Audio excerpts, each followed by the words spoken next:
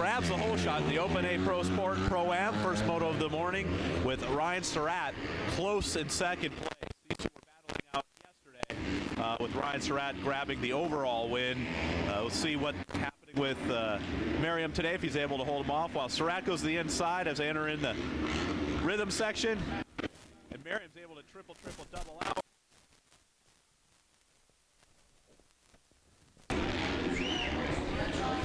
And Surratt looks like he'll make the pass as they head up into the sand section. And coming down, Surratt in the lead, Merriam in second.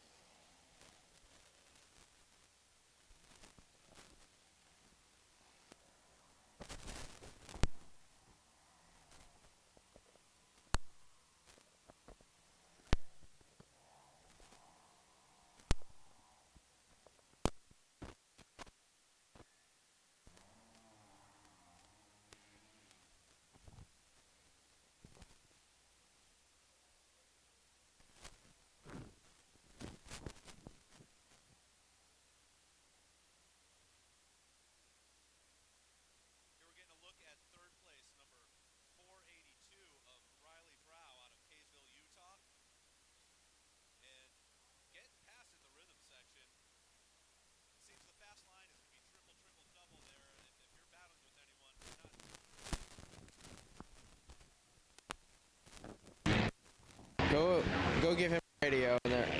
Bobby, can you hear me? Bobby? Can you hear me? Is it all good?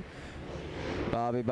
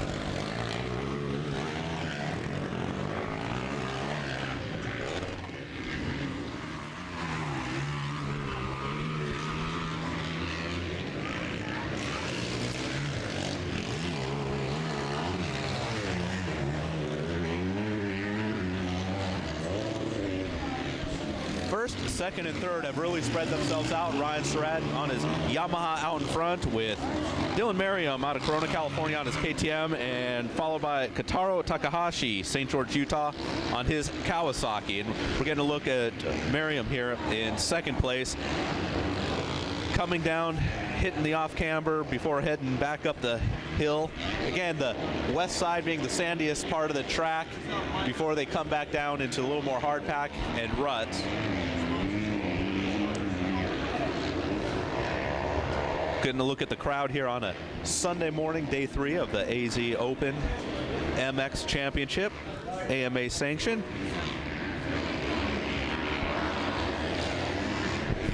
Actually, it looks like now we have Merriam in first place. I'm not sure what happened with Ryan Surratt, but they just seem to switch places. Merriam coming through finish line in first place, followed by Ryan Surratt, who's now catching Merriam once again.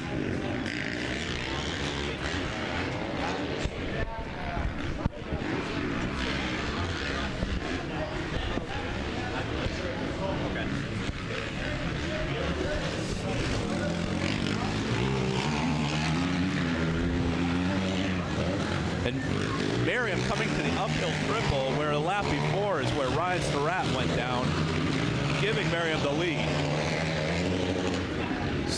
Once Surratt got in the lead the first time, he was able to pull a lead, so we'll see if he has the speed to catch up to Merriam and do the same again. But the gap is looking pretty good. Merriam riding well. And over jumps the middle triple in the rhythm section. Doesn't seem to lose too much time, but any time lost to Surratt is going to come down to the end.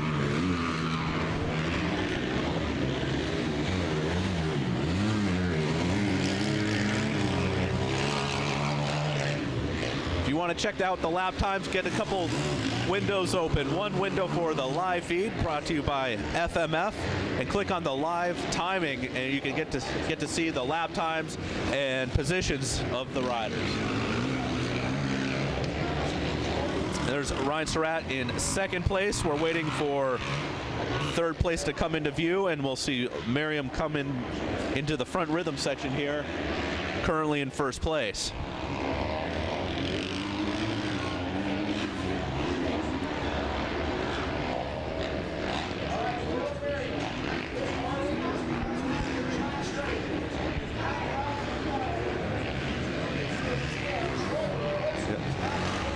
Merriam crossing the finish line one more time. It's an interesting line here before the finish line where they're going outside, cutting to the inside with a little double that they weren't quite able to do yesterday. The track was a little wet yesterday, I think, for that to happen, but with the sun out today, track drying out, traction should be at a premium for these 450s.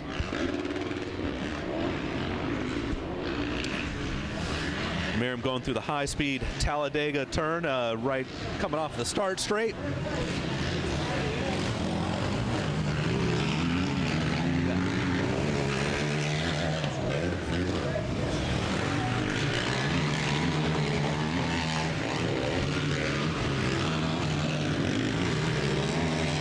Once again, coming into that rhythm section, what seems to make or break a lot of these racers. Triple again for Merriam, this time a lot cleaner. As he's heading up the hill into the sand section at Arizona Cycle Park.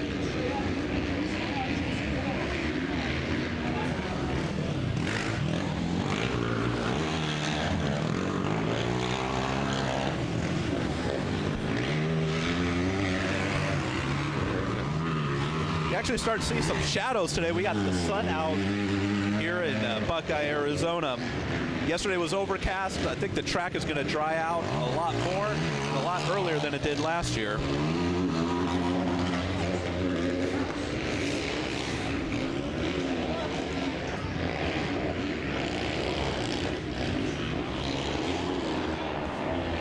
Here we go, Dylan Merriam coming through the front rhythm section once again, still maintaining a lead over Ryan Surratt.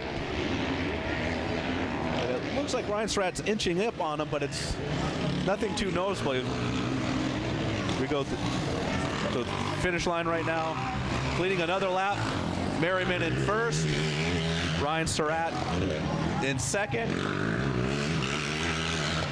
And still distant third, hasn't even come through the front rhythm section yet, just showing what kind of lap times Merriam and Surratt are putting down. Now Surratt is starting to come into, Merriam's starting to come into some lapped riders. And it does look like Surratt is starting to close up on Merriam a bit. And we got a downed rider coming up before the uphill triple.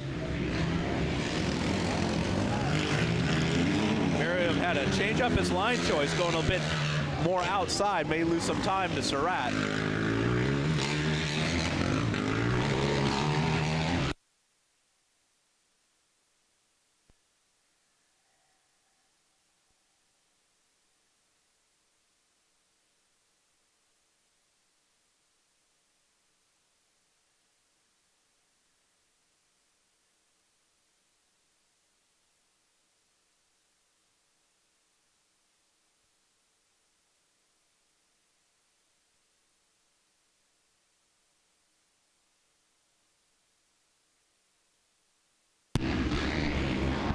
You actually start to see Ryan Surratt make an appearance in the screen here. He is closing up the gap on Dylan Merriam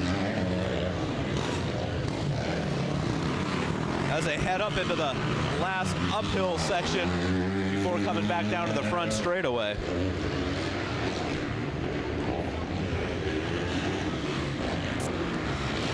There's a KTM of Merriam in as they enter the front straightaway, and we'll be able to see Ryan Surratt here just start to make an appearance there in the picture.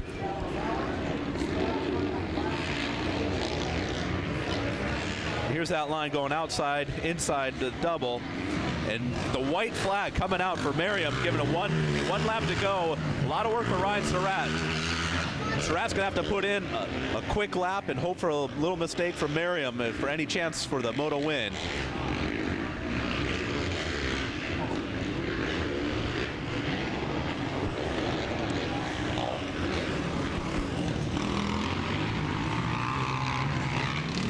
Up around the Talladega turn, coming into the single, approaching the uphill triple. It's where Ryan Surratt went down. It looks like we got 701 of Kotaro Takahashi still in third, just crossing the finish line now. See if Merriam can get through this rhythm section clean, or if Ryan Surratt's going to be able to capitalize. Nope. A little mistake by Merriam, but Surratt not able to close up the gap. Surratt certainly on the gas. He is pushing hard this last lap, while Merriam is trying to run and hide, grab that checkered flag for Moto 1 win.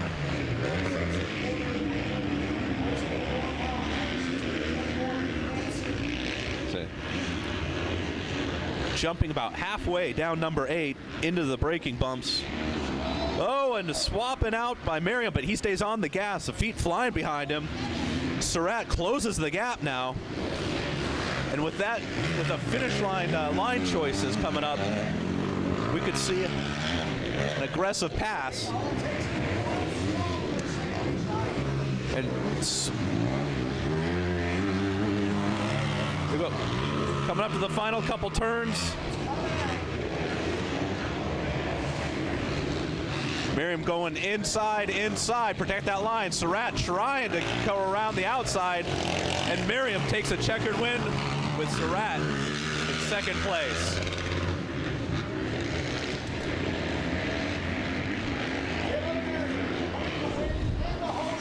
Dylan Merriam out of Corona, California on his KTM, riding for Troy Lee Pro Circuit Scott ODI, takes the moto win over Ryan Surratt on his Yamaha.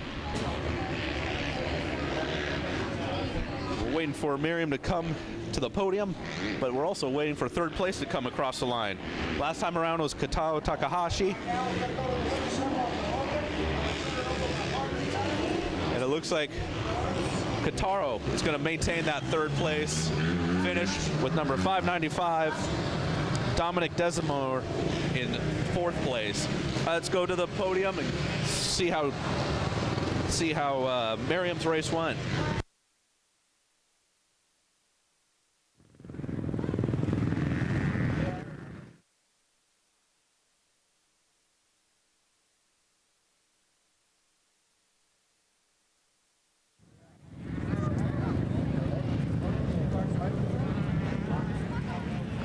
JP Parsons, what an excellent first Open Pro Sport Moto. $50 on the line, whole shot award cash, $50 from the fine folks at the pit.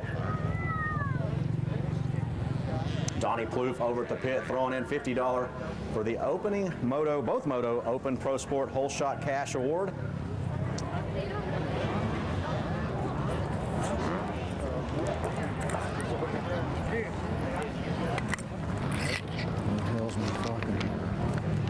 Dude, where'd my paper go?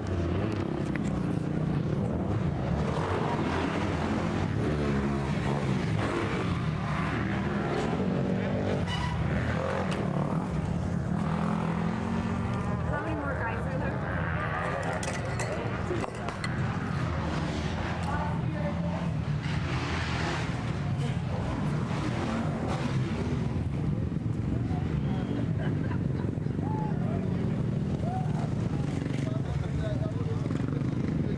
Miriam, why don't you step on up here, buddy?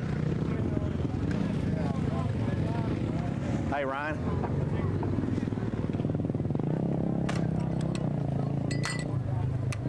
Dylan Marion, congratulations. The 595, man. You grabbed the whole shot and 559. the 559, that's right. I got a 595 on here as well. It's a little confusing there. The 559, Dylan Marion grabbing the whole shot and leading early on. Then Ryan Surratt passed you. Looks like he made a mistake and giving you a little bit of a breather there, let you charge hard and open up about a 5-6 second lead. Give us a rundown on how you decided to close it down when Surratt started to put some pressure back on you. I just last lap, I don't know. I was making little mistakes the whole moto, and luckily they weren't too much. But like I kept overshooting the second triple in the little rhythm section and stuff, and little stuff like that. And then the last lap, I tried to square up that uphill in the back and got kicked a few times side to side. I saved it, but closed it from 5 seconds to about maybe a tenth. He was right on you. He was right on you. Made you work hard for it. $50 whole shot award cash by Donnie Plouffe in the pits. We'll give you that cash and also award you this Moto medal again today. First Moto winner in the Open Pro Sport, and we'll look to see you this afternoon. Sounds good. All right, thank you, Dylan Marion. Ryan Surratt out of Corona, California. Excellent race there. Looks like you made an early pass on Merriam and put a little bit of gap on him. And tell us what happened exactly mistake-wise. I just landed on top of the triple step up in the front and the top and did a couple flips and I had to ride the rest of the moto with the shifter bent in, so I couldn't shift. So overall, it was pretty good. He made a mistake and it looked like you closed back in. Did you think Merritt there for a second? Maybe on that last lap you able to get him? I had no idea it was the last lap. Can't even see the flags at all. The sun's right in the way. So I was hoping there was going to be longer motos today, but just got to deal with it. All right, Ryan Surratt, here's your Moto medal, number second place in first Moto. Certainly appreciate it. And where is Kotaro Takashi? Is Kotaro Takashi up here? We will hold on to the medal for Takaro Takashi. JP Parsons and... And welcome back. We just had the gate drop on the Super Minis, 12 to 15-year-olds. Got 17 entries this morning. And talking with Bobby White about the track prep last night, he didn't have to put any water down, just the rain that we got earlier in the week, just letting it come back up this morning. With this sun out, traction should be great for all bikes, big or small. See if we can get a first look here of the leader. And I believe it is the KTM of 33, Derek Drake. Got Derek Drake out of San Luis Obispo in first on his KTM. And as they head up into the top section and come back down to the front rhythm, we'll get a look at second place and beyond.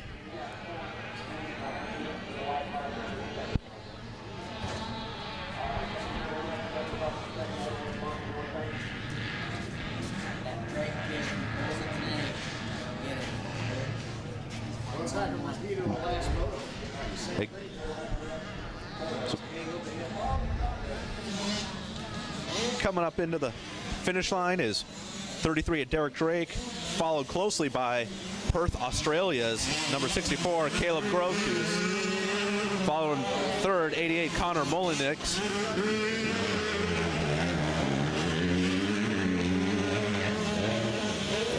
Back in the lead, taking a look at Derek Drake with Caleb showing him a wheel. Again, second moto of the day. The lines are starting to get worked in, so not too many deep ruts for these little bikes to get caught in yet, but plenty of traction, plenty of options to go where you want. It just matters trying to find the fast line right now. Caleb giving Derek Drake fits, just trying to get up on his rear wheel, coming into the rhythm section. Any mistake can cause the rider to lose position or give the rider behind you an opportunity to pass, and they both get through clean.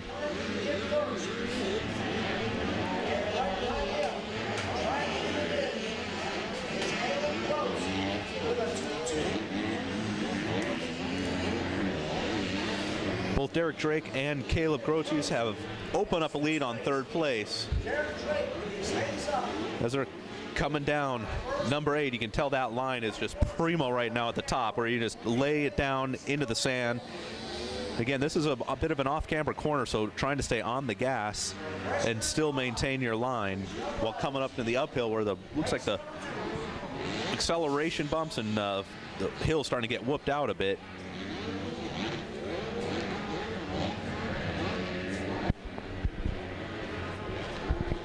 Back down in the front rhythm section, Derek Drake seems to be pulling a bit of a lead on Caleb.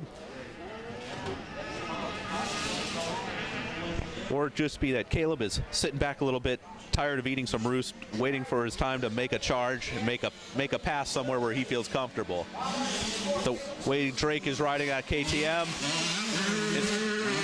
a mistake may not be coming. And third place, 88 of Connor Mullenix out of Lakeside, California, also on a KTM. KTM's running 1-2-3, the 69 of Rene Garcia in fourth place, battling it out with 43, Danny Murray, a local out of Scottsdale. Back to the lead, still Derek Drake maintaining a bit of a lead. As well, Caleb Grotius keeping him honest.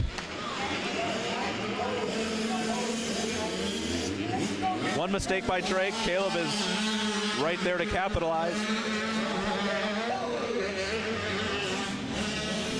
Again in that rhythm section. Couple different lines right now coming into it.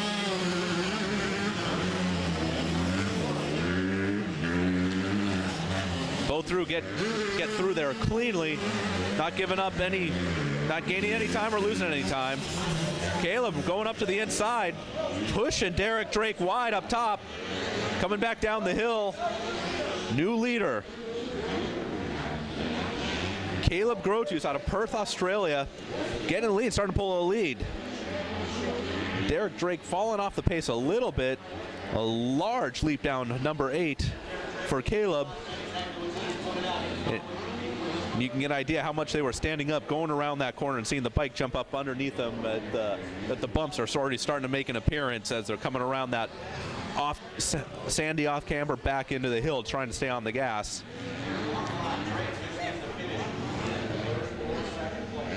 And we're getting to take a look at the new leader, number 64, Caleb Grotius, riding his KTM out of Perth, Australia, followed by Derek Drake out of San Luis Obispo.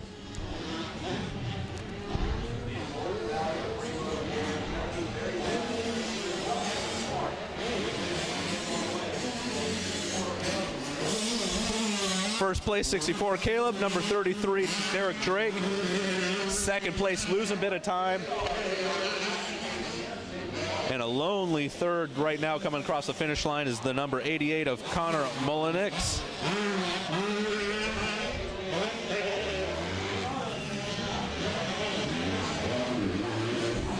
Caleb Grotius coming around that Talladega Center. Bike still jumping underneath him.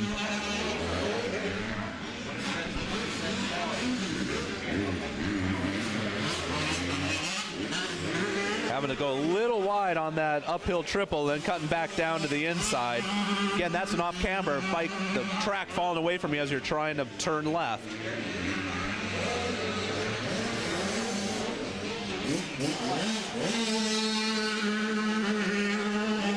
Rhythm section. No problem for Caleb Grotus that time around.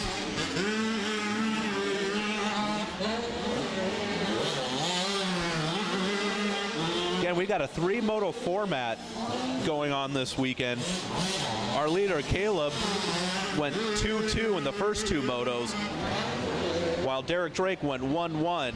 Could just be that Derek Drake knows he has the overall, maybe just kind of hanging back, securing second place for that overall win to win his Cactus.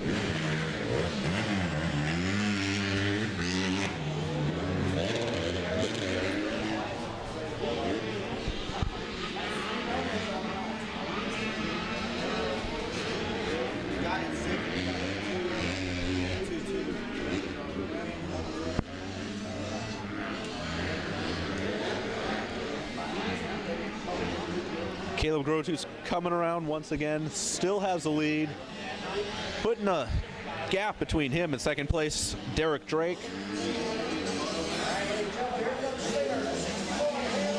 Now we got the white flag out for Caleb Grotus, final lap of the 3rd and final moto of the Super Mini 12 to 15-year-old. 33 Derek Drake coming through in second, and then the number 88, Connor Molinix out of Lakeside. Previous moto scores 5-3 for Connor, but looking at the leader, Caleb Grotus, he'll go 2-2-1 for the weekend, as long as he can keep it on 2 wheels for this final lap.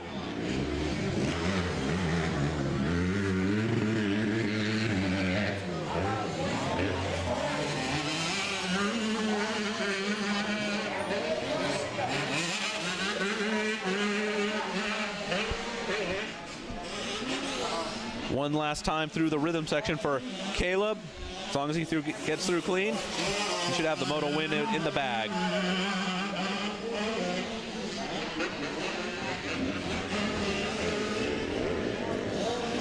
Up the sand hill, up into the sand section.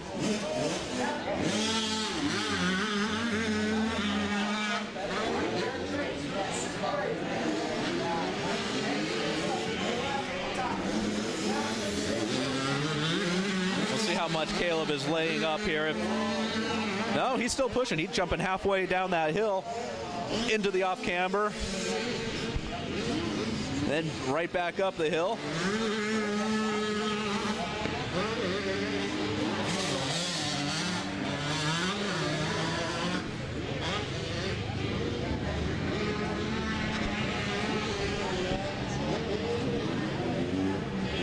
One last time through the front rhythm section for the number 64, Caleb Grotus out of Perth, Australia, taking his KTM to the moto win for the 3rd and final motor for the Super Minis, 12 to 15-year-olds. Over the little hip jump. Checkered flag is out. Caleb Grotus for the moto win. Number 33, Derek Drake, on his KTM out of San Luis Obispo, taking second.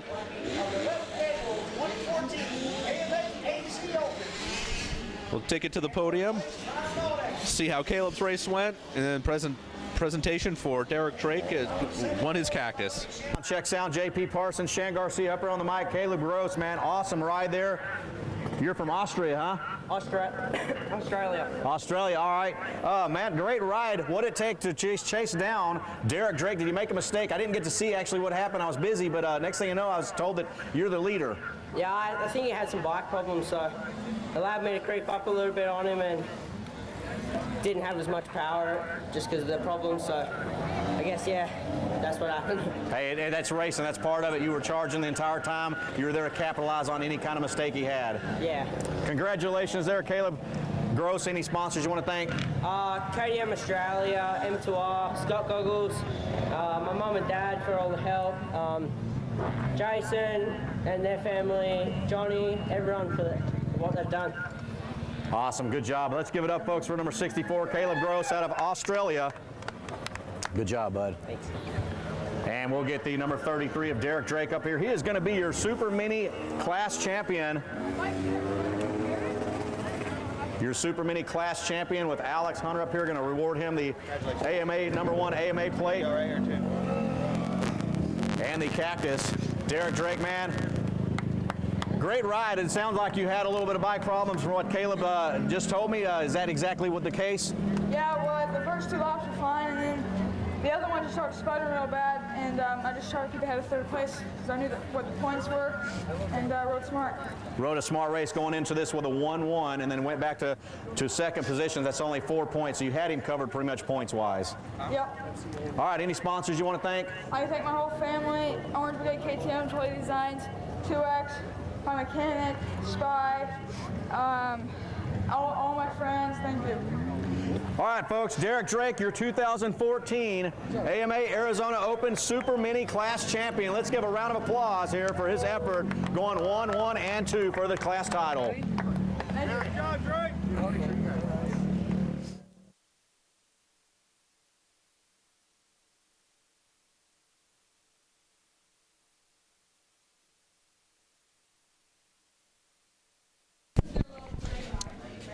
All right, we are back.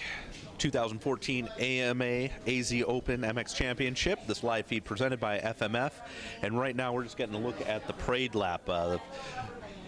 Foregoing morning practice for the riders. They opted to do a morning parade lap.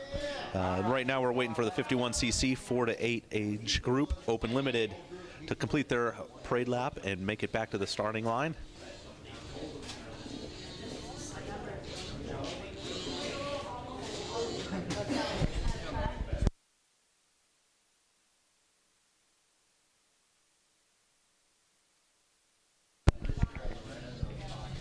Already just looking at the track after a couple motos, the track is definitely firmer than it was yesterday as the ruts aren't developing quite as deep, which these little riders probably like a little bit better. They won't get their wheels buried in those chasms that were developing yesterday.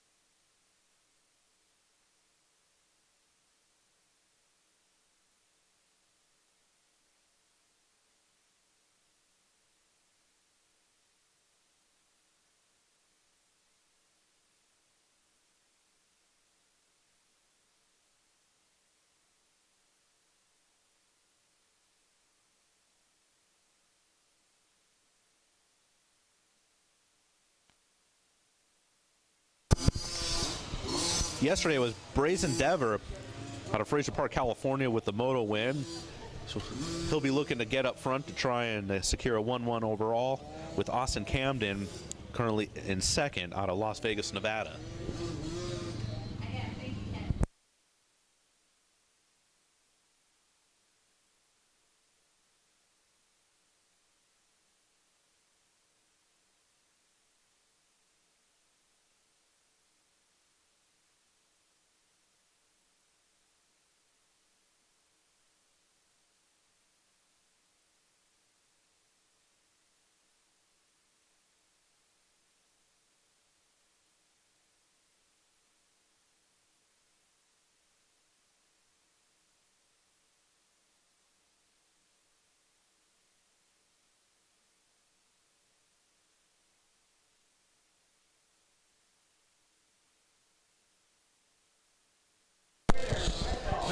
Got 6 entries this morning for the 51cc 4 to 8 Open Limited class. They just completed their parade lap, getting re-gated. Starter should be getting everyone situated, checked off before we get the gate drop going. Austin Camden, bike number 218 out of Mesa, Arizona. Also on the like 518 Designs, shirts and 2 times more sports. Kevin Cook, bike number 353 out of San Tan Valley, Arizona. October, right from Mom and Dad Facts Racing. Red Light.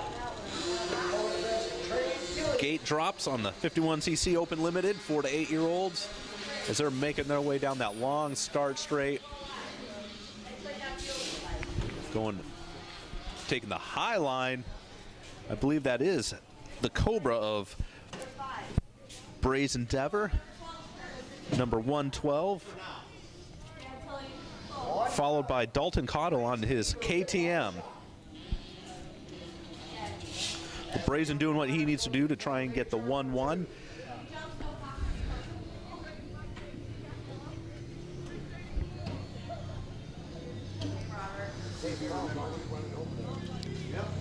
Already Brazen with the hole shot, starting to open up his lead. Over 62, Dalton Cottle. Second, third, and fourth as they go So- to the Dunlop sweeper. Having some issues coming around that right-hand turn before entering in the rhythm section. And it looks like it's still the KTM of Dalton Cottle in second place in the battle for third.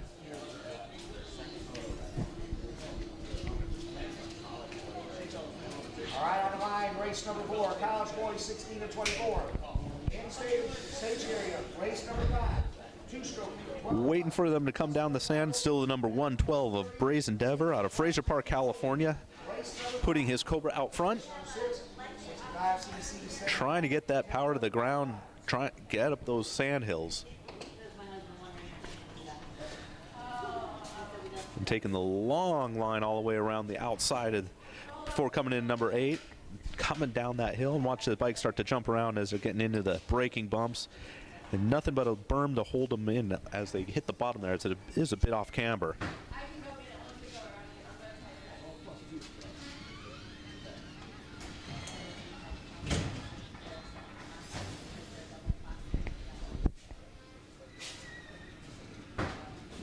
Right now on the track, ladies and gentlemen, race Looks like the number 3, battle for second right now. Dalton Cottle looks like he's been relegated to third place. College Boys 16 to 24. Could be fourth place. I think Dalton has maybe having an issue or went down earlier. So now he's been shuffled back down to fourth place. As they come into the front rhythm section, we'll see who's currently in second and third. Brazen is having some issues getting around that corner before the front rhythm section. Winning Moto 1, Austin Camden getting second in Moto 1. Devin Cook third, Moto 1. Dalton Claudel fourth. Trey Gilligan fifth, and Tracy Payne So sixth. looks like the lead Brazen Endeavor had accumulated, starting to get closed up here. So coming around to the finish line, we got number 112 Brazen Endeavor, number 191 now in second place, Austin Camden. And the 218 in third place, Devin Cook out of Mesa, Arizona.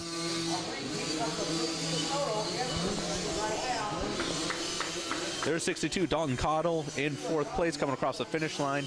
Brazen Endeavor still in the lead, but it looks like it's going to be a fight between the 191 of Austin Camden and 62 of, of 218 of Devin Cook for third place. A couple different line choices heading into the whoops.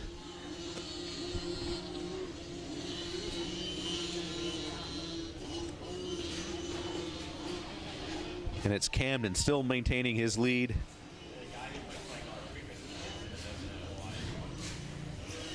Still maintaining second place.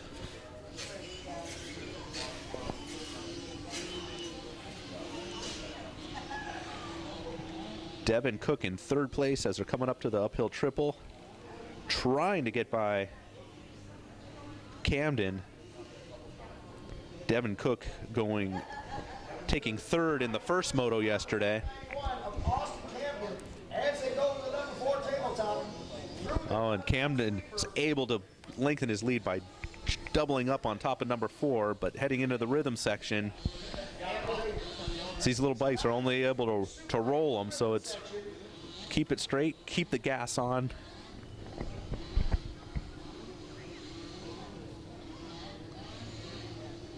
And Brazen Endeavor as it goes up the Southwick Sand Hill, up into section 6. Here's your leader. Brazen Endeavor still leading, but it looks like it looks like Austin Camden is starting to close up the gap. Camden taking second yesterday with a moto win can take the overall.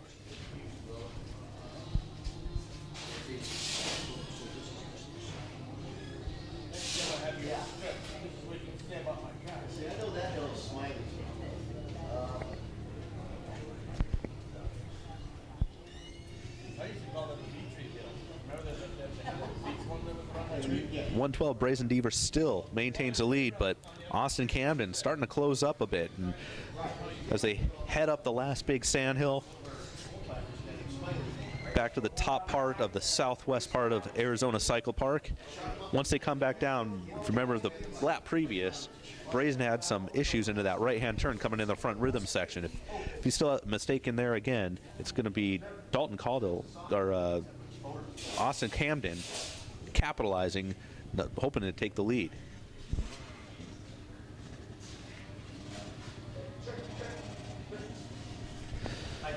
Yeah, Brazen changed up his line a bit there, went far outside where it's a little firmer. No issues getting through there, doubles up.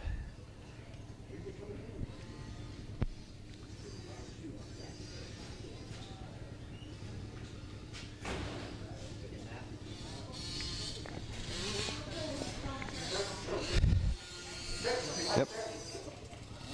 112. Brazen Deaver coming through in first with the 191 of Austin Camden. Close second place, and they have opened up a big lead on third place.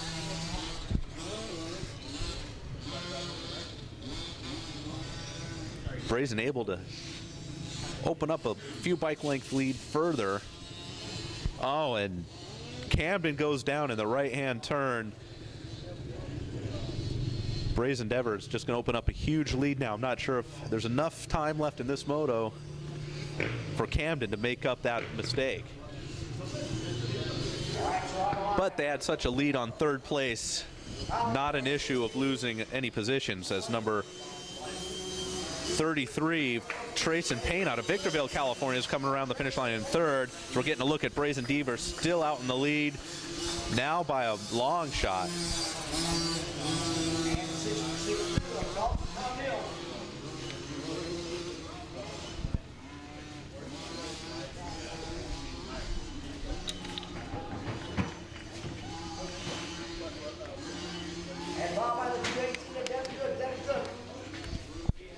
Last lap around, Brazen was able to double up on that, but it looks like he's just trying to maintain his lead, ride safe, keep it on two wheels, and take home the moto win.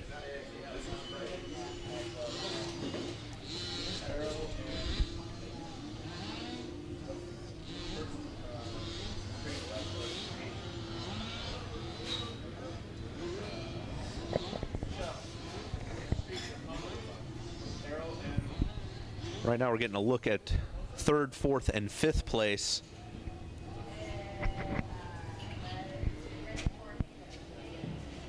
I believe it's a 33 of Trayson Payne in third place, opening up the lead. On fourth place of Devin Cook. And Dalton Caldwell in fifth place.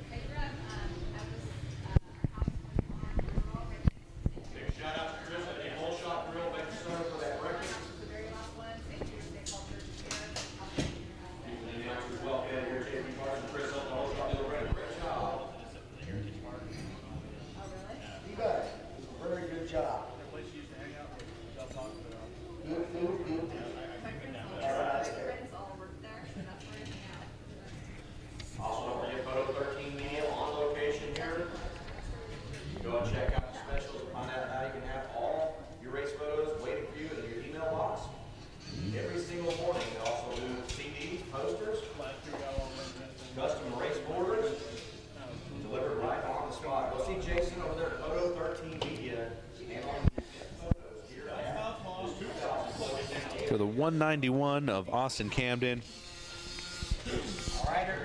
in second place, but got the white flag coming up for 112. Brazen Deaver still in first place, trying to capitalize on his moto win from yesterday. The 191 of Austin Camden getting his white flag last lap.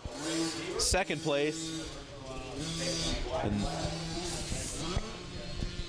as long as they keep it on two wheels, Brazen and Austin have a lock on their positions, as third place is far behind.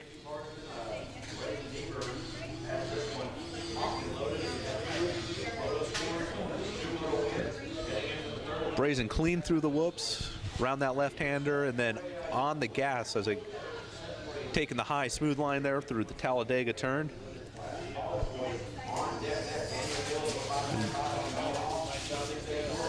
Then it's a rutted right turn, and that corner does rut up as everyone's trying to get on the gas to get up to speed for this uphill triple. These little guys are doubling up. Brazen looking going a little wide, then cutting it back down. Again, that's an off camber, and that's a tough one to keep your speed up as your track is falling away to the right as you're turning left.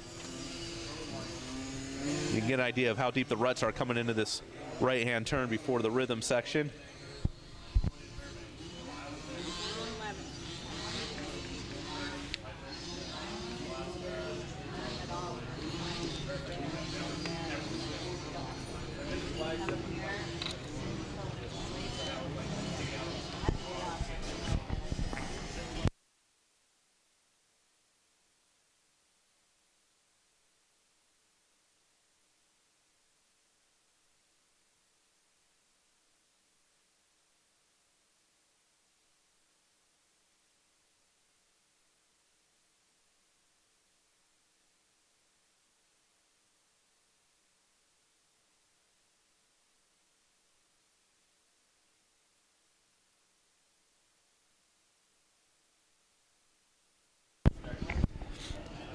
And it looks like Brazen may have gone down in the sand up there, and 191 of Austin Camden is right there. We may have a race on our hands yet for the lead and moto win.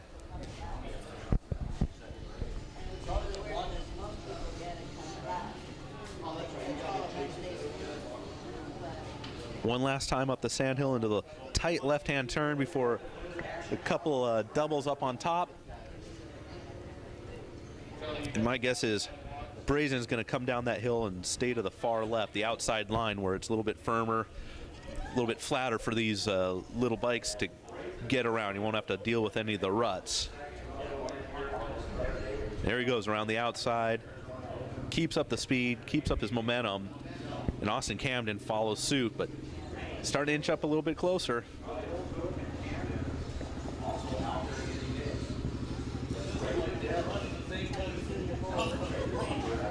Austin Camden getting waved on, trying to make a last corner push, but it looks like it's Brazen Dever. It's going to get the checkered flags. Number 112, Brazen Dever out of Fraser Park, California, grabs the win with number 191, Austin Camden, taking a close second. Let's take it back to the podium. See how the 112 Brazen Dever, how his race went. Check sound, JP Parsons. Shan Garcia up here on the tower with our second moto winner here in the 51cc Ford 8 Open Limited class. Brazen Dever, we got to talk to you yesterday afternoon, and you said you hope to be back up here on the podium, and it looks like you are, huh? Uh-huh. How'd that moto go for you? Good. Yeah? Wrecked on the top of the hill. You wrecked on top of the hill? Got it up, got back in the lead, and got one. Felt really good, huh? Really comfortable getting back up and charging back up into the lead? Yeah. Awesome. Well, it looks like you won the first moto yesterday and the second moto today. So you're on deck, man. If you come out this afternoon and score another moto, you look to hopefully take home the championship. Is that your plan? Yeah. Awesome. How many titles have you won before? I don't know. You're not sure? No championships? No. The teeth starting to grow in? A little. A little? All right. Check it out. Brazen Dever, your second moto winner, folks, in the 51cc Ford 8 Limited class. Best of luck to you in moto number 3. Huh? I said best of luck to you in moto number 3. Thank you. All righty, there you go. Back to you guys up in the booth. Congratulations, little man.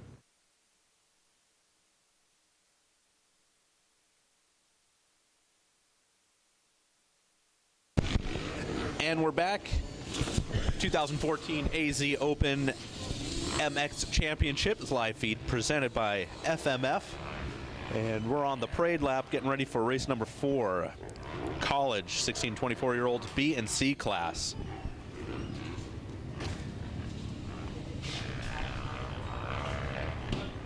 This Moto 3 for these guys yesterday was Daniel Mills out of Wildemar, California with the win. He's coming into Moto 3 here with a 2-1 score.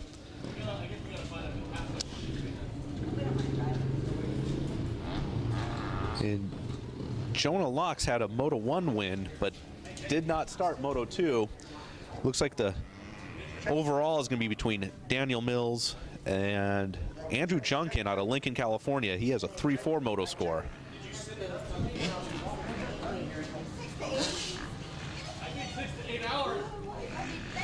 Yesterday was Michael Witcher out of Plano, Texas with a 2nd place, but with an 8th place Moto 1 score. He's going to need some luck.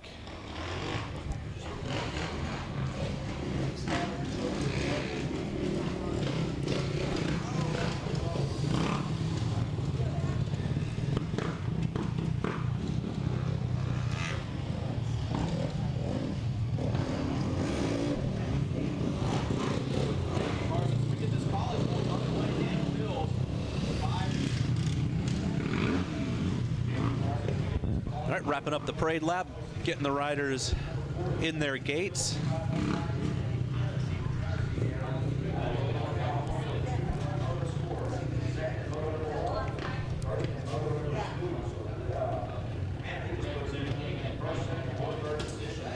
No cloud cover today. It'll be a nice warm day, a little chillier than yesterday. But I imagine anyone that's not from Arizona or the Southwest is not minding this warm weather.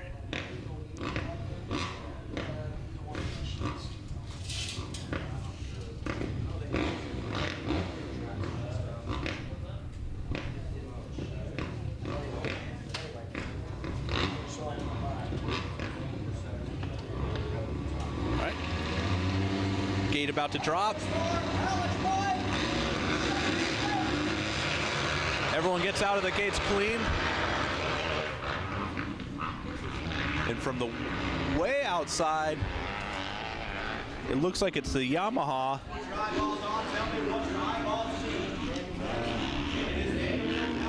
Not gonna have to get the number on the hole shot winner there, but that was from the far outside gate. He just held it on all the way around. Big Talladega turn, did not let off.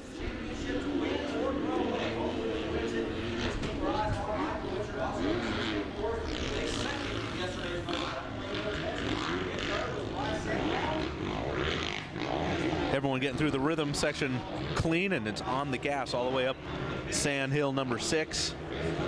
Holding the inside, protecting that line before they come back down the hill.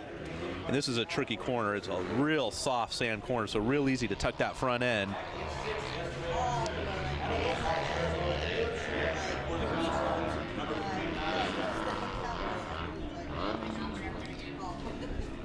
Couple different line choices. They come down into that off-camber right-hander, back up again. This is a tight left-hander up here where maybe quicker swing out to the right and cut back to the left. Keep up that momentum. You might be leaving the inside open, but it may be a little bit faster. We'll get a look at the leaders as they come down into the front rhythm section here.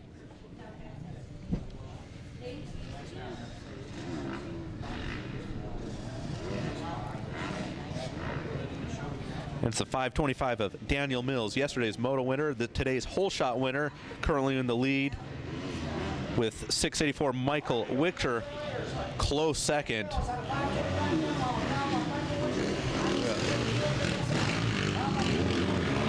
Opening up the lead, number 41 here in third, Andrew Junkin. And Bryce Sandoval in fourth place, local out of Scottsdale, Arizona.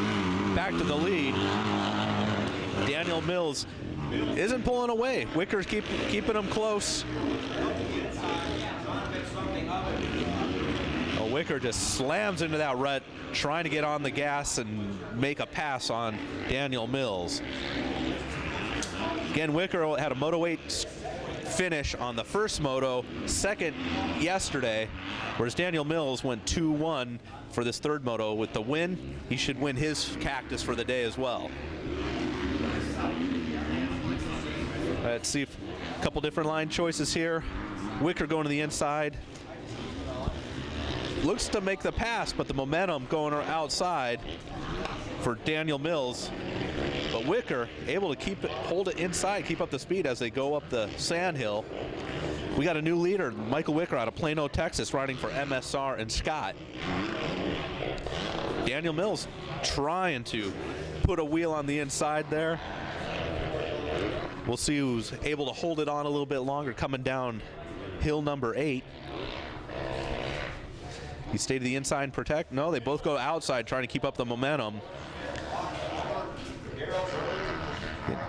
Wicker protecting that inside line where you see Daniel Mills swinging out to the right a bit to try and carry that momentum around that left-hand turn. And they have opened up a big lead on third place. 41 of Andrew Junkin.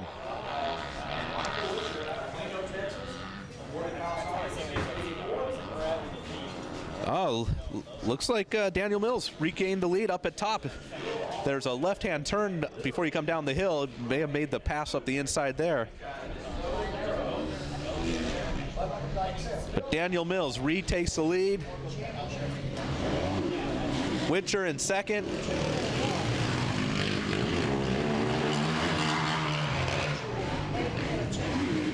And it's the 2:15 of Bryce Sandoval in third place. Daniel Mills coming into the whoop section. Again, Wicker made the pass in the rhythm section. Coming up, we'll see if he'll get close enough to make the same pass up the inside again. Now on the gas as they're coming around the Talladega turn. And Daniel Mills looks like he knows that rhythm section is where he got past last time. He's trying to put in a bit of a lead, so it will be a non-issue when Wicker comes in. Mills can maintain his lead. A little mistake coming out of that off camber. Daniel Mills protecting the inside this time, taking the inside line, whereas last time around he went outside. Very difficult section going double, double, double through there, and he's able to open up his lead even further over Whitaker. Daniel Mills, again, went 2-1 in the first two motos. Riding for Thousand Oaks Motorsports, Alias, Lucas Oil, Hinson, Dunlop, Yoshimura Pipes, Bell Helmet, CD Boots, 100%, Mica Metals, ODI, RK Chains, Excel Wheels, DT1 Air Filters, EVS, and Sean Hamblin.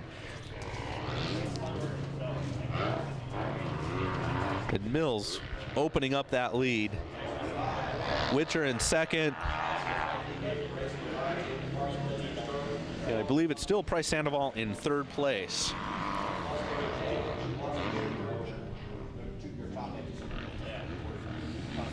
Ladies and gentlemen, we have event t-shirts over at the Whole Shot Grill. Coming through the front rhythm section, Mills opening up his lead.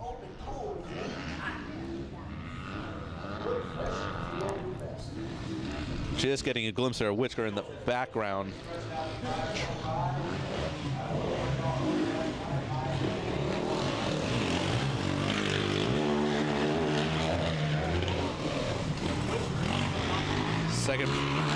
Second place Whitaker just coming through, while Daniel Mills right-hand turn into a double. And what's hard to see from this angle is that right-hand turn into the whoops. There's a inside line has a bit of a hump. So you got to slow up for that, or you can carry momentum around the outside. We saw yesterday, you're able to carry momentum around that outside. You're able to skim the whoops. But again, if you're in a battle, you want to try and protect that inside line. We see Daniel Mills coming up to the uphill triple. Last lap around, he had a bit of an issue maintaining that line, holding it in on this off camber, but this time around, no problems at all. Still decides to take the inside line around that rhythm section. If you notice here where he just doubles, that fourth jump there is about 2 to 3 feet higher, making it difficult just to get up and over there just because you clip a tire, you're going down.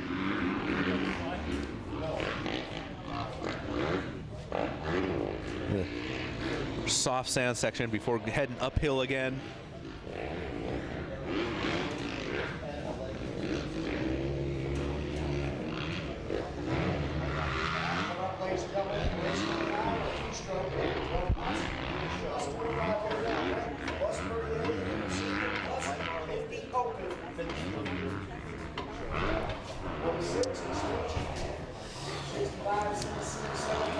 Mills has opened up a lead. See him come down here and choose to kind of take looks like a middle line, inside line.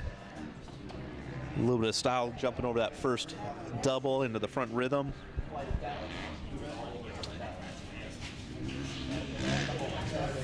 And he has opened up the lead, and he is getting the white flag for the final lap.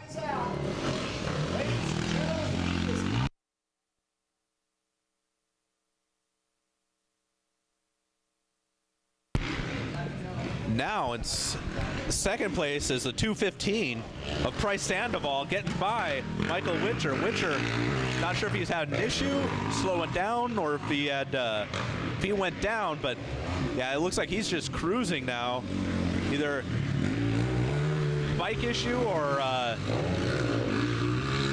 letting Price Sandoval getting by him into second place.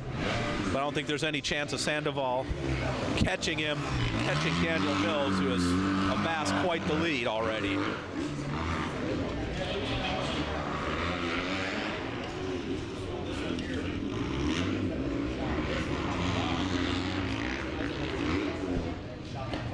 You look at Mills coming around into the rhythm section.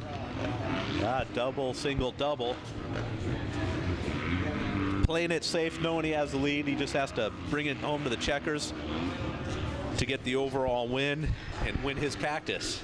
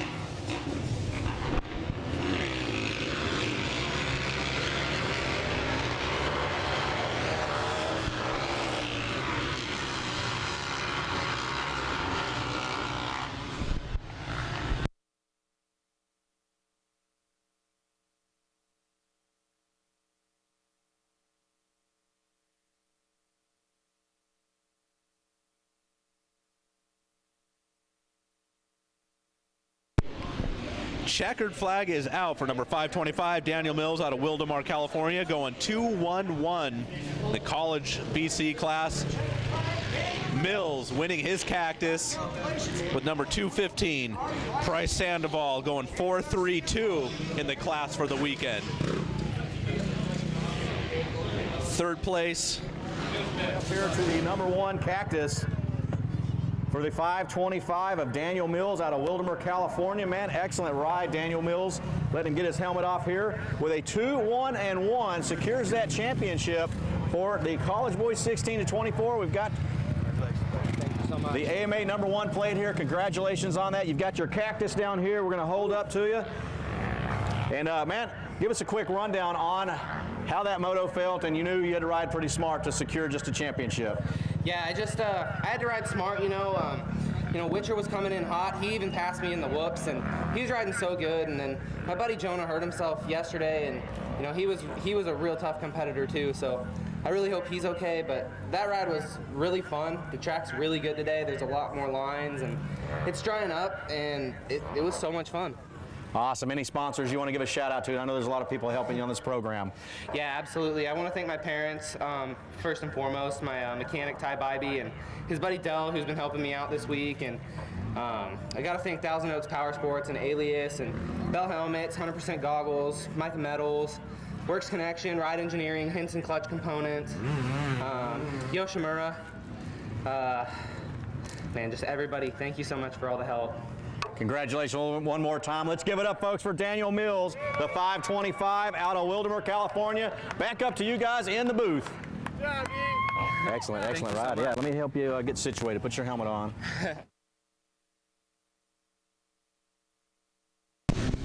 Welcome back. We're wrapping up the parade lap.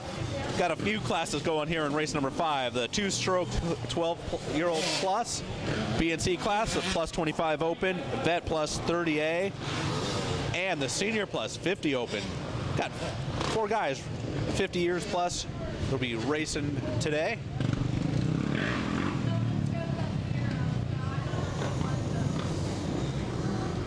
And this is going to be the first moto for everyone but for the two-stroke PC guys. They've already raced 2 motos with Travis Damon going 1-1 in the first 2 motos. He'll be battling with Chase Falong, who went 2-2. So keep an eye out for number 21, Travis Damon, and 44, Chase Falong, as they're going to be trying to win their overall, win their Cactus.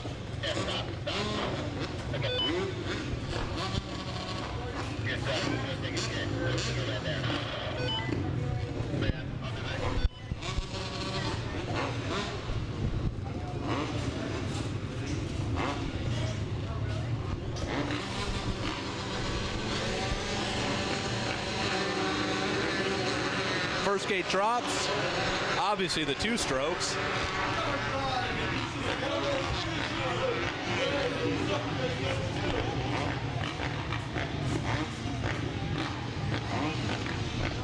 I believe it's the 29 of Travis Damon on his Yamaha that has grabbed the whole shot. It's starting to pull out a lead.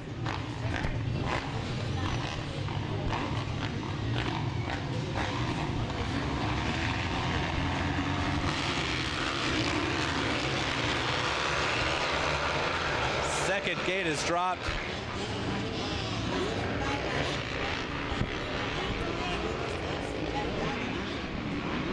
And it's a Honda out front. Not sure of the number yet, but we got the 2 strokes heading up the sandhill already, coming back down the other side.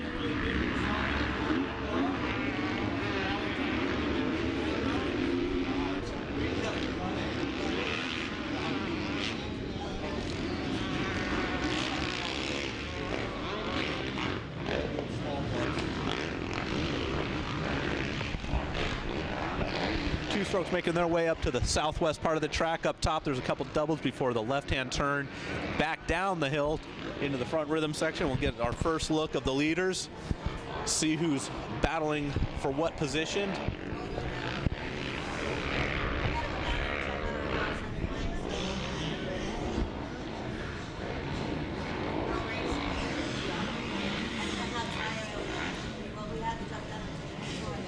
And it is the number 29, Travis Damon in first place, followed by number 44, Chase Falong, but number 33 of Derek Drake trying to make the pass on his Mini.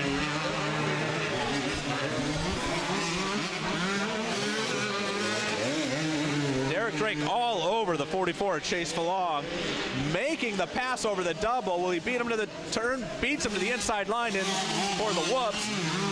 Derek Drake into second place, trying to chase down Travis Damon, who's in the lead now. We got the 595 of Dominic Desimore in the 25 Open leading.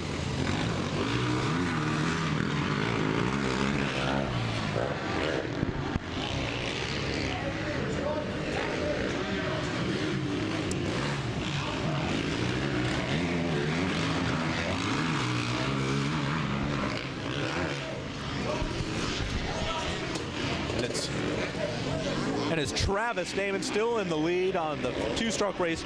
Derek Drake in second, being followed by Chase Falong. Derek being on a smaller bike. We'll see if these hills come into Chase Falong's favor as they're going up. He's able to put the power to the ground. But it looks like Derek's not holding off Chase, but he's trying to chase down Travis Damon for the lead. He goes to the outside, down to the bottom of the big sand hill, eating sand all the way up the hill again. Drake going, oh, and Price sticks the front end. Derek Drake takes the lead up top. We'll see him come down into this front rhythm section. The KTM of Derek Drake should be in the lead. There he is up over the double, and he's starting to pull a lead on Travis Damon. Again, Derek raced earlier this morning. He may have his lines all dialed in, while the rest of these guys, even though they got a parade lap, still maybe trying to find the fast line. But Derek Drake coming through in first, number 29. Travis Damon second, 44. Chase Falong still in the hunt.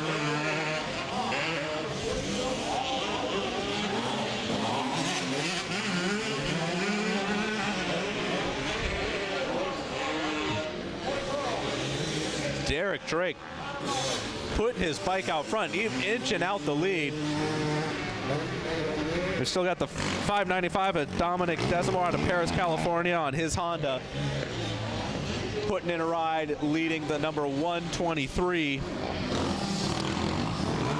of Madtow Smith. Right now we're getting a look at Travis Damon starting to get reeled in by Chase Falong. But it's Derek Drake out front.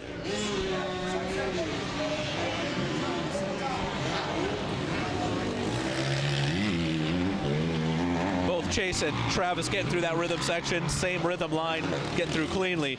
You can tell Travis is guarding that inside line while Chase is trying to find the fast way around the outside up at the top of that sandhill. This is a tricky part here where you don't want to knife that front end, that soft sand. Front end will dig deep. Just looks like Chase is carrying a little bit more momentum around. He's going around the outside. Going to try and put the power to the ground as we go up the hill. Sweep into the outside to turn that left. This is where Travis made the mistake last lap and lost the lead, but he gets through cleanly, keeping Chase Falong back in third place. Back down in the front rhythm section, we still have Derek Drake in the lead. Starting to come up into some lappers from the second gate drop. He gets through clean through the little hip jump. Derek Drake in the lead. 357, number 18 are battling their own right, getting lap number 44. Chase Falong just came through.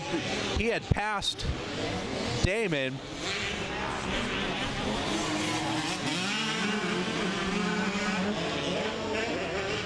We're getting a good look of the number 44 Falong in second place. Falong had went 2-2 in the previous two motos, sitting second in this moto.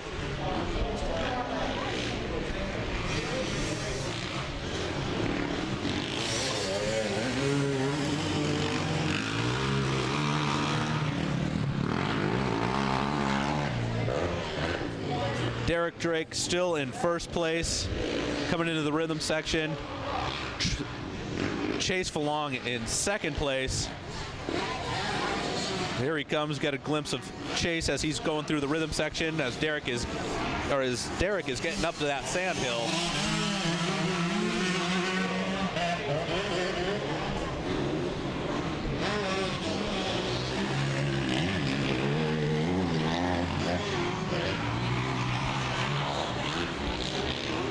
Derek Drake just getting through that sand corner smooth, jumps halfway down the hill on the brakes, grab that inside right-hand line, back up. Now he knows he's going far right to cut down and stays on the outside. He's just carrying the momentum around the outside of this track. You don't need to cut to the inside anywhere for him.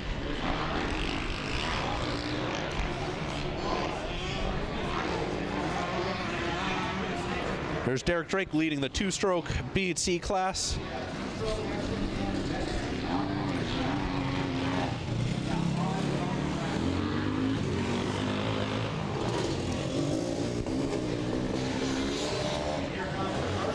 Derek Drake gonna get the white flag. White flag last lap. Number 44, Chase Falong, trying to chase him down, still with Travis Damon in third place. Gonna look here at Chase Falong out of Oceanside, California, as Derek Drake was already up around the Talladega turn.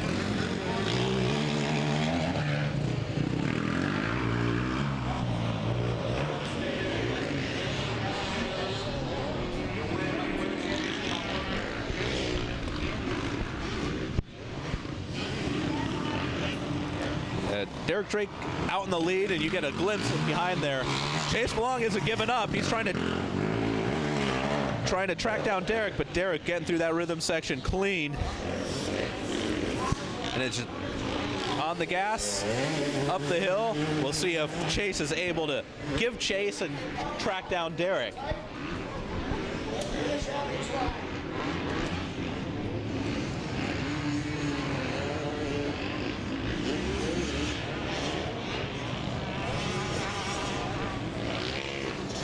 We'll get a glimpse here of Derek just coming down number 8 as Chase Falong getting around one of the lappers and still pushing, jumping halfway down, trying to carry as much speed around as possible.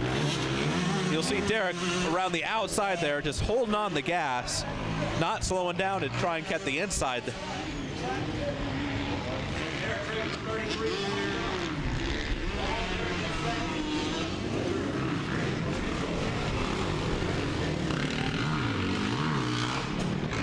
There we go, Derek Drake on his KTM out of San Luis Obispo, riding for KTM, Troy Lee Design, Spy, Pro Taper, Orange Brigade. Over the little hip jump, a little style, coming up to grab the checkered flags for the moto win. Closely followed by Chase Falong, who put in a good effort on that last lap to try and close up the gap. But Chase looks behind him and sees Travis Damon, knowing Travis Damon with the 1:13 takes the overall. And we'll take it to the podium for the moto win for Derek Drake. Thank you, guys. Got Derek Drake, number 33, out here on the podium winning the third moto. Derek, the scores are 4 and 6. And did you expect to win this final moto? Well, I knew I could be in the top 3. The first moto I got a fast start, second moto I crashed. So nothing to lose, and just rode wide open, I guess. You did ride open. We're really proud of you. Super cool to watch you take this smaller bike up against the larger bike, make some passes, and pretty much checked out at that point. Any sponsors you want to thank? My whole family, North Bay KTM, Troy Design, Spy, FMF, my mechanic, and Pro Taper, Factory Connection. Thank you guys very much. All right, Derek Drake, give it up, your moto winner here, moto number 3, and we're going to get the champion for the 2-stroke 12-plus age group up here on the podium. Bike number 29, Travis Damon. Travis, you put us announcers up here through a little scare. We were wondering if you were going to get passed again by Falong, and we know you had to stay upright. There's your number 1 plate. We knew you had to stay upright. And going into the score, you had 2 moto wins, 1 and 1, and then all of a sudden Derek Drake passed you, and then Falong passed you, and we thought, oh man, he may lose this title. You won it by a narrow 1-point margin. Yeah, I knew it was going to be close when I was out there. Not going to lie, I was starting to get a little tired, but it was fun. Tired and maybe a little nervous? Yeah, definitely. All right, any sponsors you want to thank? Congratulations first and foremost. Who's helping you out with your program? River Rat, Just Ride, Shock Socks, 9 Suede MX, Rhino Power, Micah Metals, DT1 Filters, my girlfriend, Lord upstairs always watching over me, keeping me on the bike and keeping me safe. My parents, Tony Corsons, and the whole Havasu family backing me. Congratulations on behalf of Arizona Cycle Park, Bobby White and crew. You're champion here in the 2-stroke 2014 AMA Arizona Open. One more round of applause for the 29 of Travis Damon from Lake Havasu City, Arizona. Back up to you guys in the booth. Hey, hang on, Travis. You get this. Yeah, you want me to hand that to your woman? All right. You want to look at this camera? Let's look at her with this camera. I'll hand that to her. Hey, so you've been talking to Rob about the Shock Socks deal, he said. Yeah, I appreciate it, man. I'm the owner of Shock Socks.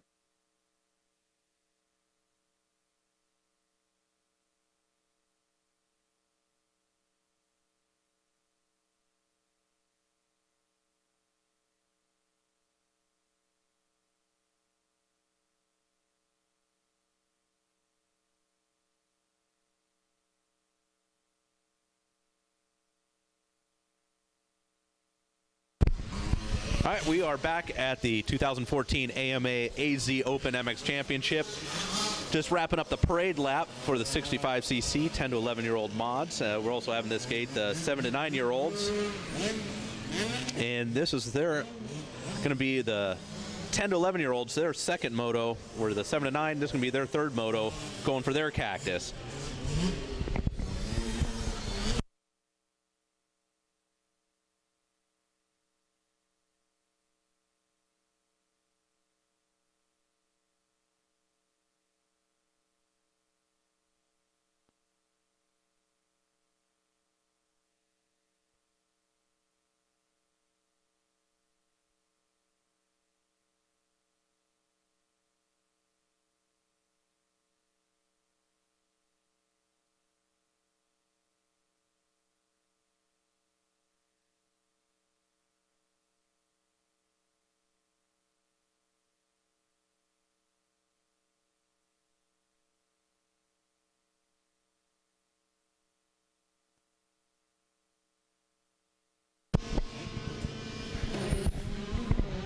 First gate drop for Michael Thing and Ryder Colvin in the 10-11 mod.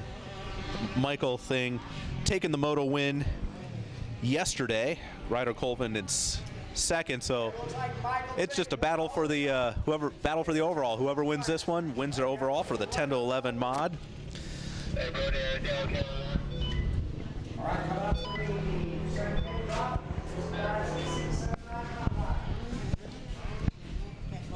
It looks to be the Kawasaki Michael Thing out front. Now we got the gate dropping on the 7 to 9-year-olds. Got 10 entries for this race.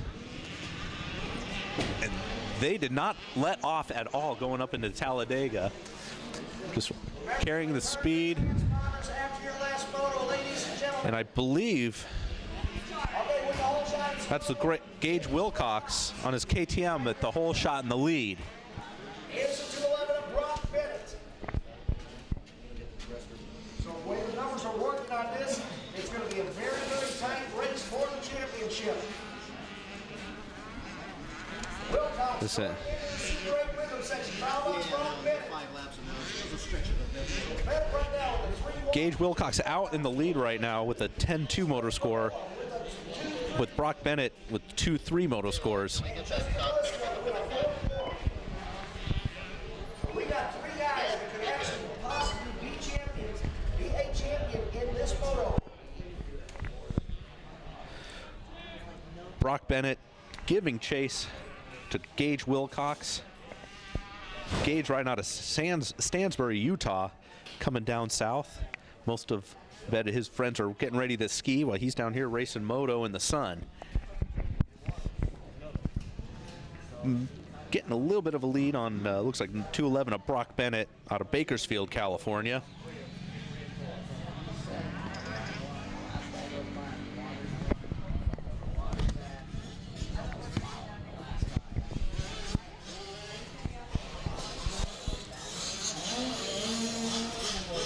Coming through the finish line right now is Michael Thing in the lead over Ryder Colvin in the 10 to 11. Okay, Michael Thing looking to go 1-1, but it's the 7 to 9-year-olds we're taking a look, trying to take a look at.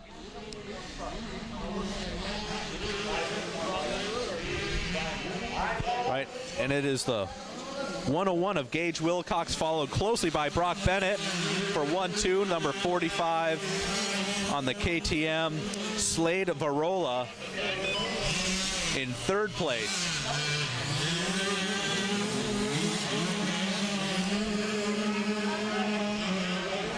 Gage and Brock taking two different lines coming into the whoop section.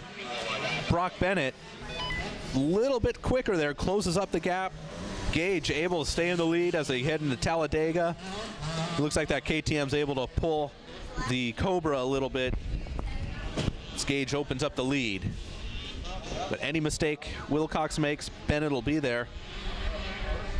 Doubling up on the uphill triple. This tricky off-camber turn.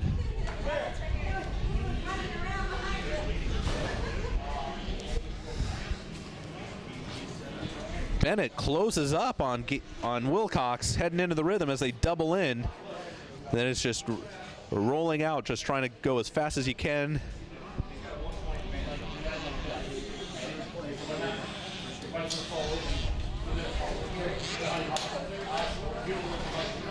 Up the sandhill, Wilcox still in the lead, but Bennett is just on his rear wheel, trying to go up the inside. May not be the best place to try and stuff a pass in that soft sand corner. We'll see who can carry the momentum around this sweeping left-hander before jumping down number 8. Both seem to take the same line.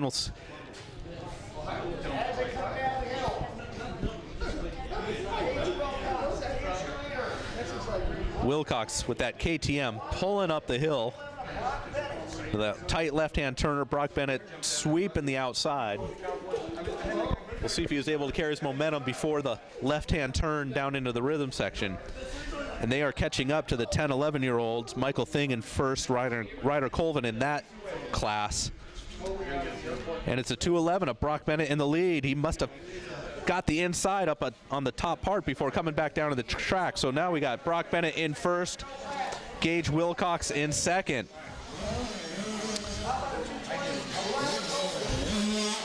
Through the finish line, 38, Michael Thing, 220, Ryder Colvin, 1-2 in their class, but it's a 2:11 of Brock Bennett and the 7 and 9-year-olds with number 101, Gage Wilcox, following suit.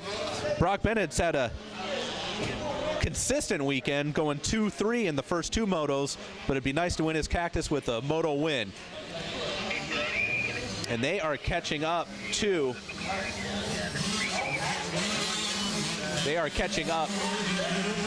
Ryder Colvin. It looks like Brock Bennett passes Colvin, but still maintains the lead in his class.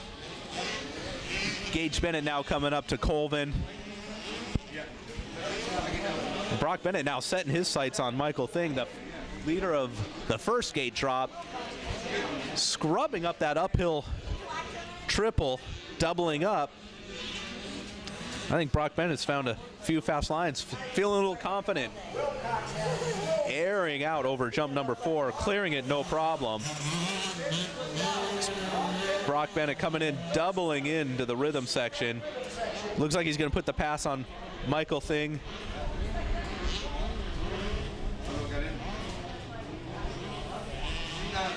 And it's just racing to the top. Brock Bennett going to the outside. Gonna maybe cut to the inside here, but no, Michael Thing is able to shut the door.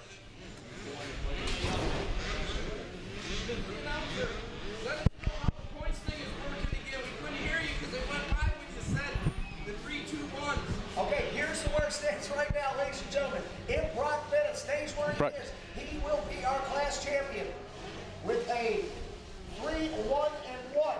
Gage Wilcox will end up with a 1-2-2. So that's a tiebreaker. Yep.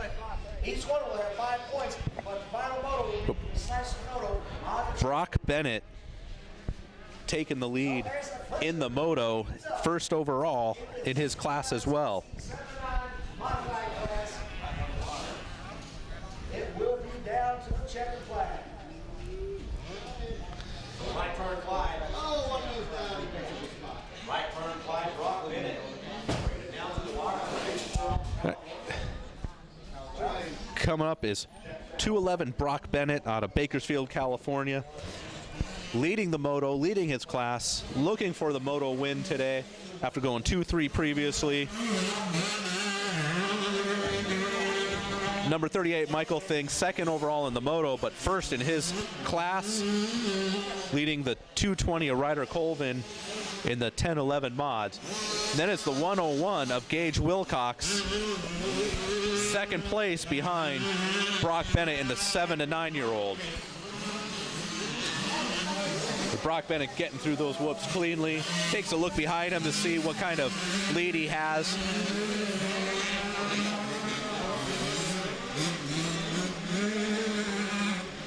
Let's see if he throws a little style in, jump doubling up here. That little Cobra gets the power to the ground, and a little bit of a scrub by the little guy.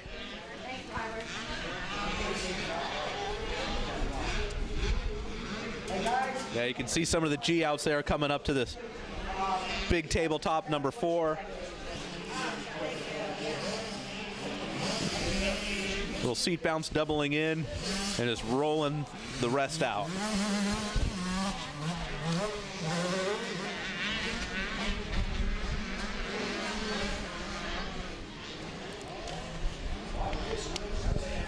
Looked like earlier it was the KTM of Gage Wilcox able to get the power to the ground a little bit quicker than Brock Bennett, but now looking at Brock, it looks like he's found his rhythm and he's up and down those hills quicker than anybody else right now. Around the big sweeper for jumping down number 8. He funnels to the outside line. Again, that's a bit of an off camber. My calculations, they are not correct. We'll get back to you with more details.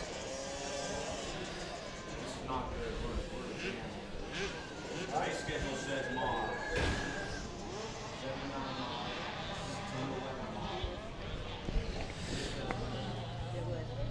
Here we got a look of, I believe, Michael Thing, who's still in first place in his class, second overall in the moto. Now we got Brock Bennett.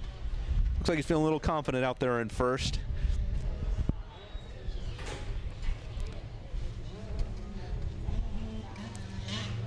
So next time around, he will be getting the white flag. White flag for Brock Bennett. Leading the moto, leading his class, looking to go with a 2-3-1 overall for his Cactus, his first moto win of the weekend.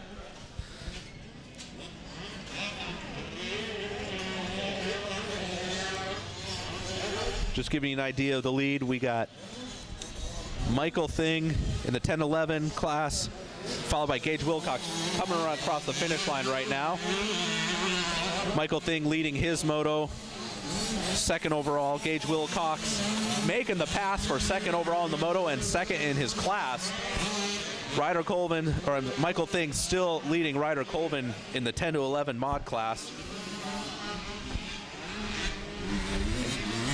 Gage Wilcox, I'm sorry, Brock Bennett has opened up the lead on Gage Wilcox, where he could probably stop in this corner, build a sandcastle, get back on his bike, and still take home the moto win.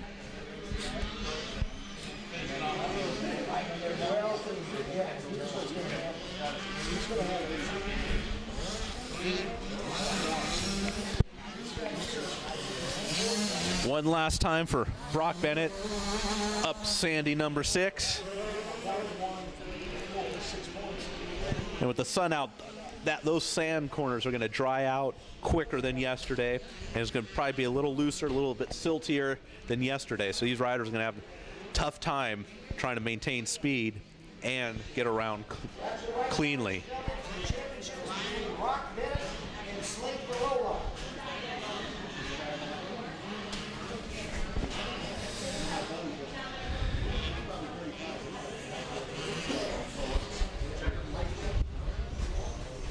Brock Bennett's taking the lead, the last big uphill before hitting the top doubles on the southwest part of the track.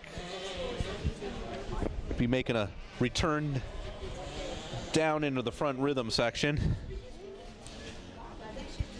Right now we're taking a look. Brock Bennett going with a 2-3-1, which Slade Varola has won the previous 2 motos.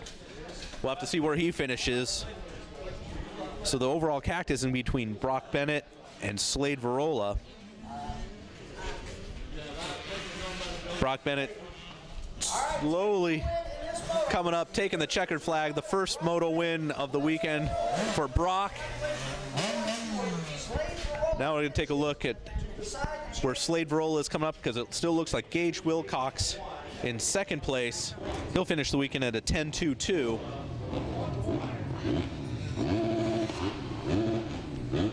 There's Gage Wilcox coming through. And number 45, Slade Varola going 1-1-3. We'll have to bust out the abacus and see how the math works out on that one. Let's go to the podium, hear from Brock Bennett, and then we're going to take a quick commercial break before coming back to the 250B mod race.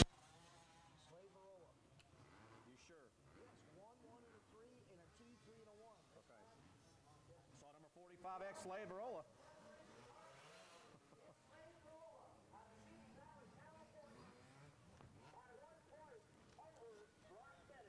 Yeah, and Varola for the other class. Yeah, but he didn't win it. No, 10-11. Michael Thing on the Kawasaki. going to be Slade Rollo. 1, 1, and a 3 is 5 points.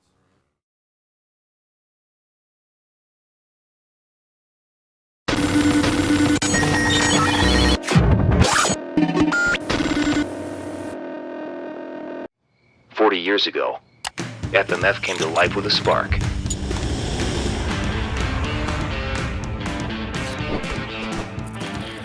Today, FMF is the leader in performance exhaust. FMF is driven to ride. FMF is 100% American-made horsepower. 40 years of riding hard and having fun. Time flies when you're going fast. Testing is the key to everything. That's why the greatest guys are the greatest guys. Through experience, I've learned that setting my sag properly is the key ingredient to my success. You know, to have the slacker and be able to make these changes so quickly in the morning before I ride is absolutely huge for me. Slacker kicks ass.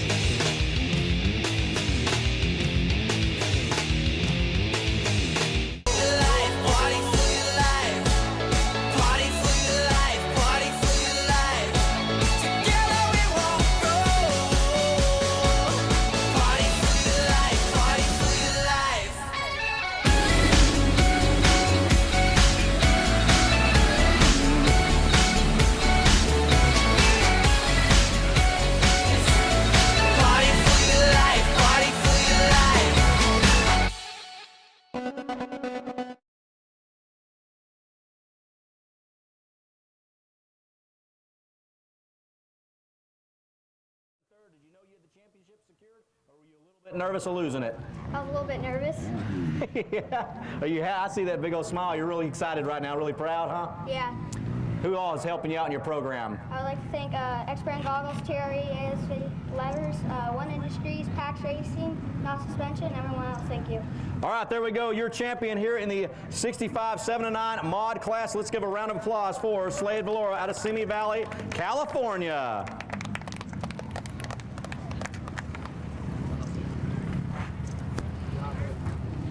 There you go. You got somebody to help you carry all this? And my dad. Where's your dad at?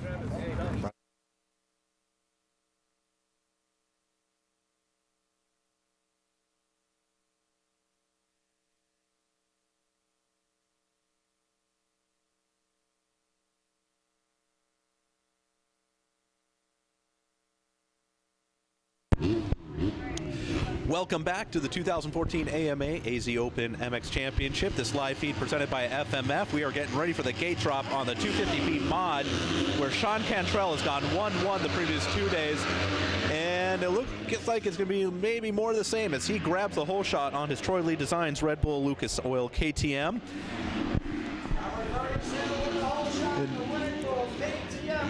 I believe Cantrell's been putting some time here out at ACP. He was out here about a month or so ago for the Buddy Wentworth Tribute Ride Day.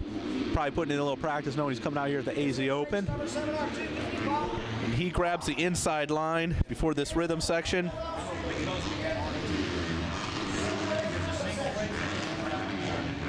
So far, everyone getting through clean, and Cantrell up and over the jump. And we got a couple riders down in the rhythm section.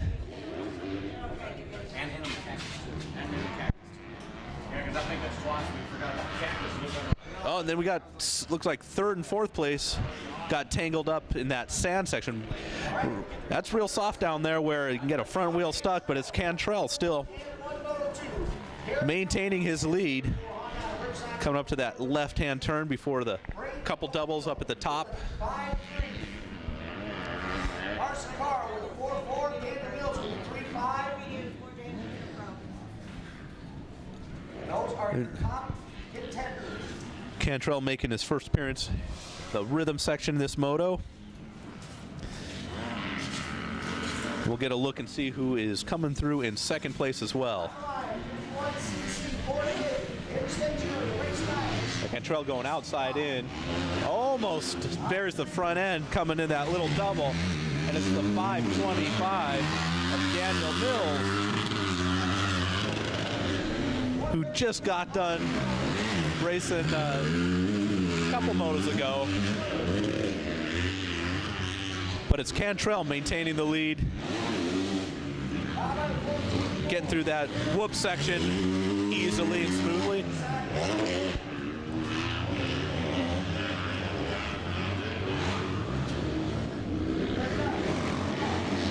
It was Mills has 3.5 moto scores over the last couple of days, but it looks like it's going to be Sean Cantrell going 1-1-1 with the 3 moto sweep for his Cactus.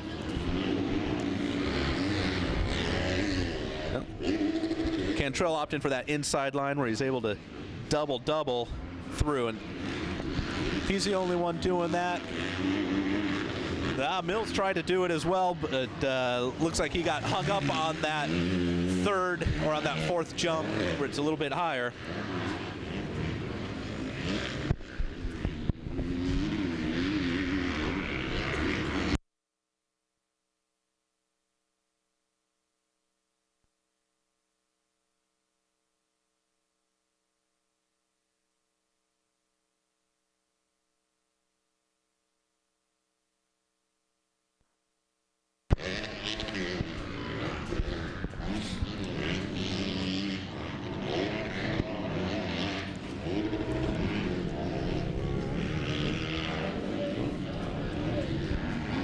Reappearing in the front rhythm section, Cantrell stretching out his lead. It's Daniel Mills just now coming in the rhythm section. Cantrell opting for that hip jump this time and looking smooth coming around the finish line. It's 5:25 at Daniel Mills out of Wildomar, California. Trying to pace Cantrell. Third place coming through is the number 113 of Austin Valerie, who's out of the championship running on this class with a 9 and didn't start the second moto. Cantrell just opening up his lead.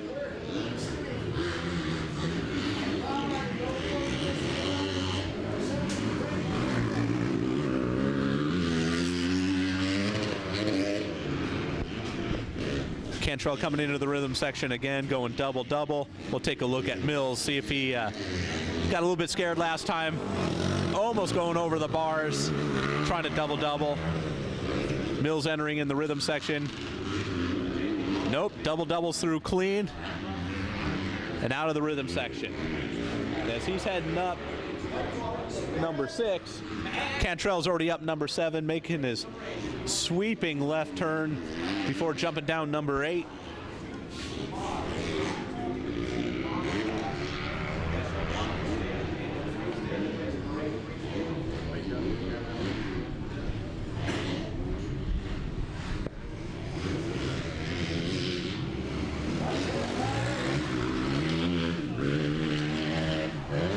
Mills heading up to the last uphill as Cantrell comes down, enters in the rhythm section.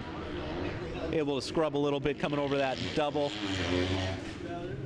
We'll see if he still maintains his inside line or nope, he changes it up. He goes outside, inside, but not able to do that little double. I think that little double starting to get beat down. So Cantrell maintaining the lead. Cantrell is heading up and over jump number 1. It is Daniel Mills in second place, coming around in second finish line right now. Still losing time, Cantrell. Cantrell stretching out that lead. Gonna stamp that 1-1-1 moto score for his Cactus win. And in third place, the 424 of Garrett Allen.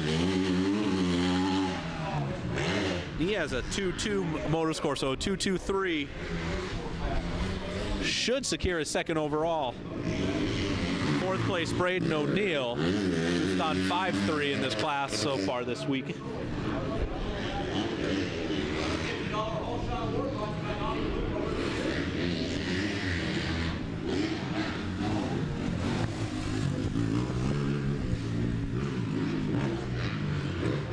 Cantrell on the far northwest side of the track, heading up number 7 as Mills is just exiting the rhythm section.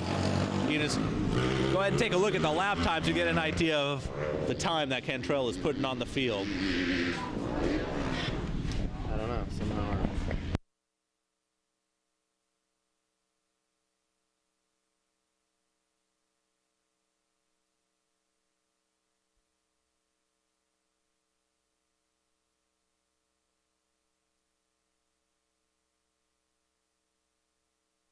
Cantrell coming through the rhythm section one more time. So he seems to be changing up the lines coming up to the finish line. Last time it was outside, inside. This time it's inside, inside. Through the finish line.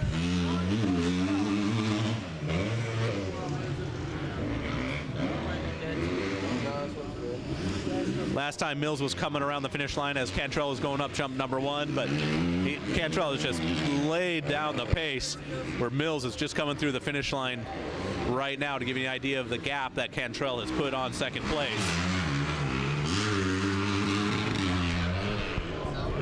So Cantrell taking a look over to see what kind of lead he has in place. I don't think he has anything to worry about. Up the uphill triple. Left-hand turn, just getting into that rut and putting on the power. That rut is holding him in as that's an off camber.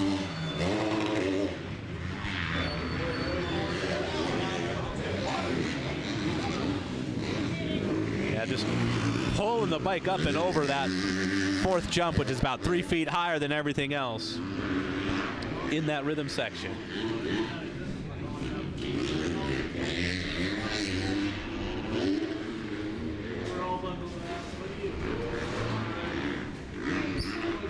One of the more scenic corners here at Arizona Cycle Park with the mountains and the green trees in the background and the nice sandy corner where you can just lay it down.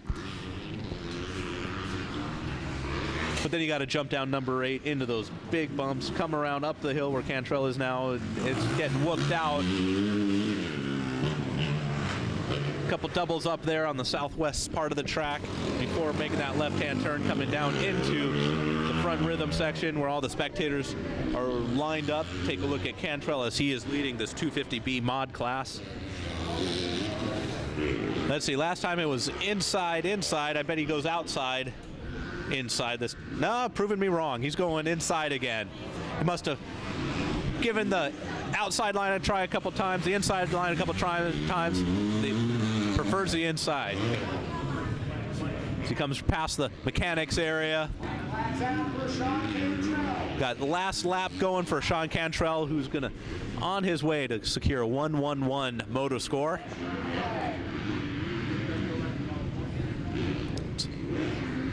So these are the motos I like because it makes the math easy. 1-1-1 equals first.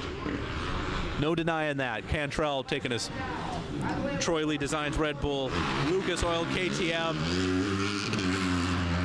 to earn his first cactus of the day.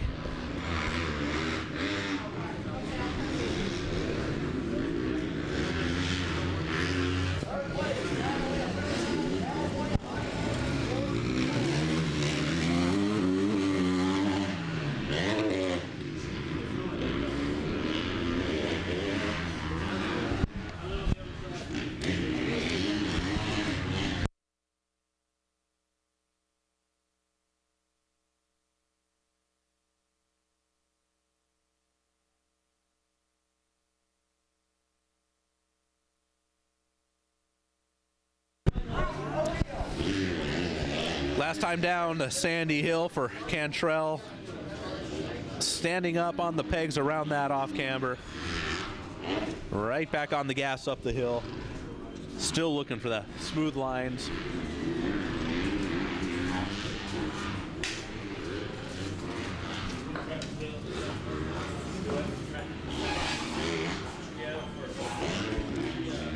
Here we go, Sean Cantrell, number 37, out of Marietta, California, making his way to the finish line to grab his 3rd moto win in the 250B mod class. Checkered flags for Sean Cantrell And he's making a familiar trip straight to the podium, earn his AMA #1 plate and his cactus. We'll go hear about how his race went.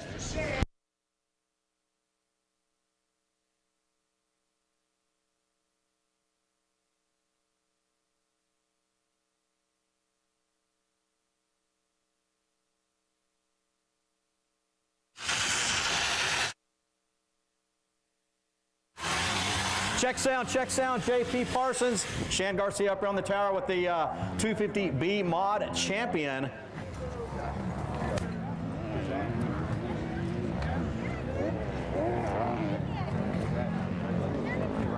Thank you. And a convincing champion at that. That is going to be the 37 of Sean Cantrell from Murrieta, California, going 1-1-1. Sean, how did that moto go for you? It looked like you just pretty much had it completely under control, not a lot of pressure from anyone. Started actually lapping up into some of the back marker guys, and just wanted to take this one home, I'm sure, is keep it upright. Yeah, the moto went pretty good. I got a good start, and I just tried to ride my own ride. The track's phenomenal like it has been. And yeah, that's pretty much it. Just try to have fun and just go for the win. Sean, who all is in your program helping you out? Let's give these sponsors a big old shout out. I want to thank my mom and dad, Troy Lee Designs, Super Soil, Red Bull KTM, Adidas, Team Dunlop, Alpine Star Boots, Oakley Goggles, FMF, and WP Suspension, and everybody, thank you. All right, there it goes, folks. Let's give a big round of applause for your 250B Mod Champion, Sean Cantrell, number 37 out of Murrieta, California. Back to you guys up in the tower. Great ride, Sean. Thank you. Yeah, you're welcome.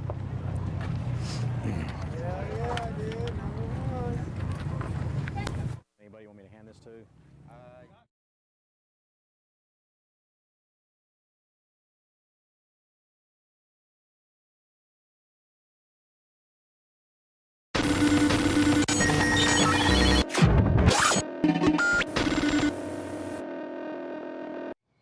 Years ago, FMF came to life with a spark.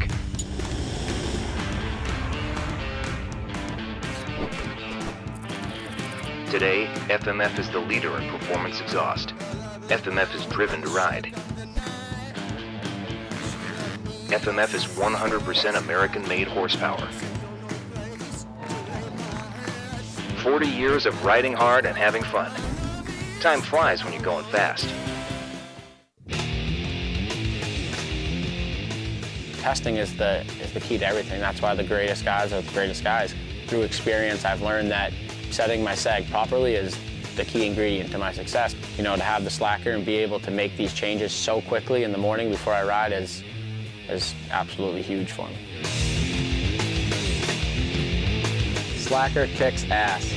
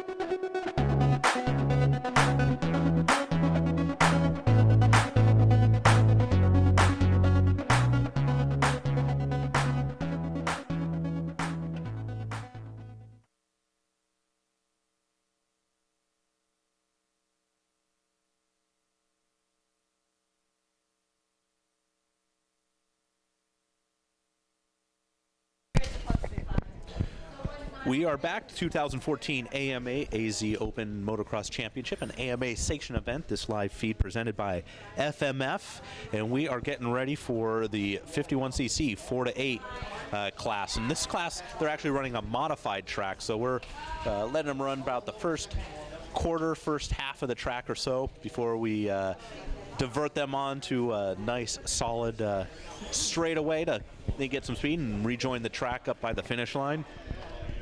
And it was Dalton Caudle last couple motos, last two motos going 1-1, Brody Dial going 2-2-2. So we'll keep an eye on those two riders as going to try and battle out for the overall.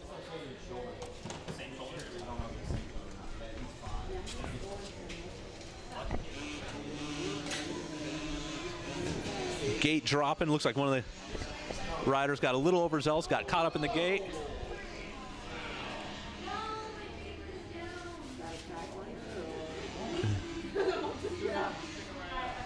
And it looks like Brody Dial went down in the straightaway with the, I believe it's the KTM of Dalton Caudle out front. All right, we're taking 62 left. Dalton Caudle, here's your leader. Dalton trying to make a case for his moto sweep and win his cactus.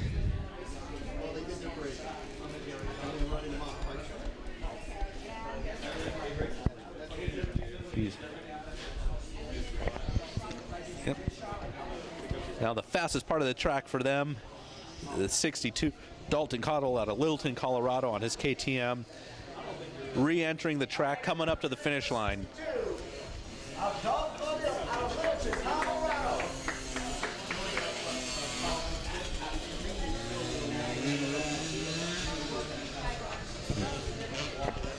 Dalton already putting on a big lead. Second place coming up, number 511 of Gavin Gamble. Coming across the finish line now as Dalton Caudle's working his way up to jump number 1 off there in the top of your screen. The rut's a lot tamer today compared to yesterday. They little riders had a lot of trouble coming up these hills. Brody Dial already trying to make a push as he's trying to put a pass on Ryder Richard. Brody Dial cuts to the inside to make the pass. And then we're taking a look at the leader there, Dalton Caudle. Oh, and Brody Dial goes down, giving the position back to Ryder Richard.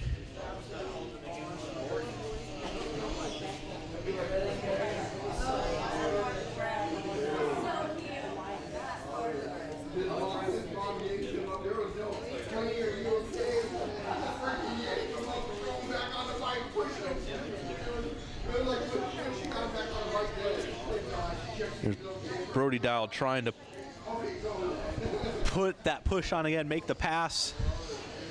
Races up the inside. All right, ladies and gentlemen, here comes the leader. Over Talladega. 62 Dalton Caudle just crossing the finish line in the lead one more time. As we're taking a look at Brody Dial as he is making his way up to the uphill triple. Brody Dial being local from the East Valley, Mesa, Arizona.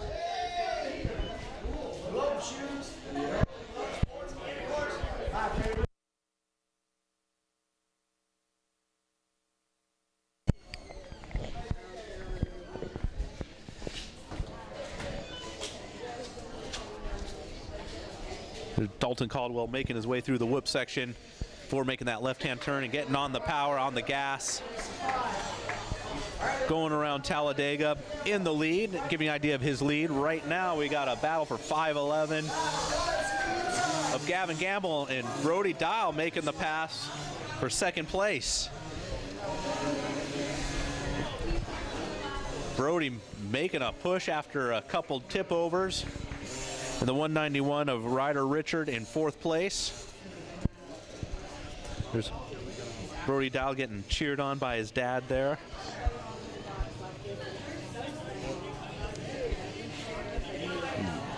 Taking the inside line over that hump into the right-hand turn, and it's into this whoop section.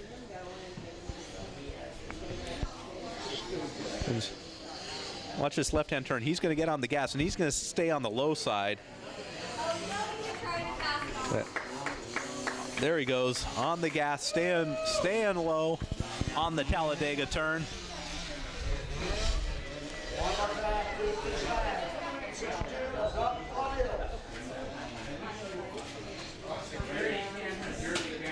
You see off there, there's Dalton Caudill still in the lead,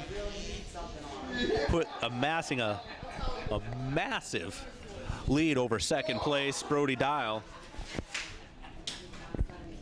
We take a look at Dalton going through the whoop section.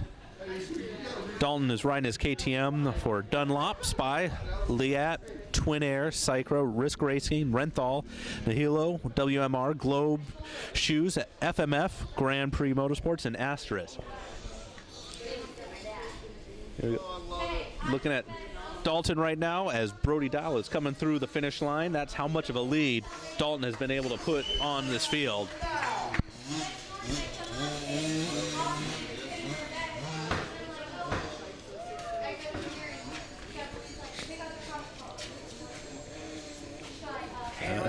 Yeah, you can see he's a little tiptoe through the ruts there, opting to stay out of the big rut, taking the more of an outside line, probably a smaller rut. And again, these ruts are not half as deep as they were yesterday for these little guys. These little guys had issues even just getting up to the finish line hill in some of these ruts because they're just dragging their pegs along the walls of the ruts. Now we're taking a look at the 191 Ryder Richard, number 62, Dalton Caudill, coming around for the white flag lap. Last lap. The 191 Ryder Richard going a lap down as Dalton Caudill puts the pass on him.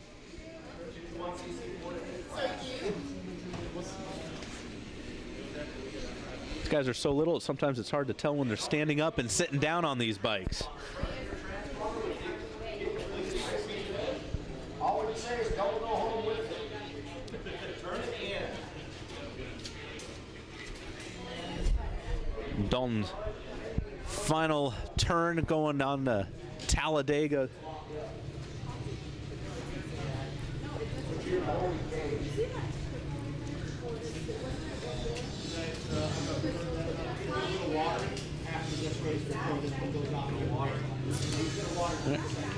Second place, Brody Dial coming through the finish. 1 lap to go.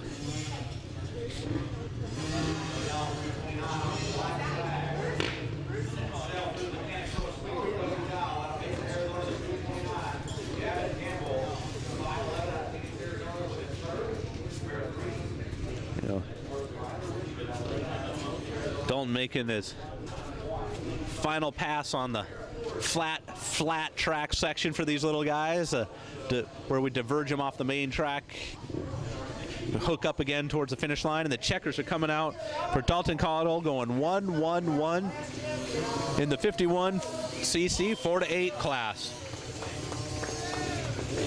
He'll be going up to the podium to collect his cactus. And Brody Dial should be coming in second overall with a 2-2-2. All right, over to you. At the podium, champ. So we're going to go over to the podium, take a listen to Dalton and his race, and when we come back, we'll have the 250C mods.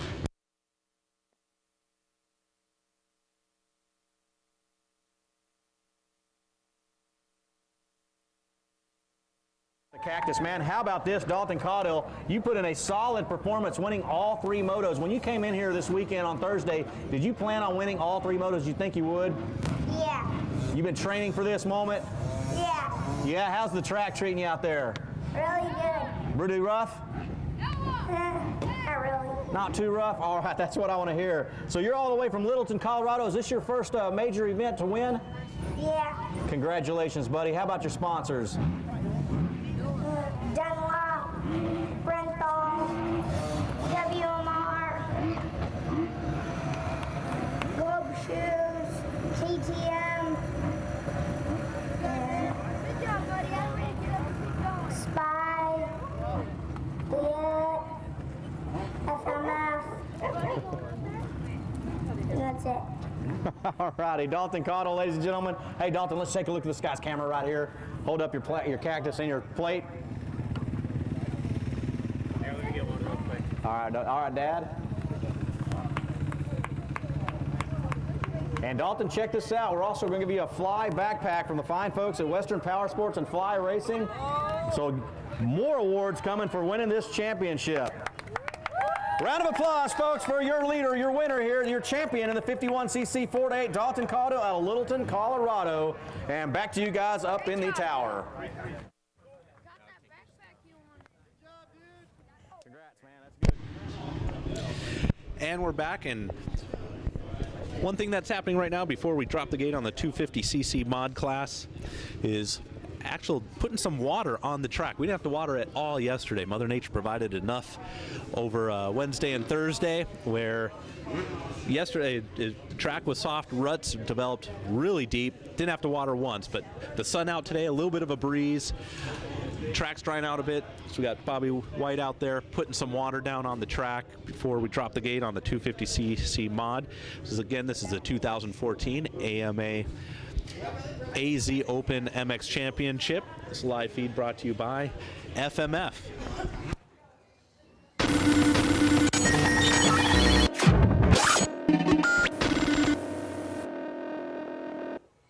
Years ago, FMF came to life with a spark.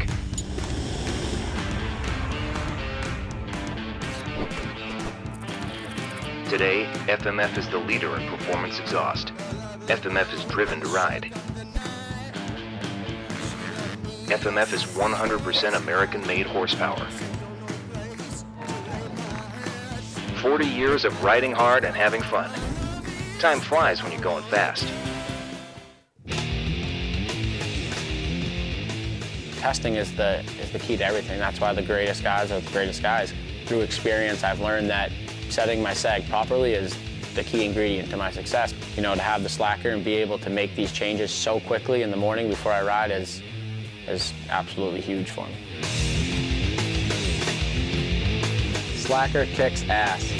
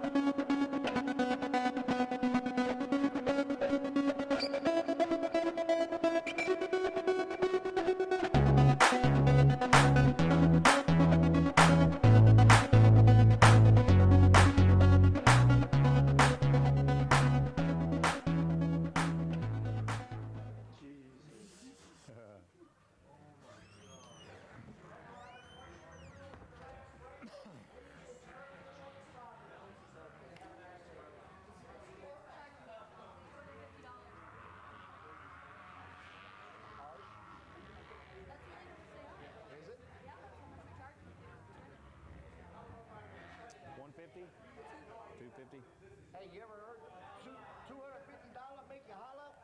Well, you know what? Make sure and return your transponder.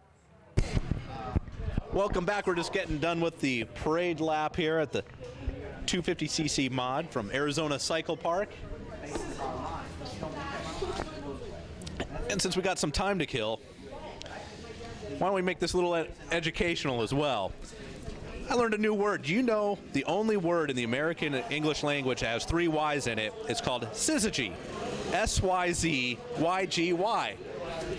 Go ahead and Google it. Learn the definition. It's about 3 heavenly bodies. It'll let your mind wander what kind of bodies those might be.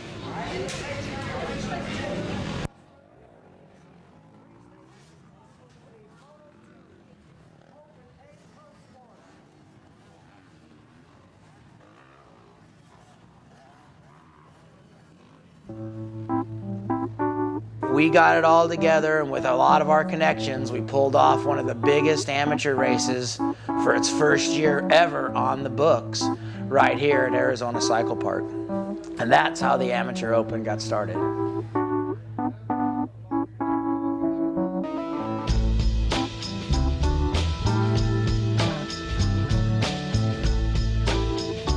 The Amateur Open has been one of the first races because, you know, Loretta's kind of ends the season and everybody switches bikes, switches brands, moves up to B, moves up to A. So they've always came out to the Amateur Open to give their new bike a try or their new class a try. We've had some great racing that way. A lot of the top riders have came through here. They've always used this race as kind of a warm-up to see where they're at on the new machine, which way they need to go to start getting their new season ready.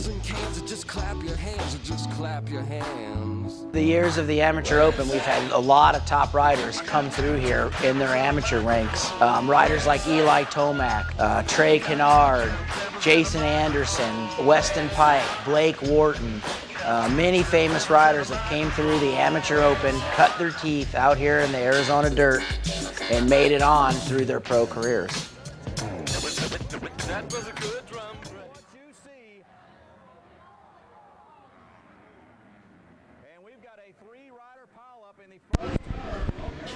Welcome back, and we're watching the gate drop on the 250cc mod.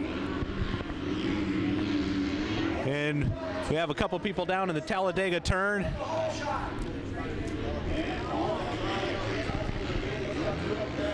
Trying to get the number here of your leaders.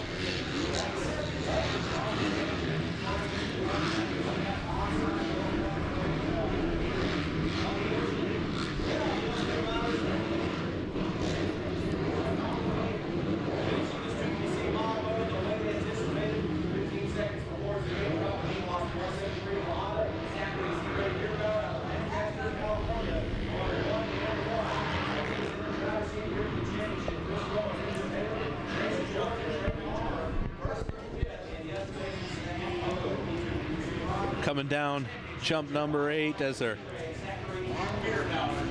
racing up the top there. A little bit of water down and make it a little bit slick. And we'll get a good look of who is where as they come into this front rhythm section.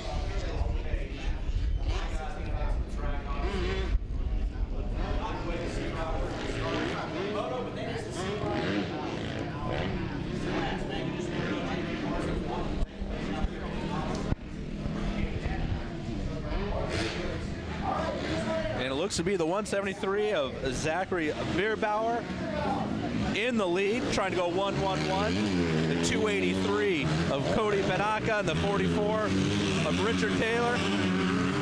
Round out your top 3. Zach Bierbauer riding out of Lancaster, California on his Honda, starting to stretch out the lead. Richard Taylor at 44 in 3rd, putting the pressure on.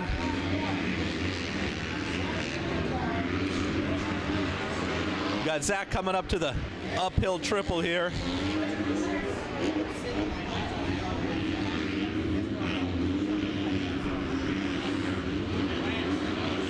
And you see after one lap, the lead he's putting in, you can see 2nd place in the screen behind him. He's coming into the rhythm section, getting a little squirrely, trying to triple in again with a little bit of water down. It makes that hard pack a little bit slick until it has a chance to dry out and tack up. But up in the sand section, it should be nice and tacky.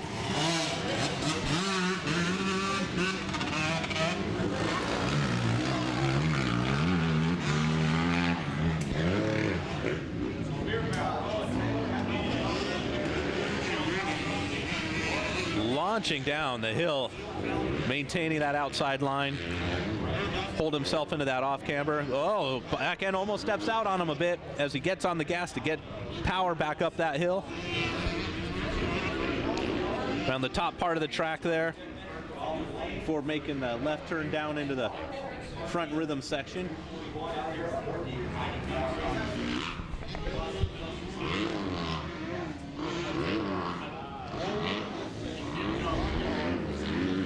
Zach Bierbauer maintaining and stretching that lead.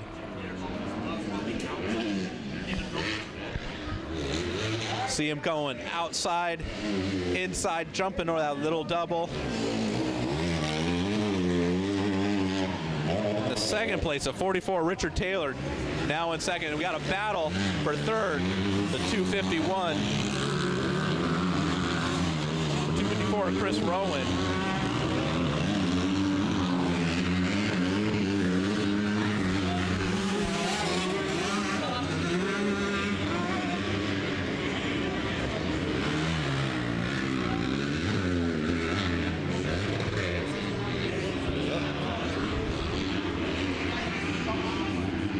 Mistake there. Chris Rowan is trying to make that pass for third place.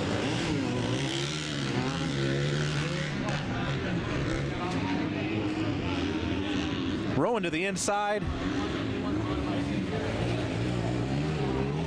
but still relegated to third place as Richard Taylor in second is starting to get reeled in by these two. Rowan missed a shift or missed a gear as he was going up and over that rhythm section.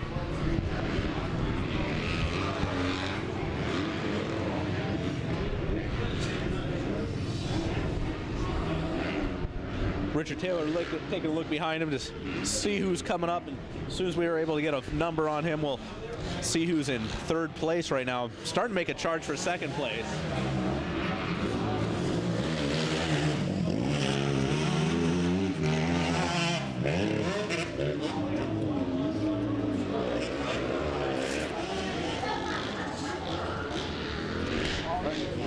Richard Taylor about to make his way down into the right-hander at the bottom of the hill into the front rhythm section.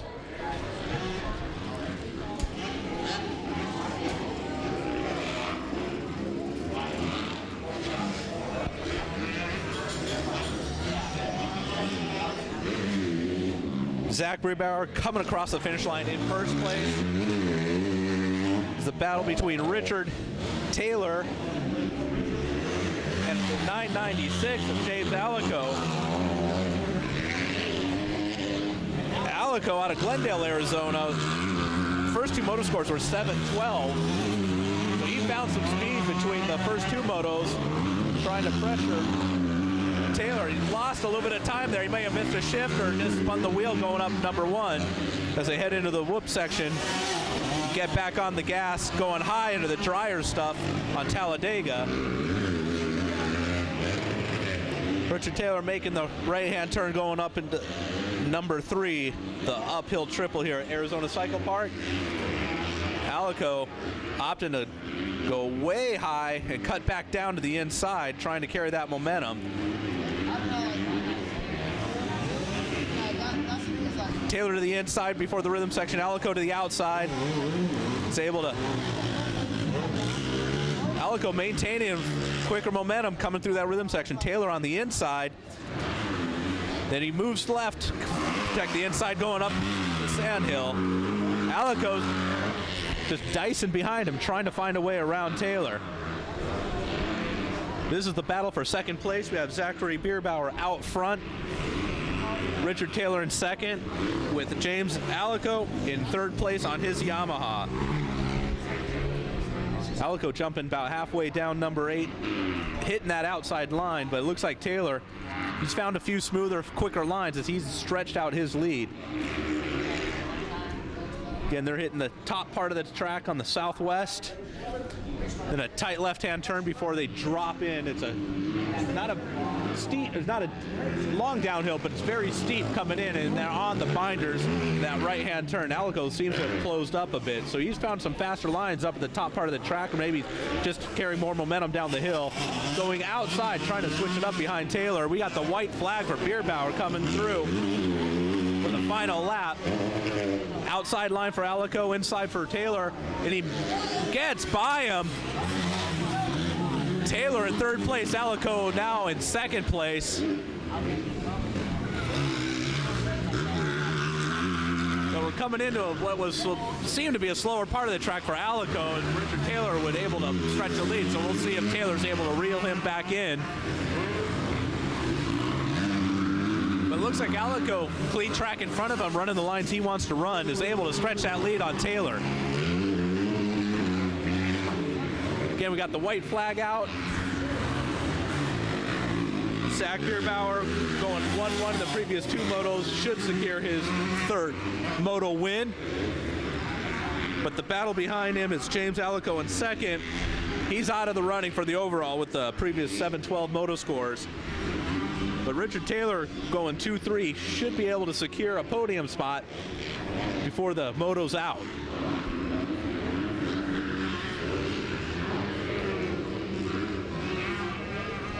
Getting by some lap traffic there. Richard Taylor maybe putting on a last half lap push here. Maybe he learned something where Alico passed him at the finish line. We may see Taylor dishing out some Alico's medicine on this last corner up to the checkers. Right now jumping down number 8. Taylor's gonna have to get a little bit closer if he's gonna try and put any kind of last corner pass on him.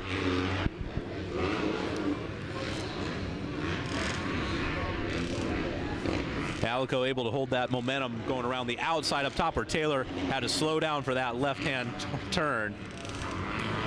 We got to look at Zachary Bierbauer from Lancaster, California, riding for O'Neill, FMF, X-Brand, Hinson, Factory Connection, Vortex, Flu Designs, and Maxima. Going to the outside, still doubling that little inside line, getting the checker flag for his 3rd straight moto win in the 250cc C mod class.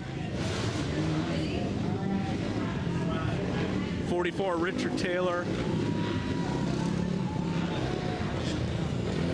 Looks like Richard did take the lead, or looks like Richard was able to get 2nd place. Not sure what happened to James Alico, as he is coming across the finish line right now. He must have gone down in one of those last corners. Let's take it to the podium right now and have see what Zachary has to say about his race. Check sound, JP Parsons, Shan Garcia up here in the tower with our champion in the 250C mod class.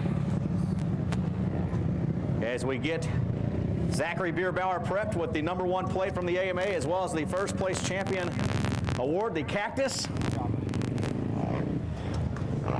We have Zachary Bierbauer up here right now. Zachary, man, pretty much convincing novice performance here in the C class. You won all 3 motos pretty convincingly. You look like you're just completely dialed in and tuned in. And what can we expect in the future from you? Yeah, I'm just trying to stay smooth, consistent out there, and really try not to let it get to my head. And it's pretty hard because when you win 2 motos and then you come in the 3rd one knowing that you don't have to win, but you want to win every moto, and so came out and won that. And then after this, hopefully move up to the B class pretty soon, and hopefully do good in that class. I think you will, man. You're very, very, very smooth, very talented, and you hit your marks. You put your knobbies where you want to put them, and I think you do just fine in the B class. So hopefully in 2015 we'll see you in some of the B classes and out there up front. For sure, that's what I want. Man, well, congratulations on winning this 250C mod championship. Any sponsors you want to thank? Who's helping you out with your program, bud? My mom, my dad, Lord Jesus Christ for keeping me safe, and Vortex, Honda, Mid-Cities, FMF, Flu Designs, X-Brand, O'Neill, Bell, and Lucky 23 MX Academy. That's it. All righty, Zachary Bierbauer, your 250C mod class champion here at the 2014 AMA Arizona Open. Back to you guys up in the tower. Congratulations, man. Good job, man. You ride smooth. You're good. You're fast, dude. Big time. Enjoyed watching you. You need some help? Give me a hand. This is your dad. So when we first came about taking over the Amateur Open and renaming it the AZ Open, one of the biggest things that I wanted to do is really make an award that showed the Arizona spirit, bottled up what you would think of when you came to Arizona, or even the Southwest. And I think a lot of people think about Cactus and just this Southwest feel, and it was just really easy when it came down to it. We found these cactuses that are hand carved and all made out of pure wood and then buffed out, and then just from there we handmade each little plaque that went on there that said first, second, or third. And we just wanted something that would be really unique for the rider and just their families, because it's kind of past the age of where people get trophies, and just we wanted to really make something unique. We wanted you to remember it. You just knew that you were going home with something that you really worked hard for, and it just worked out really well with what we came out with, and I'm really happy with what we were all able to put together. And I want you, we can bring it on the floor. Never danced like this before. We don't talk about it, dancing on. Do the boogie all night long. Stoned in paradise, shouldn't talk about it. We've got Sean Hackley, we've got a bunch of AMA pros that race Supercross. Just getting done with the parade lap here for race number 10 at the 2014 AMA AZ Open MX Championship. The live feed brought to you by FMF. Regated, getting ready for the Vet Plus 30 B and C class. Only got 5 entries in this, so this is the first moto of the day for them. 30-second board up. Gate about to drop. Lots of elbow room with only 5 entries on the gate this time. Well, 5 entries, only 4 racing, it looks like. It looks like a Honda out front. First and second. I believe that's the number 23 of Jason Croteau out of Chandler, Arizona.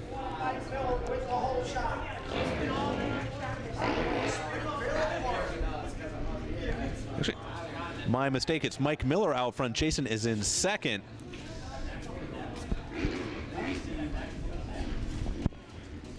Yep, number 81, Mike Miller. Jason doubling in, single, double again. Trying to put the pass on Miller. We'll see if the drag race up Sandy Hill here is fruitful, but no. Croteau still in second place behind Miller.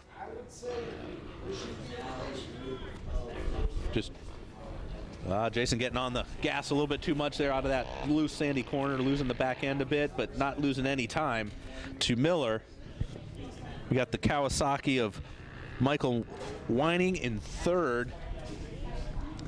A couple different line choices here, see if one is faster than the other. Jason swinging out from left to right, staying on that outside line for that left-hand turn at the top.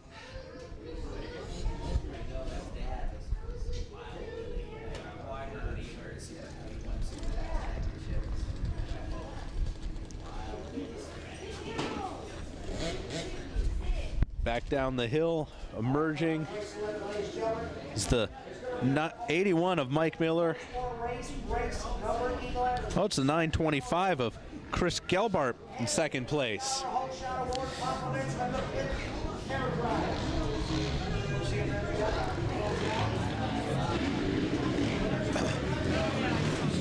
Mike Miller crossing over the finish line, second place, the 925 of Chris Gelbart, and the 746 of Michael Whining out of Tucson in third.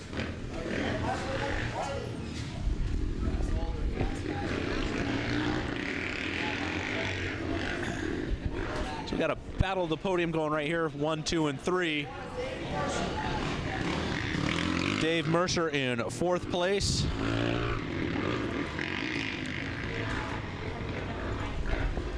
Mike Miller stretching out a little bit of a lead, but it's Kawasaki Michael Whining in third, putting the pressure on Gelbart for second place.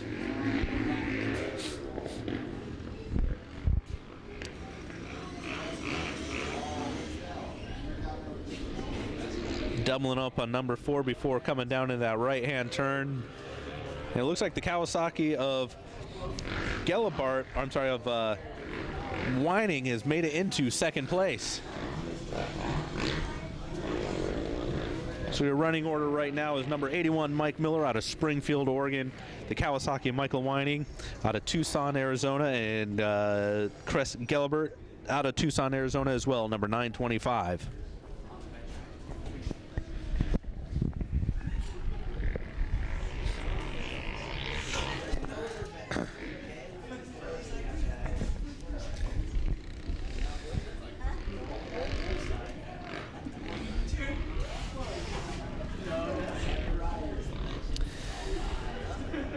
It looks like Miller and Gelbart are starting to separate themselves from Whining.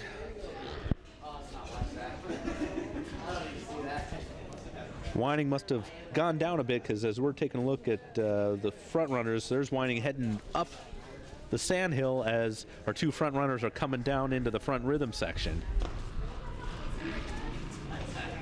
Throwing a no-footer there. Someone's excited to be out in the lead. Of course, Springfield, Oregon, he's probably not used to these bright sunny days. Throwing a little style over that hip jump as they're coming up into the finish line. Number 81 of Mike Miller, 746 of Michael Weining.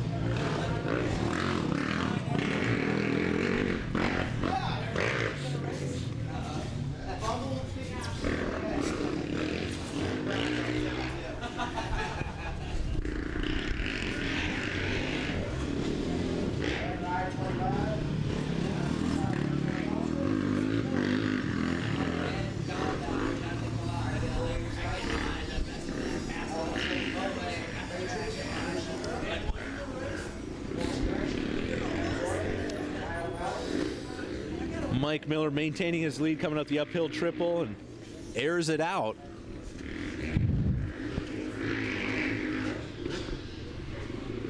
Weining also able to get the uphill triple, but still not eating into the lead of Miller.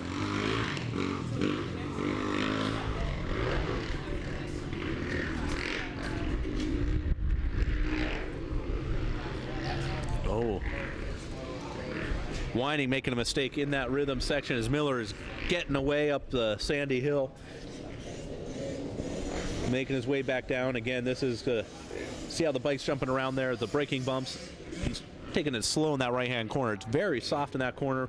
Very easy to tuck a front end or get on the gas a little too hard and break that back end loose. So you got to be on the throttle very delicately coming out of that turn. He's making his way down number 8. That right-hand sweeper, it's a bit of an off-camber, so trying to find something to hold those wheels in so he's not falling away from the track. There we get a look at Weining, get an idea of the lead of Miller, and a distant third is still Chris Gelibert.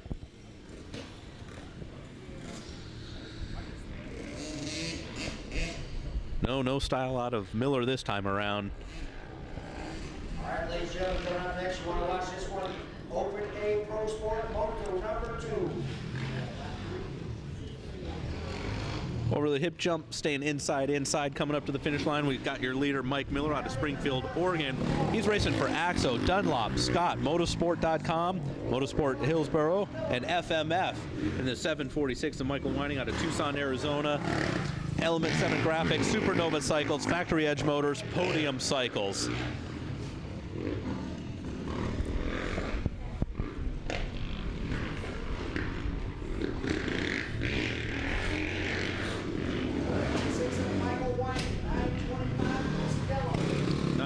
Chris Gelibert coming around in finish line in third, giving you an idea of Mike Miller's lead there.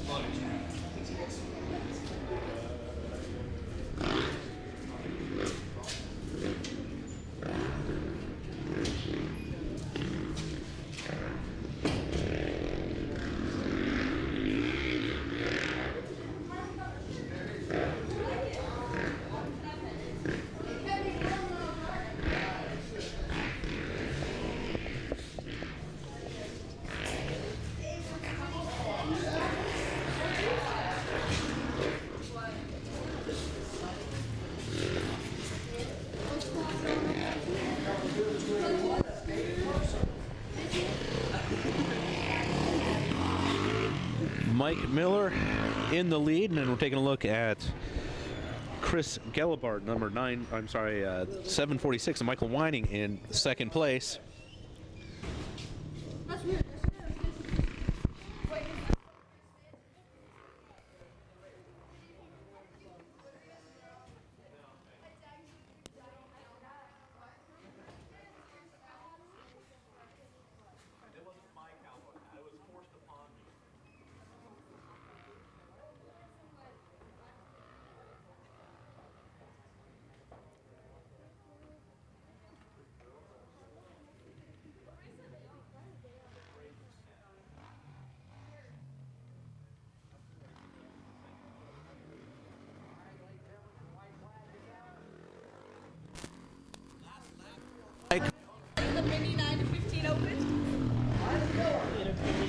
looks like 746 Michael coming around in second place has closed up the gap a little bit, but not sure if it's going to be enough for one lap left. I don't know. I've been here all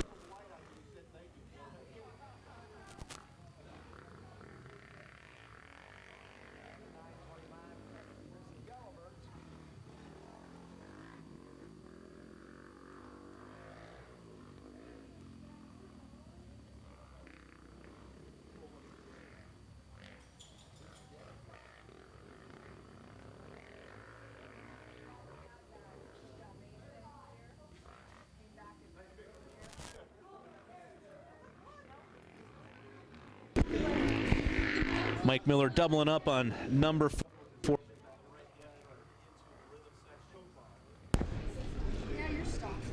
Probably the only place here on the track where oh, he's just rolling through, playing it safe, maintain that moto lead.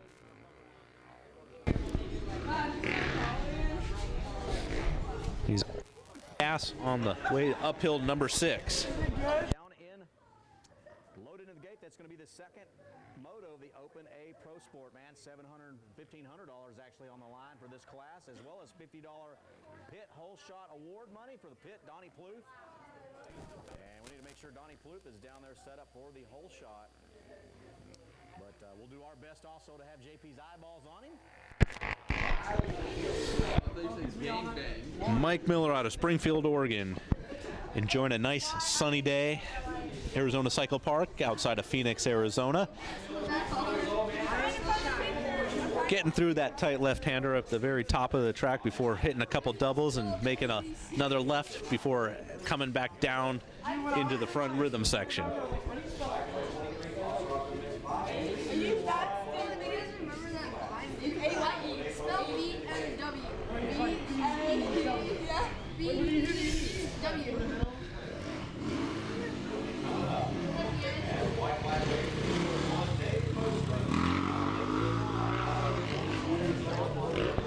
Mike Miller on his Honda, coming over the hip jump.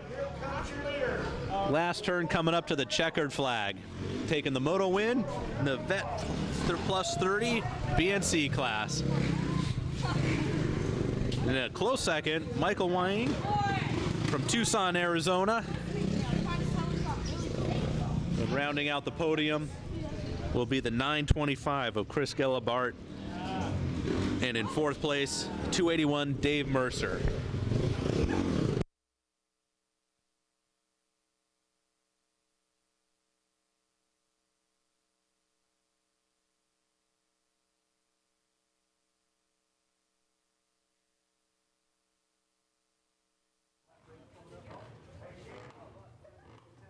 Yeah, well, I'll tell him.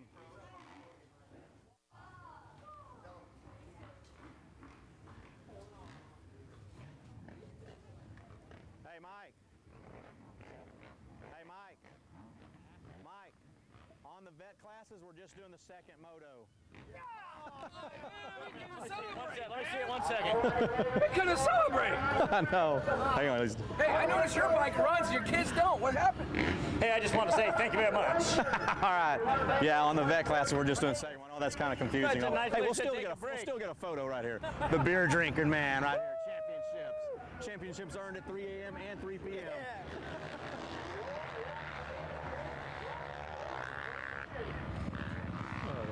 Thank you very much.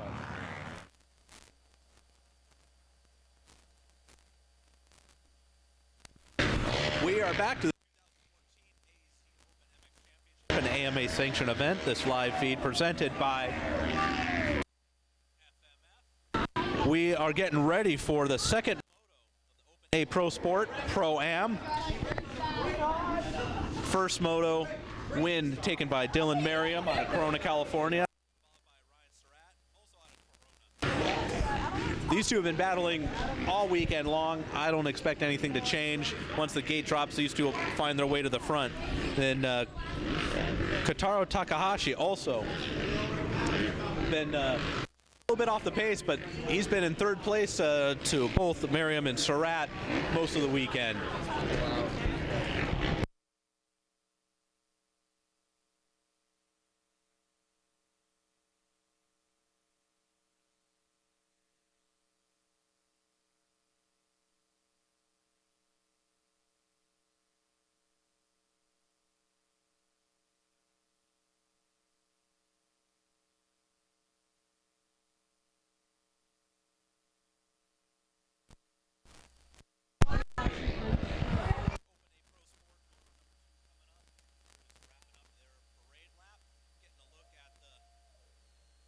getting a look at the track, see how it's changed. Something different from yesterday where the ruts are not as menacing this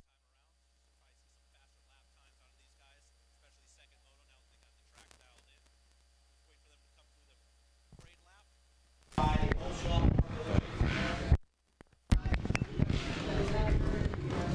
Wait for them to finish up their parade lap, get regated, and we'll come back for the gate drop.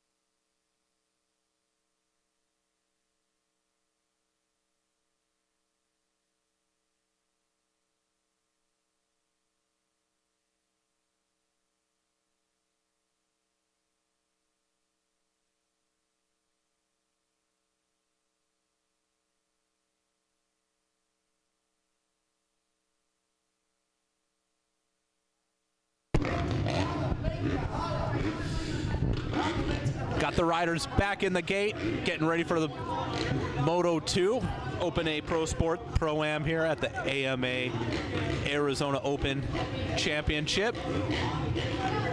Starter checking off, making sure everyone's ready to go. We'll see that 30-second board go up, and we'll see the gate drop. My guess is Merriam and Surratt 1 and 2 or 2 and 1 into that first corner.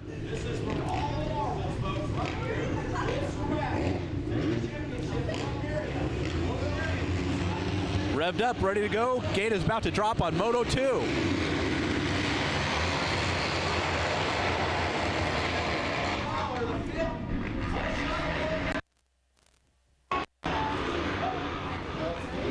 Is that?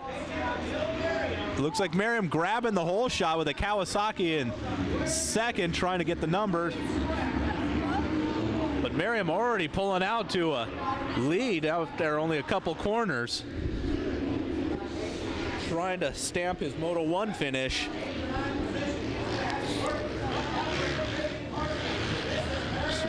Quick triple double and out. It looks like Surratt on his Yamaha quickly moves into second. He's going to try and track down Merriam.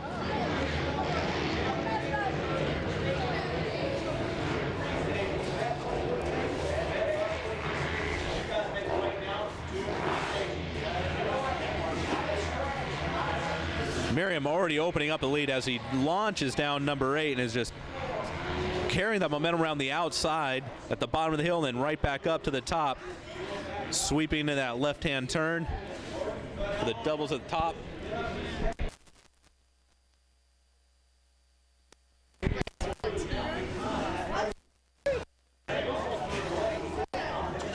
Here we go, Merriam for the making his entrance into the front rhythm section for the first time. We'll get a rundown here of the order here.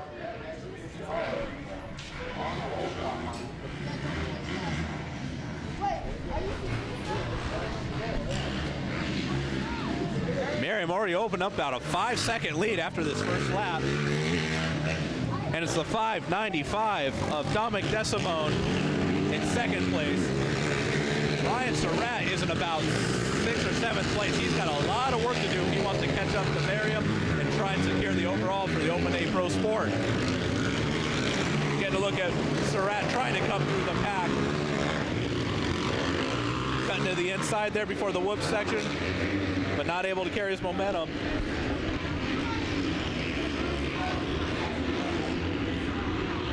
But Merriam continues to open up his lead on second place, number 595, Dominic Desimone.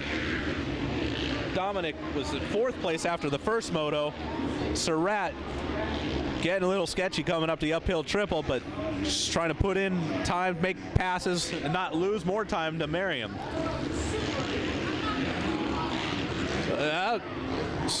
Someone went down in front of Surratt, makes the pass a little easier. He's able to triple, double out. Now a little bit of clear track in front of him and try and track down whoever's in front of him. Check out the live timing off the link at azmxopen.com or azopenmx.com. You can get an idea of the lap time Surratt's putting on. If he's going to be gaining time on the moto leader Dylan Merriam. Looks like all these guys are opting to go to the outside, trying to carry that momentum around. You gotta be careful getting on the gas at the bottom of that corner, as it's a little bit of an off camber, very loose, not much to hold the tires in as you get trying to get out power going up that hill. Get a look here at Dylan Merriam out of Corona, California, Moto 1 winner, leading Moto 2, the Open A Pro Sport. Going outside, inside, coming up to the finish line. And he's just continuing to stretch that lead. Ryan Surratt in 5th place with a 585 of Dominic Desimone, the 701 of Kotaro Takahashi, and the 191 of Connor Maxwell out of Queen Creek, Arizona in 4th place. But it'll be a lot of work for Connor to try and hold back Ryan Surratt. Surratt coming up to 4th place right now, sitting in 5th. Merriam coming up to the uphill triple.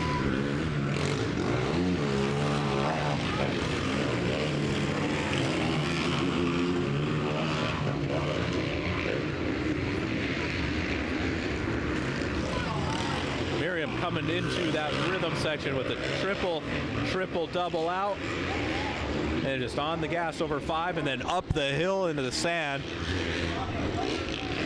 Taking a quick look, Surratt still in 5th place, following 191 of Connor Maxwell still. Connor looks like to be putting a little bit of time on Surratt as well.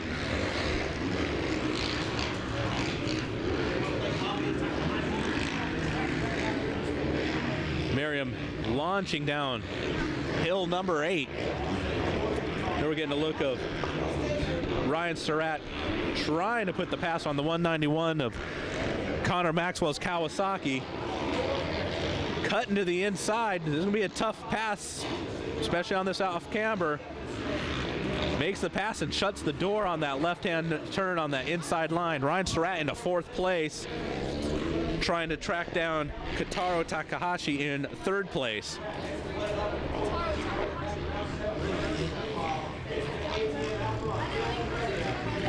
There we go. 4th place Takaro, Ryan Surratt in 4th place. Following the 595 of Dominic Desimone. Surratt trying to go inside outside on Takaharo, but able to keep up. They are starting to drill in Dominic Desimone. That may slow down Takaharo to enough for Surratt to get by both of them. Meanwhile, Merriam just extending his lead. There we go. Surratt trying to go down underneath on the Talladega on Takaharo. Now setting his sights on Dominic Desimone out of Paris, California. Get past his Honda.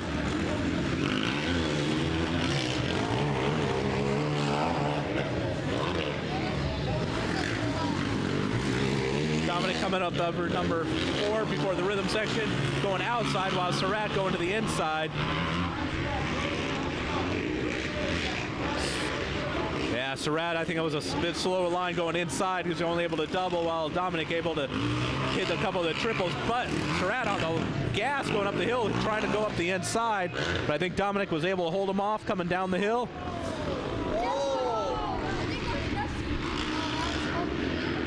Ryan Surratt just trying to find any way around Dominic to get into that 2nd place. He cuts to the inside. Dominic carries the momentum around the outside.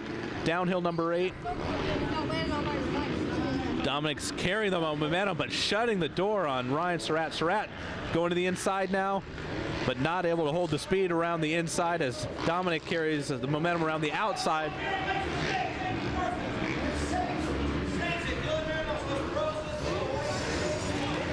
Merriam just leaving your screen here, coming up to the finish line as Dominic and Ryan heading into the rhythm. It looks like Surratt has the inside. Dominic, the inside coming up that hill, but Surratt changing things up, going outside, cutting back to the inside. Ryan Surratt in his second place with Dominic.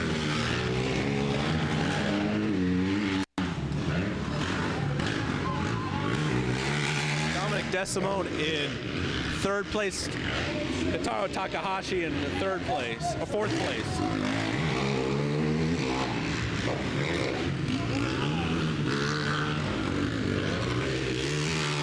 Get a look at Ryan Surratt now as he's got some clear track in front of him, but a tall order to try and track down Merriam. He's going to need a mistake out of Merriam to close that gap.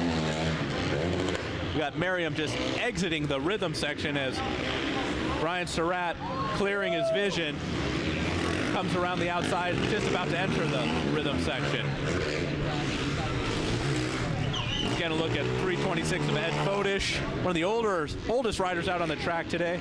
Back to Ryan Surratt as he's moving up hill number 6, a sandy section.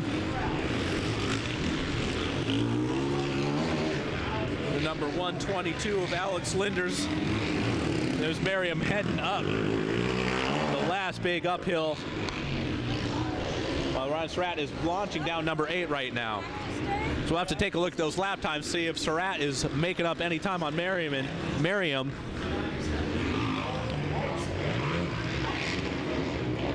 Here's Merriam coming into the front rhythm section. The lap previous, he made a mistake in this section right here, but looks to be getting through clean.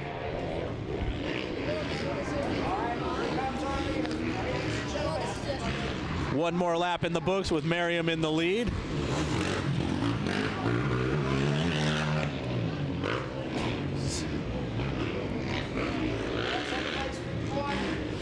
Merriam hitting jump number 1 as Ryan Surratt coming across the finish line right now.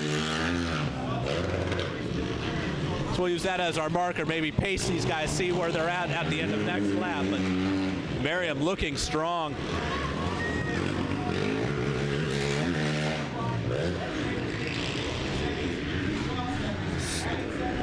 Still the 595 Dominic Desimone in third place, and Kotaro Takahashi trying to track him down on his Kawasaki. Merriam coming up number 4 before the big right-hand sweeper into the rhythm section. Chooses to go outside, try triple, and double out.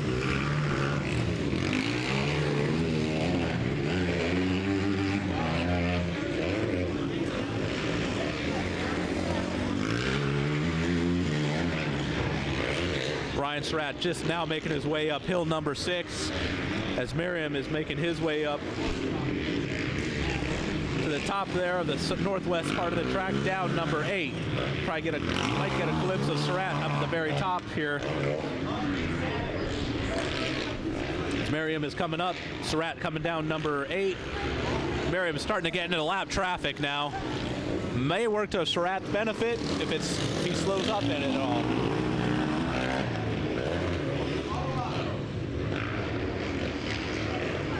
Here we go. Merriam coming in to the front rhythm section, ducking his head from the roost. This lap traffic, I think, is going to affect his lap time a bit.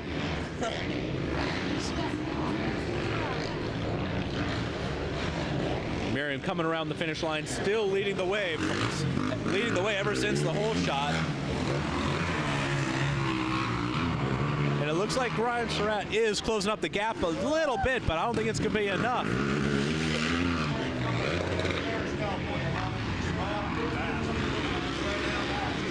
We got 595 of Dominic Desimone coming around in third, and Kotaro Takahashi still in fourth place, trying to battle for that final podium spot. Merriam still in the lead. Surratt not able to make much of a dent into that lead.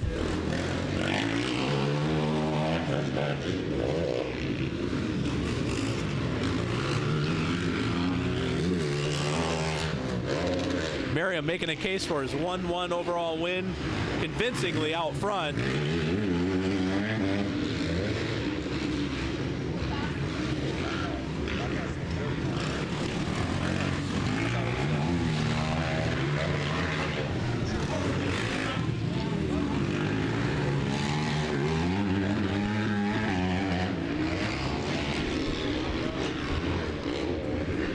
Merriam launching down number 8 again. Look at the bike dance around underneath him as he's hitting those braking bumps before trying to get on the gas again, coming up the hill, swinging right to make that left apex, that left turn.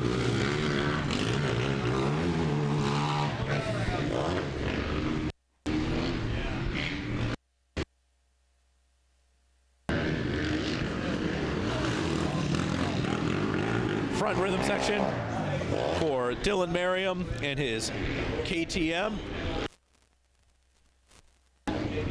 He's going to be getting the white flag this next time around. 1 lap to go for Moto leader and eventual overall winner with the 1-1. Ryan Surratt in second place, not making any dent into that lead. Merriam holding him off, keeping an eye on Surratt and pacing him. Got number 122, Alex Linders as a lap rider, but it's the 595 of Dominic Desimone in third. Kentaro Takahashi still trying to find a way around him.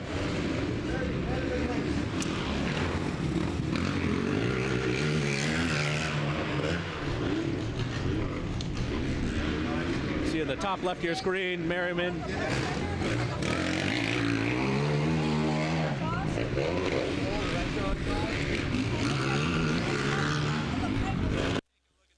For third, it looks like Takaharo is falling off the pace a little bit. But still close enough to capitalize on any mistakes Dominic Desimone may make. Trying to keep that Honda out of front of Takaharo.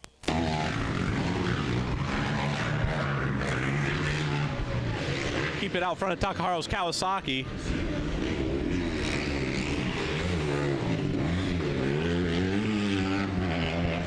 Both of them racing up Sandy Hill number 6. Bunch of lines to choose from up there, just trying to find the one that's going to carry the most momentum.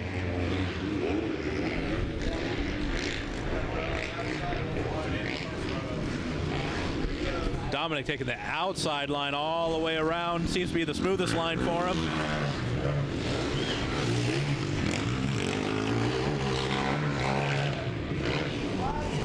As these guys are battling out for third, we got Dominic Merriman on his KTM coming across the finish line to capture the checkers for a 1-1 moto win for the Open 8 Pro Sport Pro-Am.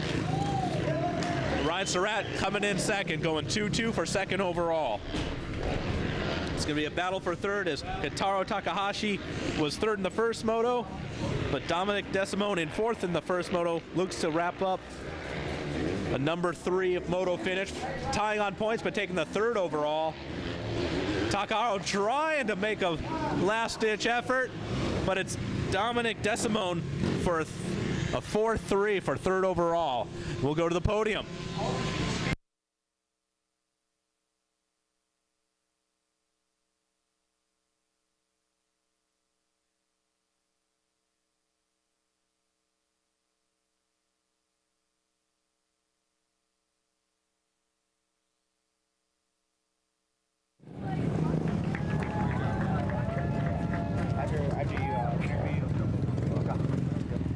JP Parsons up on the tower. Shan Garcia here. First and foremost, congratulations on this championship. Going to give you that number 1 medal moto to put around your neck. Also, $50 whole shot award. Cash money coming to you. Dylan Merriam, the 5 of 59 from the pit from Donnie Plouffe. That's a $100 whole shot cash award, both motos. Go ahead and bring the other 2 up here. And Ryan Surratt putting on one heck of a charge, not getting a great start. They're in second, and where is Dominic Desimone? Here comes Desimone. We're going to line him up with the number 3 medal. I missed your hair. It's all right, Dominic. Part of it, man. You got helmet head. No big deal. Hey, check this out, man. You had one heck of a race with Kotaro Takashi. You finally got around him. What was that like? It was a good race. We battled it out a little bit. I wanted the position bad, but I popped into neutral and he just got me. So nothing to say, but I really like this track today. It was good. Awesome, awesome, awesome. How about Ryan Surratt? Ryan, man, you did not get the greatest of starts. You pretty much bombed the start, but you put on one heck of a charge, made for an interesting race, and closed it down as much as you could for a solid second for second overall. Yeah, I know I didn't get the greatest start, but wish the motos were longer, so could have put in more work, but oh well. 8 laps not quite enough, man. Anything you want to say to your competitor here? He put on a solid day. Oh yeah, Dylan rode great. We ride together all the time, so we definitely push each other to the max out. All right, let's get on here with Dylan Merriam. Merriam, you grabbed the whole shot like we said. You earned $100 from the pit for 2 moto whole shot wins. And man, did you realize that Surratt was nowhere behind you for the longest time? Was your mechanic down there giving you any kind of signal? My mechanic's my dad, so no, really, we didn't have a pit board, but no, I came off the start and I ended up getting the whole shot, but I kind of moved right and kind of pinched Ryan off. That wasn't, unintentional, but yeah, I got off to a good start, and I thought he was behind me. I didn't know how far back he was the whole race. So but at the end, I saw the gap that I had and tried to get a little, smooth out. About midway through on about fourth or fifth lap, you almost made a monumental mistake. Do you remember that? You kind of got cross-rut and rut. Your feet both came off the pegs. You almost topsided, and if you would have topsided that position, it would have taken you a while to get situated back up, and that would have allowed the 12-second gap lead to shrink down to about 2 or 3 seconds. What went on your mind whenever you made that mistake? Oh boy, luckily, the good thing for me is that electric start comes in handy. But yeah, luckily I didn't stall it. So yeah, it was a real technical section because they watered it, and you land the jump right, and you kind of land in the rut on that roller. So I made it the few laps before, and then kind of came up short on it, and yeah, didn't work out. Your bike went from being vertical to almost perpendicular and horizontal, and we thought in the booth, oh man, he just almost threw this thing away. But you kept it upright, man. You kept the charge on. Congratulations. You're the Open A Pro Sport champion here at the 2014 AMA Arizona Open. Hey, big round of applause for these guys up here, first, second, and third position. You want to stand up on top of there, man? And hold up the cactus and stuff? Just for the photos.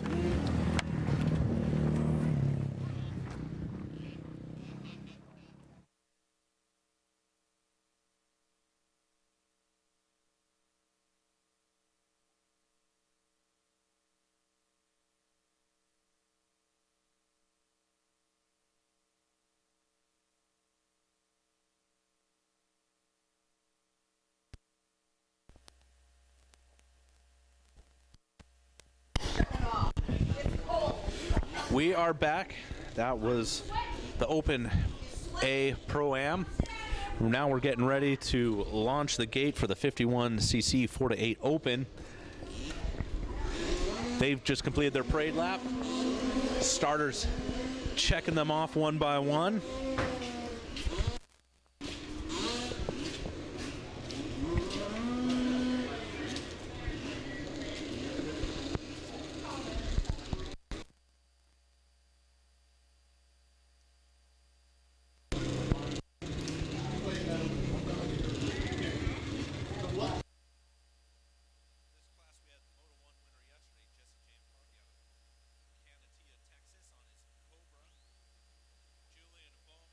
Taking second.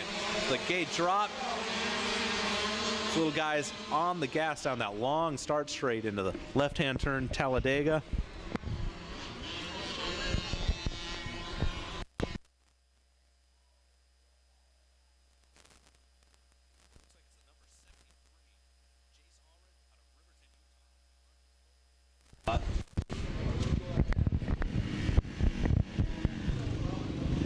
Yep.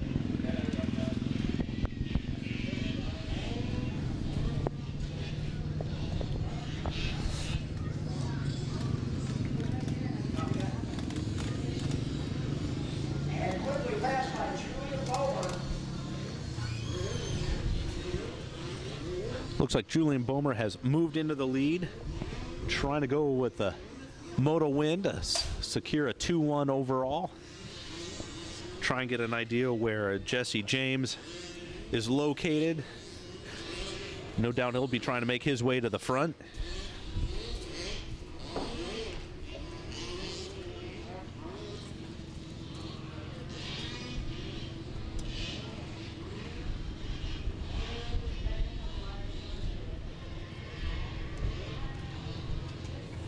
This is actually their second moto. It is 51cc 4-8 open. Third moto will be later on in the program.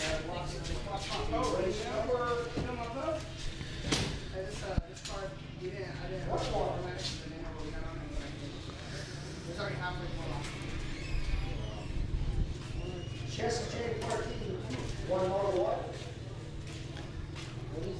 Julie Bowler got second. James Howard got third. David Morales got fourth. We go to look at the leaders as they're coming through the front rhythm section.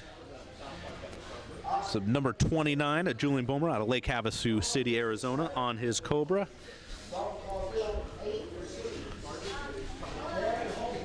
Opening up a lead, and it looks to be the 111 in second place of Jesse James.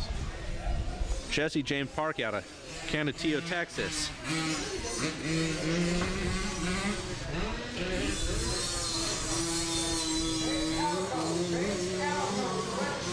Number 45 coming across the finish line, Storm Higgins in third place out of San Diego, as we're getting a look of Julian Bomer in the lead, coming into the whoop section. He's picking up that front wheel like a pro.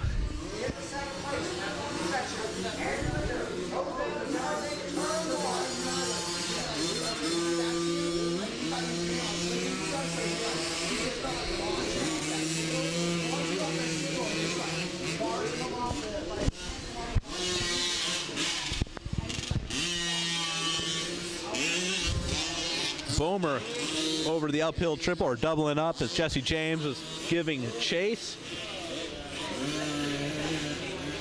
Nicely doubling up on top of jump number 4 before coming into the right-hander for the rhythm section. Jesse James behind him also doubling up. Taking a quick look behind him and see who is giving chase, and it's none other than Jesse James Parkey.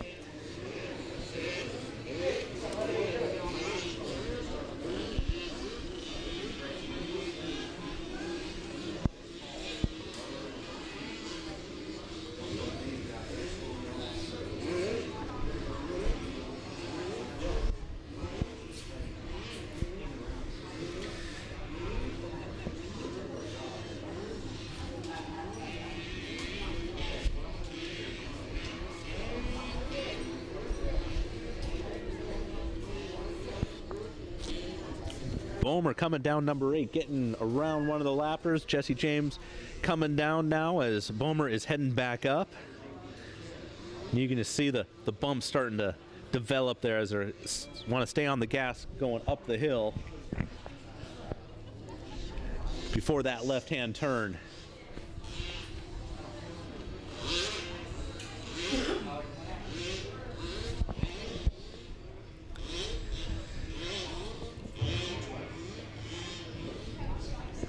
Bomer coming down around the front rhythm section, maintaining his lead over Jesse James Parkey.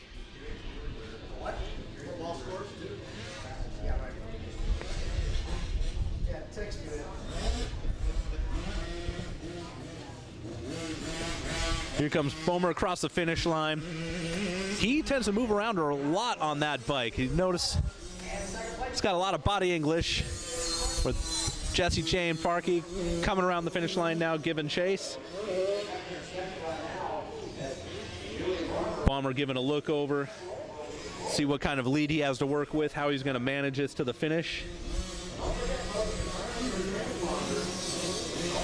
Just a nice little wheel tap coming out of the whoop section there.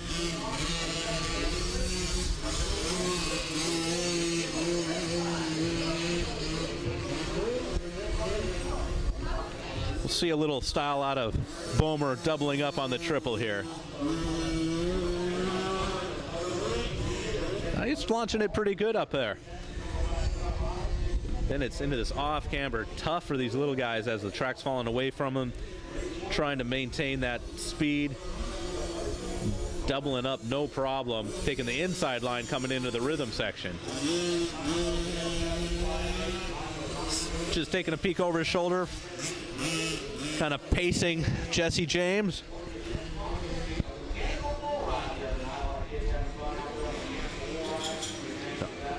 On the gas, heading up, number 6 into the sand.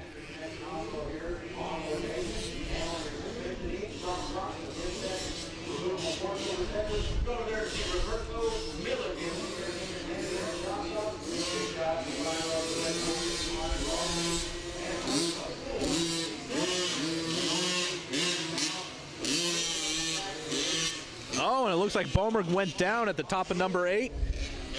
Let's see if he's able to get up and going in time before Jesse James. There's Jesse James coming around, making the pass. Bomer trying to get going as fast as he can, trying to minimize the lead he's just given over to Jesse James Parkey. So we got number 111, Jesse James Parkey, now in the lead. Julian Bomer out of Lake Havasu City, Arizona, now in second.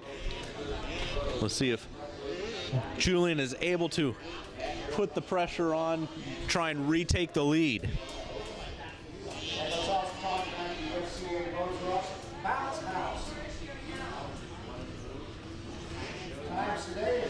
Coming into the front rhythm section now, looks like Bomer has made up some time, closed that gap, but catching up and passing, two different things in this sport.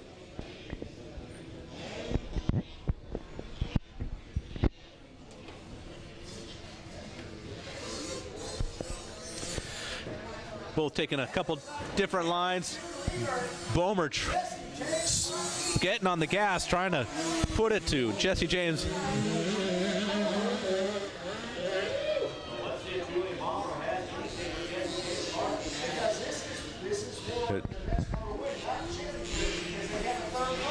This back end stepping out a little bit on Julian Bomer as he's gas to make a pass on Jesse.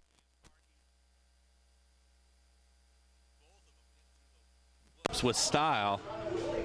They're just keeping that rear wheel on the ground, lifting the front.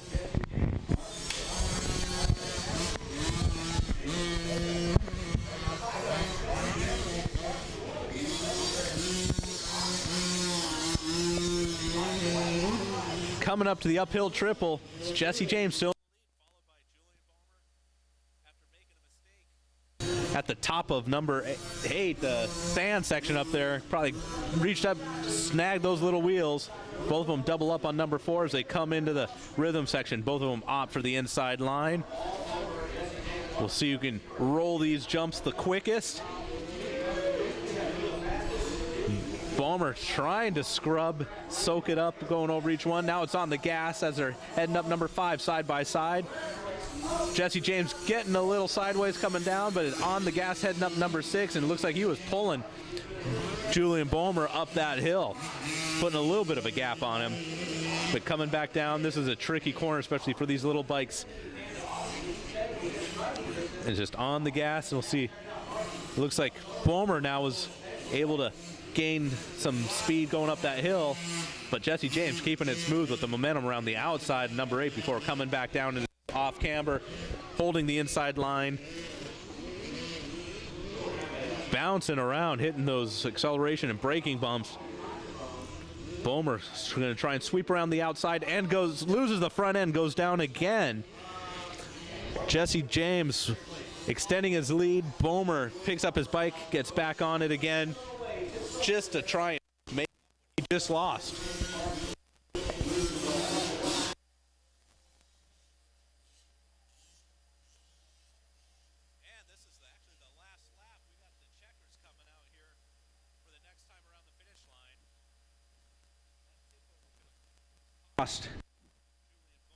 Jesse James Parkey's going to go 1-1 in the first 2 motos.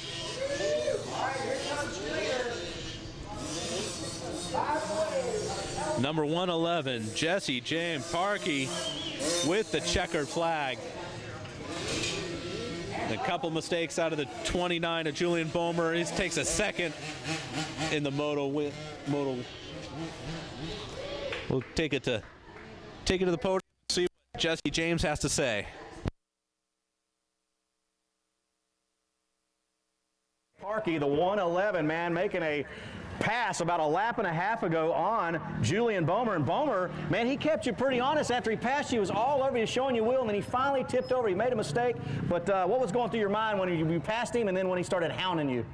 I was just trying to do my hardest. Just keep your bike upright and ride smooth? Yes. Do you feel any kind of threat when he was right behind you? Did you not want to get past? Were you just doing everything you could to make wise line choices? Yes. All right, Jesse James Parkey. Any sponsors you want to thank? My mom and dad, God, ASP, Cobra, and all my other sponsors. What about your sister, Stephanie? Stephanie. Your big sister trying to give you some cliff notes over there. Yes. All righty, Jesse James Parkey, we'll let you get back to your pit. Congratulations on this moto win, and we look forward to hopefully seeing you up here for the championship. You know Bomber's going to bring it, so what are you going to think about over the next couple hours? Thinking about winning. There we go, winning attitude. There we go. Jesse James Parkey, back to you guys up in the booth.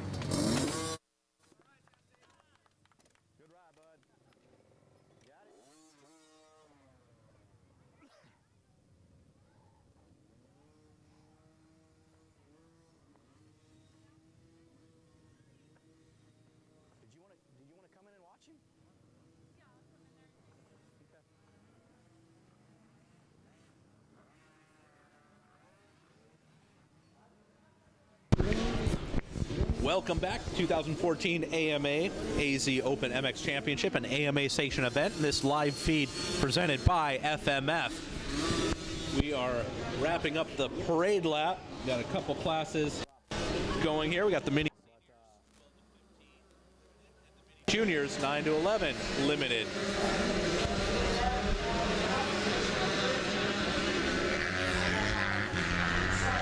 Actually, we're just starting the parade lap for these guys.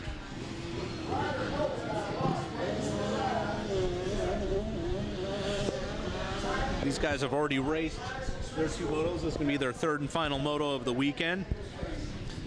In the mini senior class, it looks like it's going to be a battle between Devin Bates and Trevor Woodward. Bates going 1-2 in the first two motos, and Woodward going 2-1. So they're tied on points. So whoever wins this moto gives themselves the best chance for the overall win. Ryder Pietro going 3-3 has a chance if a little bit of bad luck befalls Woodward and Bates. In the mini junior class, also have raced two motos. It's Max Miller with the 1-1 earlier on his Orange Brigade KTM. Giving chase is going to be Joshua Varese out of Paris, California, also on his Orange Brigade KTM. He went 2-2 in the first two motos.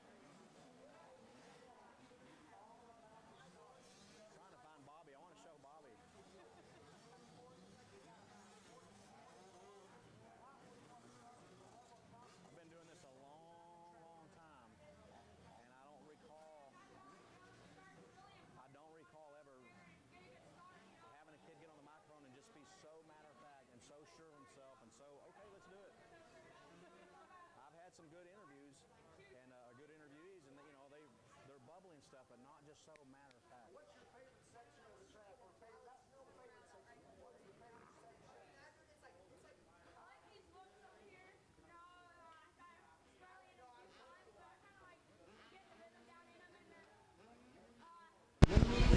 All right, parade lap is all done. We got the riders slotted in their selective gates, getting ready for their third moto of the weekend.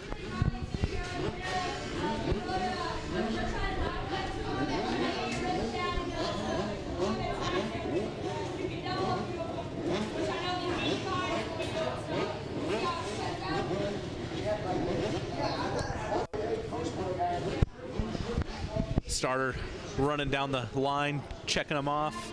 We'll flip that board, get the 30-second board. We'll rev up those mini bikes.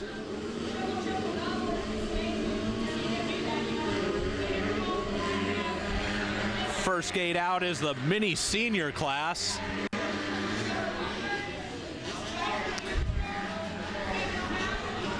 Now it looks like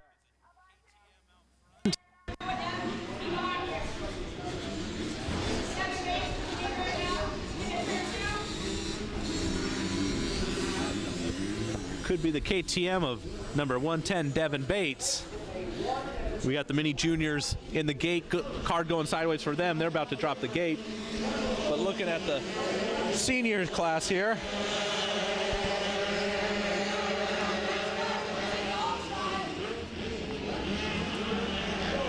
I believe it's a Yamaha Trevor Woodward.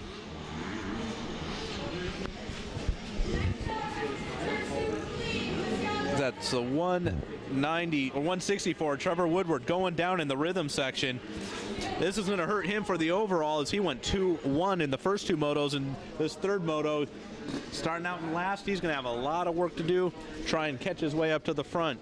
So he is battling for the overall with Devin Bates, who went 1-2.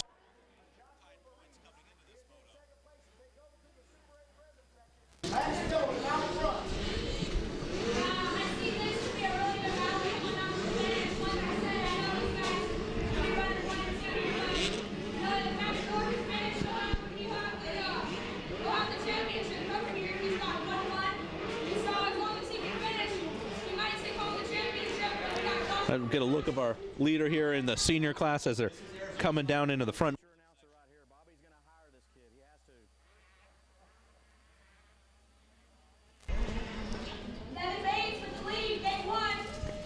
It is the number 110 of Devin Bates out of Las Vegas, Nevada, who had gone 1-2 in the previous two motos, trying to go with a second moto win out of the three. His overall and made a little easier by Trevor. That rhythm section got the 110 Devin Bates, the 180 of Ryder Pietro in second, number 21 Noah Devine out of Mesa, Arizona, 143 of Cameron Brown, and here's the 164 Trevor Woodward trying to make up ground, and then the 88 of Tanner Abieta. The junior class, it's a 604 of Max Miller, followed closely by the number 24 of Joshua Varese. We're taking a look right now at Devin Bates, making his way around the right-hand turn, up two. Uphill triple, jump number 3 at Park.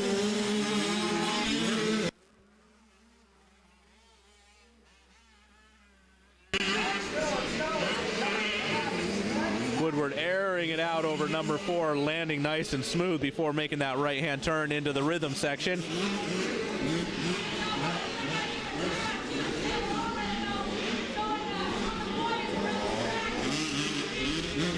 Gingerly making his way through the rhythm section before going up and over number 5, and then it's just on the gas going up the sand of number 6 before making a left-hand turn, coming right back down. So up, down, up, again in succession for these riders.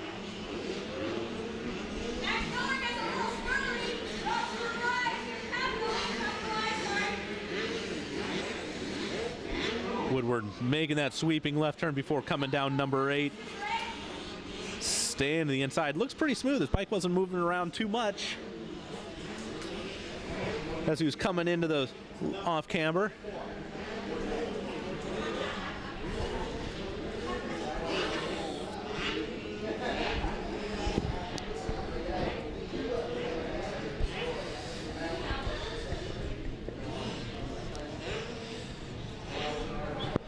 taking a look at Trevor Woodward leading not only the moto, but leading the mini senior class.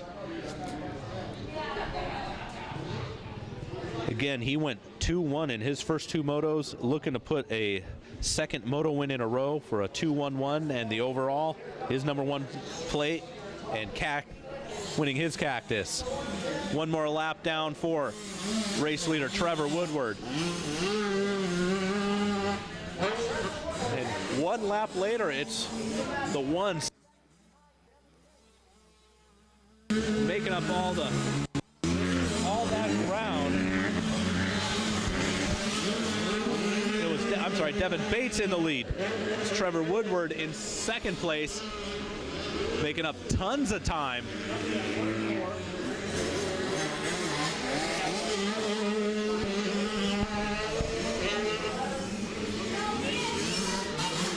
.110, Devin Bates on his KTM.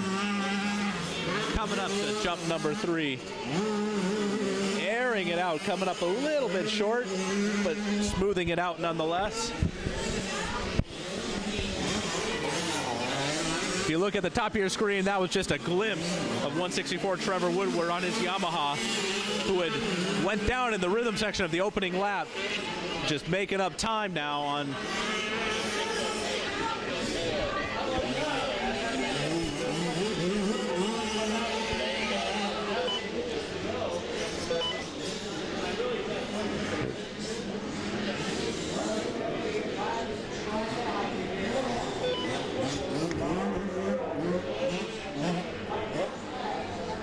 still have the 110 of Devin Bates in the lead on his KTM with 164 Trevor Woodward, local here in Phoenix, Arizona.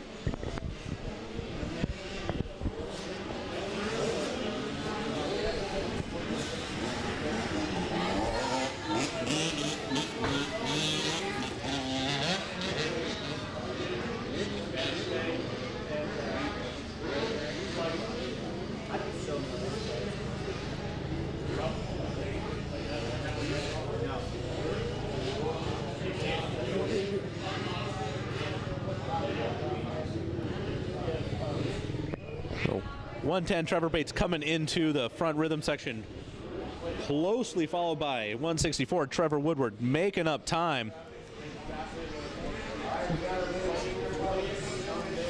We got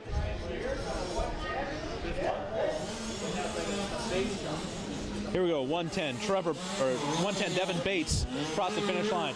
164 Trevor Woodward coming up with the 604 of Max Miller, but he's in the mini junior class.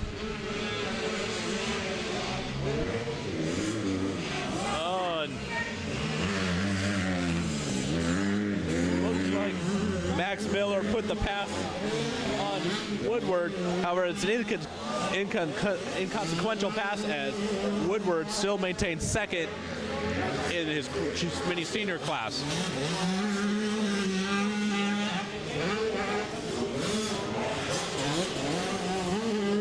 110 of Devin Bates. Trevor Woodward airing out the step-up triple. But we got a mini junior race for the lead coming up behind Trevor, behind Devin Bates.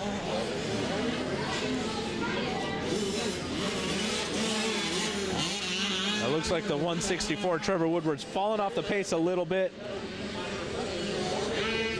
But Devin Bates is just about to get introduced to the 604 of Max Miller as Miller is battling now for the moto lead, but class lead in the mini junior class.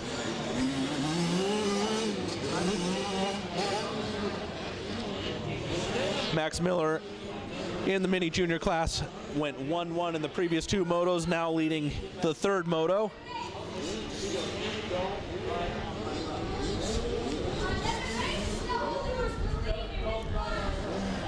And mini senior, Woodward is still catching up to number 110, Devin Bates. Again, in that mini senior class, it's going to come down who finishes ahead of each other. Devin Bates with a 1-2, Trevor Woodward with 2-1. They're tied on points. Whoever wins between the two of them is going to win the overall.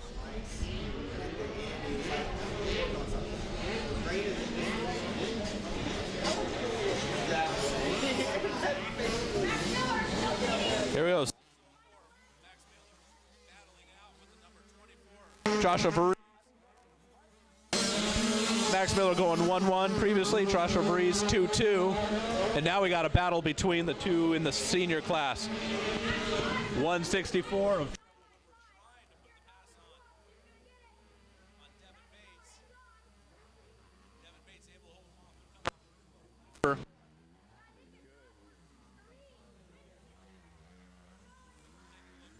junior class of Max Miller lead.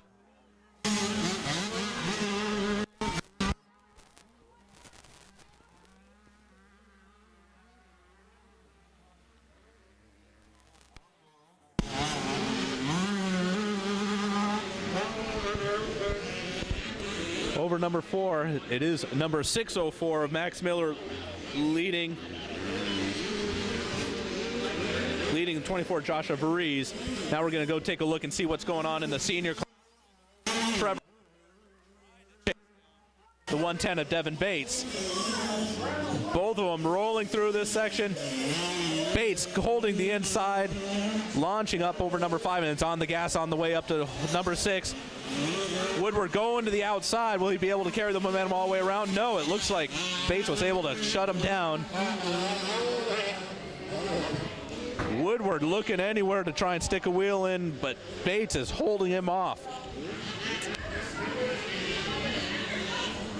Inside for Trevor Woodward coming down number 8. Launches down, goes the outside as Bates is holding the inside. See if the momentum, yes, looks like Woodward's able to carry the momentum all the way around.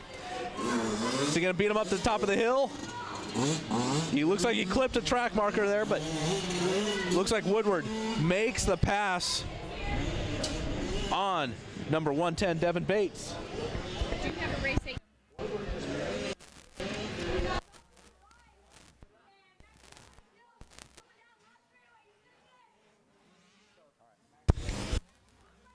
Into the finish section, we got the checkered flag there. It looks like 604 Max Miller takes the win in the junior class, but we got the battle going for senior class. The 164, Trevor Woodward is going to go 2-1-1 on the day, with the 110 Devin Bates taking second, going 1-2-2.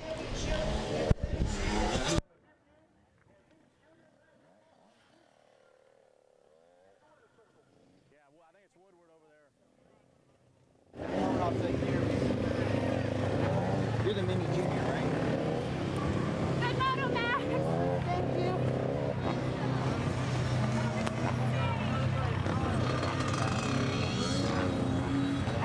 Check sound, check sound. JP Parsons, Shan Garcia up on the microphone with your champion in the mini junior 9 to 11 limited class. That is going to be Max Miller out of Springfield, Oregon.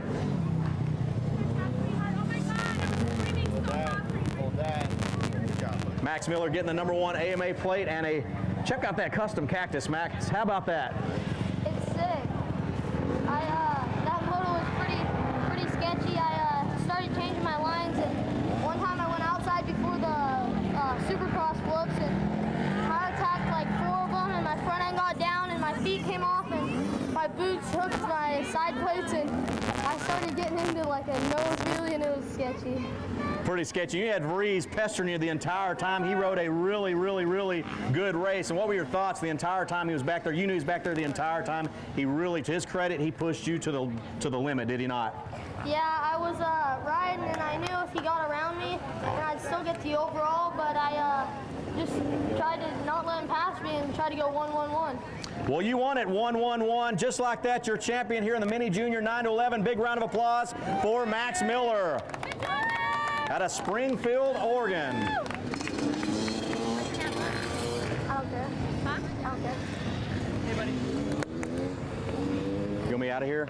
No, it's fine. We're going to get one more right here at this camera. Hey, show it here. You want to hold up the cactus?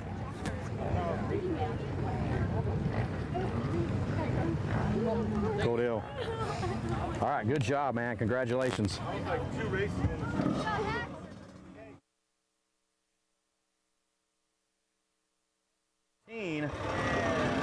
The 164 of Trevor Woodward.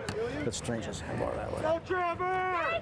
The Trevor Woodward, man, how about a fan base up here for Trevor Woodward out of Phoenix, Arizona, hometown boy right here. Never give up, Trev. The 164 with his #1 plate from AMA, the champion here in the mini senior 12 to 15. Man, Trevor, it looked like you and Devin Bates had it going on an entire moto, and you finally pulled the trigger and made the pass.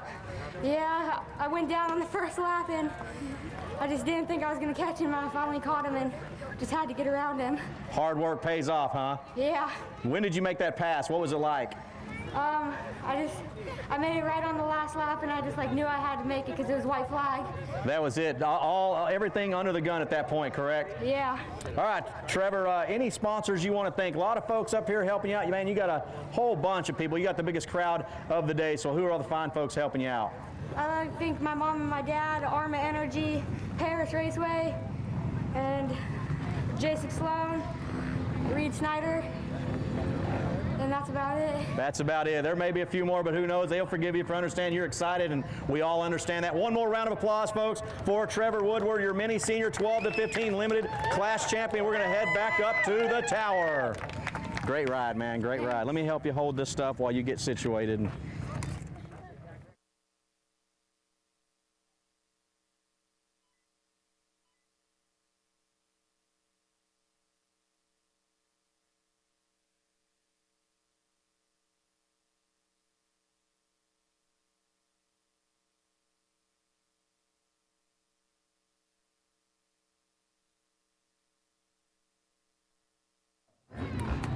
Trevor Woodward has been awarded. It's going to be we're going to get Kenny Wentworth and the Wentworth family up here. Check this out. Trevor Woodward as the recipient of the Buddy Wentworth Award. Buddy Wentworth People's Champ Award, bud. We, with Austin and Bobby and Bev being so wonderful to our family, they wanted us to do a special trophy for Buddy to represent his spirit and what he meant to this sport.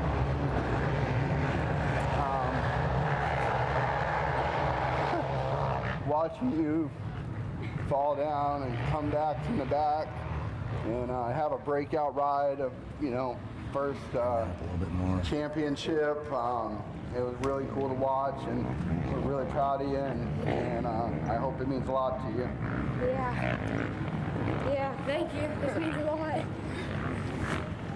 Round of applause, folks. You're welcome, buddy. We decided to do 2 awards, one for little bikes and one for big bikes. And it was really tough. All these kids out here, there was so much great racing all weekend, even though the turnout wasn't as big as we always want. But I think Bob and Bev and Austin are making this race into just a really great event again. The track was amazing, and there was racing in every class, from the 50s all the way to the pro class. I mean, there was nail biters, there was close racing. We really looked for kids that had something go bad. Maybe they fell in a moto, maybe they finished second in the first moto but came back and won the second moto. And Ryan, yesterday his first motos didn't go too great. He got a hole shot and stalled it, and I can't count the number of times I watched my kid do that. And so for the big bikes, we chose Ryan Surratt. Love you, Matt. Thank you, guys. Kenny Wentworth, ladies and gentlemen, and the Wentworth family, man, 2 great prestigious awards and heartfelt communication right there. JP Parsons, back to the tower, back to you guys up in the booth.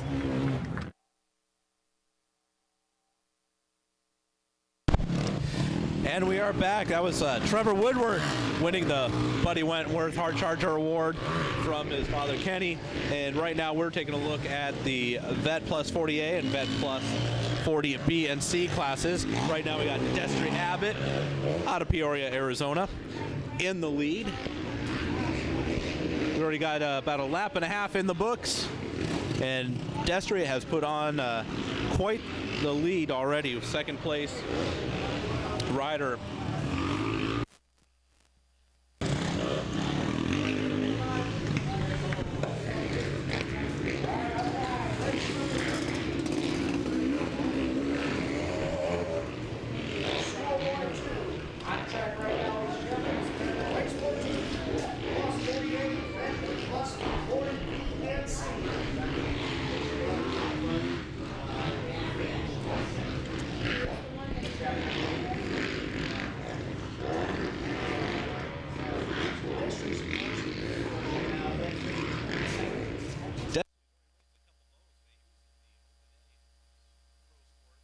in a couple top 10 finishes. Now being just over the edge of 42 A group, showing he still has the speed no matter what class.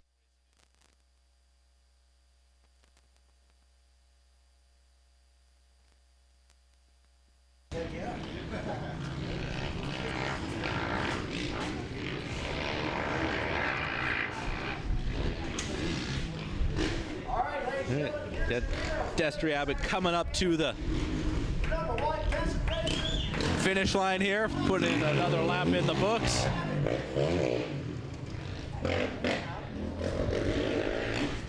Waiting for second place rider to come through as Destry's hitting the first jump before heading into the whoops. Second place is the 326 of Ed Foden.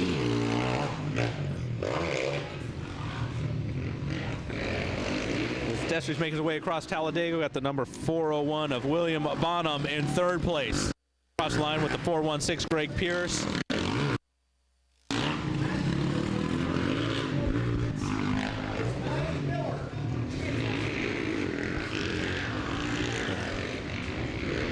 Destry's kind of taking a peek over there as he's over number 4, taking a look at number 3 to see who's coming up, what kind of lead he has to work with.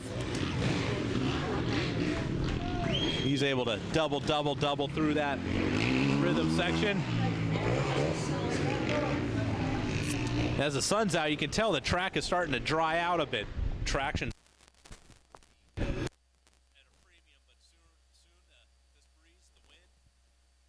sun drying it out. It's going to probably become a little more hard packed, a little more slick, so a little more throttle control. Coming down the hill, number 8 looks like he's just out for a Sunday cruise. Managing that lead he put in the first couple laps.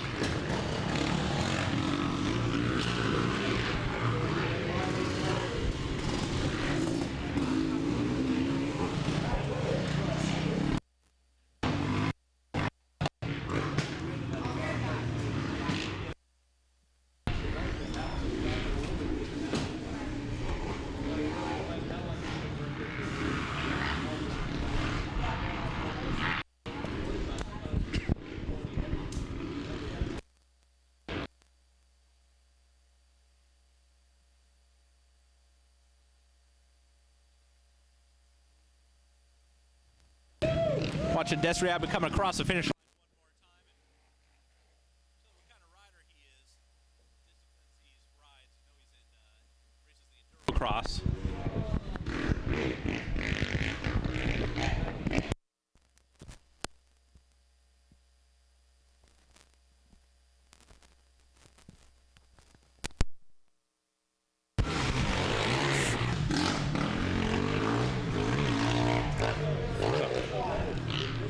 As I was saying, Destry Abbott, a local rider here in Arizona, also races the Endurocross series, but also one of the other local tracks. I was out riding one day, heard a bike come up past me, come up behind me, obviously faster than my slow bike, but looked to be Destry Abbott, which was no big surprise. But the sad thing was he was on a trials bike. He was just out there messing around for the day. Got passed by a gas.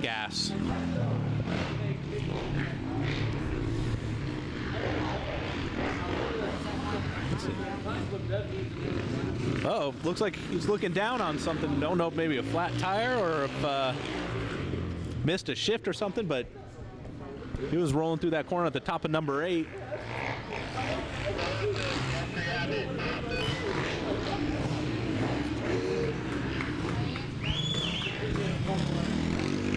Now looks like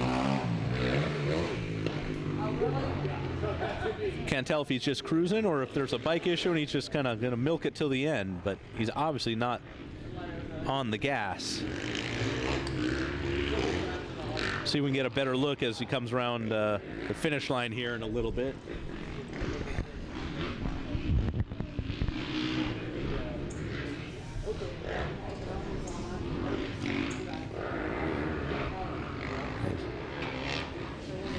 able to get up and over some of these obstacles here, still no problem. But like I said, it was just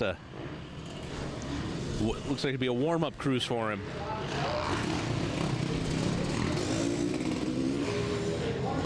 Here goes Destry, last lap, coming up on some lappers.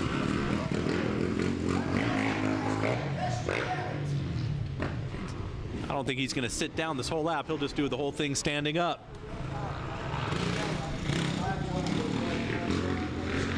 There he goes. A little seat bounce up and over.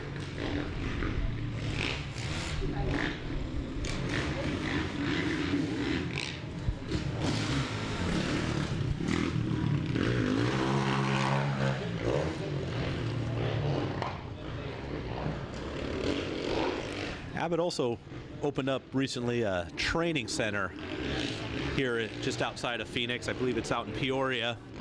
A bunch of riders are able to train, especially this time of year. They can come down, sunny Arizona, ride during the winter.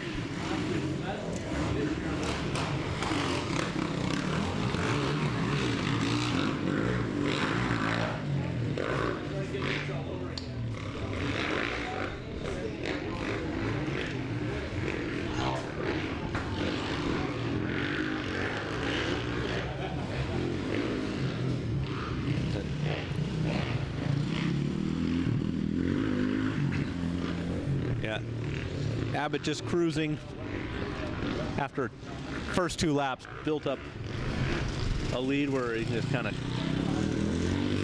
trail right at home.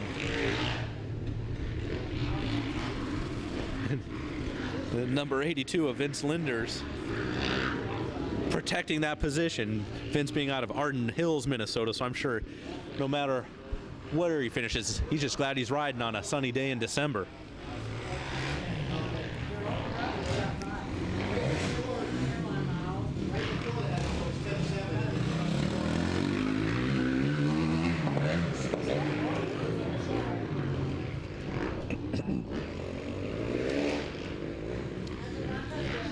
One last time through the front rhythm section for Destry Abbott. Claimed the Moto 1 win.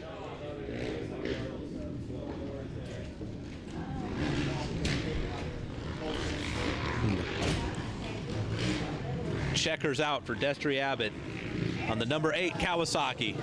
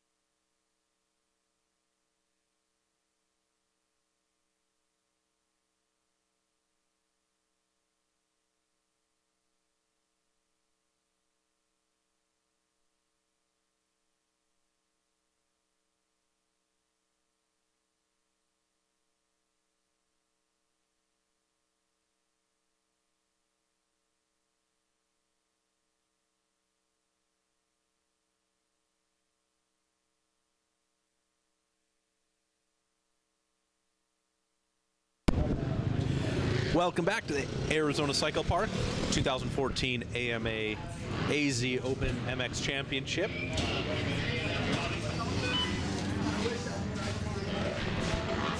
Live feed presented by FMF. We are getting ready to drop the gate on the 16.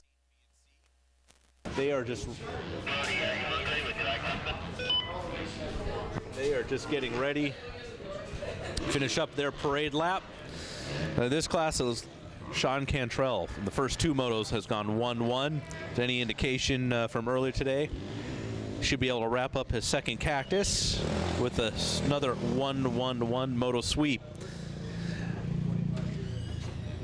Gage Share out of San Clemente, California. Previously has gone 2-2. See if he can't be a spoiler here in this moto.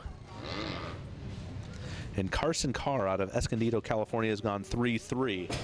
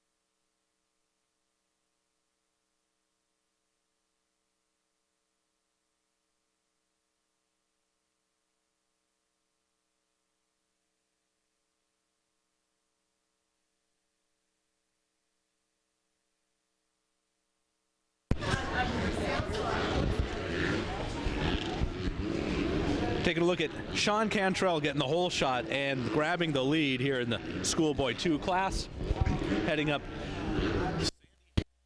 6. Again, Cantrell in this class has gone 1-1 previously, looking for a third moto win and his second cactus on the day. The bike's dancing around quite a lot coming down that hill, jumping about halfway down. We'll try and get a look here, see who's second place, maybe giving Cantrell a challenge.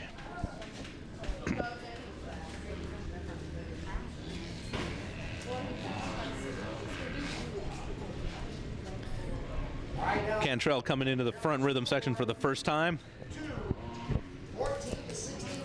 And it looks like to be the 188 of Gage Share, who's gone 2-2 previously.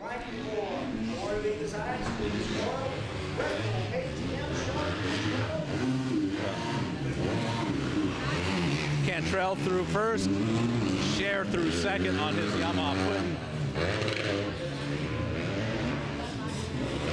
putting a lead on number 234 in third place, McCoy Bro. But Gage Share out of San Clemente, California, probably used to ride some hard pack tracks, maybe a little more comfortable today on this type of track, because the ruts haven't developed as much as yesterday. Not as soft, maybe a little more hard pack. Sean Cantrell still leading the way, heading up to the uphill triple. Gage Share riding in second place.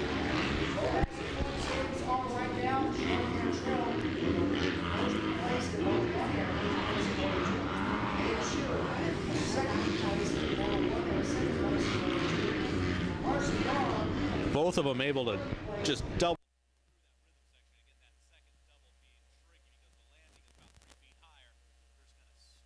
the bike up into their bodies to get back down on the ground and finish out the rhythm section.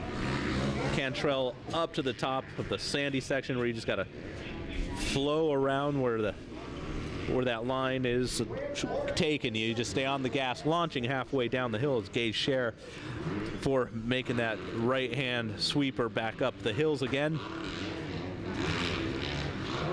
Scher's bike jumping around, dancing around a little bit from side to side. We'll see Cantrell enter the picture here in a little bit, coming into the front rhythm section. Second moto, race 19, Midi, open 9 to 15 years of age, girls junior, 9 to 12, girls senior, 12 to 16. Here comes our Cantrell, Bush, and Scher going outside, inside on this finish line section. Cantrell maintaining his lead, maybe extending it just a little bit. Riding his KTM, Troy Lee's design, Red Bull, Lucas Oil, Dunlop, Oakley, Renthal, and Alpine Stars. Gage Scher on his Yamaha for Answer, Spy, Pro Taper, Skullcandy, Maxima, FMF, Matrix, Liat, and LRG. There's a 234 McCoy Bro that just came through the finish line on his two-stroke in third place.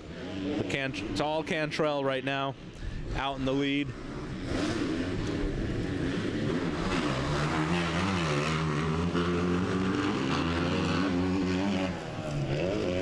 A little bit of an over jump there, but nothing his KTM can't handle.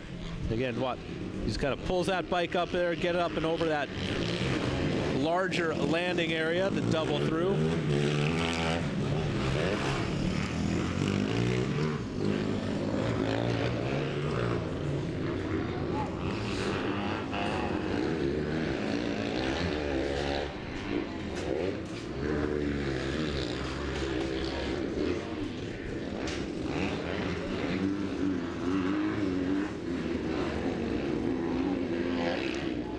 At the end of the day, that's going to be rough on the arms coming down that hill, as hitting all those bumps, and then it's trying to get on the gas, and then it's just that rear wheel trying to dance around on you. Hopefully you have your suspension dialed in so it's tracking rather than kicking.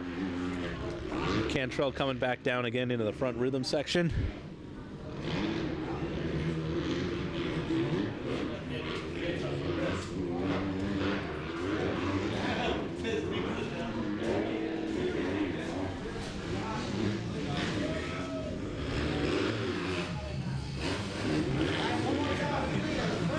One more lap down, Cantrell passing through the finish line in the lead, extending his lead a little bit on the 188 of Gage Scher.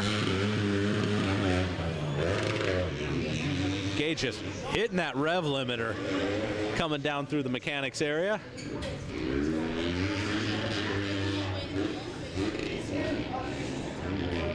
Cantrell coming up around the Talladega turn, going high line, probably further down you go, the rougher it is.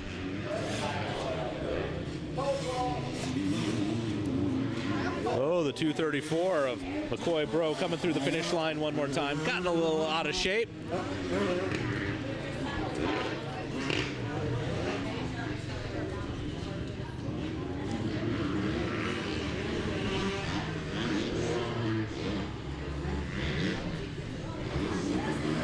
Cantrell making that rhythm section look easy, but that is one technical section to be doubling through there like that.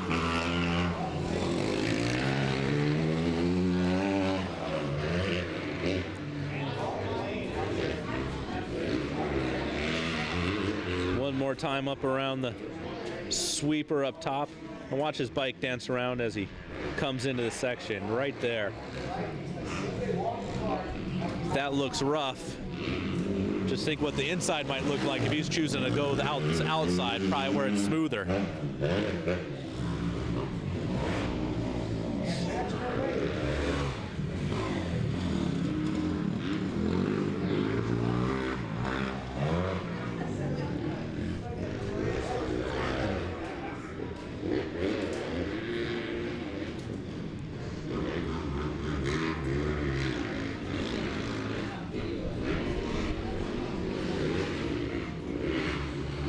One more time coming for Cantrell. White flag is out. One more lap to go, and he has certainly extended that lead on Gage Scher, who remains in a lonely second place, the 188 Yamaha.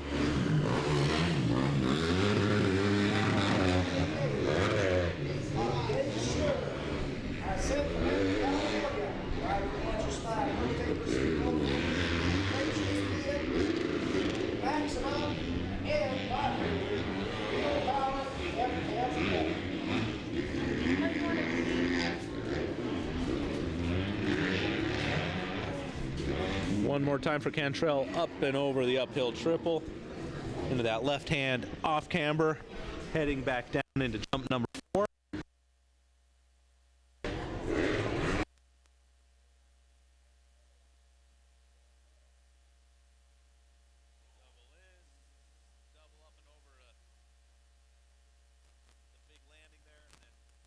Gas heading up number 6.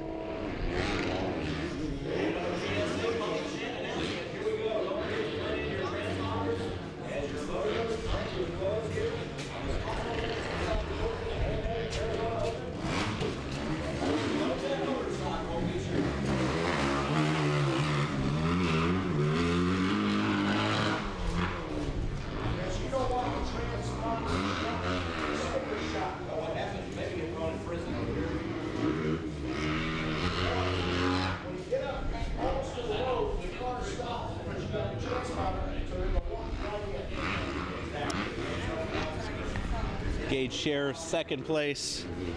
Gonna get to see Cantrell come down here in the final time, going 1-1-1 for the Schoolboy 2 class, 14 to 16-year-old. This will be Cantrell's second Cactus of the Day.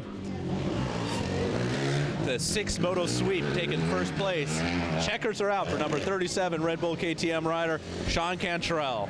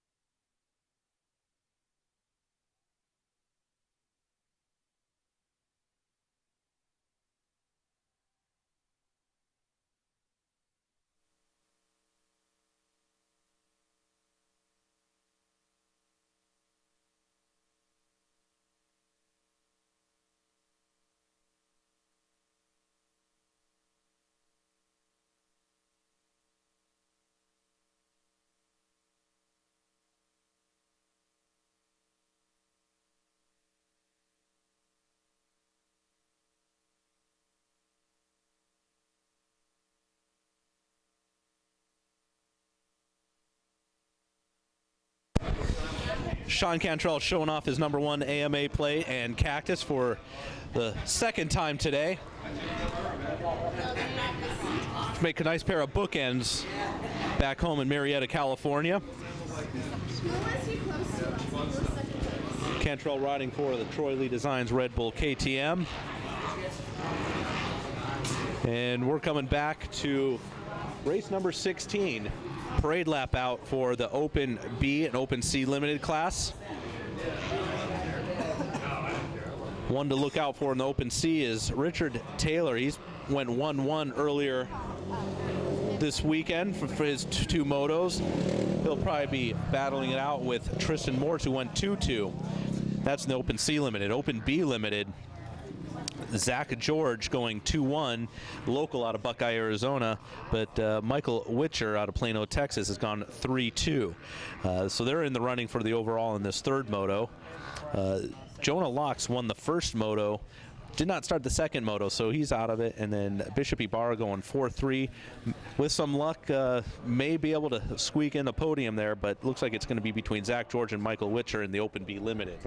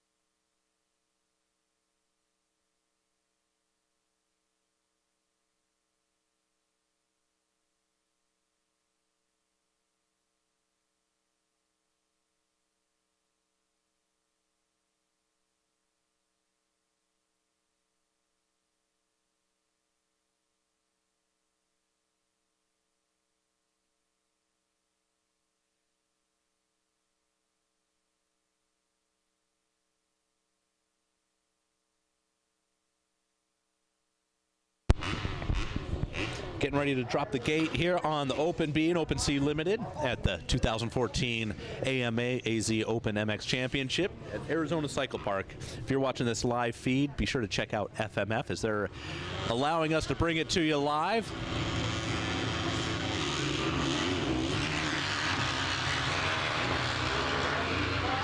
Got the first gate drop, first three riders. I believe it's the Open Bs that are in the first gate.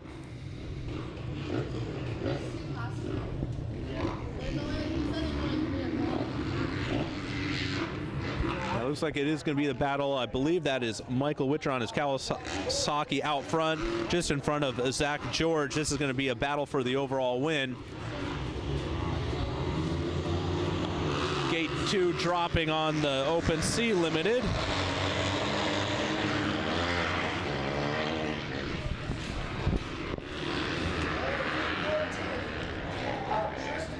Taking a look at the number 314 of Tristan Mortz out of Canyon Country, California, grabbing the whole shot in the C class. Taking a look back over. Oh, and it looks like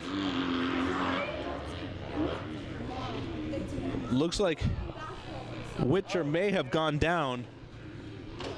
Slow to get up, and possibly given, I believe, that Zach George inheriting the lead and possibly the overall for the three-moto finale.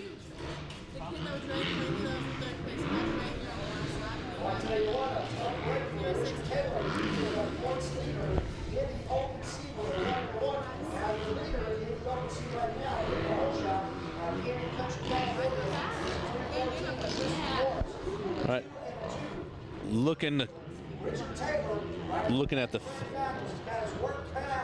672 here, Zach George in the lead in the Open B, and it's quite a lead after I believe it was Michael Witcher going down for that uphill sand section.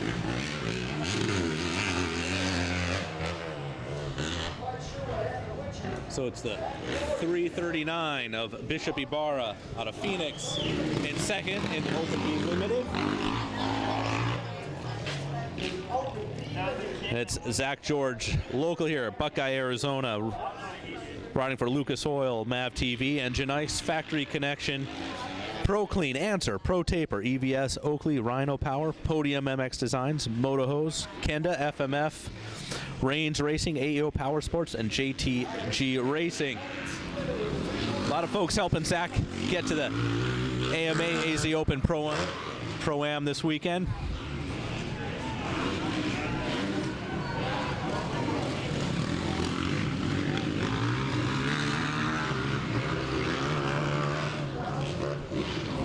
in the C class, Richard Taylor looked to have a bad start trying to get by the 469 of Jake Gautier.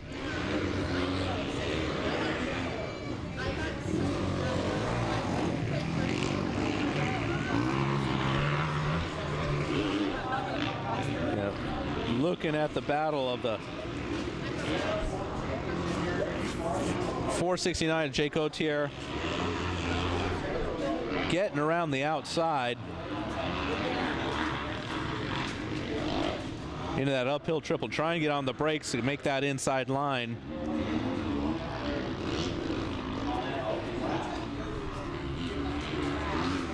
Actually, that might be Michael Witcher's. No goggles, missing the... Yeah, that is Michael Witcher. See the goggles there on his elbow. There was no front number plate. He might be done. He's just kind of cruising around, whether it's bike or body. He is slowed way up. Yeah, he's looking down at his bike, possibly bent shifter. As 672 of Zach George coming through the finish line right now.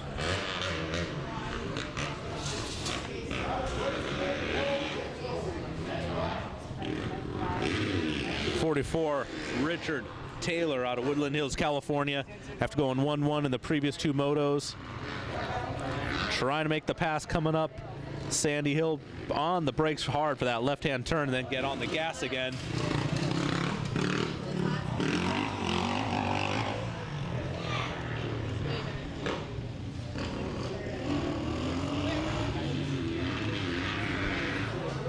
There's Richard Taylor on his Suzuki.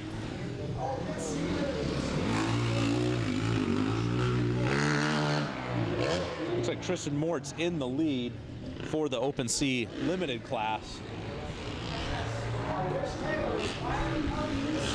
Rich Taylor in second coming around. Rich Taylor going 1-1 previously, chasing Tristan Mort's out of Canyon Country, who had went 2-2.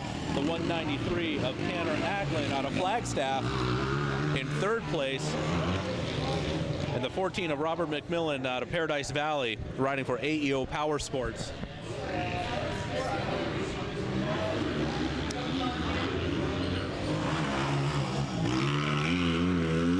Zach George landing hard, just a little bit further. He would have been down, landing on the downside of probably that acceleration bump.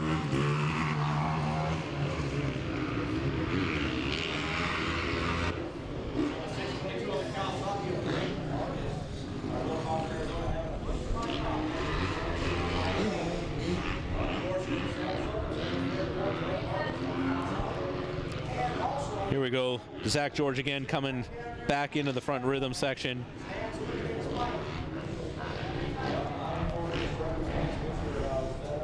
Quite the lead after Michael Witcher crashing on the first lap. The 2-1-1 should give him the overall. One more lap down, a couple more to go for Zach George.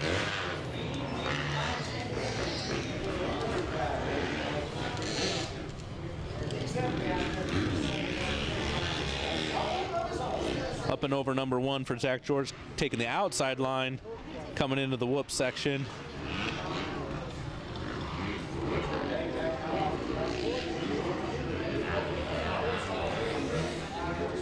With the going across the Talladega turn as he's approaching the step up number 3 triple. It's Bishop Ibarra that just crossed the finish line in second in the Open B Limited class. 314 Tristan Mort's in the C class, still in the lead. Zach George coming up into the front rhythm. Double, single, double for him. And Rich Taylor now coming across the finish line in second in the C class.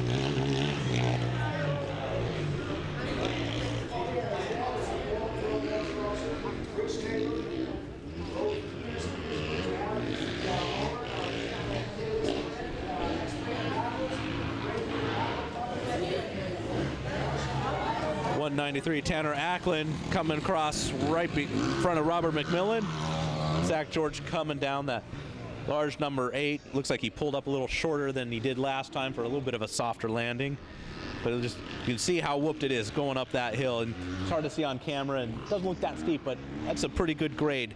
Trying to get on the gas and accelerate up that hill as your rear end is getting sucked up into the bike, and you feel that pounding as it's coming up. The bike is trying to kick you off.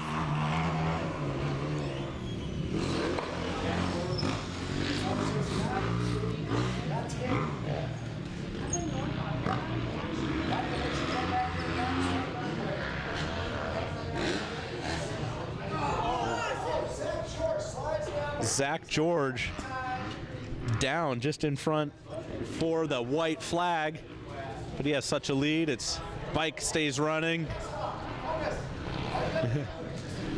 Of course, what a place to crash right in front of everybody, but it's up again and back running. Finish off one more lap.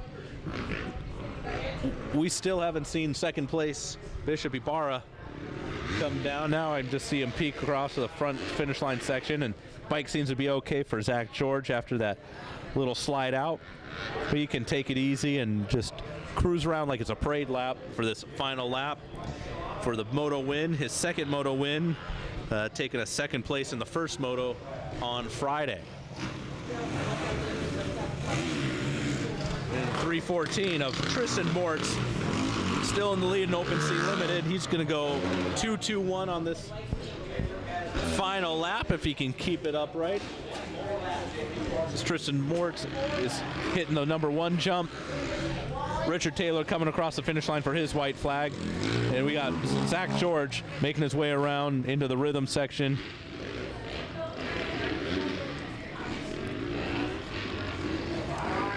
And one last time on the gas as he heads up the sandy hill, and you can see that how soft that sand is. It's no lines are developing.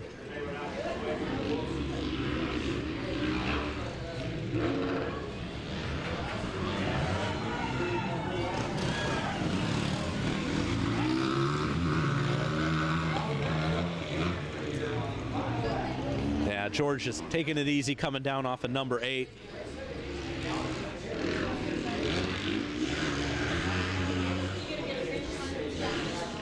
Taking his time on this last lap, making sure he able to finish in the number 1 spot, earn that overall.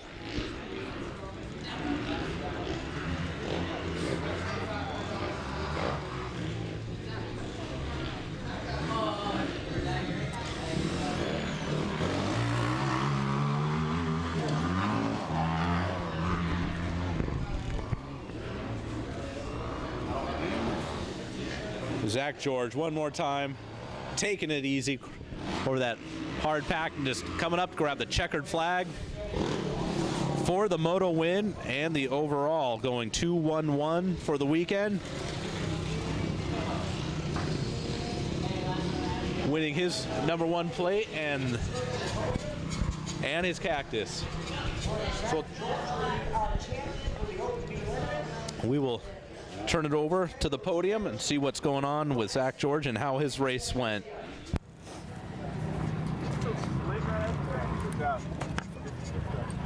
Great ride, man. Great ride, Zach. Thank you there, JP Parsons. This is going to be the Open B Limited class. Zach George, number 672, from right here in Buckeye, Arizona. Going a 2-1-1 moto score. Zach, here's the AMA referee to hand you your event number 1 championship plate. It is the Open B Limited, as well as the cactus for the winning the class. He's going to go back and get the state plaque. But how'd that moto go for you, man? Was it pretty eventful? Yeah, I felt good out there. I almost gave it away on the last lap, washing it out there by the finish. And that's why I just asked, was it pretty eventful? I was wondering if you're going to let the cat out of the bag and tell everybody what you almost threw this thing away. Oh yeah, it was close. I was scared, and it's tough luck from that buddy that crashed in front of me. I wish it wasn't given to me like that, but things happen, and I'm very thankful for this moment. All right, man. Good words right there. Good words. Any sponsors you want to thank? Lucas Oil, Engine Ice, Factor Connection, Answer, Pro Taper, Kenda, EVS, FMF, Rhino Power, Jeremy over at AEO, the whole AEO Power Sports team, and Jason Raines. All right, cool. Hey, 1 second. Here we go. We got the AMA official. He's going to bring you this state championship. We'll get some photos for you, man, for your family. Congratulations, buddy. Thank you.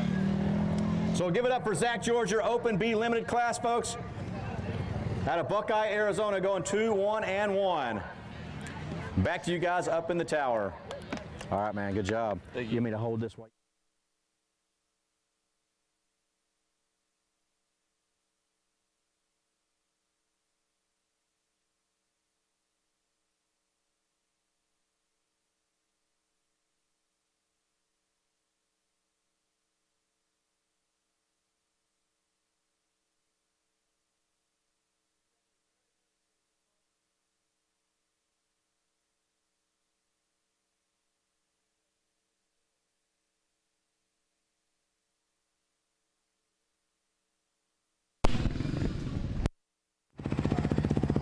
Richard Taylor Jr. out of Woodland Hills, California, man, pretty dominant here in the Open C Limited class. Open C Limited going 1-1-2. What happened? Give us a quick rundown on the start. What caused you to be back there in like 4th or 3rd place? Well, I shifted on, he turned the 32nd board sideways and I shifted, and I must have not have shifted enough or something because he dropped the gate and I let the clutch out and I didn't move. So I went through tried to get through the pack, and another guy messed up and I ran into him and I fell. I then had to work my way through and get back second. So were you kind of sweating at those first couple laps thinking, oh man, I just throw this away? When I fell, I was freaking out. I thought I was done. Yeah, I was bummed, but I just worked and got through. I'm sure, you know, your dad's an accredited pass factory and pro racer, and I'm sure he's kind of trained you and taught you just to kind of keep your cool and stay focused forward, right? Yeah, I mean, if you freak out, you're only going to make mistakes. You just got to calm down and ride smooth as best you can to get through everyone. All right, man, any sponsors you want to thank? How about all these folks helping you out here? X-Brand Goggles, my dad, Suzuki, Answer, Bell, Mica Metals, Asterisk, Tech One Designs, and everybody else. Thanks. All right, we appreciate it, Richard Taylor. Congratulations on your Open C Limited Championship. And we're going to head back up to the tower. Good job.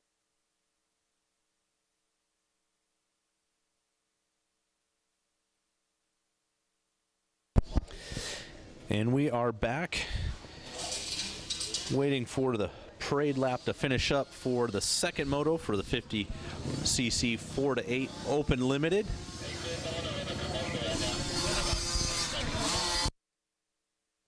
And while they're wrapping up the parade lap, we're going to step aside, run a commercial for you folks.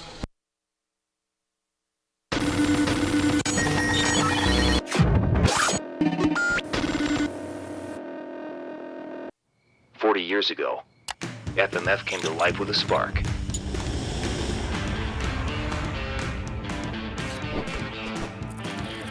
Today, FMF is the leader in performance exhaust. FMF is driven to ride. FMF is 100% American-made horsepower. 40 years of riding hard and having fun. Time flies when you're going fast. Testing is the key to everything. That's why the greatest guys are the greatest guys. Through experience, I've learned that setting my seg properly is the key ingredient to my success. You know, to have the slacker and be able to make these changes so quickly in the morning before I ride is absolutely huge for me. Slacker kicks ass.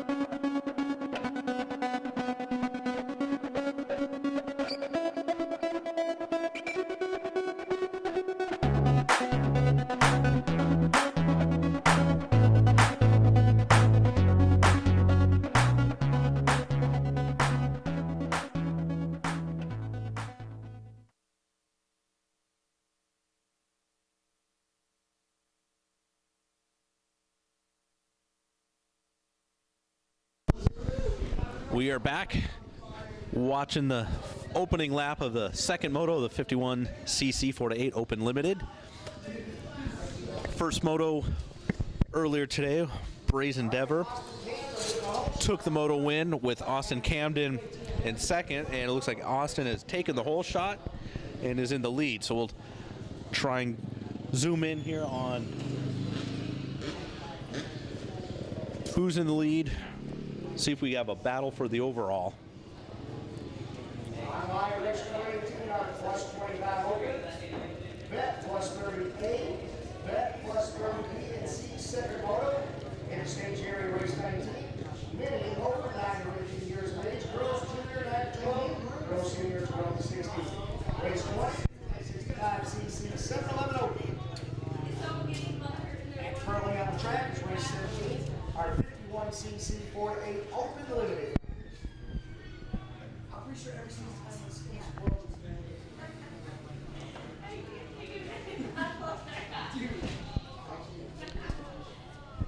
It looks like we had a couple riders down at the bottom of number 8 making that right-hand turn before heading back up the hill again.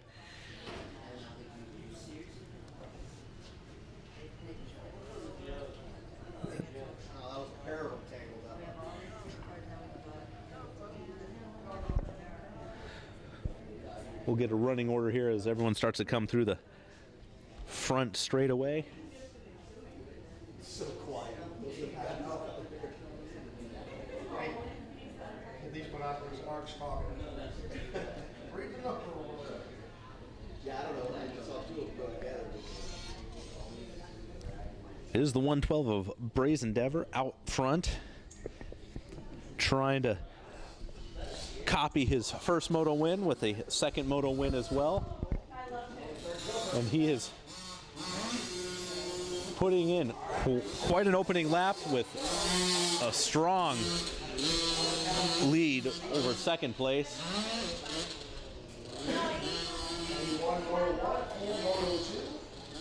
Right now, he's in the lead for Moto 3.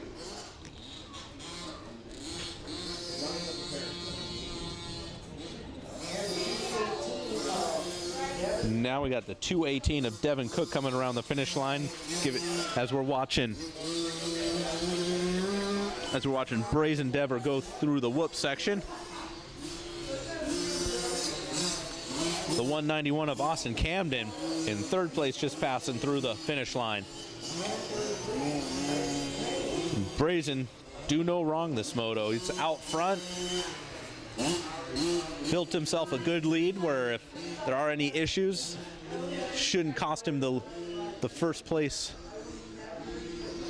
lead.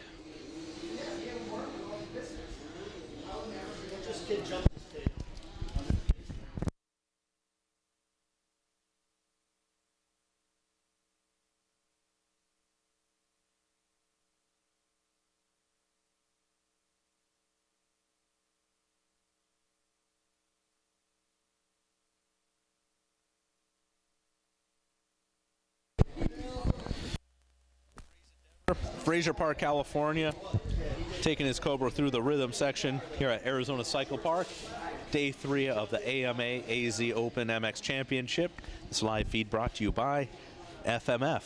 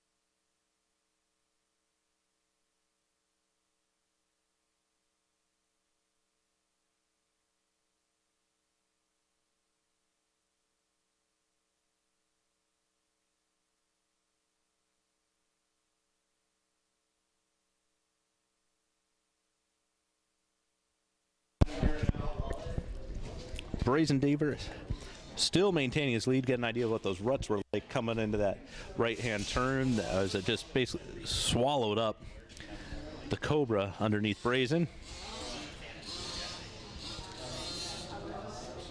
As he comes up to the finish line, put another lap in the books. Another lap led.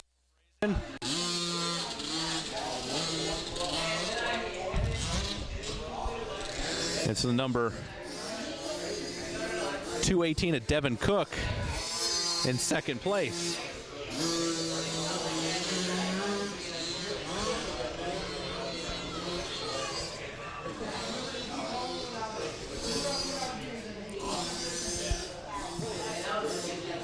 Giving you an idea of the lead Brazen has as we're waiting for Devin to come into frame. He chooses to take the outside line to get into that whoop section.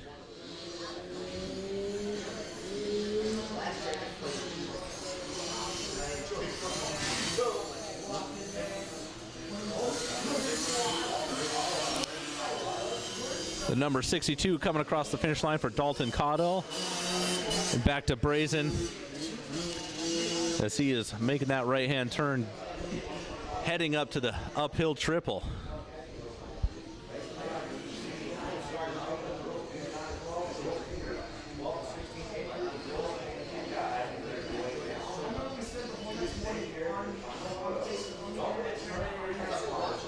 Actually, that was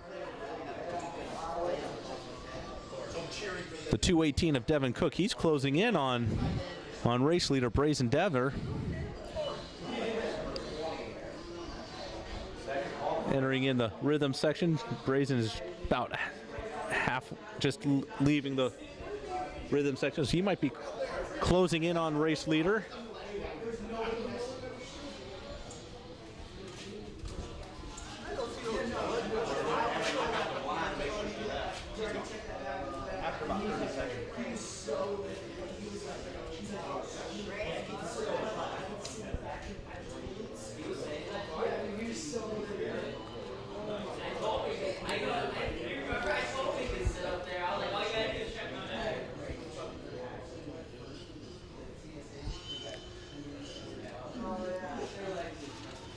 Got both riders in the picture now as Brazen is making his way down hill number 8, going to the outside as Devin Cook goes to the inside.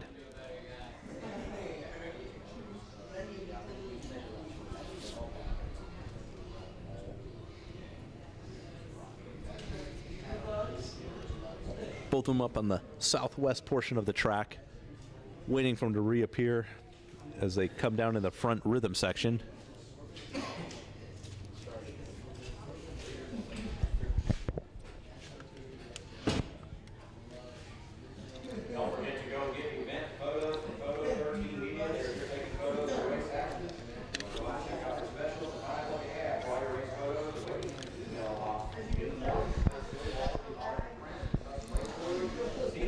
Brazen Dever still in the lead, but it's the 218 of Devin Cook out of Mesa, Arizona, taking his Cobra, trying to put the pressure on the race leader.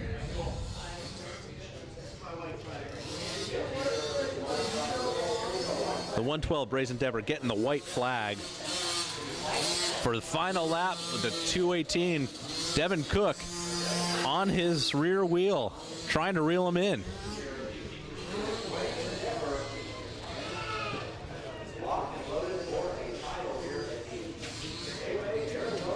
One little tip over by Brazen, hand the lead over to Devin Cook, who's putting in quicker lap times.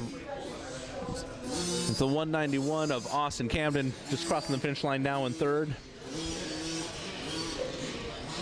But the lead right now, Brazen Dever trying to hold off the 218 of Devin Cook.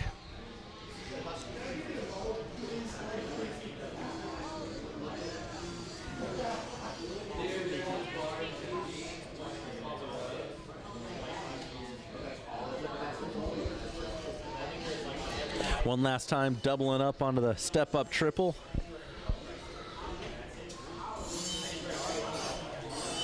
Cook might be losing a little bit of time here. He's going to have to get a little bit closer if he's going to have any chance to try and get past Dever for the moto win.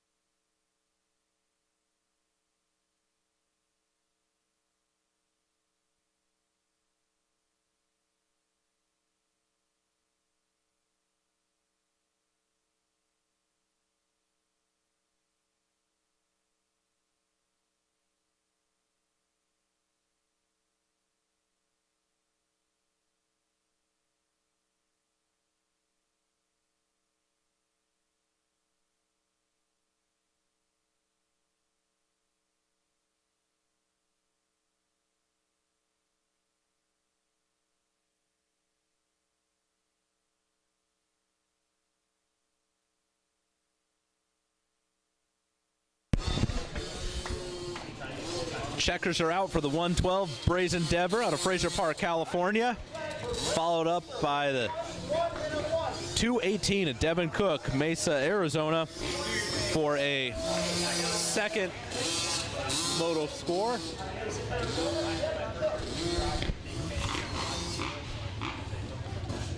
We'll turn it over to the podium, hear about Brazen's moto win. Check sound, JP Parsons. And the boys up in the booth, Shan Garcia here on the podium. We got a happy Brazen Dever. Gonna get his helmet off. Out of Fraser Park, California, going 1-1-1 on the 112 Cobra.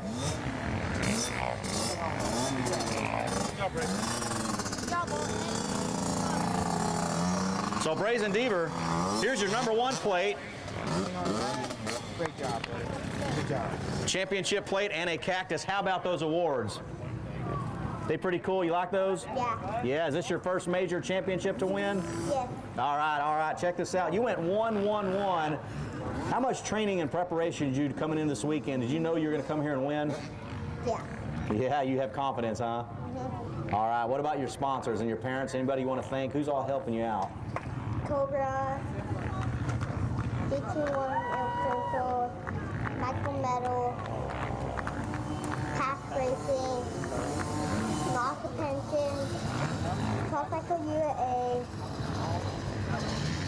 New Graphics, and that's it. And that's it, huh? Okay, well, congratulations. We'll let you get going. Yeah, let's hold your plate up and your cactus up. This way, Brazen. Great job.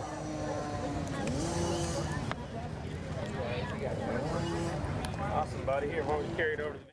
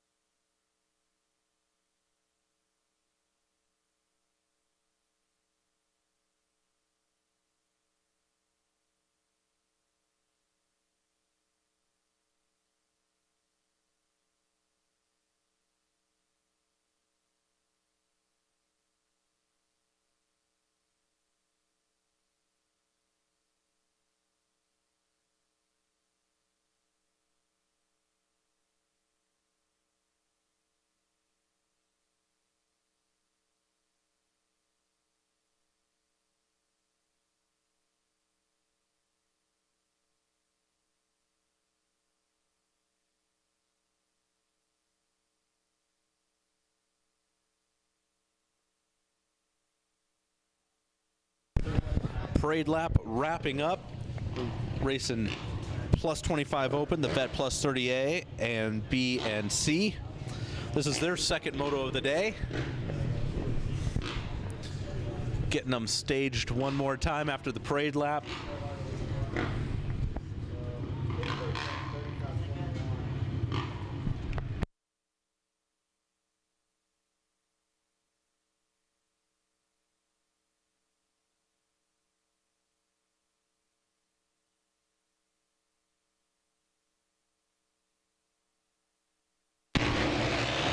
Gate dropping down. Looks like the whole shot was going to come from the outside, but it was Honda, I believe, of not sure who. Have to wait for them to come around again, get the running order.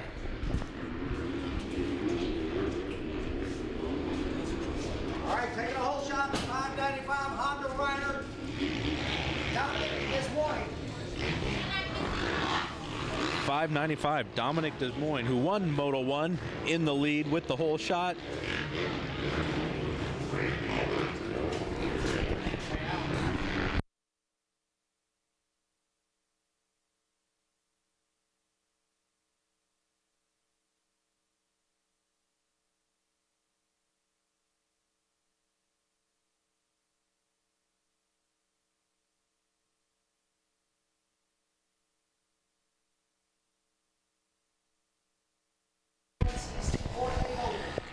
Dominic Desimone from Paris, California, maintaining his lead up at the top part of the section, taking a quick look back to see who might be giving chase.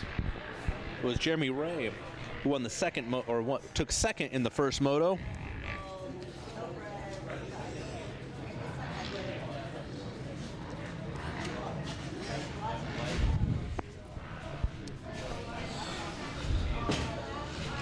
Dominic coming through the finish line here.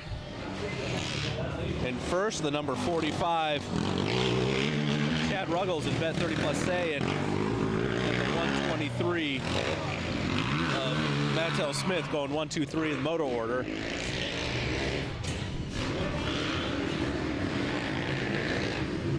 But it continues to be Dominic Desimone in the lead, coming out of the whoops, heading up into the Talladega turn. Bruce coming off that rear tire is on the gas.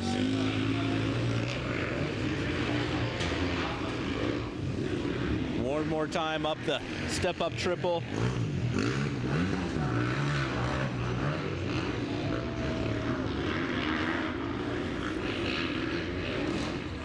Dominic up number 4, taking the outside line before entering into the rhythm section. And a triple-double for Dominic. And it's back up towards the sand of uphill number 6. Starting to see the dust pop up a little bit. Still pretty wet up there as far as the churning the bikes are doing with the sand and dirt, bringing that moisture that's been soaked into that desert, bringing that moisture to the surface, keeping it damp. Dominic taking the way outside line. So he's launching down number 8, hitting all those bumps.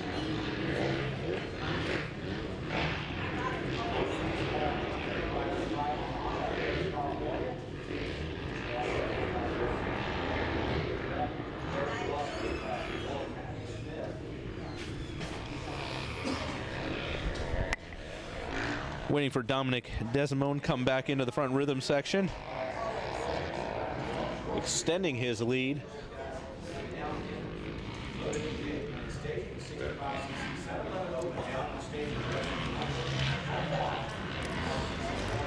Going outside in, coming up to the finish line, hitting that little inside double.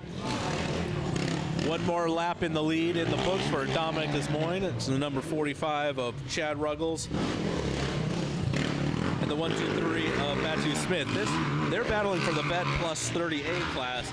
Chad taking second in Moto 1, while Matthew Smith took first. So the winner between these two are going to take the overall.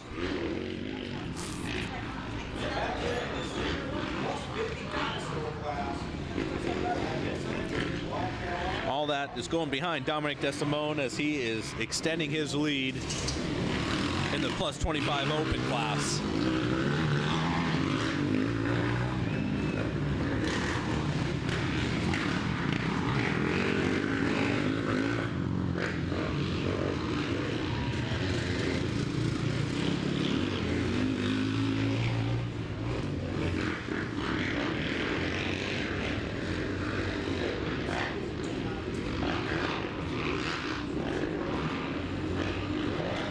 Dominic taking that outside line at the top of hill number 6. Probably a little bit smooth around the outside, and the lead he's built up, he could probably afford to take what might be a little bit slower, but a lot smoother as he does it again around top of number 8, taking the wide line all the way down, hitting all the outside lines.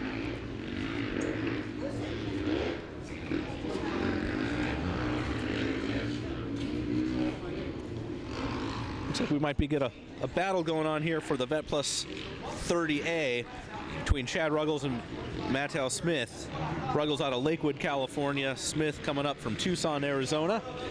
About an hour and a half south of us here, just outside of Buckeye.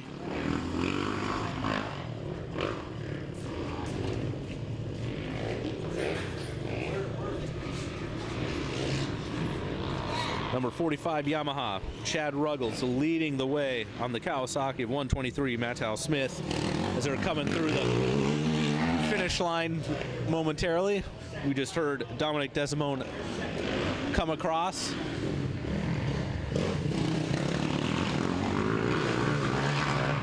Inside line for Smith, trying to cut off the line of Ruggles. And then they just funnel in the same line here, going over number 1, heading into the right-hand turn. Smith going to the inside before the whoops. Ruggles blitzing it from the outside, still able to make that inside left-hand turn before going into the Talladega turn.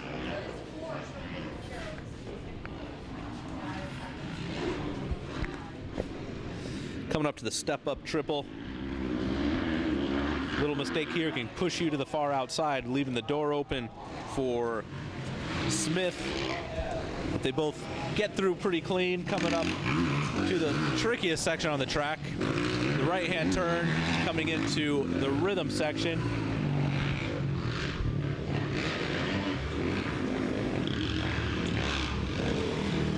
It looks like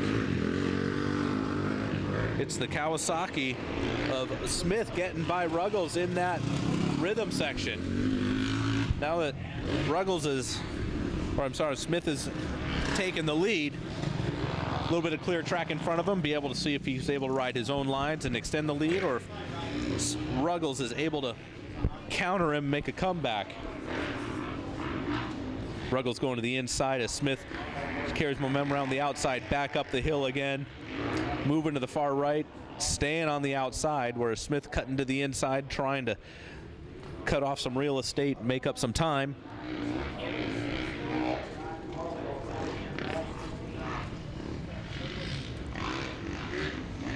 Get a glimpse there of Dominic as he's still leading the moto, but we're watching the battle between Chad Ruggles and Mattel Smith in the Vet Plus 30A class. And it's the Kawasaki of Mattel Smith. Chad Ruggles keeping him close at hand. One more lap. It's the last lap. White flag is out.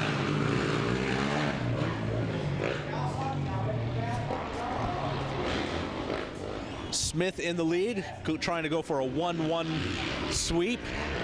Ruggles trying to at least tie on points, but win the tiebreaker. Whoever finishes better in the second moto.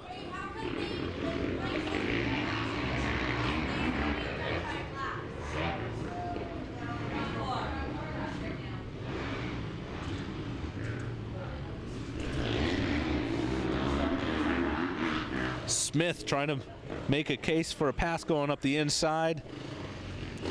Or Ruggles trying to make the pass, going side by side over number 4, giving the look over.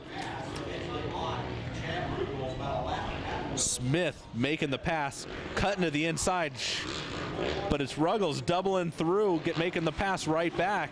It's that rhythm section if you're not doing something someone else is, chances are you're going to get a pass there. And Ruggles found that out firsthand.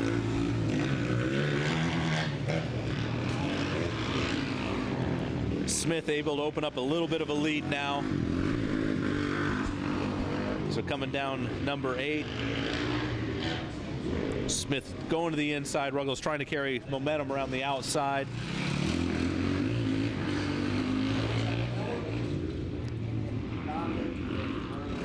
Up at the top part of the southwest part of the track. See if got any closer, or if any passes made before they come into the rhythm section. But it's going to be Dominic Desimone with the moto win.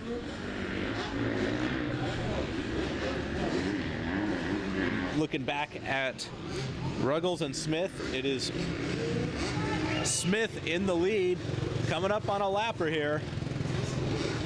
Ruggles going to try and get up there, but no. The 123 of Mattau Smith taking the moto win. Number 45, Chad Ruggles, second. But the Dominic Desimone with the moto win.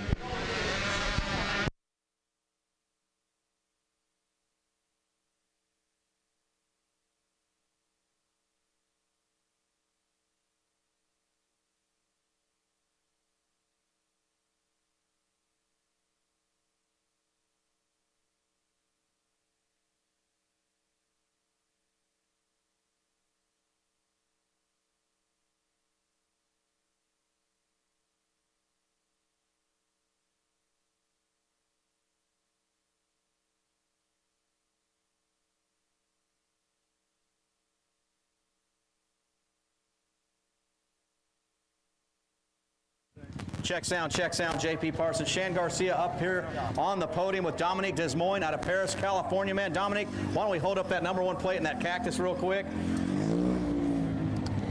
Out of Paris, California. Man, pretty uneventful race. It looks like you're kind of on a different level than those guys. And you're out there running that Open Pro Sport earlier, and you're flying out there in that plus 25 Open class. Yeah.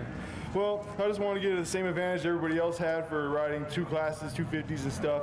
So I needed some practice because this track was just growing like crazy, you know? So that's why I did it, mainly for practice. I really wanted that win for the Open Pro class. I know I could do it. And that's it. I wanted to win, but it didn't happen like that. And I would like to thank Factory Backing, Asterisk, Spy, and my parents, and Factory Connection. All right, cool, man. Round of applause here for Dominique Desimone, your winner here in the plus 25 Open class, your champion for the 2014 AMA Arizona Open. Good job, bud. Thanks, man. Good job.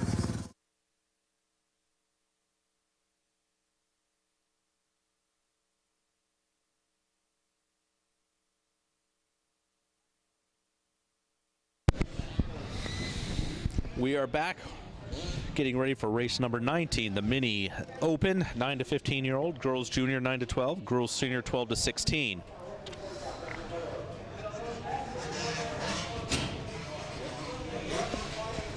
Just wrapping up the parade lap here. The riders coming through, getting a look at the track. Get them shuffled back in the gates.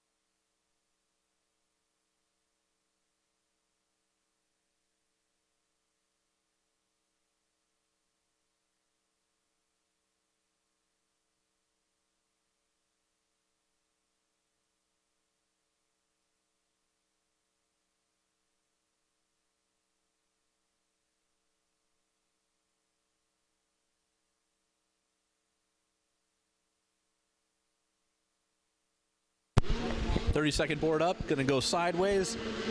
Gate's gonna drop.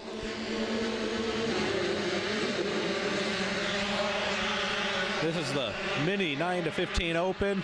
Looks like the whole shot coming from the outside. Sweep into the left.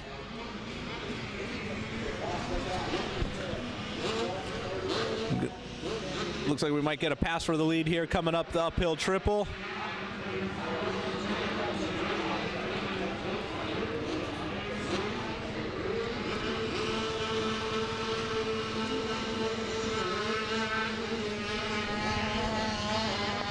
I believe that's the number 53 of Wyatt Lyonsmith now in the lead.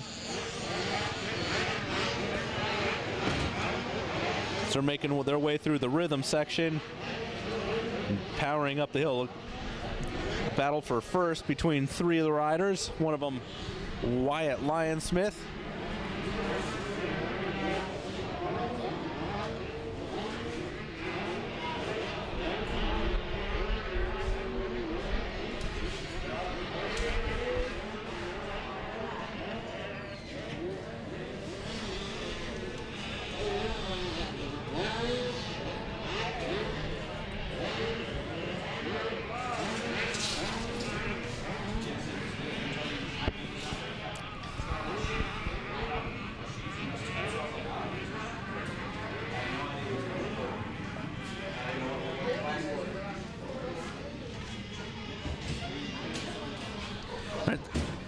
Here we go, coming down into the front rhythm section. Looks to be the number 24 of Joshua Varese and the 53 of Lyonsmith.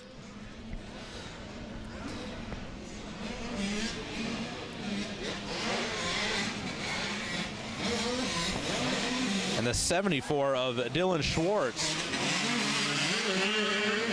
Schwartz in second, chasing down Varese with Lyonsmith in third.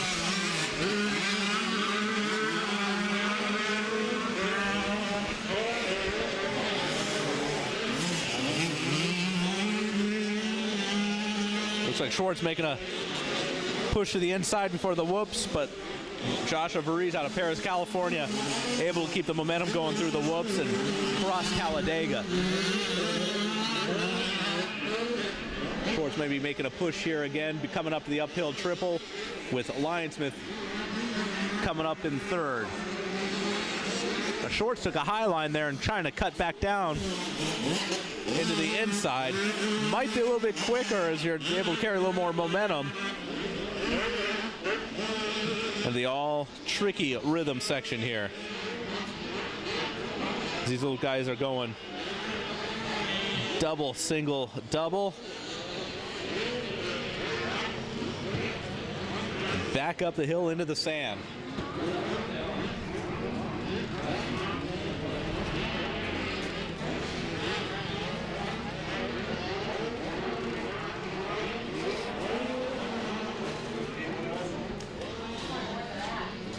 Looks like it might be Schwartz pressuring Varese for the lead.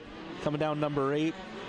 Varese holding the inside. Lyonsmith taking the outside line, while Schwartz in second following Varese.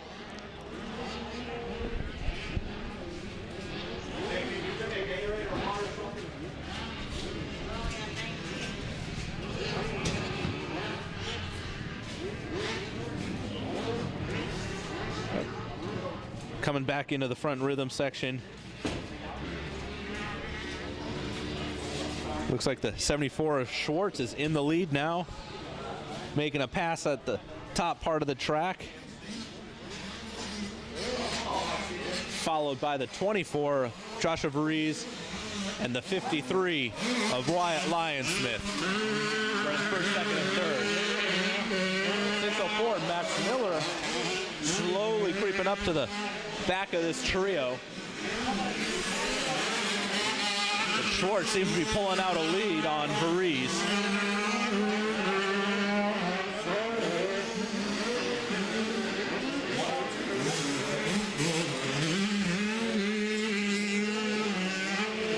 That looks to be first, second, and third. Pretty well spread out as Schwartz is pulling the lead. Varese holding his position in second. Wyatt Lyonsmith out of Boise, Idaho on his KTM trying to latch onto the back of these guys and maybe make a pass later in the moto.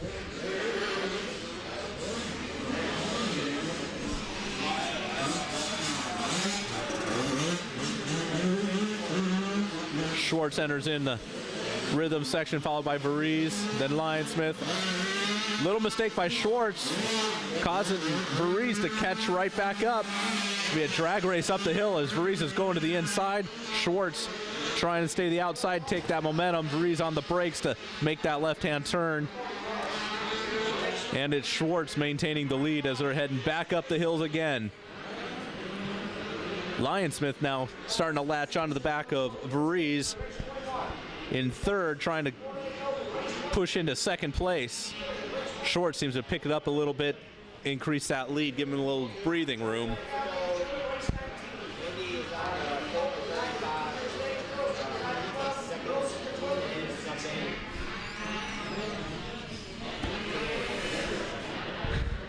As they're coming off the top part of the track in the southwest, coming in that front rhythm section, still have the 74 of Dylan Schwartz out of Alpine, California, followed by 24 Joshua Varize out of Paris, California, and Wyatt Linesmith coming from Boise, Idaho.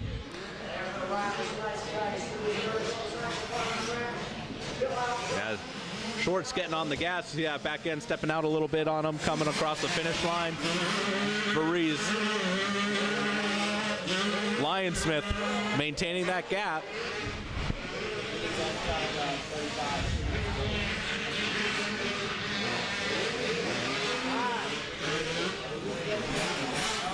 Looks like Schwartz is starting to protect some of those inside lines. He took the inside line to into the whoops. Left-hand turn into Talladega on the gas across the side of the south-facing hills of ACP. Coming into the step-up triple. Inching away from the number 24, Joshua Varize. Wyatt Linesmith just won't go away. He's got about the same gap on Varize the last couple laps now. Coming into the rhythm section last time around, it was Dylan Schwartz making a little mistake in that section, not able to double in there, but looks like he's getting through pretty clean now. And Lionsmith making a mistake as he's off the side of the track. Not only is that section tricky to try and double through the way they're doing, but it's also turning to the right. So you not only got to try and keep up your momentum to clear the doubles in that rhythm section, you got to make sure you're turning to the right as well. Otherwise, you do just what Wyatt Lionsmith did, is end up on the left side off the track. Dylan Schwartz coming down, number 8, getting back on the power to head back up the hill with Joshua Varize close in tow, and so Lionsmith falling off the pace after that mistake in the rhythm section.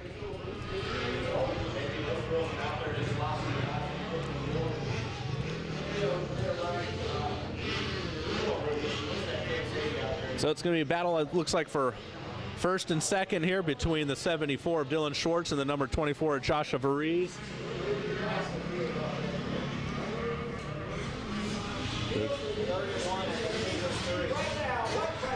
Coming back across the finish line, white flag out, 1 lap to go.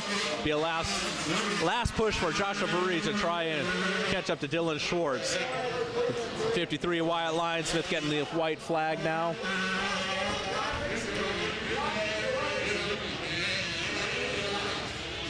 Dylan going to the inside line again, same as Joshua Varize into those whoops. Trying to hit that corner clean before getting on the gas at Talladega. We're starting to dry out. Throttle control is going to be key for those drier sections.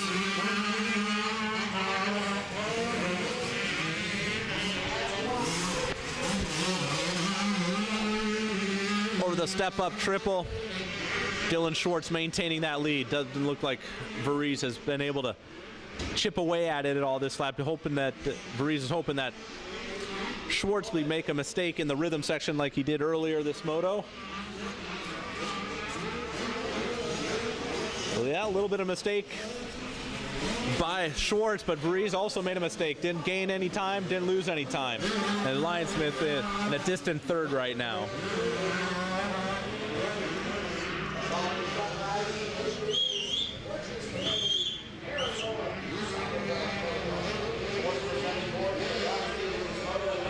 at the top of the northwest part of the track. It's Dylan coming around, jumping down number 8, holding the inside, protecting that. Oh, gotten a little skitterish as he was flat tracking both wheels coming down to that off camber. Caught hold, but didn't lose too much time to Dylan Schwartz. Both of them hitting that double up at the top before that left-hand turn, coming back down into the front rhythm section. And it looks like it's going to be the number 74 of Dylan Schwartz from Alpine, California on his KTM, followed by Joshua Varize out of Paris, California.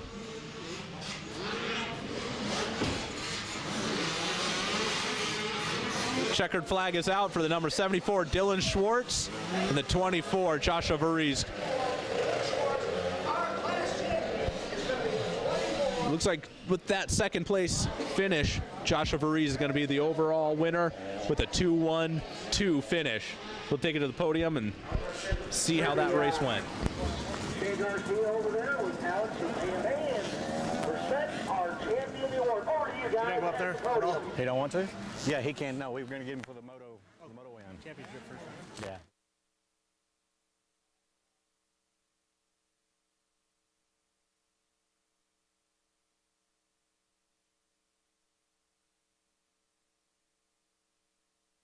Check sound, JP Parsons, Shan Garcia down here on the podium. We have the number 24, your class champion, the mini 9 to 15 open class, Joshua Varize out of Paris, California, going 2-1-1. Did you know that Schwartz was making you work pretty hard, but you know that he had kind of blown that first moto yesterday I believe, with a 7th, so you kind of knew that you had to go in there and just kind of cruise control and just play it smart. Yeah, last night I looked at the results, and I looked at Dylan Schwartz went 1-7, and then Wyatt Lyons-Smith went 3-2, and I had a 2-1, and all I had to do was place the top 3 and not let Lyons-Smith get around me, and I just got the whole shot, made a couple mistakes, and then Dylan got around me, and but I knew that if I got top 3, I still got the championship, so I was just riding smooth and just not going to go down. Awesome ride, awesome ride. Congratulations on this championship. Who's all the folks in your program helping you out? The whole Orange Brigade team, FMF, JZXLone.com, Jimmy Sloan, my trainer, my mom and dad, Lord for Keep Me Safe, W Wheels, Skull Candy, Motorex Oils, my grandma and grandpa, my little brother for supporting me, Milestone MX Pro Shop, Milestone MX, Paris Raceway, all my friends and all my whole family, my friends, and just everybody that's helped me, Alias MX, 6D, if I missed anybody, Haven Empire Clothing, Arma Energy, just anybody I missed, thank you so much. All right, give it up for Joshua Varize, your mini 9 to 15 open class, going 2-1-1. Pretty dominant results there. Here, hold the camera. Hey, will you put your helmet? I want you to put your helmet.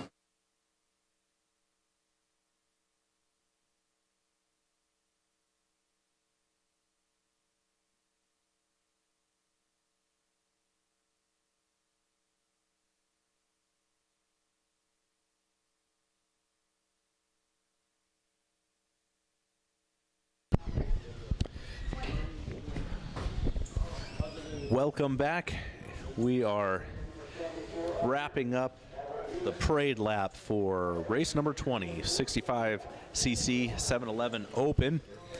This is the AMA AZ Open MX Championship, live feed presented by FMF. Check out azopenmx.com for not only the live feed, but live timing and scoring as well.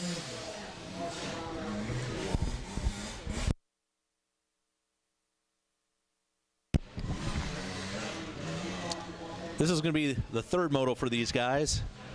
Gage Wilcox, number 101 on the Stansbury, Utah, going 1-2 in the previous 2 motos. Second moto was won by Slade Varola, but Moto 1 finish of 10th may have taken him out of contention for the overall. Ryder Holtorf going 4-3, and CJ Bernard going 3-4. That may be the battle for the final podium spot once everything's said and done. So we'll get the riders back in their gates, get ready for the gate drop.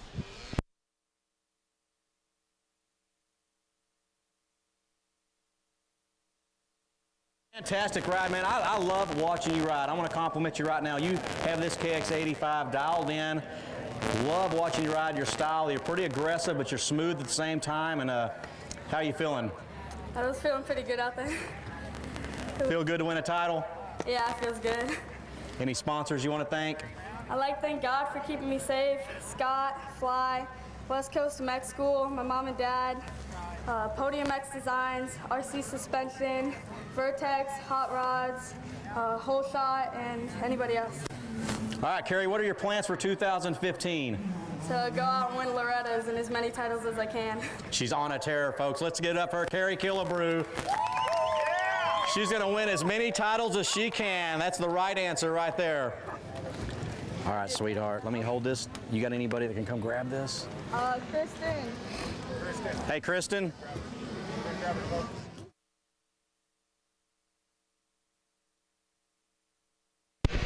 Gate drop on the 65cc 711 Open. And looks to be the KTM out front of Gage Wilcox.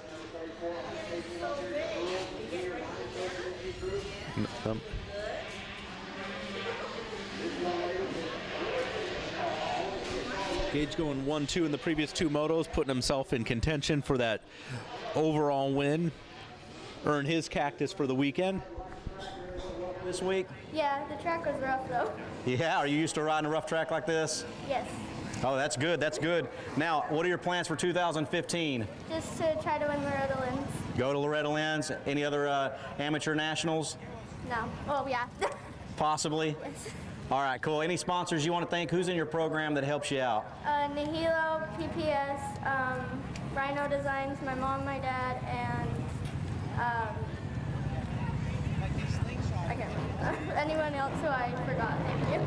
Hey guys, let's give her a good old Arizona welcome and goodbye as she heads back to Utah. And congratulations for Taylor Allred out of Riverton, Utah.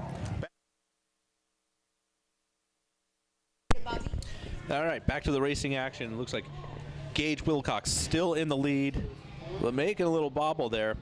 That might be the 211 of Brock Bennett in second place.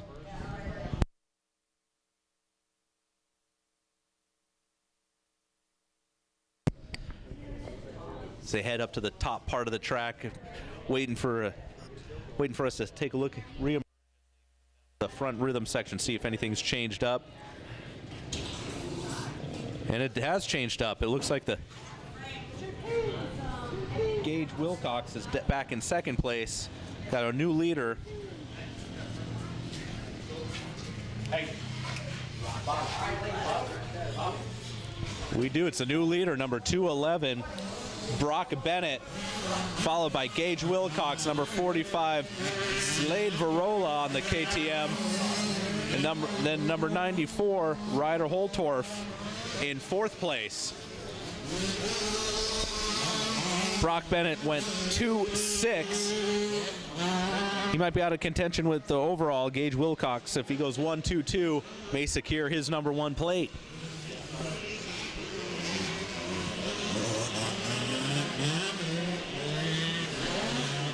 Brock Bennett's starting to put a gap there on Gage Wilcox, whether it's Gage knowing where he needs to finish or who he needs to finish in front of, just managing this race, or Brock Bennett getting on the gas, knowing it's always nice to finish the last moto in first.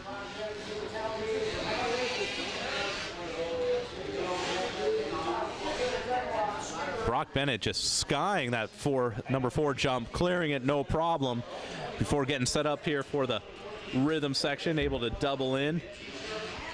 You know, these little guys, once they double in, it's got to get on the binder so they can start singling through. You can see the lines crisscrossing going up that sandy hill number 6. And he's just putting distance between himself and Gage Wilcox.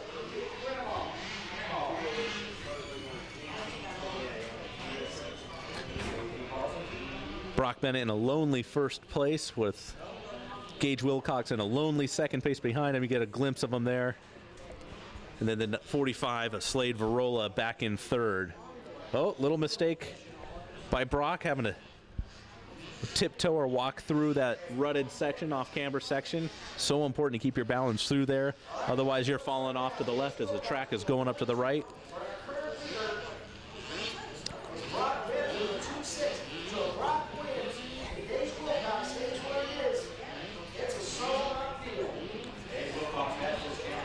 Brock Bennett re-entering our picture here into the front rhythm section. Just putting in a strong moto. Gage Wilcox still there in second.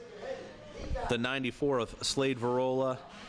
But I think Gage Wilcox knows as long as he stays in second with the 2.6 of Brock Bennett in front of him and the 10-1 of Slade behind him. He just took a peek there to see where Slade was, but I think he knows he's got the overall wrapped up as long as he stays where he's at. And it's the number 94, Ryder Holtorf, in fourth place. Brock Bennett taking the outside line, going through the whoop section.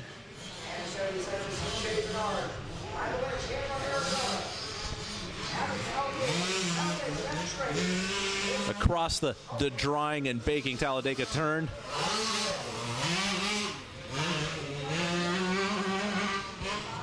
Heading to the uphill triple. Watch this little scrub. Boop, right there.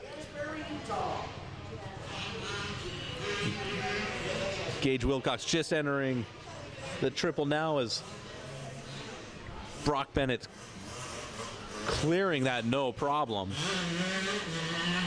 That's a good sized jump. Watching the bigger bikes go over it, you can tell it's a good sized jump, but watching these little guys sky over it just makes it that much bigger.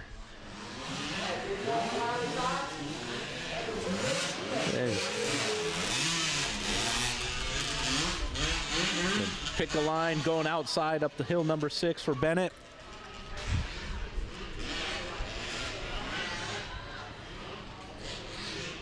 Gage Wilcox in a lonely second place. I think he's just going to keep it on 2 wheels and ride this home and earn that overall win.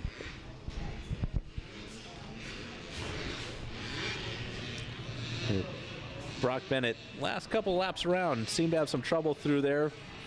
Found a little bit better line, was a lot smoother coming around that off camber before getting back up the hill again out of view.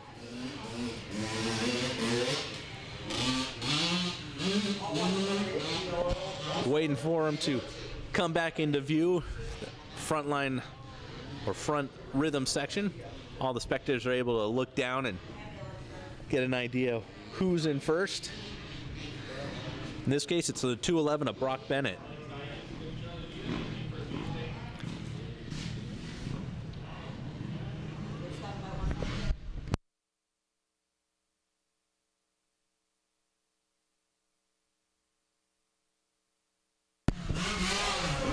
Bennett coming through the finish line. The number 101 of Gage Wilcox in second place. And 45 Slade Varola coming through. Little tap of the back brake, bring that front end down, hit downside smooth for Brock Bennett.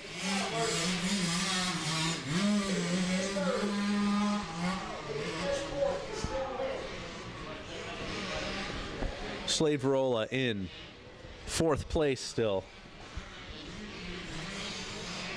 But it's Brock Bennett inching out, taking the lead. We have coming up, we got a rider down in the corner before the rhythm section that Brock's coming up to. But Brock's been taking the inside lines. Oh, so he saw the yellow lights shining, doubled up. Into the rhythm section, no problem. Same for Gage Wilcox. All of them see those shining lights, knowing that there's a down rider on the other side.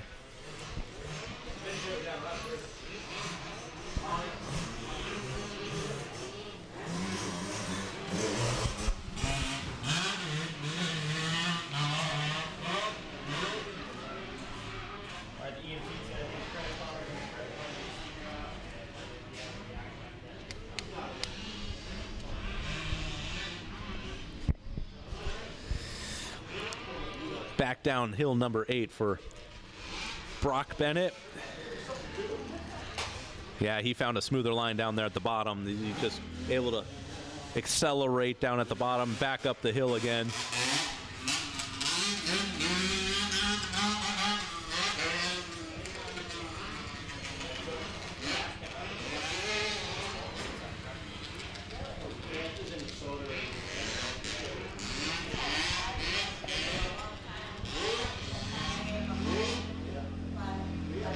Brock Bennett clearing that front double, no problem.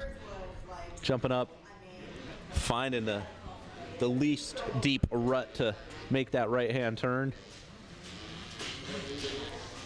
A little style coming over the hip jump. Getting the white flag, 1 lap to go for Brock Bennett, and a moto win. We got number 51 a lap down, Riley Knott coming through here, followed by 101, Gage Wilcox, firmly in second place, firmly with the overall win, as long as he can keep it on 2 wheels, and Slade Verola coming around in third, stays where he's at.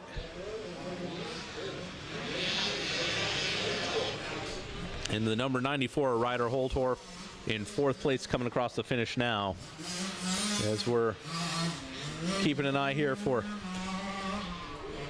Gage Wilcox coming across Talladega, 2nd place, but with the, should have the overall win with a 1-2-2 finish.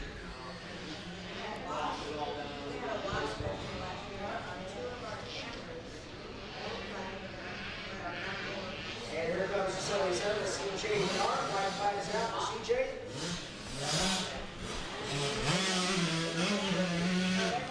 Coming up to number 4 as it leads into the right-hand turn before the rhythm section for the 101 of Gage Wilcox, riding out of Stansbury, Utah. Renthal SRS suspension, 100% Dunlop, of course, mom and dad. Brock Bennett with a sizable lead. Brock Bennett is taking his sponsors to the podium: Cobra, Answer, Spy, Pro Circuit, DT1, Mica Metal, ASV Levers, Nobby Shop, Garnet, Bell Helmets, and Wiseco.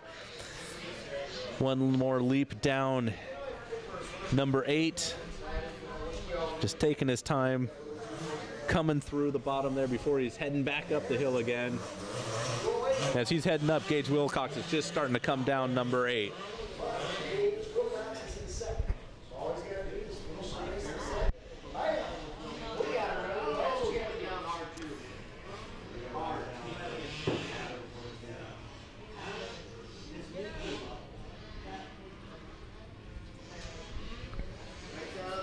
Brock Bennett coming into the final rhythm section here, front straightaway. Got a downed rider. Yellow flag. Shouldn't provide any issues for Brock. Coming up to grab the checkered flag and the moto win for Brock Bennett out of Bakersfield, California. He's going to go with a 2-6-1 moto finish.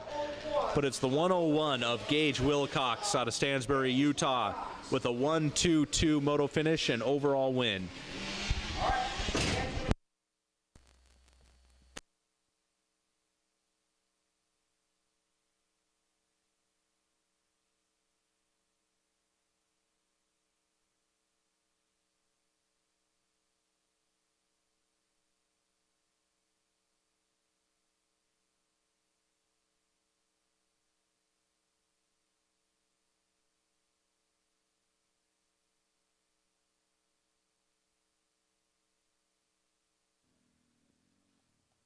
Brock Bennett, congratulations on that moto win out of Bakersfield, California with a 2-6-1. Congratulations. How'd that moto go for you, buddy? It went good. The track's getting really nice, and it's pretty good moisture. It's starting to get dry, though. Some moisture spots and some dry slick spots. Learn a little throttle control out there today? Yes, I did. All righty, Artie. Any sponsors you want to thank? First of all, I want to thank Bob Morales. He has his birthday today from ASV.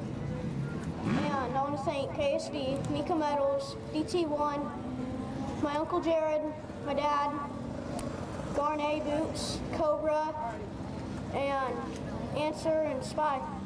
All righty, congratulations. Good job, the 211 on the Brock Bennett on the Cobra out of Bakersfield, California. Good job, Brock.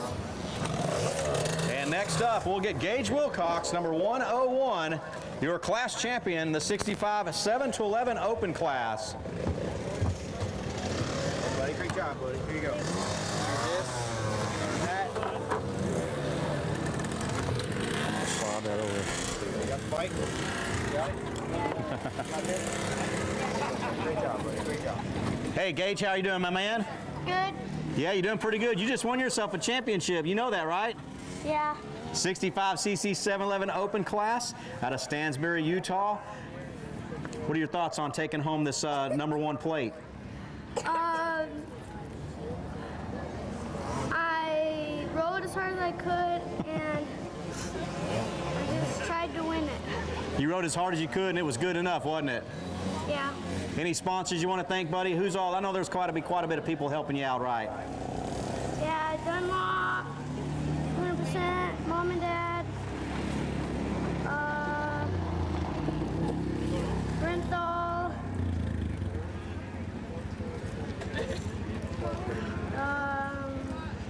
Tubi, Scott,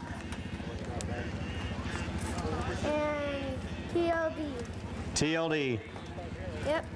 Awesome. Great ride. Congratulations one more time. Hey, guys, let's give it up for Gage Wilcox out of Stansbury, Utah on his championship here in the 65cc 711 open class. We're going to go back to you up in the studio.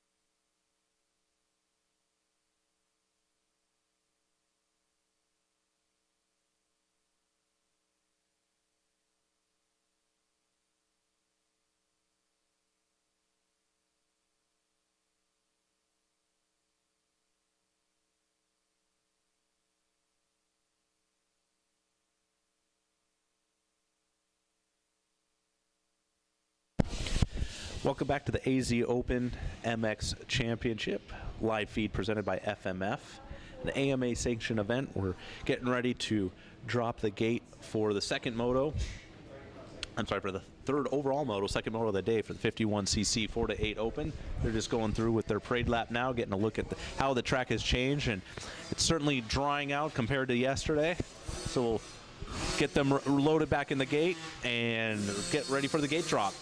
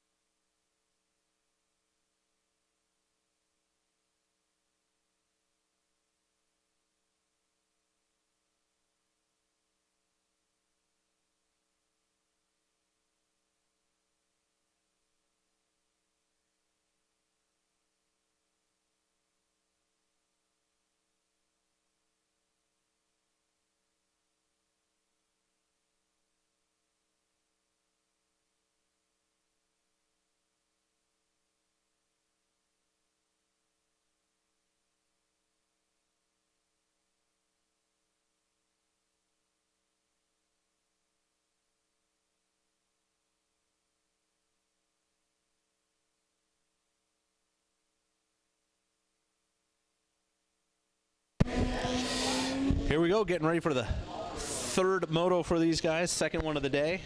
51cc 4 to 8 open. Cart is sideways. Revs are up. Gate is down.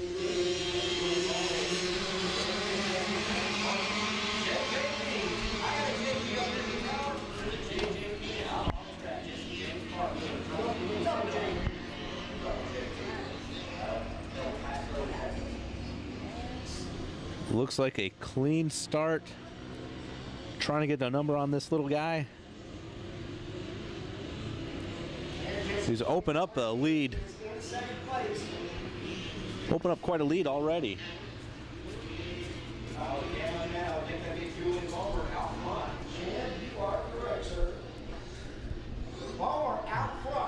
Julian Bomer, Lake Havasu City, Arizona, with the whole shot out front. Little bit of a bobble there heading into the finish line section. I'm sorry, in front of the rhythm section.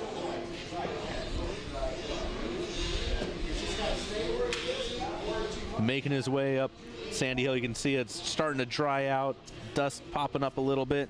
It may be the 111 of Jesse James Parkey in second place behind him.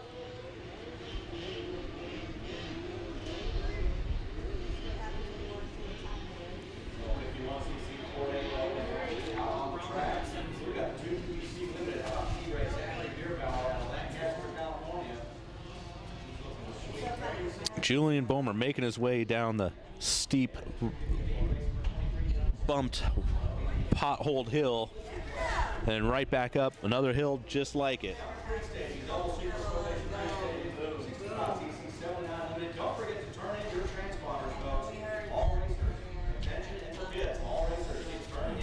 Waiting for them to come down, re-emerge. That front rhythm section getting ready to complete their first lap.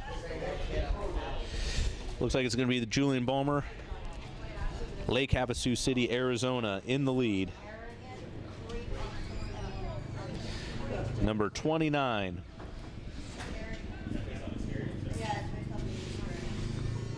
Behind Julian in second place will be, and we'll get a glimpse of him here as he's coming up and across the finish line for the first time. It is the 111 in second place of Jesse James Parkey. Then behind him, 45, Storm Higgins out of San Diego, California, in third.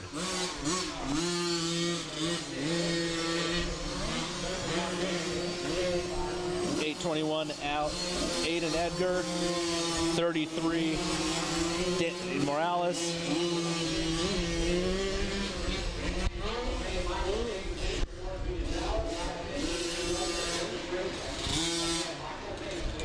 Julian Bomer still in the lead, pulling it out further, gapping Jesse James Parkey.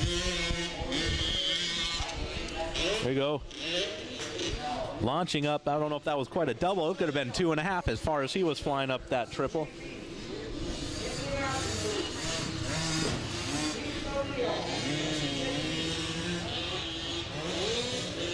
Bomer getting some encouragement here, making that right-hand turn before heading into the rhythm section. As he's exiting the rhythm section, it's Jesse James Parkey that's just getting in there, so Bomer continuing to increase that lead. That rear wheel dancing around side to side as they're heading up that sand hill. Not much there to hold the wheel straight, but plenty to kick it side to side as they're floating up that sand.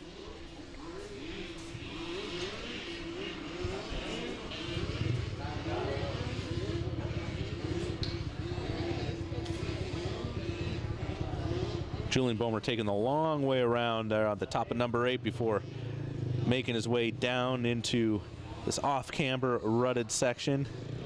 Foot is up, he's on the gas, making that turn, finding that far right edge for some smooth lines before sweeping into the left.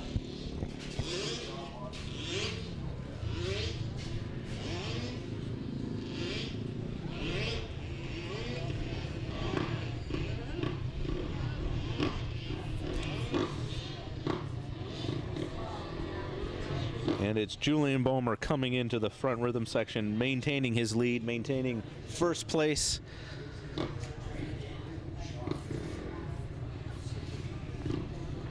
You get a glimpse there of Jesse James Parkey just coming into that front rhythm section as Bomer is starting to make his way towards the finish line. And you can tell it's really starting to dry out there in that option section, whether they take the hip or they go to the outside. Definitely a lot slicker than it was yesterday with the dryness, getting into some of that ACP hard pack. Taking a peek over his shoulder to keep tabs on where Jesse James Parkey is. Julian Bomer making his way into the whoop section. Number 45, Storm Higgins, maintains third place.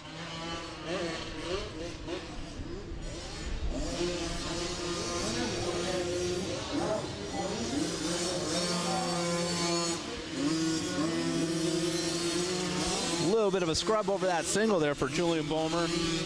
Still trying to put some distance between him and James Parkey.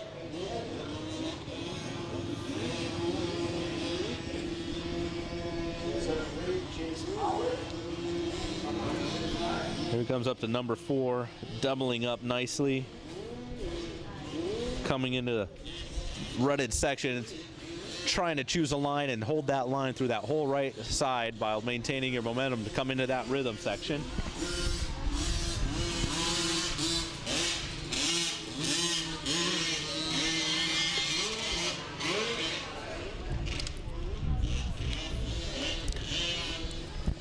On the gas as that bike is dancing around underneath him as he's heading up that sand hill, then turns around, comes right back down and right back up again. 1, 2, 3, 4, 5 uphill downhills in succession for these little guys.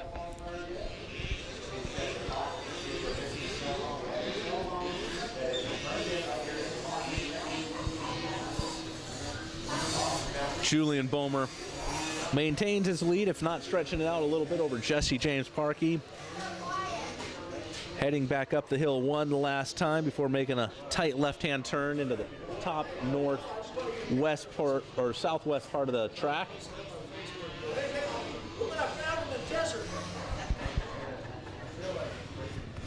Waiting for Julian Bomer to re-emerge into this front rhythm section. Standing up through the turn, doubling up and picking a rut before making a right-hand turn, jumping up this little half hill before making his way back down, this time choosing the outside line, cutting back to the inside, coming up to the finish line, getting the white flag. One more lap to go for Julian Bomer out of Lake Havasu City, Arizona.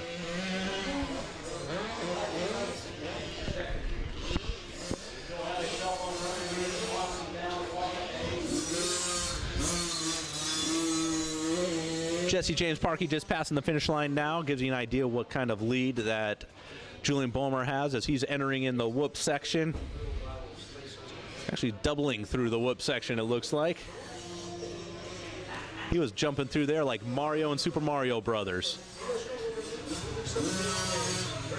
Coming across Talladega. See if he does his little scrub here. Yep. Practically dragging a peg up that face.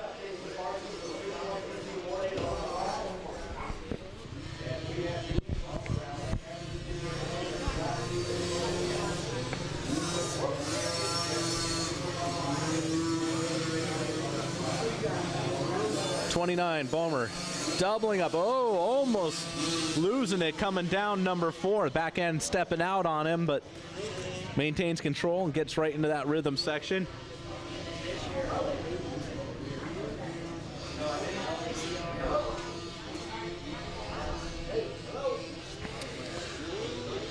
One last time for Bomer heading up hill number 6. Trying to find those smooth lines up top before coming back down again and then heading right back up another hill.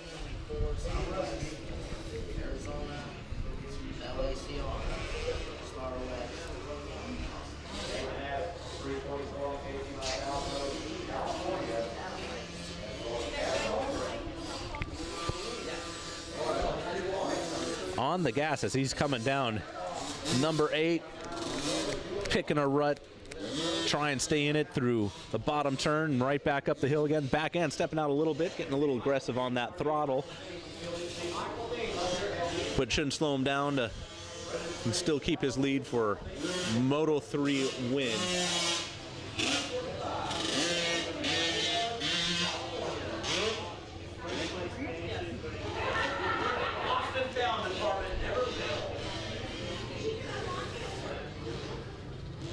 Julian Boehmer, Lake Havasu City, Arizona, making his way through the front rhythm section to the checkered flag.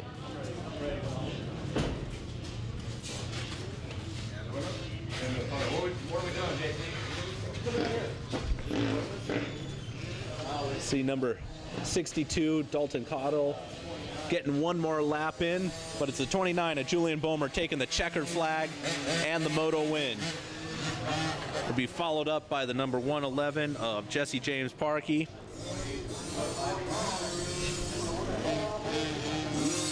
And a quick ride over to the podium.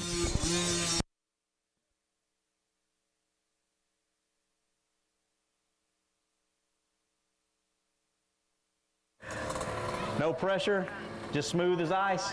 Yeah. Ice cream out here in the desert. Yeah. Who's helping you out? Oh, my dad, mom, Bud Racing, Champ Factory, Justin Buckley for training me, and everyone else who I forgot. Thank you. All right, cool. There we go. Your moto winner, Julian Boehmer, out of Lake Havasu City, Arizona. Congratulations, buddy. Nice job on that moto win, going 2, 2, and 1. And we're going to get Jesse James Parkey, number 111, out of El Paso, Texas. Good job, bud. Jesse, here you go. Is that? Like that, buddy. Good job. Holding that number 1 plate and that cactus. Check it out. JJP, check this out. I got a JP right there, my fellow announcer, and we've been calling you JJP. Is that okay? Yes. Awesome, awesome, awesome, man. From one fellow Texan to another. I'm from Texas. One fellow Texan to another. Congratulations on this win here in the 51cc Ford 8 Open class. You pretty much dominated, winning all 3 motos. Yes. You love this track? Yes. Right on, Jesse! You got a fan base here. How about your sponsors? Who do you want to thank, buddy? My mom and dad, God, ASB, Cobra, and all my other sponsors. All of them, and many others. Yes. Stickers on his bike, that helps. Yeah, you got Factory Racing up here. You got ASV, Venom MX Cycles, Mica Metals, a whole bunch of motocrossvest.com. That motocrossvest.com keeping you protected, huh? Yes. Awesome. How about it? Let's give it up for Jesse James Parkey, folks. The 111 out of El Paso, Texas. And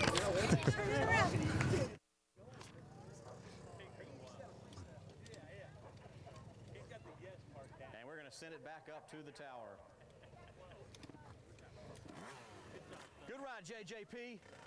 I'm going to go hang out with my buddy, JP. That guy right there is an animal. He's an idiot. Congratulations, buddy. Enjoyed watching your ride. We both announce and we both live in Texas. He's from Houston and I'm from Dallas. Did you know that? You've been a free snow, right? Yeah, we always announce there. Yeah, we announced your name. We're those 2 knuckleheads up in the 3rd floor just cracking jokes all day. You remember that? You ever... Getting a look at the ACP water truck as we're actually putting some water down for the 2nd time today. Yesterday didn't require any water at all, but sun's out today, a little bit of a breeze, drying the track out. Lay down some water, and we got the 250cc C Limited class underway, their parade lap. Take a quick look, see where lines have developed. Once they're done with their parade lap, we'll get them back in their gates and drop the gates for their Moto 3. Riders keep an eye out for is Zachary Bierbauer. He went 1-1 in the previous 2 motos, and then Bryden Schlecht 2-2. Those 2 riders should be up front trying to secure their overall win and overall position, try and win the Cactus. We'll be back as soon as the gate is ready to drop. He actually rode by the pits, pointed down, he's running our stuff. Oh, cool. He already put him on. So he's Awesome. Is he out there right now? He's out there right now. Okay, cool. The Silver Boy class. Let me look at it. Hang on.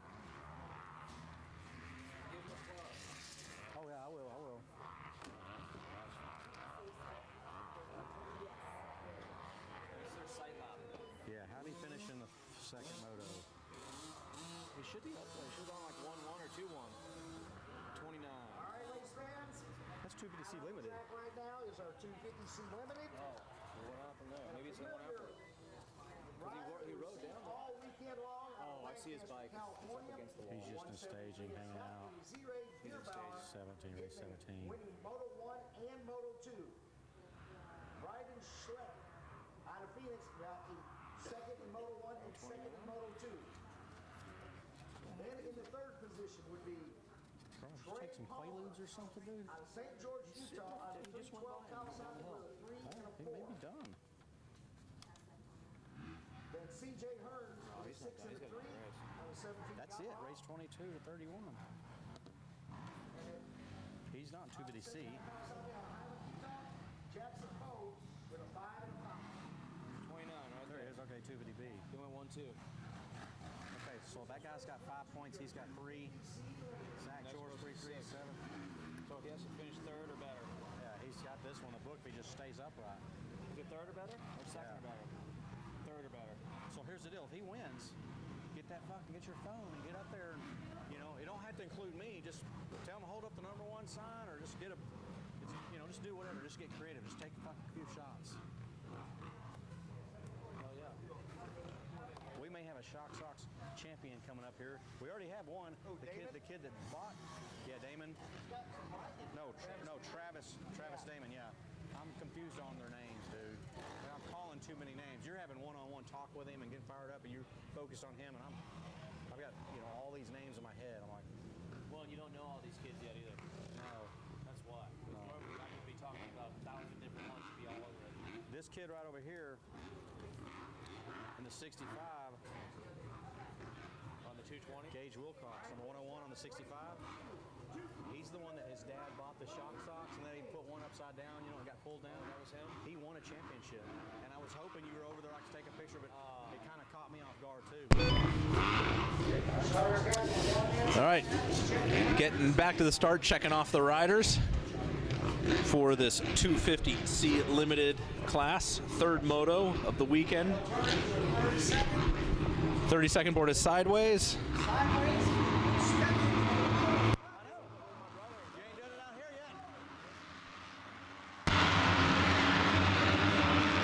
Looks like the whole shot coming from the inside. Oh, someone climbing up the side of the hill like a mountain goat. C.J. Hearns, number 17, with the whole shot in the early lead.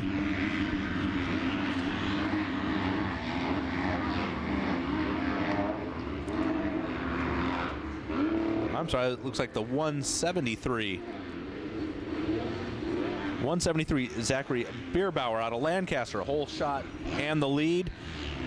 And possibly off to his third moto win for a sweep in the 250 limited class.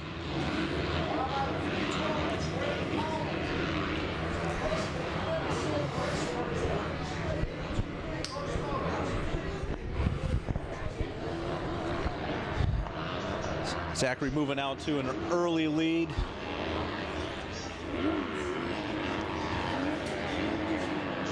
Coming down number 8 into that chopped out, whooped out downhill, making a right-hand turn before heading right back up the same type of chopped out, whooped out hill. It's up in the southwest part of the track, waiting for them to come back down the hill, re-emerge into the front rhythm section.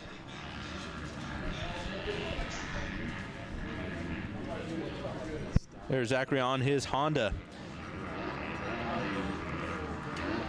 Trying to put in a strong opening lap, build up that lead so he can just cruise to his third moto win. This time choosing to go outside, inside. Second place, it's the 55 of Bryden Schlecht. Zachary going 1-1, possibly 1. That's Bryden Schlecht's 2-2, possibly 2. Zachary heading into the whoop section before making that tight left-hand turn and getting on the gas as early as he can, getting up to speed around across Talladega.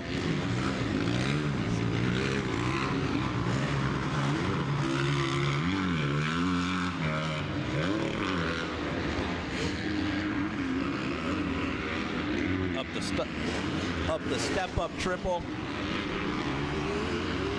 55 of Bryden Schlecht out of Phoenix, Arizona, trying to give chase.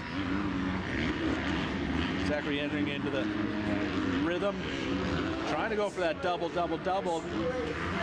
Flipped that landing on the fourth side, slowed him down a bit, but I don't think he lost much time to Schlecht.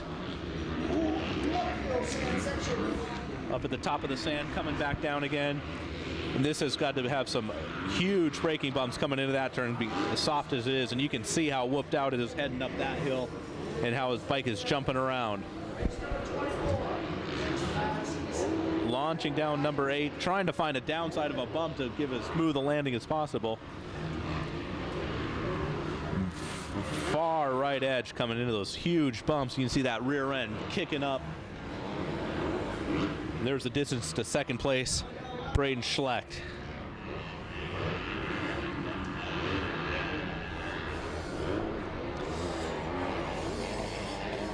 Going the outside line before this front double for Zachary.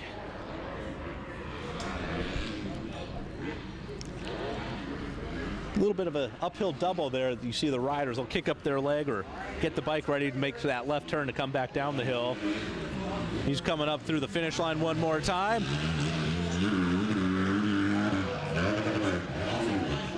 The 55, Bryden Schlecht out of Phoenix, Arizona. Third place coming through is the 312 of Trey Palmer, St. George, Utah. But it's this moto, it's all Zachary Bierbauer out of Lancaster, the whole shot and the lead, and opening up that lead.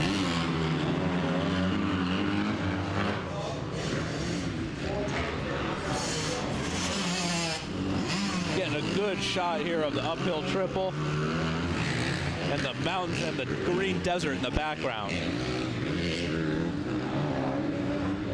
ACP, truly a unique track in the Sonoran Desert with the elevation changes, the different terrains, as well as the landscaping around, giving you a good view of the desert. Zachary making his way through that rhythm section again, uphill number 6 into the sand to start his uphill downhill journey on that half of the track.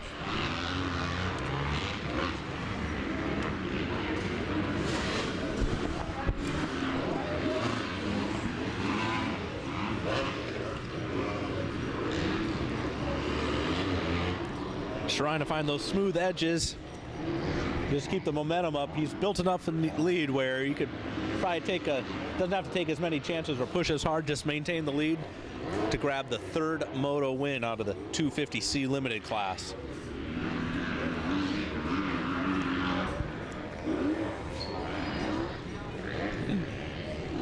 Entering our picture one more time is Zachary coming into the front rhythm section. Start seeing the dust pop up into the setting sun.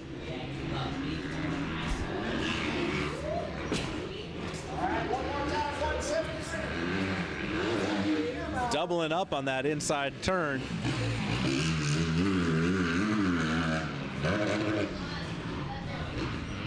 Bierbauer you see him making his way into the right turn number 1. It's 55 of Bryden Schlecht making his way past the finish line.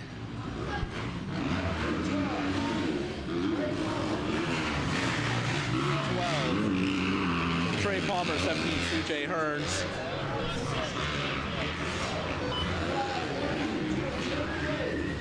We're going to take a look at the battle here for third place between CJ Hearns and Trey Palmer.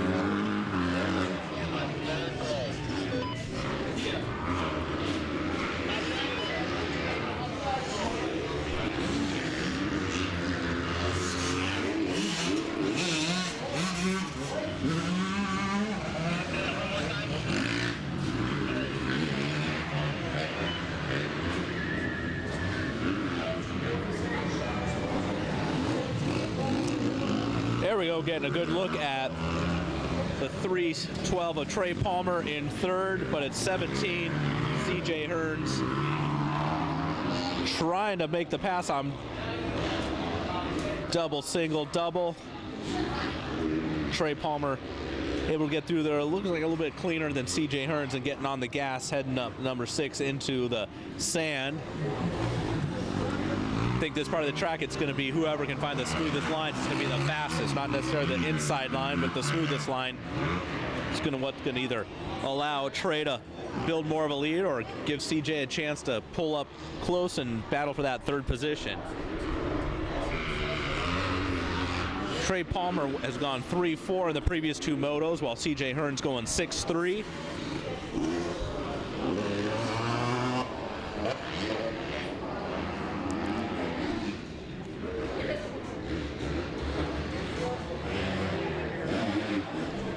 And it's the white flag for Zachary Bierbauer coming across the finish line as we're waiting for a battle for third of CJ Hearns and Trey Palmer. Looks like it's Trey Palmer building a lead on CJ. Got the 55 of Braden Schleck still in second place, just coming across the finish line now. Trey Palmer out of St. George, Utah, getting his white flag last lap. CJ Hearns, Eastvale, California, trying to put on a last lap push.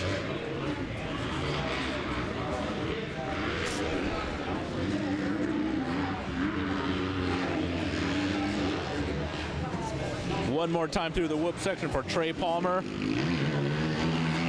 Gets through there clean on the binders for that left-hand turning back on the gas.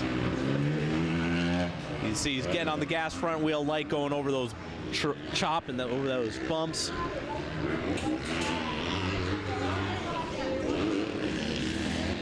He's been able to get a few more bike lengths on CJ Hearns.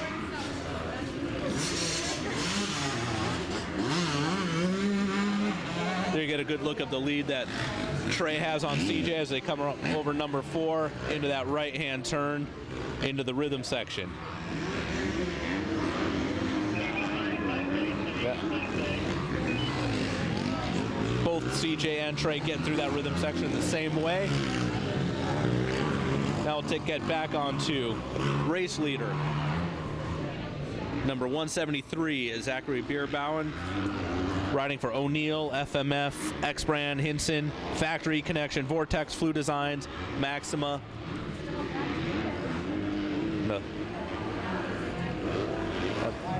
A lapped rider for Zach as he's making his way across the front straightaway section for the last time.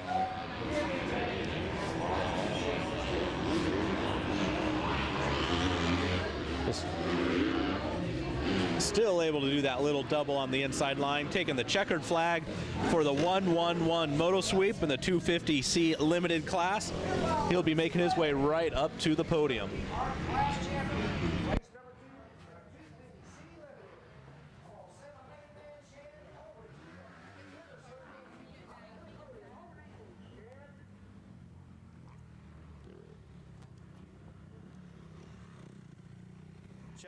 Check sound, making the way up to the podium here for Zachary Bierbauer out of Lancaster, California, going 1-1-1.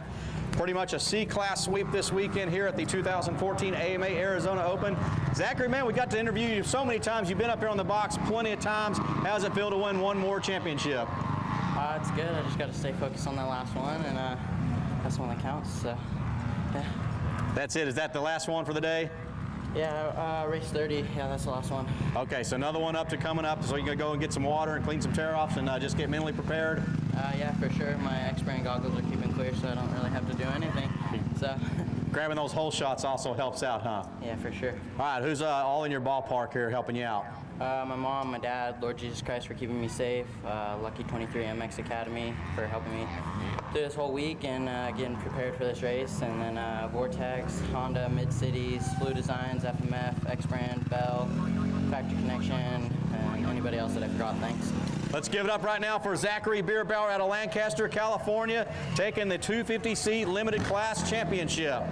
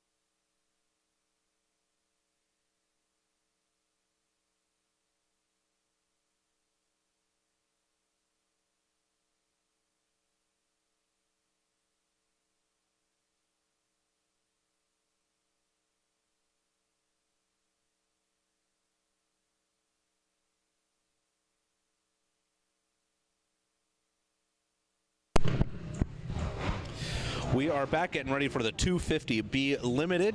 This is going to be their third moto.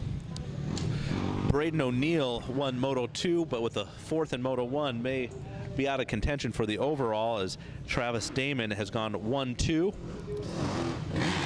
And Zach George has gone 3-3. So they're just finishing up their parade lap, getting back in the gate, getting ready to drop for their third moto of the day, or a third moto of the weekend.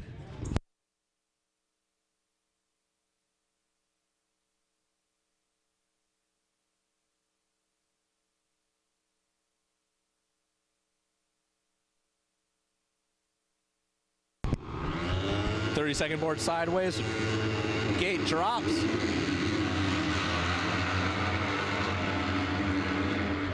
And the whole shot looks like it comes from way on the outside.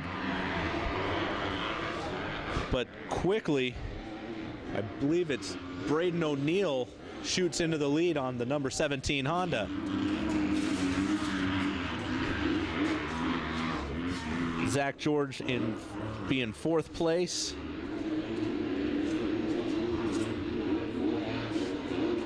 Second place, it is the Right back to race action, ladies and gentlemen.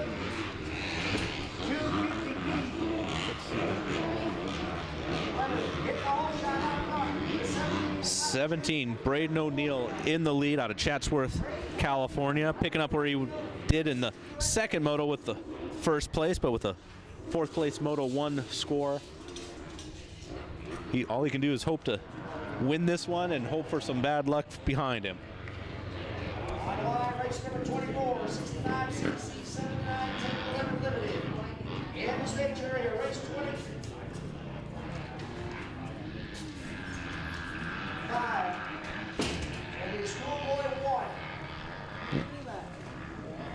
They're all up at the top part of the southwest portion of the track, getting ready to make their appearance in this front rhythm section.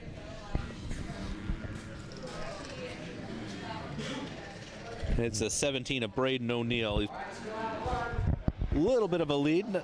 Doesn't have a whole lot of breathing room over the Honda behind him.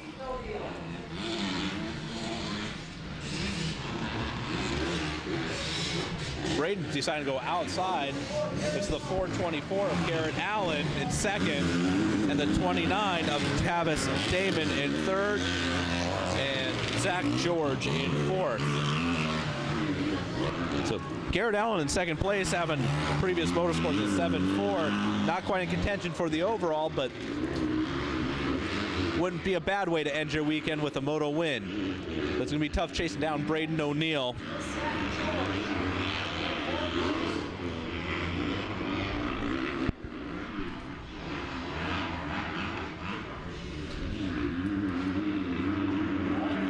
Braden up the step-up triple. Garrett Allen following closely behind, trying to cut to the inside, cut off as much real estate as he can and catch up to Braden O'Neill. Coming into the right-hander. A few lines to choose from as they enter in. Braden O'Neill trying to triple in, coming up a little short, but still able to grab that middle double. Still put a little distance between him and Garrett Allen.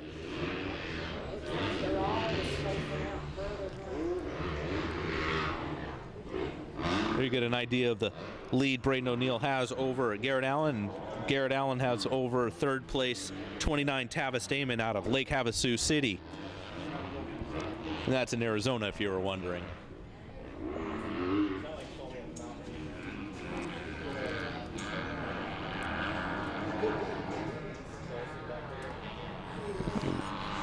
Looks like Garrett Allen may be closing up a little bit. We'll take a look and see if he's been able to make up some ground as they come back down into the front rhythm.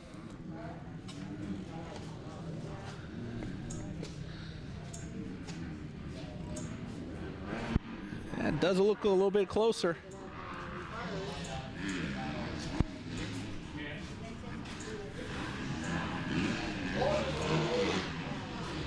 Here we come up to the finish line. Braden O'Neill still maintains a lead. A little bit of a mistake there, but Garrett Allen holding the inside, trying to get closer. 29, Travis Damon still in third. Braden O'Neill's going to have to step it up, or Garrett Allen's going to start showing him the front wheel as he moves to the inside for the whoops, where Braden goes to the outside. It holds momentum, is able to pull out a little bit bigger lead. That outside line might be the hot line into those whoop section, as that inside line might be a little bit too chewed up to maintain momentum. O'Neill up and over the step-up triple, followed by Garrett Allen. Third place behind them is 29, Travis Damon. We'll see if Garrett Allen's able to close up on the second half of the track, as it seems that Braden O'Neill is able to pull a bit of a lead on the first half of the track. Both of them getting through that rhythm section identical. No one losing or gaining any time that time around, but the 29 of Travis Damon seems to be losing touch with these two.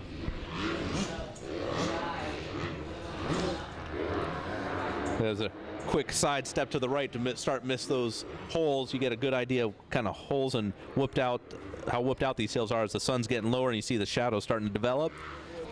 O'Neill to the outside while Garrett Allen decides to go to the inside. I think that's where he might be making up the time here. He's closed up the gap on O'Neill on this second half of the track. We'll see if he's any closer once they come back down and re-emerge in this front rhythm section.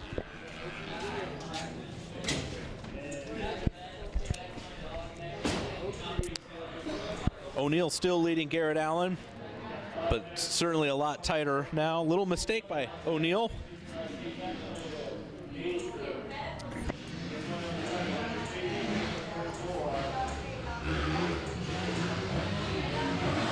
O'Neill coming up through the finish line. Allen closing in. O'Neill goes down hard in front of the mechanics section.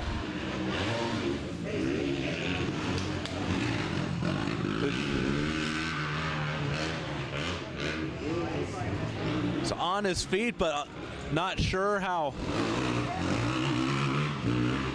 injured he might be. Garrett Allen now in the lead, sizable lead over number 29, Travis Damon.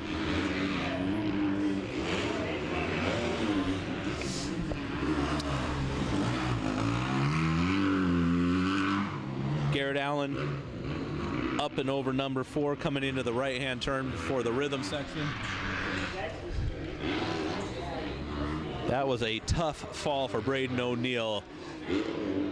Seemed to get kicked sideways coming over this little single. He's up, walking, albeit with a limp, as Garrett Allen is making his way up number 6 into the sand.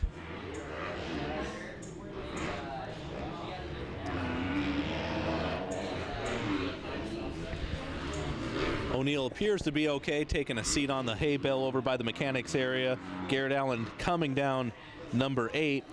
You just might get a glimpse there, number 29, Travis Damon, coming into the picture, but not sure if he's going to have enough time to close up that gap on Garrett Allen. Hard to say if Garrett Allen was going to have that pass made running up the inside. With Braden O'Neill started swapping, and spectacular crash in front of the mechanics area, getting checked out by the EMT.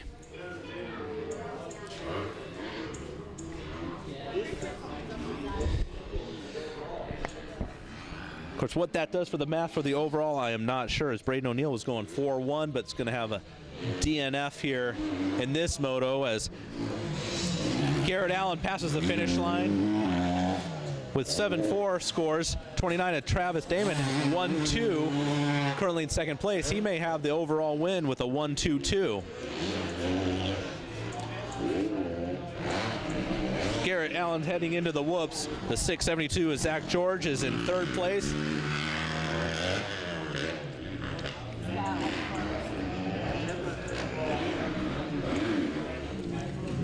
The 215 of Bryce Sandoval crossing the line here, currently in fourth place.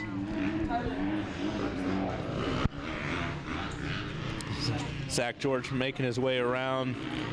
Off-camber sweeper into number 4. You get an idea of the lead he has over Travis Damon, number 29 on his Yamaha 2-stroke 250.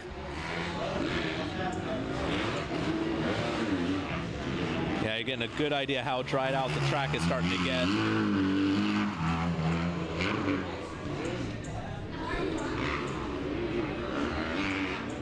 Garrett Allen up at the top of the sand section before coming back down as Travis Damon just reaching the top, so there might be a chance for Travis Damon, but with the first 2 moto scores, as long as he keeps it in second place, he should wrap up the overall with a 1-2-2 and garner his cactus for the 250B Limited.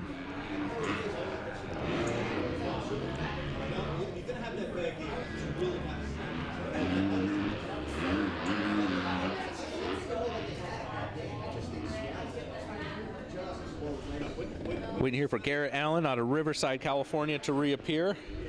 There he is. Got a sizable lead already on Travis Damon. I don't think Travis is going to have enough time to reel him in, as the white flag is going to be coming out next time around.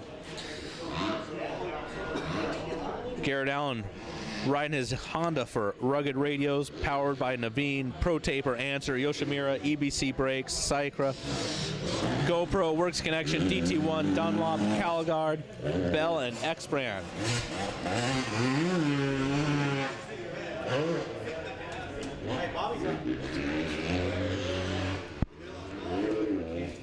Allen going to that outside line, maintain that momentum through the whoops. Whereas behind him, Damon went to the inside. Visually, you can tell it is slower. At this point, I don't think Travis Damon cares. He's got 1-2 in the books, and he looks like he's going to wrap up another second this moto finish and wrap up the overall.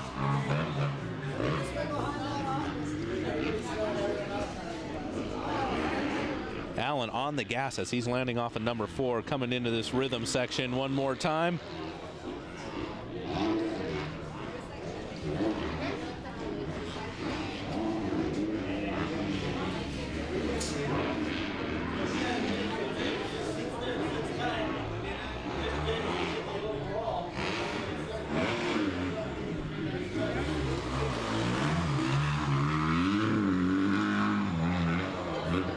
Trying to find a smooth line heading up those hills, making that suspension work while under acceleration.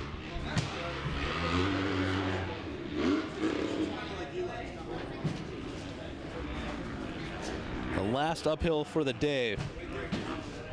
424, Garrett Allen out of Riverside, California. As that's happening, Braden O'Neill getting into the medic cart will get a ride back up to the pits.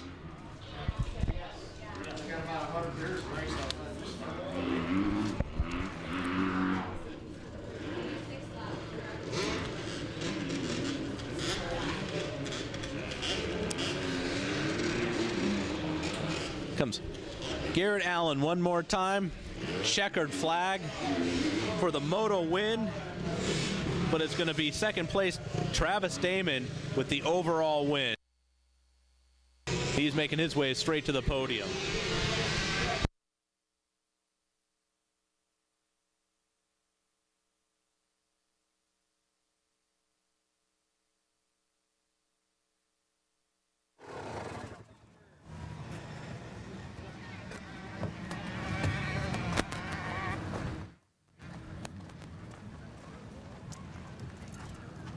Check sound, check sound.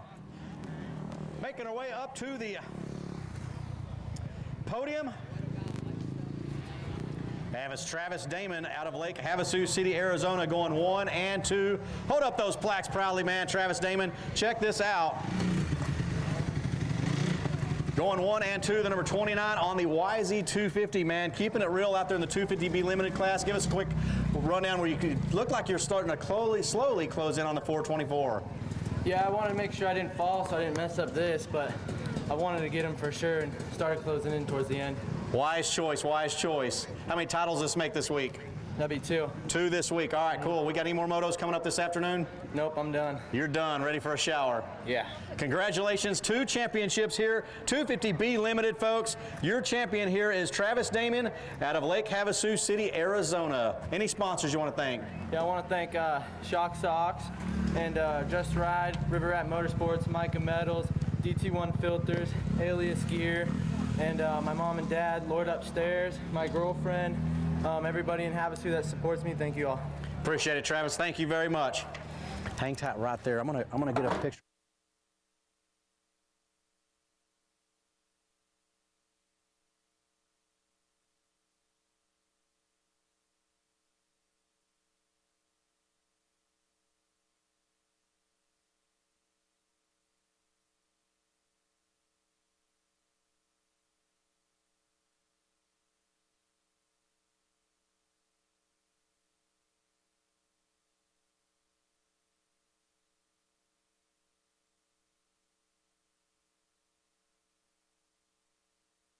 Welcome back to the 2014 AMA AZ Open MX Championship. We are getting ready for the 65cc 7-9 limited, 10-11 limited. Getting ready with their parade lap, then back to the gate. This is their third moto. In the limited class, it's going to be between Ryder Colvin's gone 1-1 and Trey Abieta's gone 2-2. But in the 7-9 limited class, it looks like it's going to be wide open. We've got Slade Varola gone 2-3. Brock Bennett going 3-1. Gage Wilcox going 1-2. So look for one of those three to try and put it up front and secure the overall win and secure their cactus.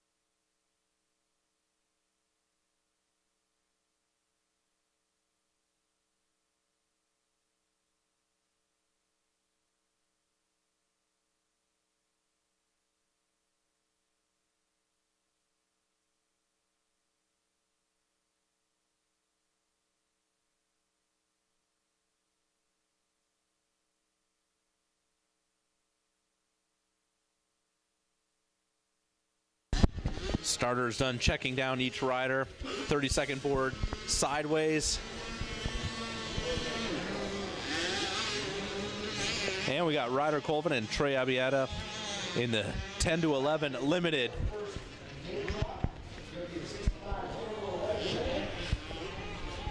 And come back to the gate for the 7-9 limited. Got about 16 riders lined up for this gate.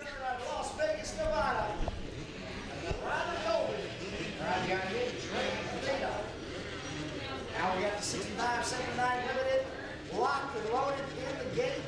32nd board is up. Waiting for the 10-11 clear the track a little bit more. Gate is down.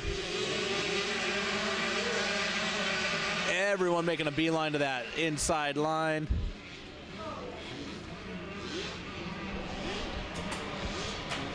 My guess is that is Brock Bennett on his Cobra with the whole shot and grabbing the lead.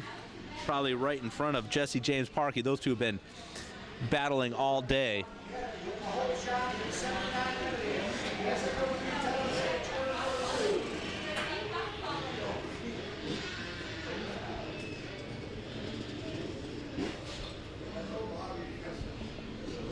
Brock Bennett looks to be out front, as I believe he's the only one in this class jumping number 4 completely, and he's into the rhythm section, building his lead.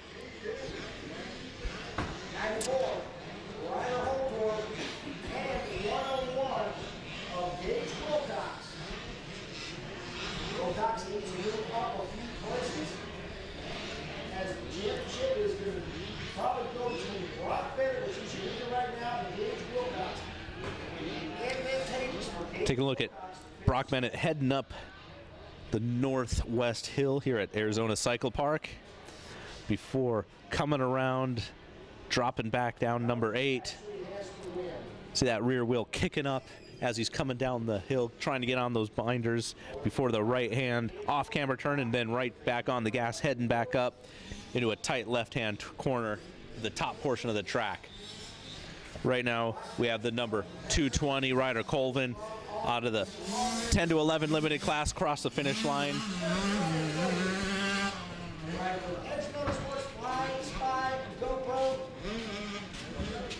Come here, baby.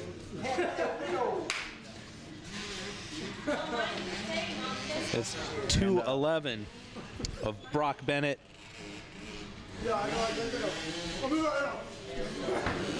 Coming into view as the number 318 Trey Abeda just crosses the finish line, but Brock Bennett leading the 7 to 9 limited, putting in quite a lead already off their first lap. Actually, it's the number 800 of Justin Maliska and the 94 of Ryder Holthoff in second place. Gage Wilcox in fourth, making the pass on number 94 Ryder, getting into third.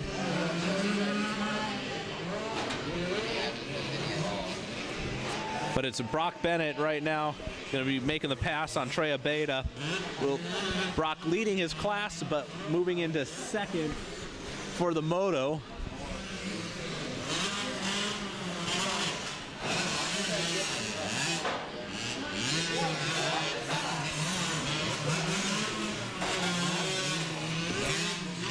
.211 Brock Bennett making his way over jump number 4, up and over.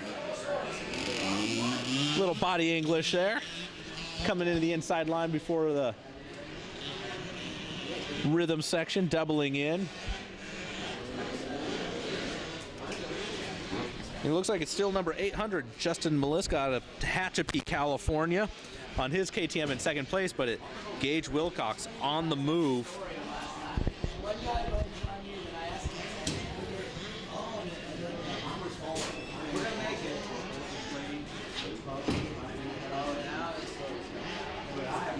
Oh, it looks like Brock hitting those bumps. Moves over a little bit to the right, probably smooth it out for him, but as fast as he is, it probably doesn't matter.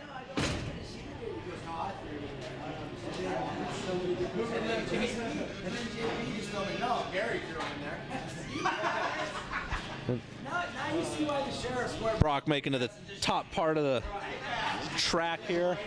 Try and get an idea of where Justin Maliska and Gage Wilcox are. Looks like they're still battling for second. Justin in second currently.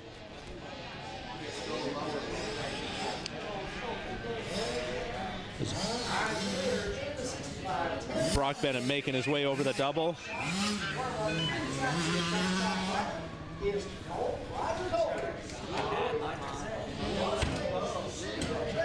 Over the hip jump, Brock Bennett making his way up to the finish line, put another lap, and it looks like it's been Gage Wilcox moving into second place past Justin Maliska. That pass should give the overall the Gage, if as long as he keeps it in that spot. It's number 800 Justin.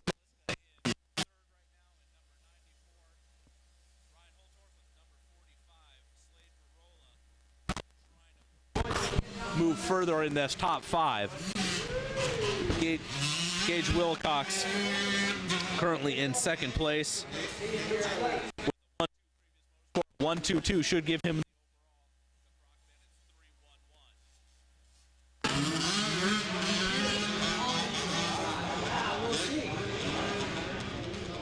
Brock Bennett making his way over the uphill triple. See the bike kind of dropping in and out as he hitting that whooped out section before the triple. Up and over number 4. Yellow flag. Not sure who that is that's down.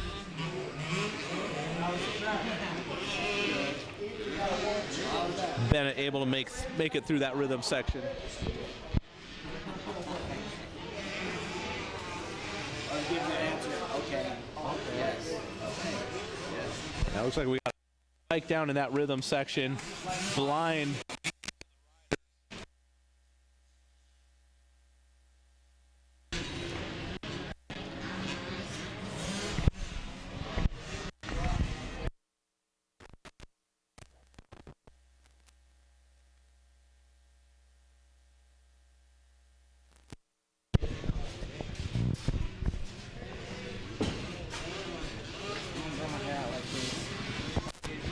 Hey, drop it in, please. Drop it in.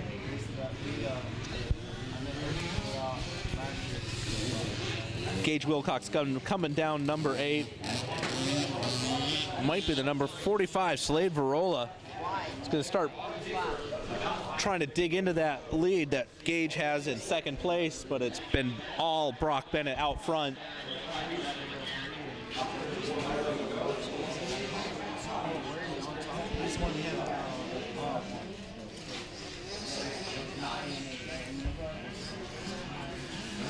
Got 2:11 Brock Bennett coming up to the finish line here.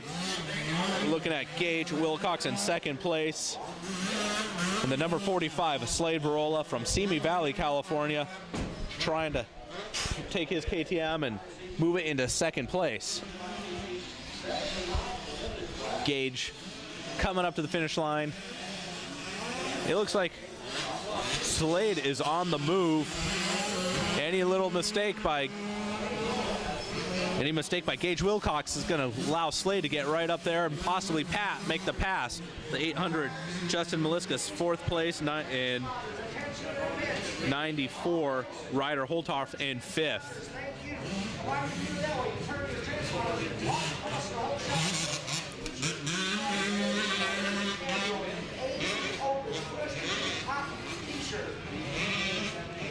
Yeah. Brock Bennett getting past one of the lappers as he's coming up number 4, airing it out.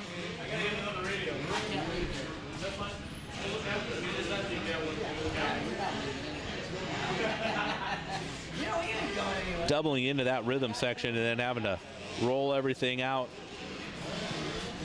However he's doing it, he's doing it fast.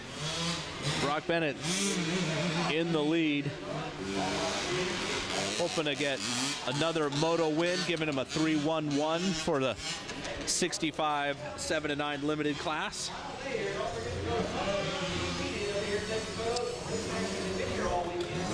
Just giving you an idea of the lead as Brock Bennett is at the top of number 8. Second place, Gage Wilcox is just starting to come down to the bottom of number 7, which is just to our right of the screen. Brock Bennett getting by another lapper here. So he's heading up the last big uphill.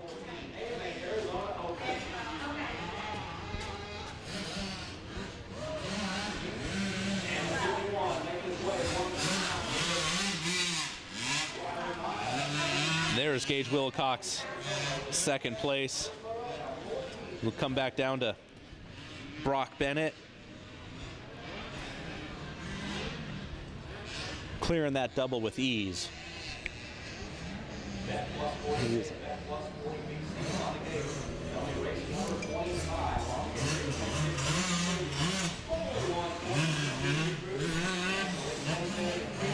Brock Bennett coming across the finish line. White flag out, last lap. I think the battle's going to be between the 101 of Gage Wilcox and 45 of Slade Varola.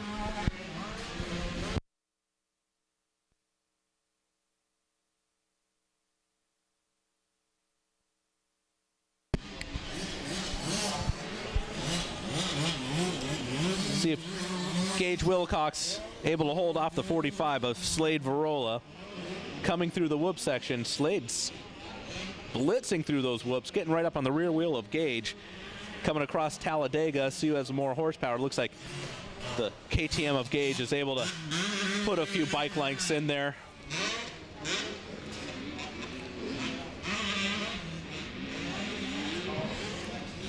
The uphill triple, Gage looks like he's opened up a bit of a lead.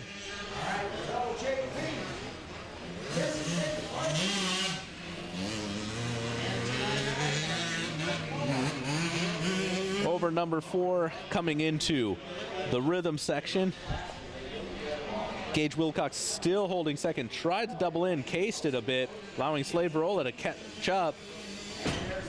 Whoever can get through here the quickest may be the key. Oh, and Gage is able to clear number 5 a lot cleaner. Get on the gas going up number 6, putting in more of a lead. Maintain his second place. Brock Bennett still in the lead for the 65 7-9 limited. Gage finding the far left line, possibly a little bit smoother, while Slade went to the right of those bumps. Gage Wilcox dropping in again off of number 8. Getting through that off camber, finding a smooth line. Back end stepping out on this. He gets on the gas as Slade Barola making his way up to the top. Now we got Brock Bennett now coming into the final rhythm section.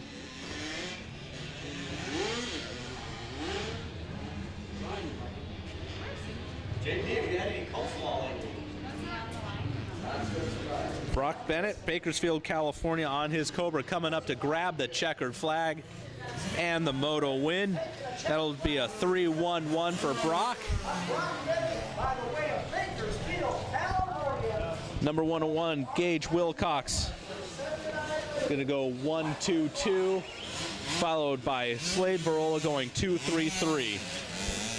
We'll take it over to the podium, let them sort out the math, and let you know who won their cactus and the overall.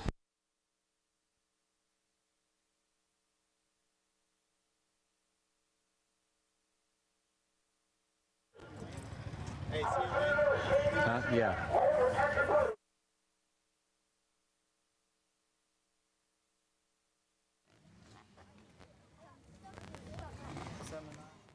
Let Brock Bennett get his helmet off. JP Parsons, Ryder Colvin, your 2 champions here in the 65cc 7-9 limited and 65cc 10-11 limited class. Brock Bennett is in it. Here we go. Another championship earned here at Arizona, in Arizona, for the 2014 AMA Arizona Open. Brock, man, you came into this moto with a 3 and a 1. Were you a little bit nervous that Gage Wilcox or Slade Barola would give you a pretty good challenge all the way to the checkered and steal the title from you? Yes, I was very nervous. I had butterflies in my stomach. You had butterflies. When did those butterflies leave? As soon as the gate dropped? No, after the second lap. And I knew I had a pretty decent gap on him. You finally started to kind of tell yourself to relax and breathe and do what you know how to do, what you've been training for, and those butterflies disappeared? Yes, they did. Awesome, Brock Bennett. Well, congratulations. Any sponsors you want to thank, buddy? Cobra. I want to thank Bob Morales. It's his birthday today from ASV. I want to thank Answer, Spy, Bell, Nobby Shot, ASV, Mika Metals, DT1, and Garnet. All right, folks, give it up for Brock Bennett out of Bakersfield, California. Check it out. Hey, let me ask you one quick question. Can you tell Philo Beto that I said hi? Do you know who Philo Beto is? I don't think so. Daddy, y'all know who Philo Beto is from Bakersfield, California.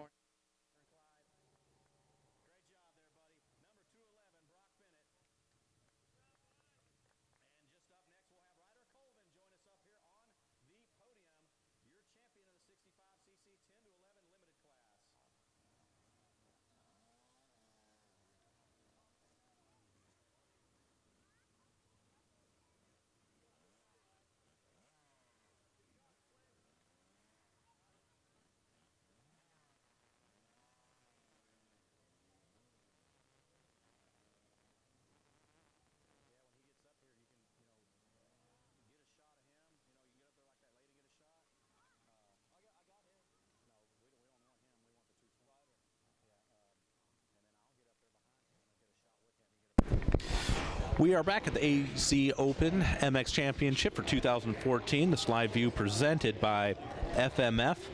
We are getting ready for the second motos.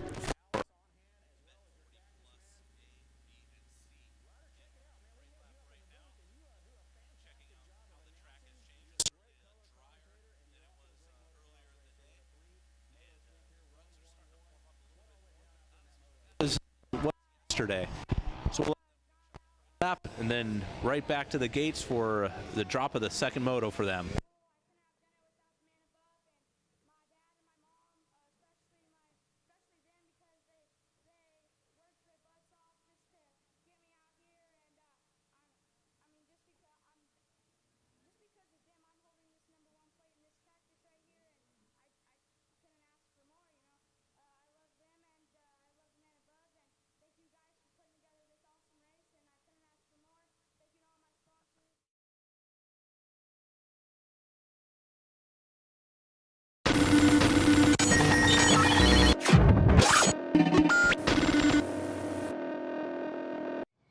Years ago, FMF came to life with a spark.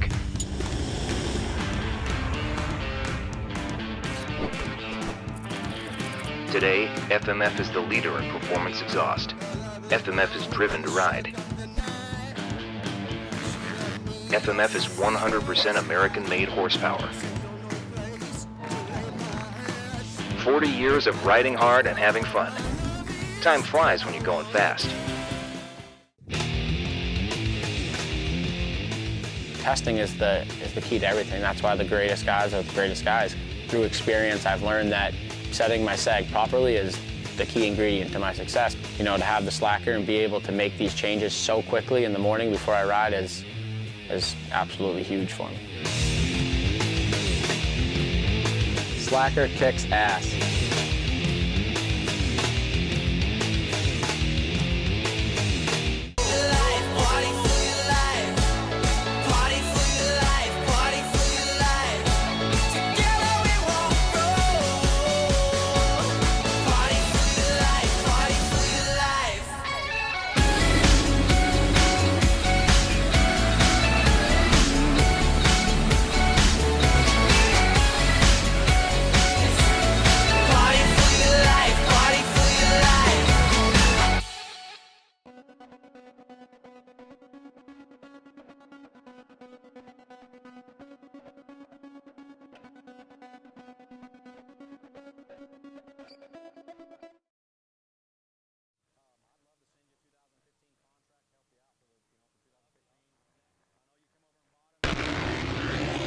And the gate drops on the Vet Plus 40 A, B, and C class. And it looks like the number 8 of newcomer, Destry Abbott.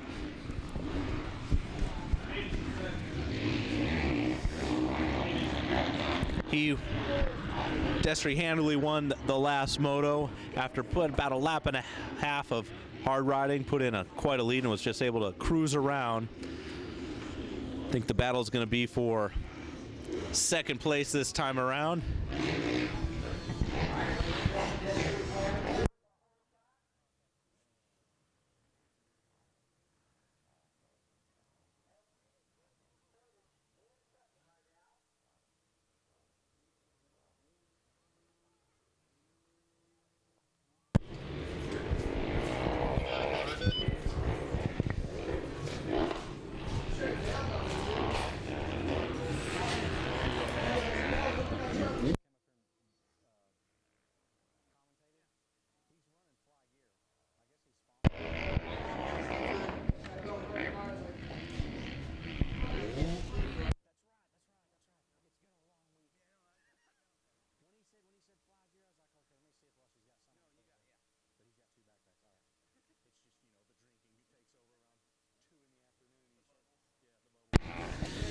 Destry Abbott making his way through the front rhythm section. Already has a good sized lead. You can tell he's trying to put in a couple hard laps, get out front, and then cruise to the 1-1 moto win. He's just able to put that KX450 wherever he wants it. And it's a 326 of Ed Fodish coming in second. The 416 of Greg Pierce, the 401 of William Bonham.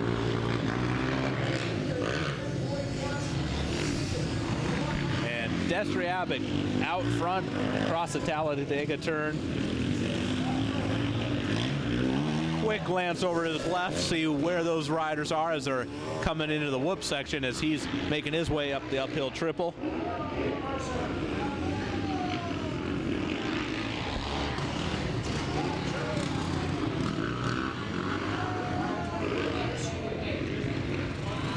Destry making his way around the right-hand turn. Double, double, double, and double out. Making it look easy. Sandhill, number 6.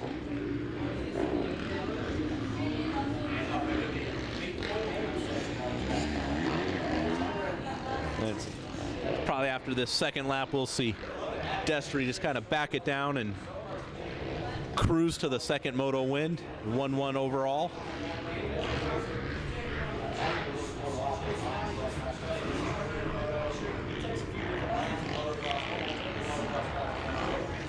As lonely as Destry is up in first, it still looks like it's Ed Fodish as lonely in second.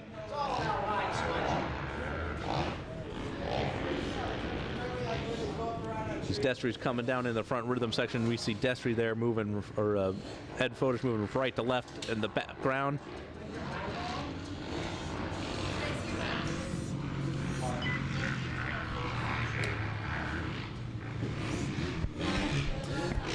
Lap 2 in the books, Destry Abbott coming up across the finish line. As he's crossing the finish line, it's second place, entering in the rhythm section.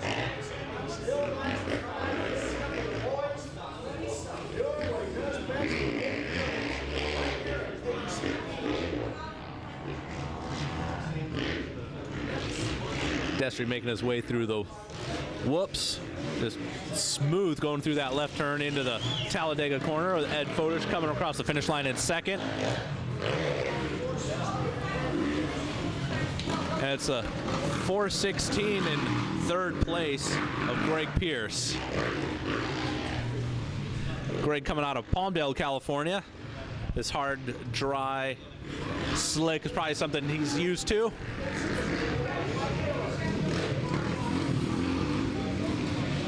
Destry gonna double his way through this rhythm section one more time. Again, that rhythm section, the last 3-4, you're turning to the right as you're trying to clear those doubles and keep that bike from sliding out from under you. Yeah, you see Destry moving to the kind of the middle part of that track, avoid those hills, or avoid those whooped out G outs heading up the hill.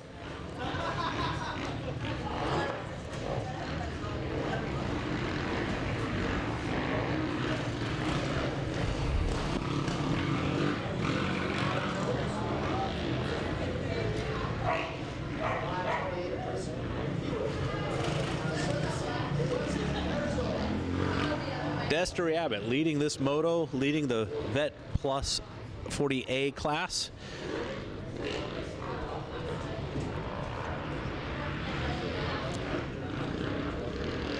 Let's see, as Destry last time was crossing the finish line, we had Ed Fodish coming into the rhythm section, but this time around, Destry's in across the finish, but looks like he's extended that lead.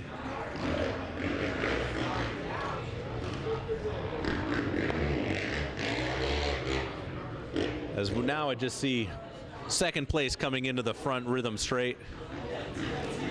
Destry having a little bit of fun. Looks like he's a little manual wheel tapping through the whoop section.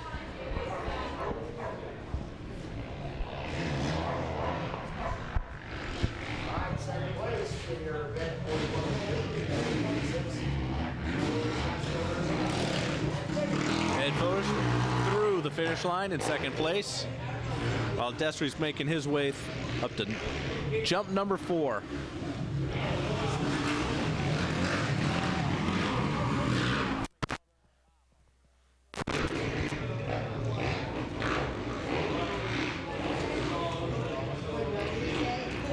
I don't think Destry has sat down one time this whole entire lap. Just standing up on the gas, looking smooth. May look like he's riding slow, but he's actually putting time in on the rest of the riders in this class.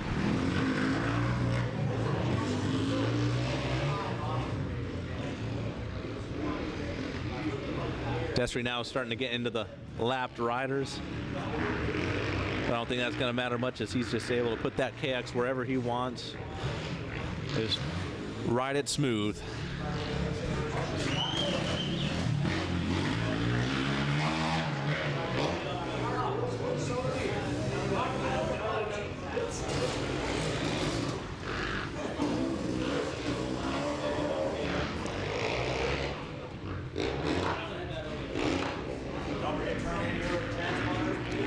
White flag getting ready to come out as Destry's making his way to the finish line. A little bit more than one lap left to go.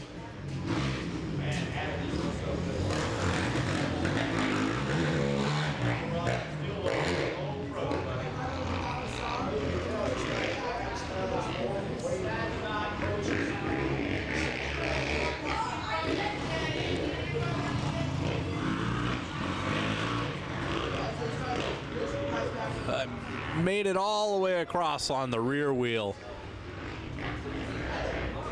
Watch yesterday, she just completed all the way to the section towards the starting line. So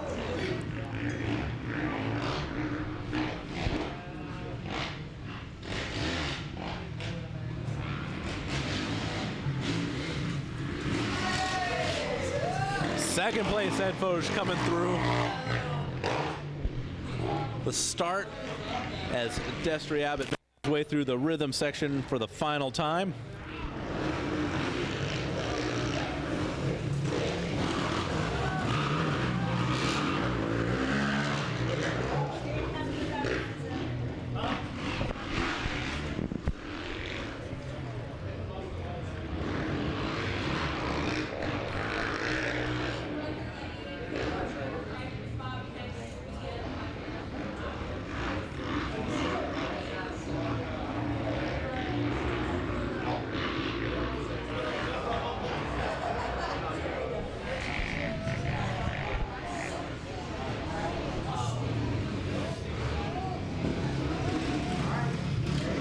Destry hitting the double up top there before making that left turn, coming right back down into the front section.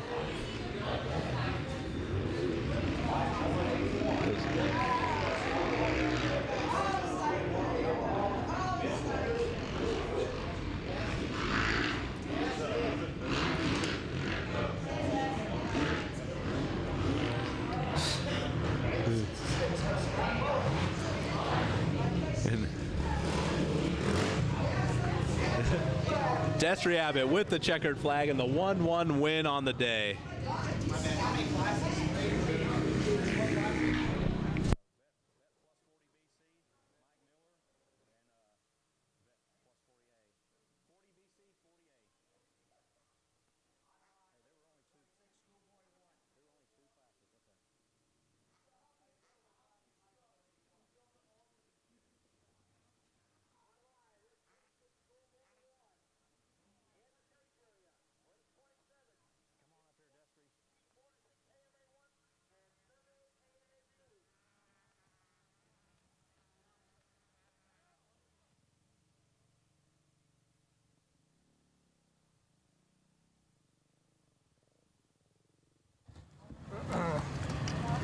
Good ride, man. Go ahead and take your helmet off because they're going to do all kinds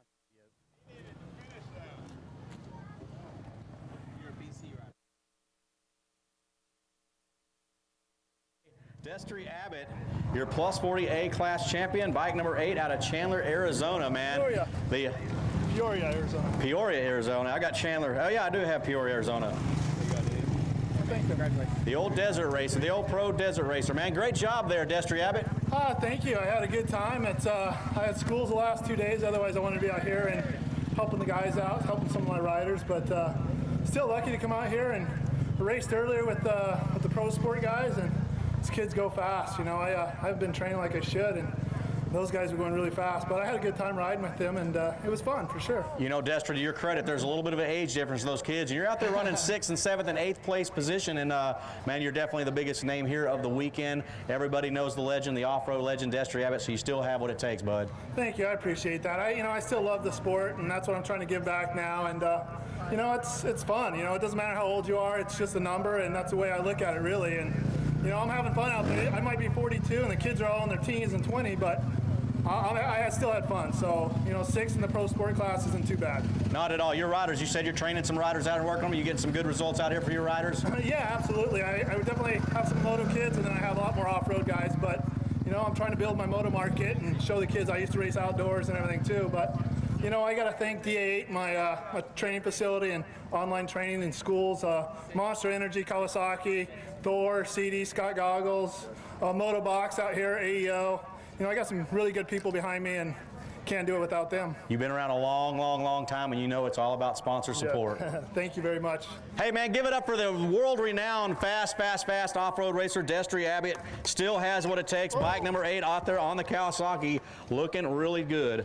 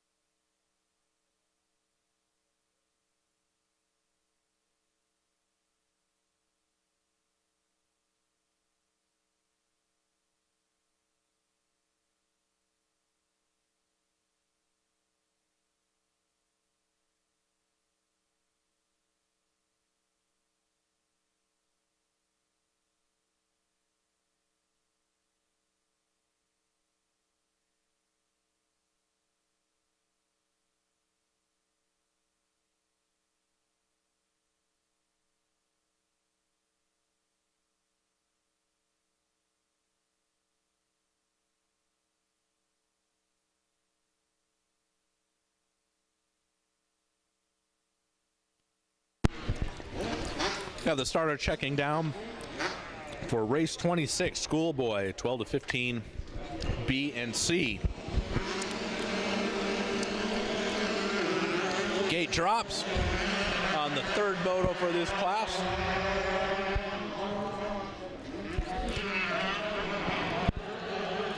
And I believe that's going to be the number 33 of Derek Drake on the KTM. With 1-3 moto scores, his 3rd moto, contention for the overall. Also, Chase Falong with 3-1, tied with Derek coming in. And outside chance of Trace George with 2-5, but keep an eye on Derek Drake and Chase Falong, as they're going to be battling for the overall win, battling for that Cactus, the number 1 plate.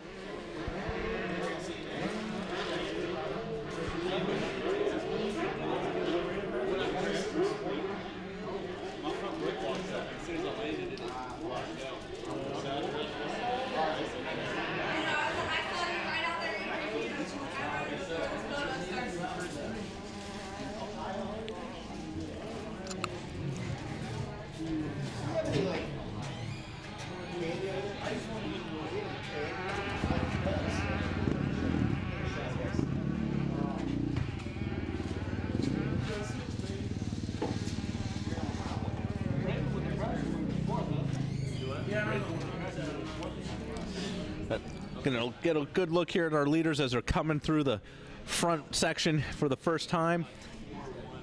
It is number 33, Derek Drake, in the lead. Number 44, Chase Falong, right behind him. So again, these two tied in points coming into this 3rd moto. Whoever wins the overall. 33, Derek Drake, 44, Chase Falong, 64. Caleb Grotus out of Perth, Australia. Your top 3. Derek is entering in the whoop section here, going to the inside while Chase decides to go to the outside, and that seems to be a little bit quicker. You got to get on those brakes hard coming into that left-hand turn. Then back on acceleration as you're coming across the Talladega.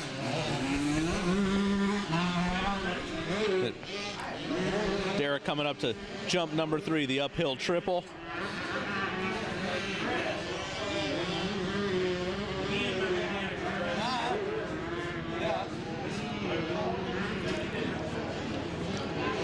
Derek Drake, Chase Falong coming around the right-hand turn into the rhythm section, able to go double, single, double. Both get through clean. While Caleb Grotus making his way up to the rear wheel of Chase Falong.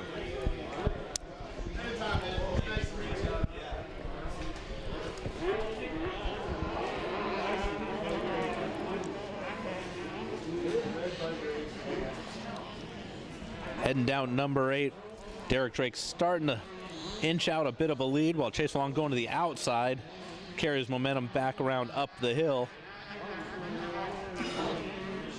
Better make sure he's not going outside too often as Caleb Grotus is getting up onto that rear wheel. Chase leaves that inside open. Be sure that Caleb's going to stick that Yamaha, or I'm sorry, that KTM in there to close the door on Chase.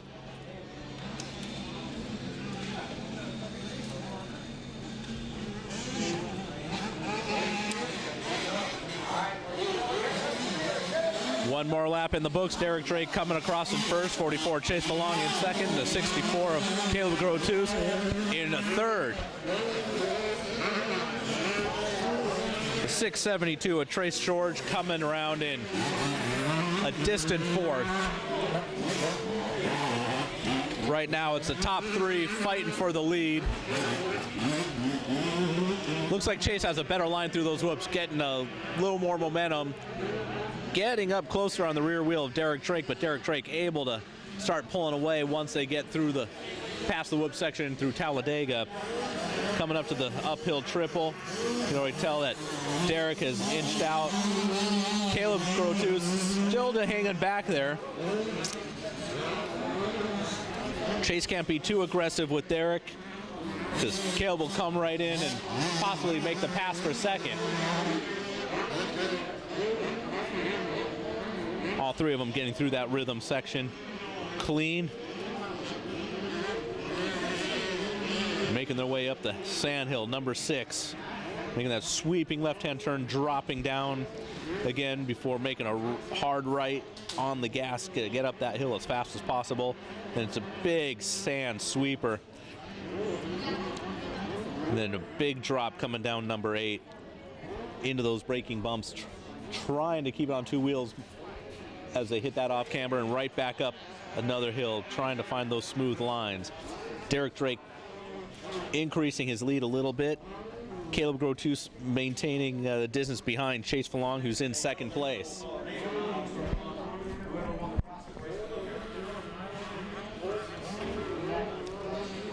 One more time coming through the straight, or the rhythm section here in the front. It's been all Derek Drake this moto, but he hasn't been able to drop Chase Falong or Caleb Grotus.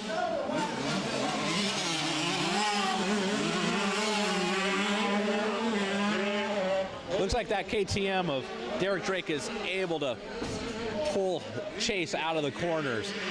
Looks like Chase is getting a little bit closer, but once they exit the corner, that momentum of the KTM, and Derek able to take that outside line, and the Wolves maintain his momentum, but Chase Falong taking the high side, coming around, trying to sweep around Chase, around Derek. Derek trying to hold Chase off. 2 different lines, the uphill triple. Derek cutting down to the inside line, cutting off the line, Chase Falong. While all this is happening, it's Caleb Grotus in third place watching it happen. Outside line for Chase. Double, single, double for Derek and Chase. Derek has inched out that lead. Looks like the front half of the track is benefit to Chase Falong as he's able to get up that rear, get that rear tire of Derek. But it's that power of the KTM able to pull away from Chase coming out of those corners.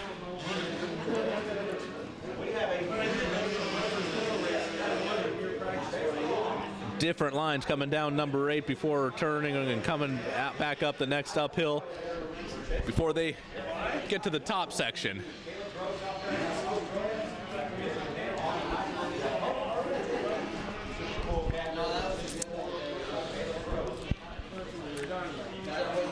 One more time, the front rhythm section, the 33 at Derek Drake out of San Luis Obispo, followed by 44 Chase Falong out of Oceanside, California.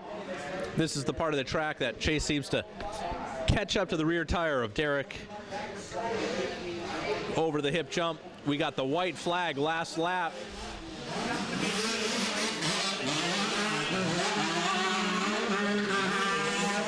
Chase is going to have to try and get a little bit closer. This is the part of the track he seems to be a little bit faster at, but can't seem to make up that distance in front of him to Derek's KTM. Through the whoop section. One more time. Across Talladega. Derek seems to be maintaining that lead.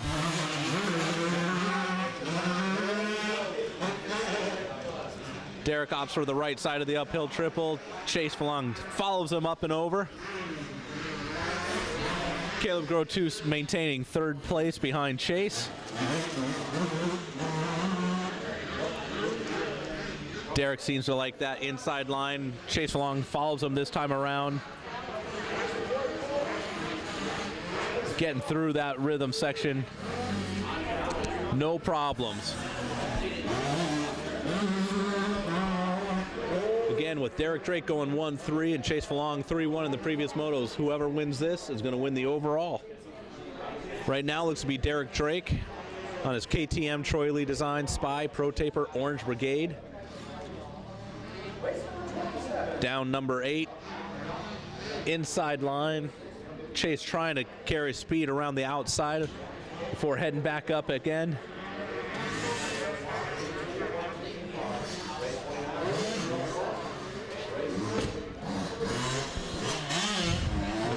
Coming up to the top section before they're making their way back down to the front rhythm. It's going to be Derek Drake. I think has too much of a lead there on Chase unless Derek just throws it away completely. Looks like it's going to be Derek Drake with a 1-3-1 overall win.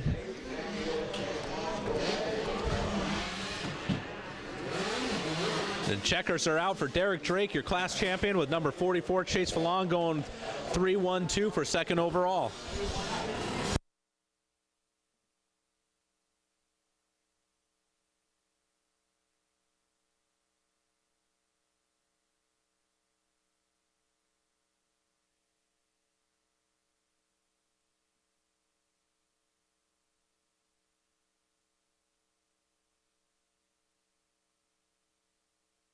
Sound, JP Parsons, Shan Garcia up here on the tower.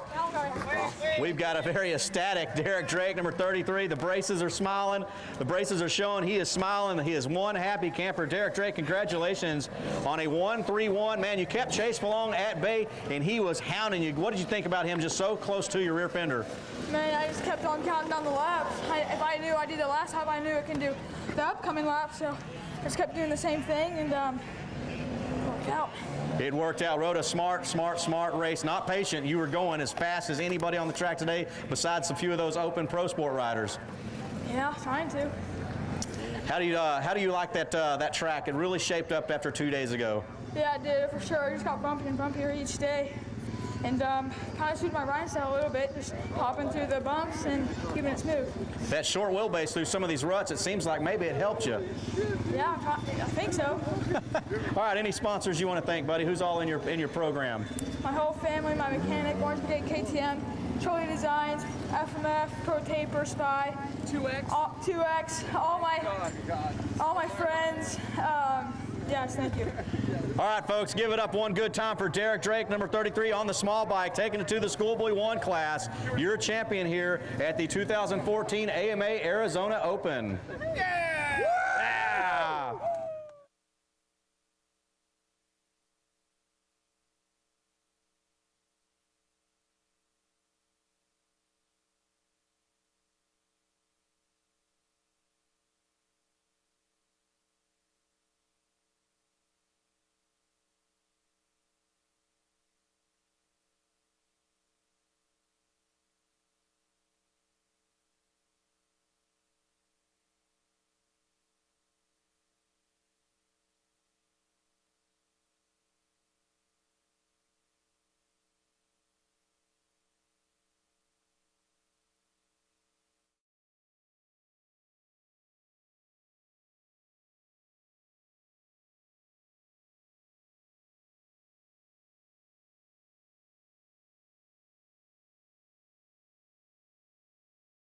pulled off one of the biggest amateur races for its first year ever on the books right here at Arizona Cycle Park. And that's how the Amateur Open got started.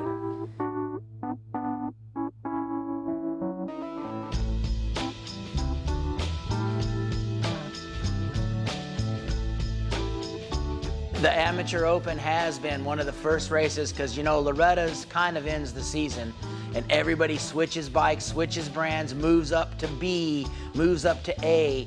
So they've always came out to the Amateur Open to give their new bike a try or their new class a try. We've had some great racing that way. A lot of the top riders have came through here. They've always used this race as kind of a warm-up to see where they're at on the new machine, which way they need to go to start getting their new season ready. The years of the Amateur Open, we've had a lot of top riders come through here in their amateur ranks. Riders like Eli Tomac, Trey Kennard, Jason Anderson, Weston Pike, Blake Wharton.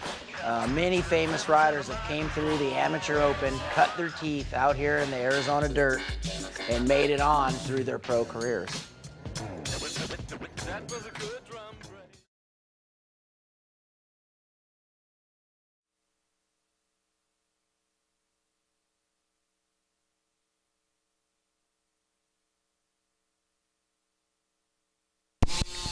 Back here at the 2014 AMA AZ Open MX Championship, live feed, live viewing presented by FMF, wrapping up the parade lap for the 51cc 4 to 6 AMA 1, 8 AMA 2, getting shuffled into one last time.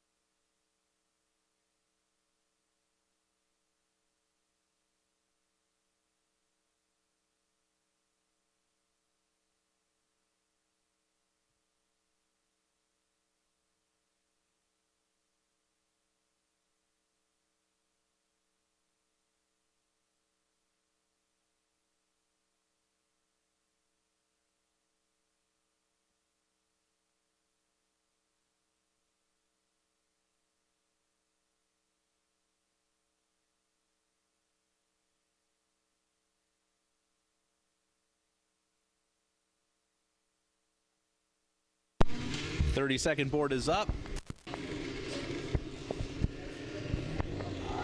Time to take these 50cc's racing. 51cc, race 2778, AM 18.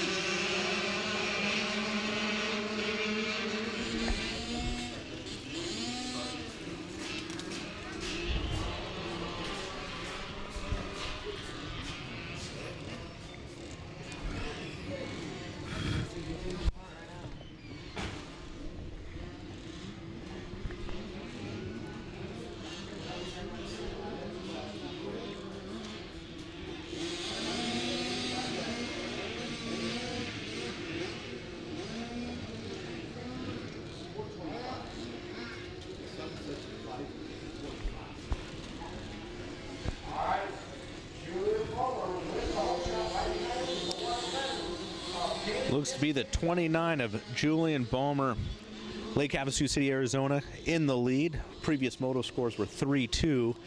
Looking to try and get the overall, but it's going to be tough against Jesse James Parkey, who's won the previous motos. Try and get a rundown on where these leaders are.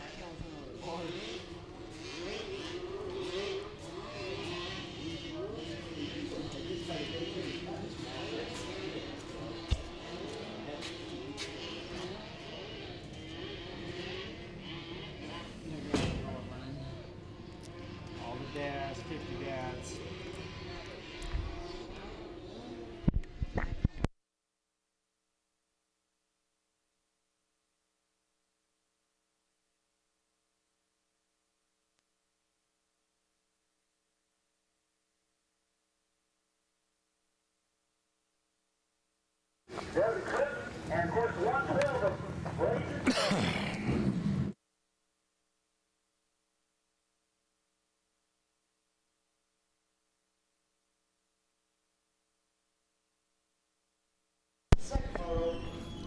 Number 29 of Julian Balmer coming through the front rhythm section here in first place, putting on a sizable lead already after one lap. And it looks like he is leading the number 111 of Jesse James Parkey.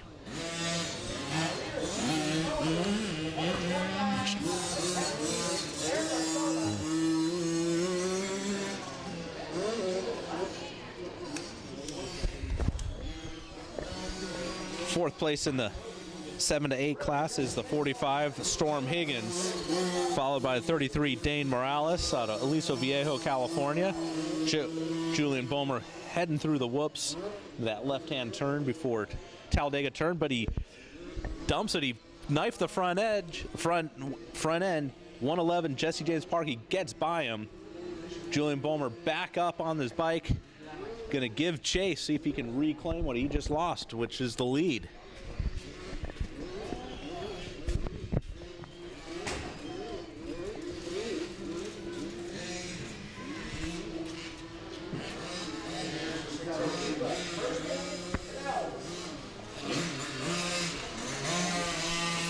Balmer trying to get up on that rear wheel of Jesse James.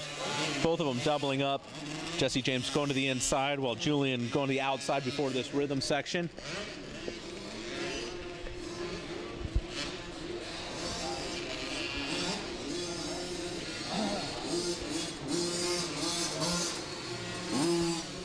It's the 191 of Austin Camden, the 4 to 6 AMA 1 leading his class through the finish line right now, but the battle is up front of the 7 to 8 with Julian Balmer trying to chase down Jesse James Parkey for the lead.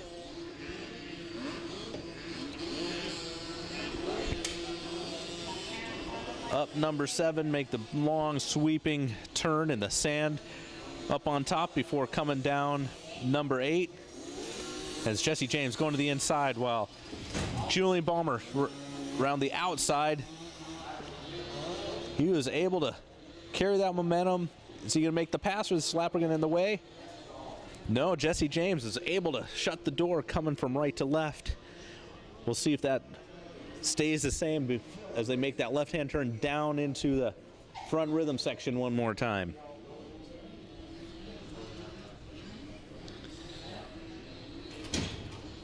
There's Jesse James Parkey coming around the front rhythm up over the double with 29 Julian Balmer close in tow.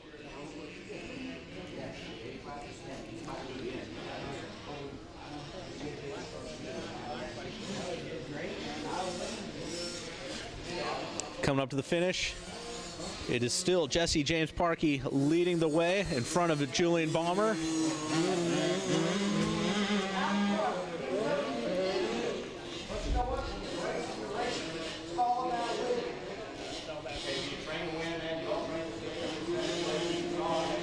Julian cutting to the far inside there before number 1.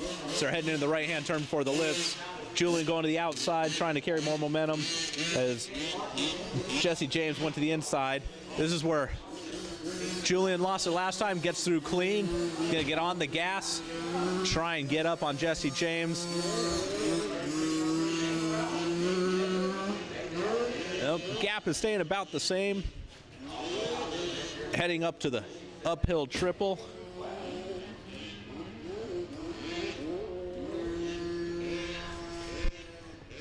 Long off-camber left-hand turn for these guys. It's coming into number 4 as they're going to double up. Jesse James leading. Julian Balmer, again, choosing different lines. Jesse James to the inside while Julian trying to carry that momentum around the outside. Maybe it's a little bit smoother. And he doubles in. Gets right up next to Jesse James. But Jesse James holding the insides, able to maintain the lead.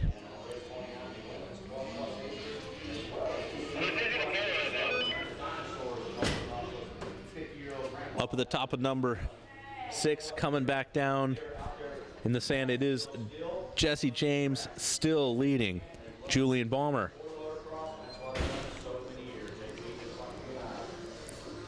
This is going to be a tough section for these little bikes as the sand just wants to grab those wheels. Again, Jesse James to the far inside. Julian to the far outside. He almost made the pass here last time as he got on the gas. But it looks like it was Jesse James able to pull away a little bit at the top of the hill and make that left-hand turn a little bit smoother.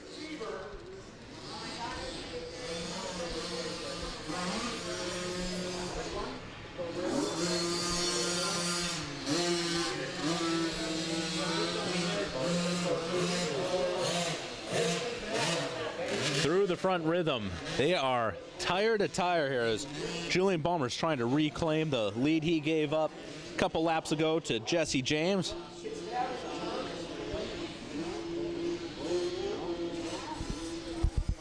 And we got a down rider here that's going to maybe slow up. It seems to be in the main line. Jesse James able to get around. Julian taking a little more of an inside line. Both of them are able to get around the lapper, no problems.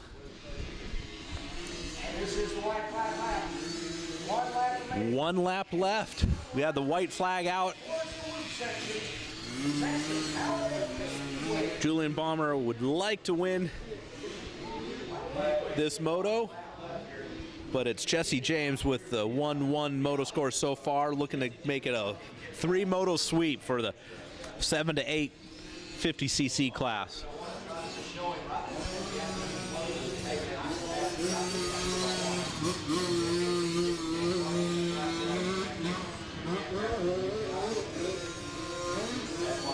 Up over the uphill triple, kind of funneling into one main line there as they make their way around to number 4. They're going to double up here. They do have a lapped rider in front of them. And it was Julian Balmer not able to double up because of the lapped rider. Jesse James extends his lead ever so slightly. But Julian able to double into that rhythm section and close up the gap. They're side by side going up over number 5. It's going to be a drag race heading up number 6 into the sand. It looks like Julian Balmer is going to take the lead and maintain the inside. Jesse James swapping a little bit as they headed up that sand hill. Now it's Balmer, right-hand turn back up the hill again. See if he can find a smooth line, or Jesse James going to be able to repass for the lead. Jesse James has the overall, but something about going 1-1-1 that just makes the weekend.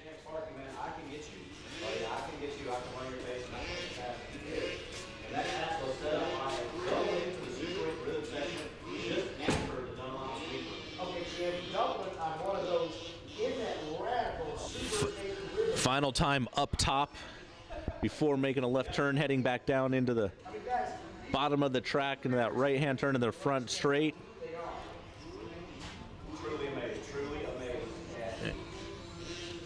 And it is still Julian Balmer, number 29, in the lead. Looks like Jesse James may have let off the gas a little bit, knowing he has the overall in the bag.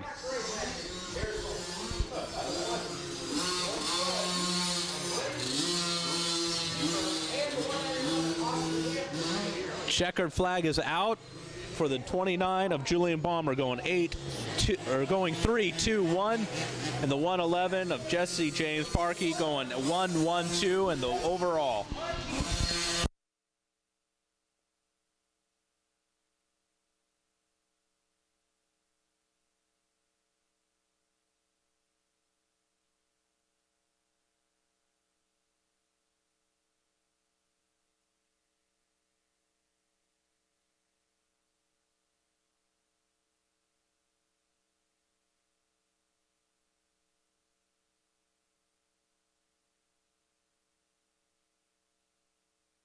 I'm not real sure. He's going to try to figure it out and then send somebody out to tell me.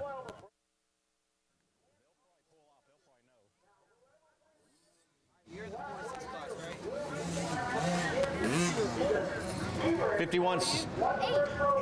51 7 to 8 class.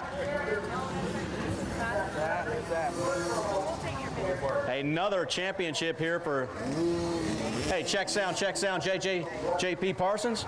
Another championship here for JJP, Jesse James Parkey, once again, congratulations. Thank you. Man, you had a great race there with Julian Bomer, and he passed you there on that last lap. What did you think? Did you think, man, just keep it upright and stay upright and win this championship? Yes. You didn't want to try to go back in and throw him a wheel? Yes, I did. But you just decided not to? Yes. All right. Great job, man. 1, 1, and 2 for 4 points. You win the championship here at the 2014 AMA Arizona Open, the 51cc 7 to 8 class. Let's give a rundown on your sponsors. My mom and dad, God, ASB, Cobra, and every other sponsor.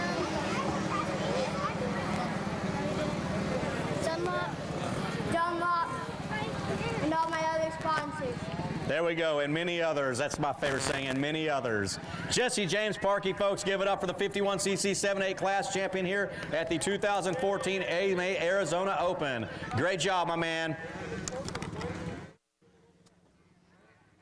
You're done. Let's see. Okay, yeah, they've got yours.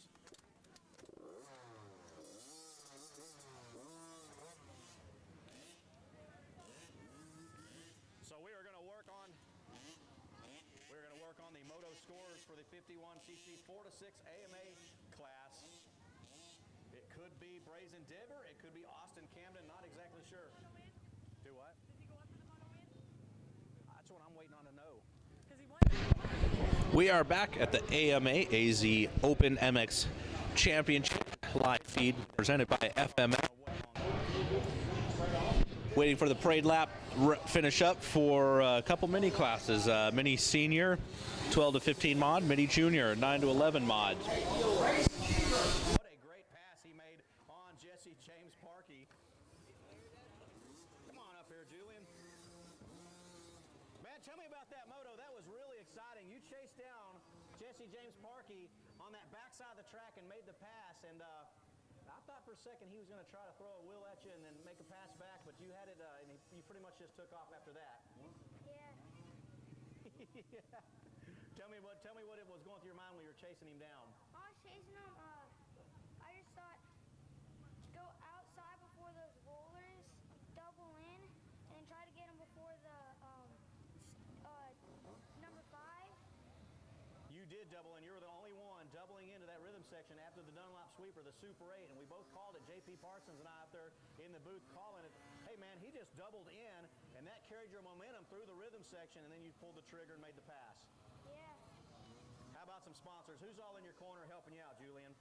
Mom, Dad, Champ Factory, Justin, Buckler for training me, Bud Racing, and everyone else I forgot. All right, great job on the moto win, and hope to see you back here next year at this event. Okay. All righty, Julian Bomer. Mom, I'm sorry about that. It's been a long week. Okay, here we go. Number 112 is going to be Brazen Deaver out of Fraser Park, California, with the overall here in the 51cc 4 to 6 age bracket. He's going to hold that number 1 plate up.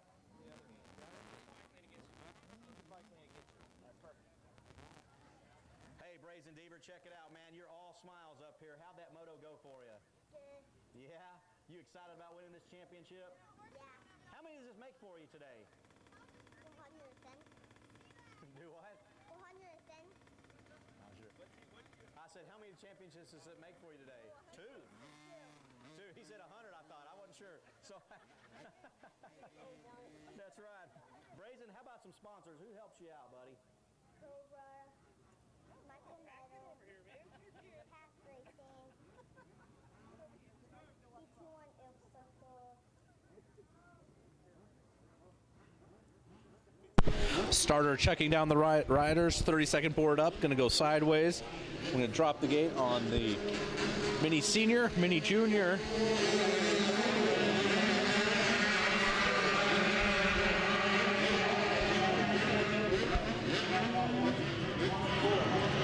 Looks like the mini seniors are out first.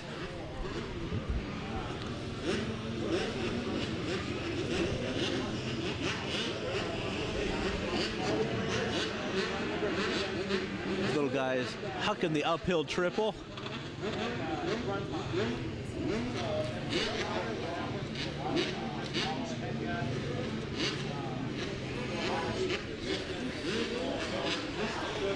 And it's the 164, Trevor Woodward out front, being chased by, I believe, Wyatt Lyonsmith. And that's going to be for the overall. Finish out the plan.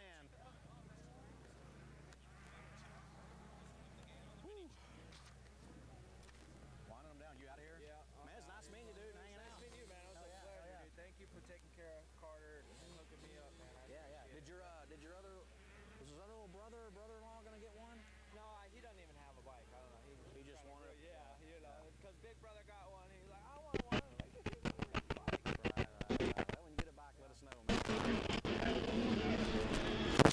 They can last you for years. You know, 6 months or whatever, man, or however long. Just if you need something, let me know. Get Bobby, get in touch with me. Find me on Facebook, whatever. Hey, Shan, man, this is Brian. Can you comp me a couple sets and I'll get them out to you? No, thanks, bro. Yeah, had fun, man. Okay, yeah. Cool.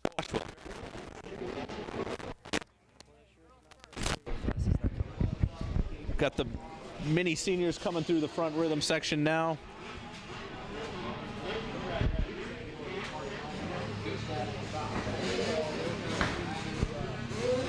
And it is the 53 of Wyatt Lyonsmith in the lead with 164, Trevor Woodward in second. The 581 of Mark Dawson coming across in third. Looking at the mini juniors now as they're heading up the uphill.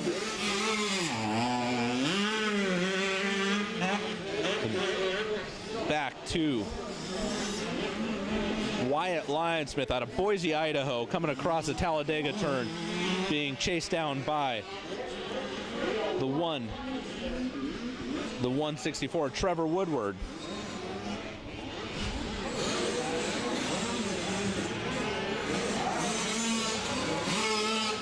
Lyonsmith able to get up over that triple. Throws a down rider in the second gate. The mini juniors are coming up to a lapped rider. Lyonsmith pulling out a lead on Woodward.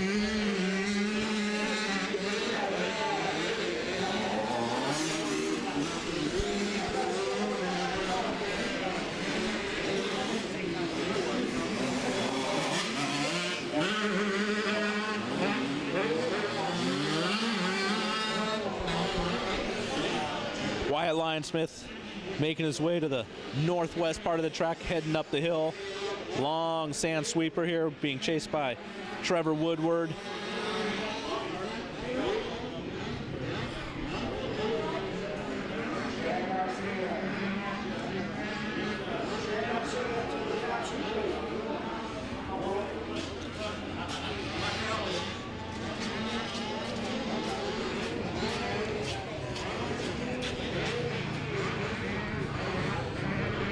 Waiting for the emergence of Wyatt Lyonsmith. He's maintained the lead over Trevor Woodward. Up and over that double, maintaining that lead.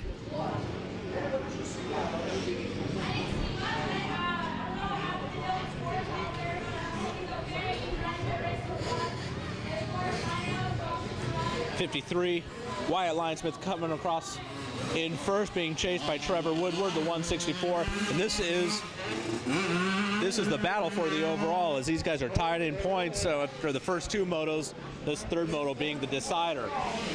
The number 581 coming in, Mark Dawson, in third place. Lyonsmith going to the inside, trying to keep that momentum going through the whoops. Get a glimpse of the lead he has on Woodward.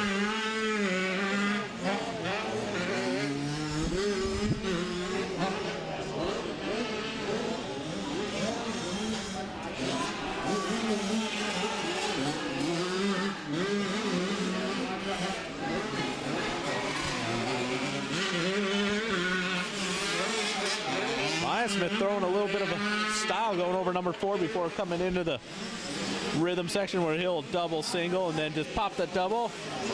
A little bit short, but getting through clean.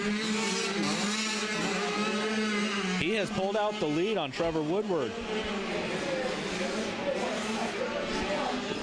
Again, Wyatt Lionsmith on his KTM out of Boise, Idaho, riding for Fly, MBL, X-Brand goggles, Split Designs, RMX, Motul oil.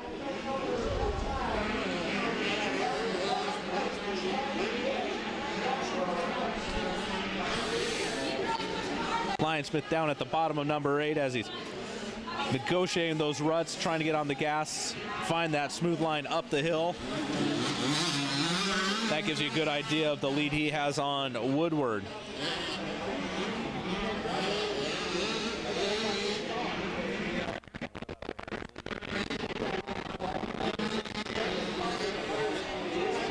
Lionsmith coming back into the front rhythm section.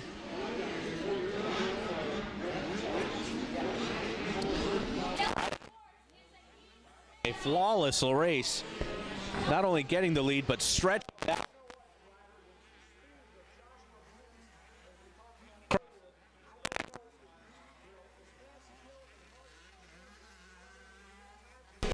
And the number 164, Trevor Woodward.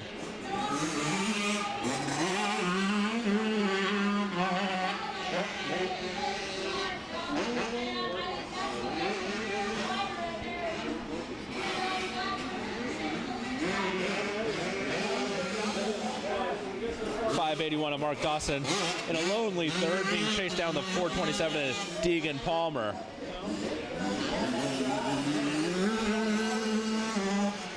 But it's all Wyatt Lionsmith out front, representing Boise, Idaho.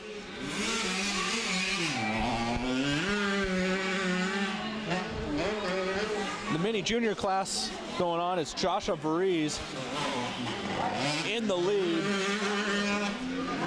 followed by Luke Kalitsan. We're taking a look at Wyatt Smith going through the rhythm section, up and over number 5, and then on the gas as they accelerate up number 6.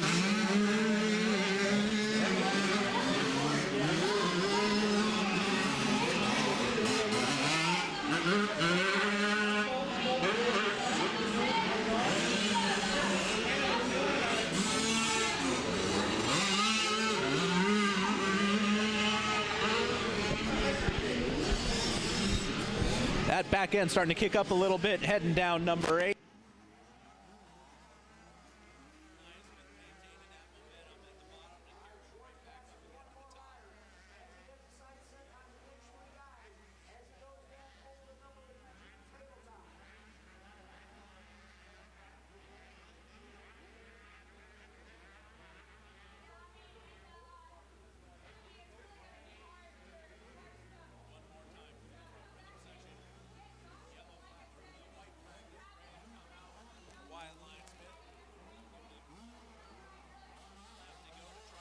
This mini senior championship.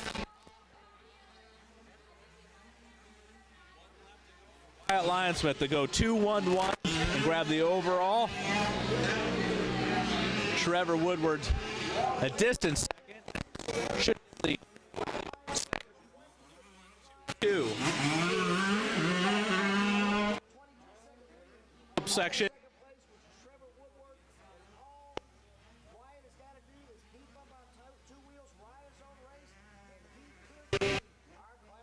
In speed, maintain momentum. Lionsmith will bring home the Cactus.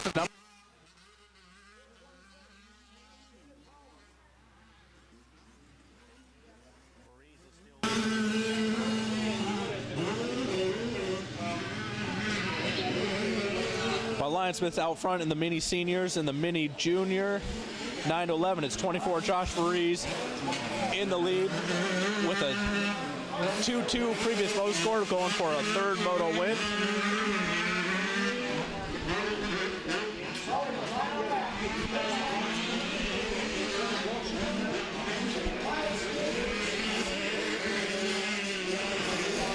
Up into the sand one more time for Wyatt Lionsmith.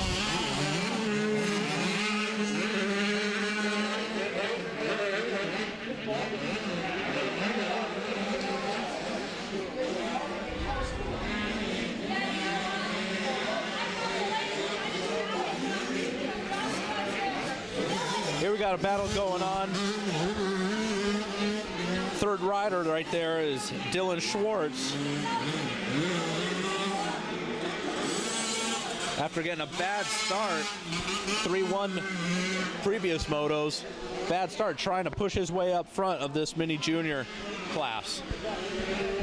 It looks like he's going to the far left there. Jumping to the far right, passing. That was amazing. Going far left, jumping the uphill triple, splitting the riders in front of him, going to the far right on the top side there, and then cutting back down to the left. Now he's was behind these two riders, now leading them into this rhythm section as he just doubles, singles, and pops that double. We got the checkered flag out for 53 Wyatt Lyons-Smith to take the 2-1-1 overall win.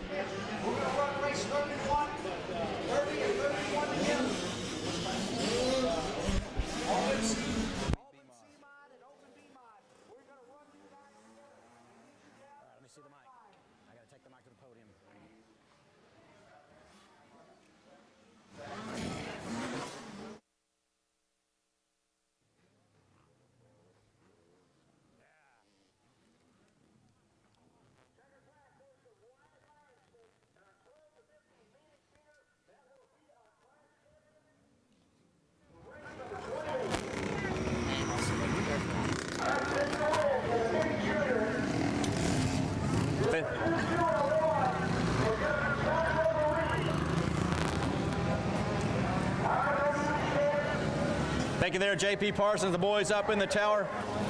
Wyatt Lyons-Smith, your champion here in the mini senior 12 to 15 class out of Boise, Idaho, the 2-1. Man, you had Trevor Woodward back there. He was about 10 seconds behind, sometimes 6 seconds behind, but you had him pretty much at bay. Did you know where he was?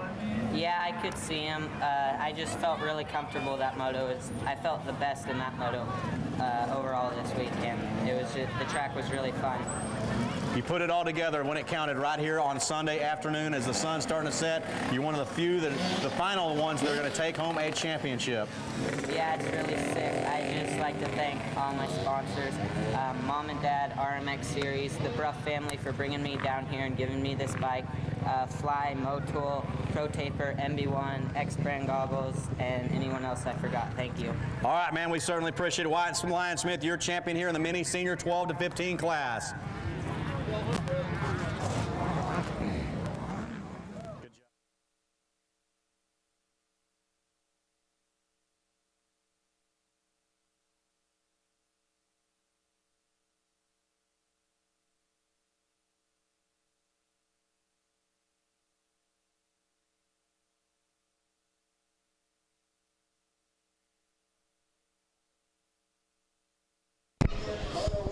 And we are back looking at the parade lap for race number 29, Women 12 Plus. This is going to be their third moto. Carrie Killebrew, number 80 on Surprise, Arizona, going 1-1 in the previous two motos, while Dakota Palmer coming down from St. George, Utah with the number 198, going 2-2, and local Lauren Thompson out of Mesa, Arizona, going 3-3.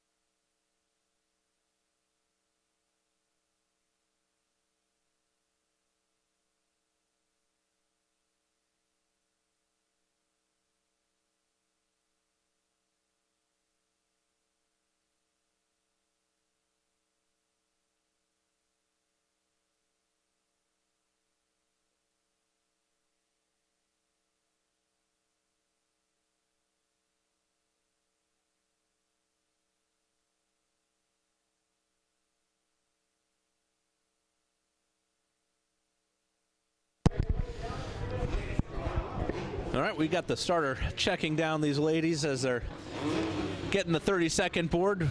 Gate about to drop here.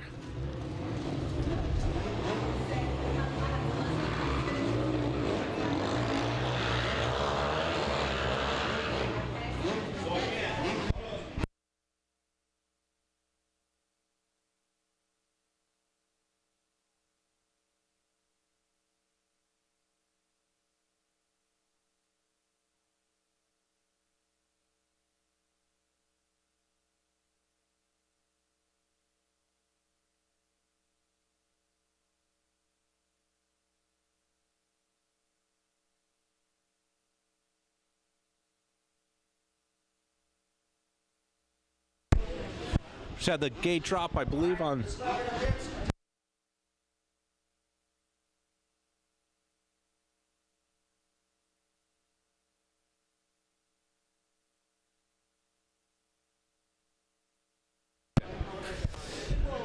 gate drops on women 12 plus. And it looks like it's the 198 Kawasaki Dakota Palmer out front with number 80 Carrie Killebrew in second. Lauren Thompson eking up the inside there on her YZ 125 in third.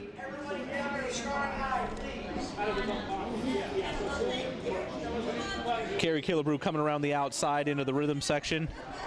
Gonna try and put the pass on Dakota Palmer here as she's able to double through. And it's just single through who can make it up. Palmer on the inside and with the power, but Killebrew with the momentum and drive to get past her around the outside and up number 6. Lauren Thompson in third.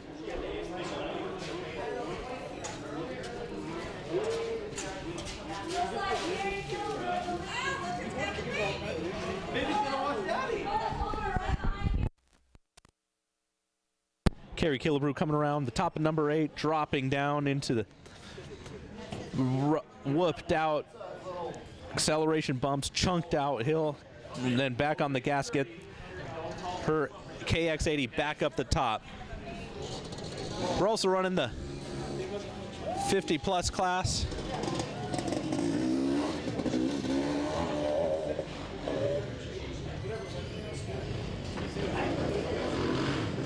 Senior plus and women on the track at the same time.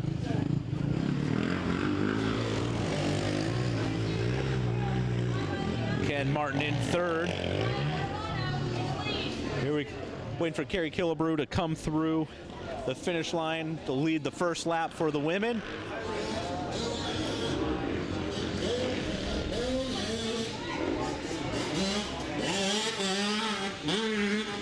Carrie Killebrew first, 198 of Dakota Palmer out of St. George, Utah in second. Bringing up third is Lauren Thompson out of Mesa, Arizona. And fourth, Riley Horney out of Flagstaff.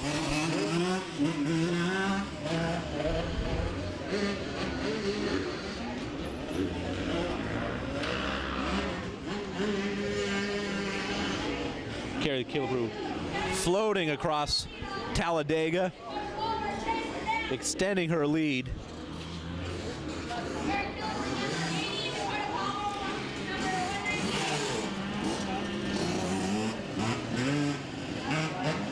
Killebrew up and over the step-up triple. Certainly be making time there as Dakota Palmer also jumping to the top. Killebrew down into the rutted right-hander before the rhythm section. Able to double in, but then it's just singling out.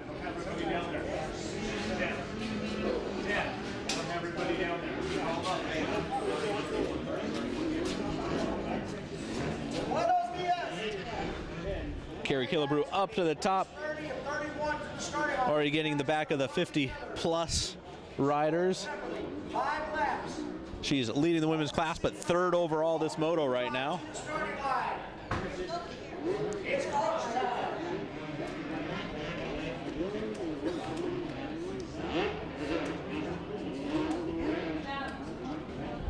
Taking her time around that off camera at the bottom. I can only imagine how rutted out it is trying to maintain your line and your balance and then get on the gas as you head up that hill before making that left sweeper, and see her pop up here over a double.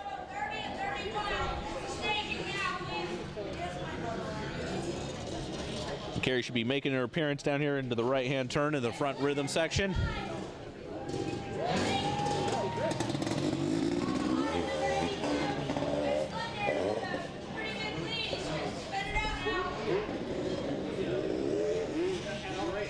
It was Carrie chosen to go to the outside, cut back to the inside, just planting that bike right in the ruts on the gas.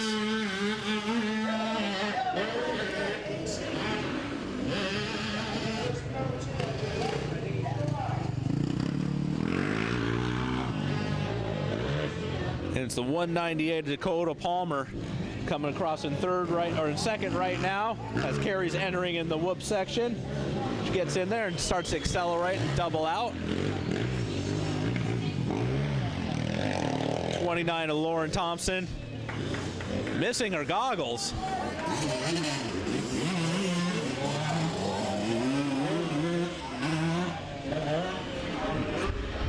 We have the sun setting.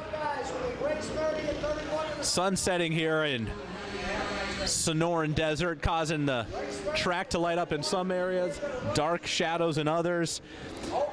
And considering we've been running 28 motos today, there's a few ruts, a few holes, few bumps where those shadows are going to start coming into play. It may be tough to see, especially if you have those tinted goggles.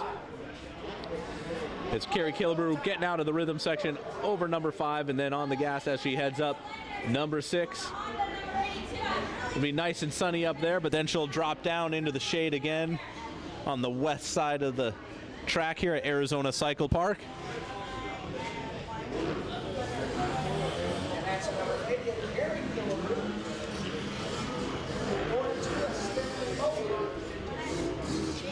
Carrie taking the wide line around the top of number 8, probably the wide, less rough line. Finding that outside line again on the bottom as she's trying to get her momentum back up speed again for getting up that hill. Vegas, so it's kind of like weather is pretty dry there, so I'm kind of used to these kind of tracks. But really muddy this weekend, so I really didn't see much of the dry stuff. So it was a nice weekend overall. Total championship and second place. So I'm really happy with this weekend. Carrie Killebrew coming through the front rhythm section, extending her lead over Dakota Palmer.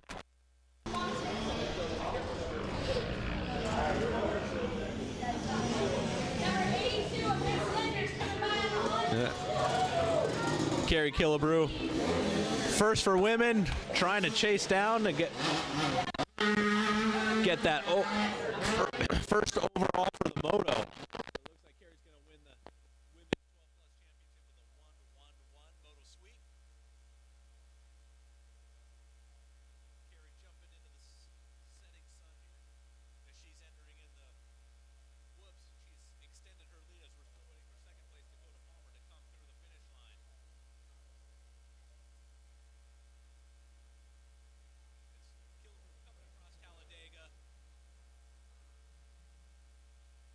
Dakota Palmer to come through the finish line.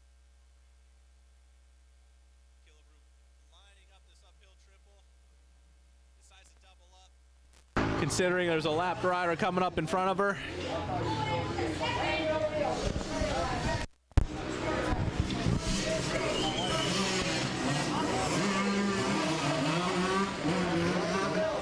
There goes Killebrew. That's the lead for the moto.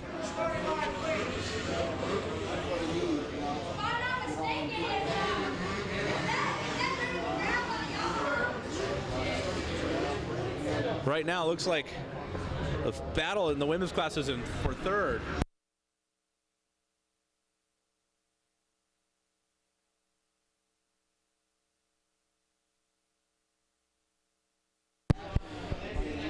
Looking back at the battle for third in the women's class, we've got Lauren Thompson and the 74 Riley Horney out of Flagstaff, Arizona. I think Lauren Thompson may be having some goggle issues. She may have had the tinted goggles on, because right now she's got them off, hanging from her elbow. But Riley Horney, as she's trying to close that gap, it's going to be tough for Lauren if Riley's able to get in front of her. No goggles, that's going to be tough, especially with the tri-track like it is, kicking up that roost.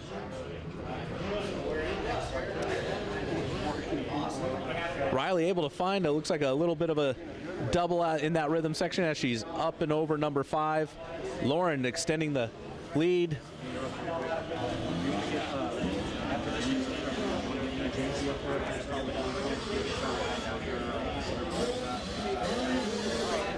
Lauren Thompson heading up the hill. Riley trying to give chase. Carrie Killebrew about a half a lap ahead of these ladies. Again, this is the battle for third.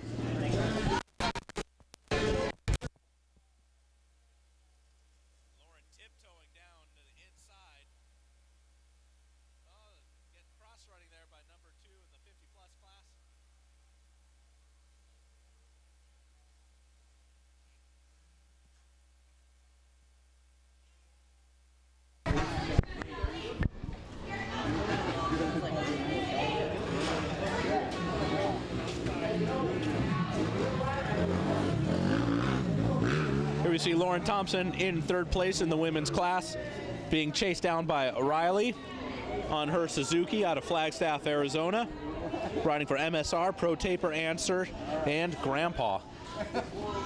Lauren Thompson able to maintain that lead over Riley. Lauren on her YZ125 out of Mesa, Arizona, representing local motor suspension shop, Motorworks Suspension, PCX, Fly, WPS, Utopia Optics, West Coast MX Schools, Renthal, EVS, FMF, Braking. 29 Lauren Thompson's maintaining that lead. Got the white flag out. This is the last lap. Riley wants to.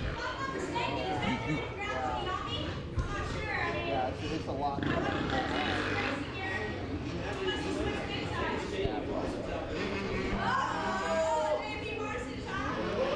Now we're taking a look at the race leader, moto leader, as well as leader of the women's class, Carrie Killebrew, going a moto sweep, 1-1-1, all 3 motos.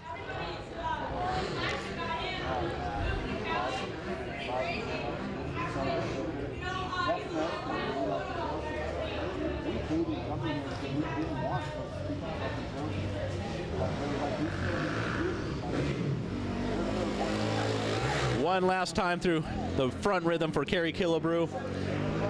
She's massed pretty much a half a track lead over the other women in her class. Checkered flag coming out.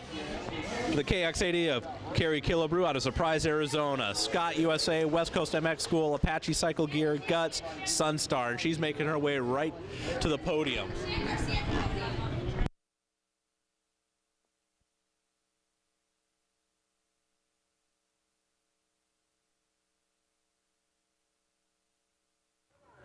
He's awesome, dude. He's awesome. Is that McGrath or JP Parsons out there? Check sound, check sound. Shan Garcia heading up to the podium, JP Parsons. Ryder Colvin, thanks for helping call that action. And we've got Carrie Killebrew, number 80, on that KX85, another championship here in the women's 12-plus class from Surprise, Arizona. No surprise here.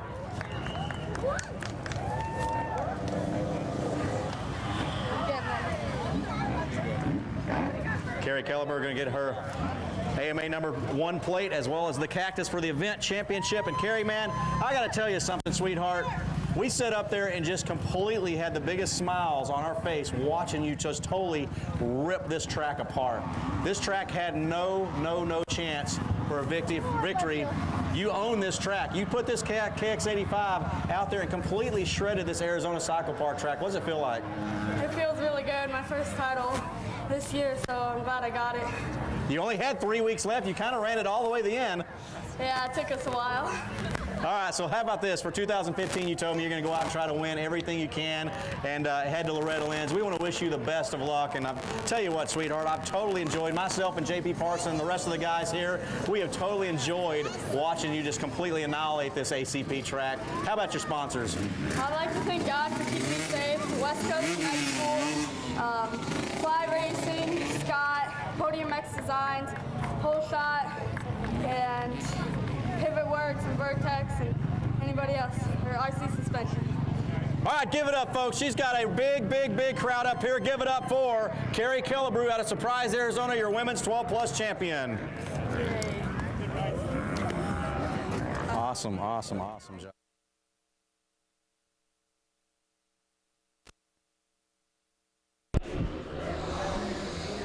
We are back here for the final moto of the 2014 AZ Open MX Championship. This live feed brought to you by FMF. We got the parade lap going out for the Open B mod and Open C mod. It's going to be the final moto, the final day of this championship. Parade lap is out right now. Going to get them back into the starting gate as quickly as possible as the sun is setting here in Buckeye, Arizona at Arizona Cycle Park.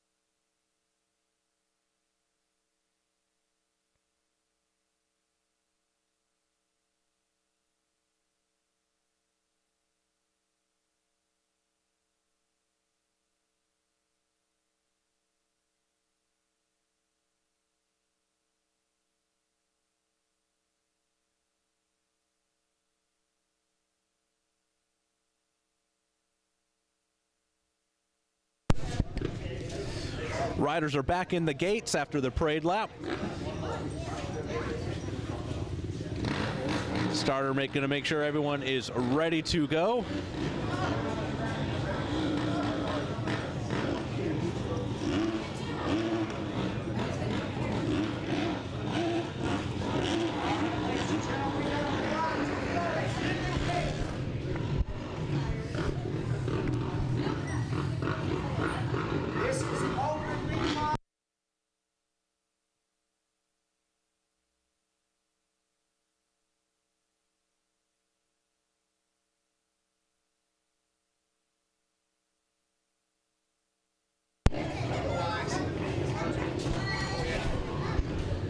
Car is sideways.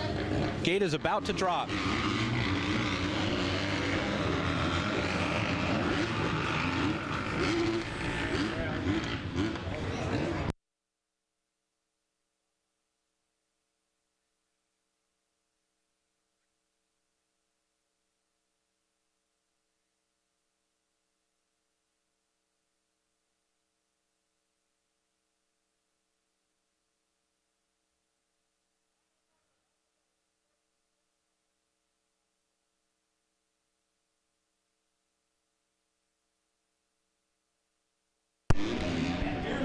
That's the number 37 of Sean Cantrell in the Open B mod out front again.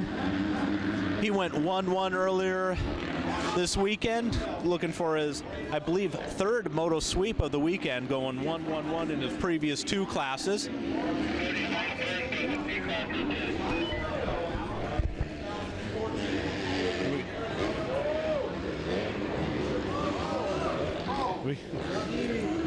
And it was the number 73 or 173, Zachary Bierbauer out of Lancaster, forgetting to turn right in that rhythm section.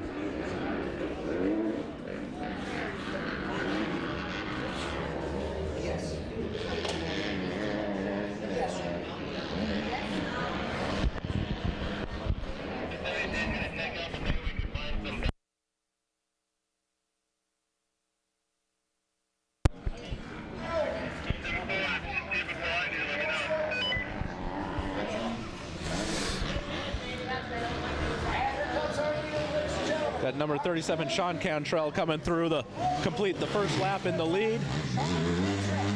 Waiting for riders behind him to come through the front rhythm section.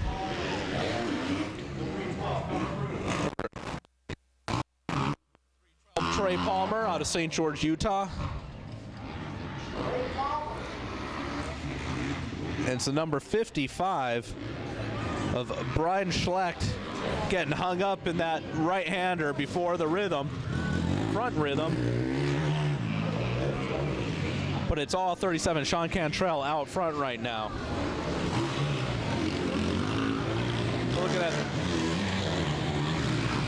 44 Richard Taylor coming through with 3-3 moto finishes previously.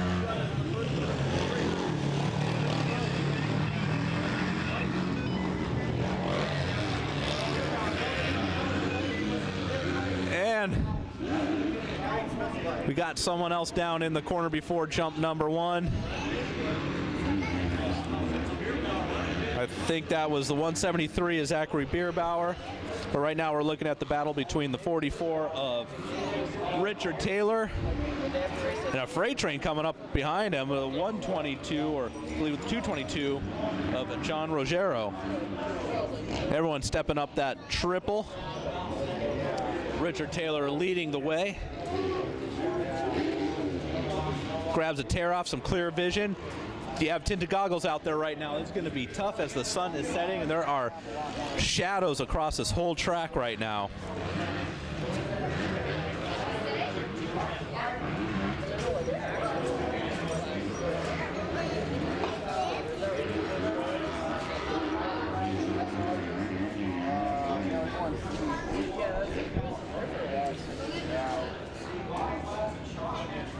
Right back up the hill again. That bike dancing around, bouncing around as Richard Taylor making his way up towards number 8 before dropping back down into the same washboard type of stuff. Sean Cantrell just passing through the finish line one more time. Looks like Richard Taylor may be catching the leader in front of him, or the rider in front of him.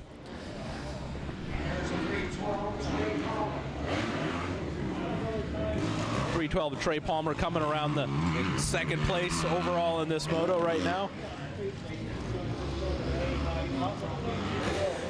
That's a 314 of Tristan Mortz that's right in front of Richard Taylor.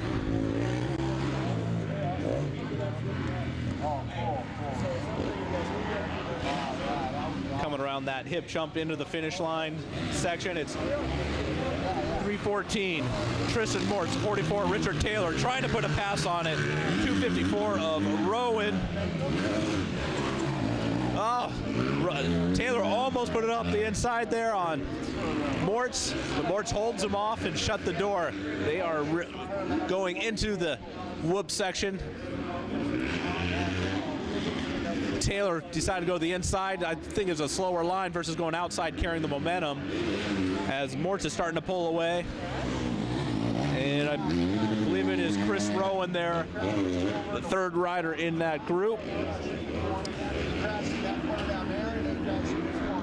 Mortz and Taylor, Rowan doing the step-up triple. Taylor's right on the rear wheel now. I think it's going to come down to this rhythm section, see if this pass is made or if Mortz is able to extend the lead. But even before it gets there, Taylor is able to make the pass. Double, single, double out. Mortz is getting all sorts of sideways, looking behind him, see if anybody's going to run him down. But it's Taylor in front of this group and off to the races, trying to put a gap on him. Cantrell coming through the finish line one more time. Nothing new for him. In the lead.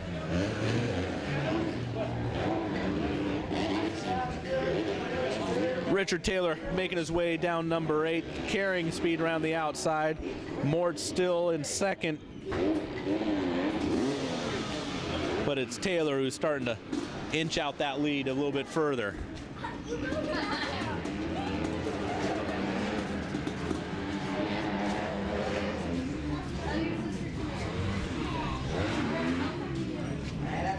.312 of Trey Palmer coming through finish line right now as we're looking at Richard Taylor, number 44 out of Woodland Hills, California, X-Brand Suzuki Transworld MX rider. 41, Andrew Junkin, making his way around.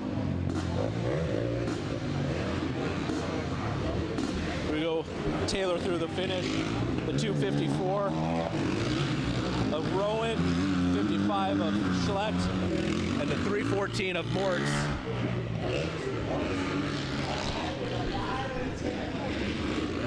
Taylor seems to be putting the lead further and further out of the reach, the riders behind him. But it's Braden Schlecht out of Phoenix, Arizona, on his Honda going across the top of Talladega, leading, I believe it's Chris Rowan on his Honda, also out of Phoenix.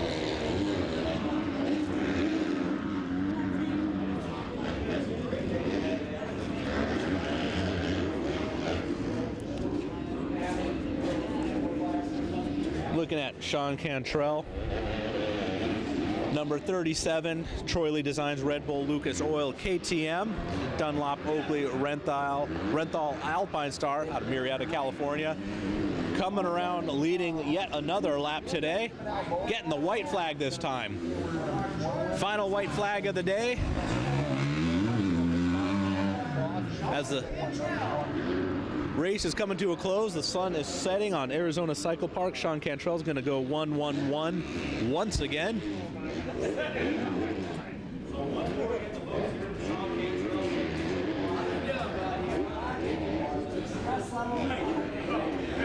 I got beer, nice cold beer colors. I got special. Cantrell making the right-hand turn before the uphill triple.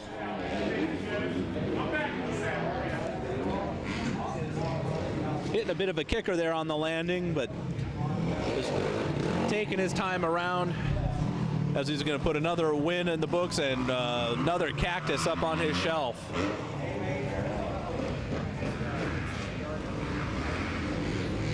Yeah, he's just taking his time through that rhythm section now. Coming through is the number 41, Andrew Junkin, but 44, Richard Taylor starting to chase him down. As we're looking at Cantrell up the last uphill for the day for him, before making his final descent down into the front rhythm section.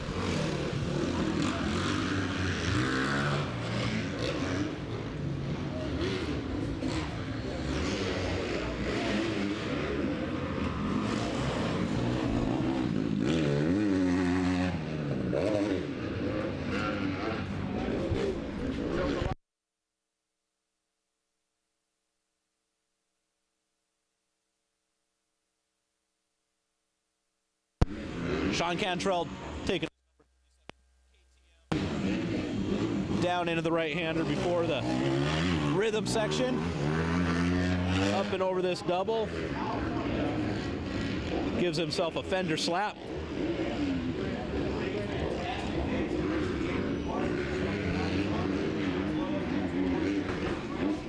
The checkered flag is out.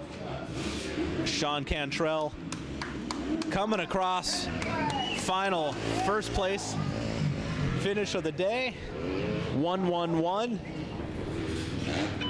And he'll be making his way to the podium to collect his one plate as well as his third cactus.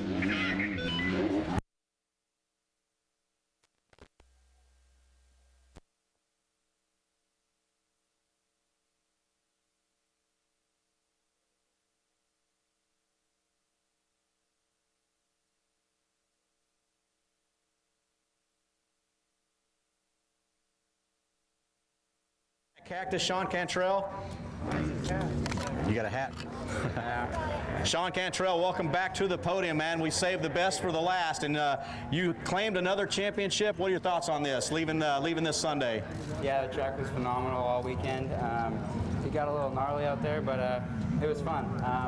I think there was only one other person in my class, but it was just rode my own ride and just had some fun, and just can't wait for the next race to come out. How about them sponsors? Let's do a quick rundown. Mom and dad, friends and family who came out, everybody proud of me. Thank you so much. It means a lot. Troy Lee Designs, Lucas Oil, Red Bull KTM, Adidas shoes, Alpine Star boots, WP suspension, FMF, everybody, thank you so much.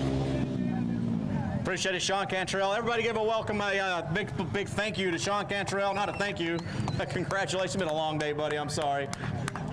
Sean Cantrell out of Murrieta, California, taking home one more title for the KTM Orange Brigade team, the Red Bull.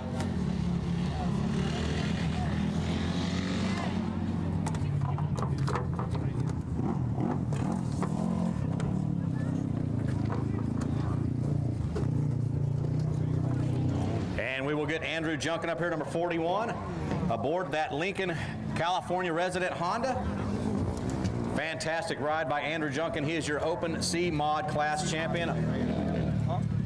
Alex, get him in the number 1 plate here, and the Cactus. Big congratulations. Hey, Andrew Junkin, man, we saved the final moto for you guys and combined you, and you went home here with a championship. How about some sponsors? I'd like to thank GP Racing, PCP Motorsports, Roseville Honda Motorsports, Dunlop, Yoshimura Exhaust, JL Rider Development. All the individuals helped me. My dad, stepmom, Steve Gibson, Steve Parker, Tim Marquette, Isaiah Swin. Thank you, everyone. All right, what are your plans for 2015, bud? I'm going to bump up to the B class and see how it goes in the West Coast Arena Cross, and then just try to qualify for Lana's, do all the other outdoor nationals B class for my first year. So. Awesome. We want to wish you the best of luck, buddy, in 2015. Andrew Junkin, folks, out of Lincoln, California, taking the final championship home here in the 2014 AMA Arizona Open. Back to you guys up in the booth. Good ride, man.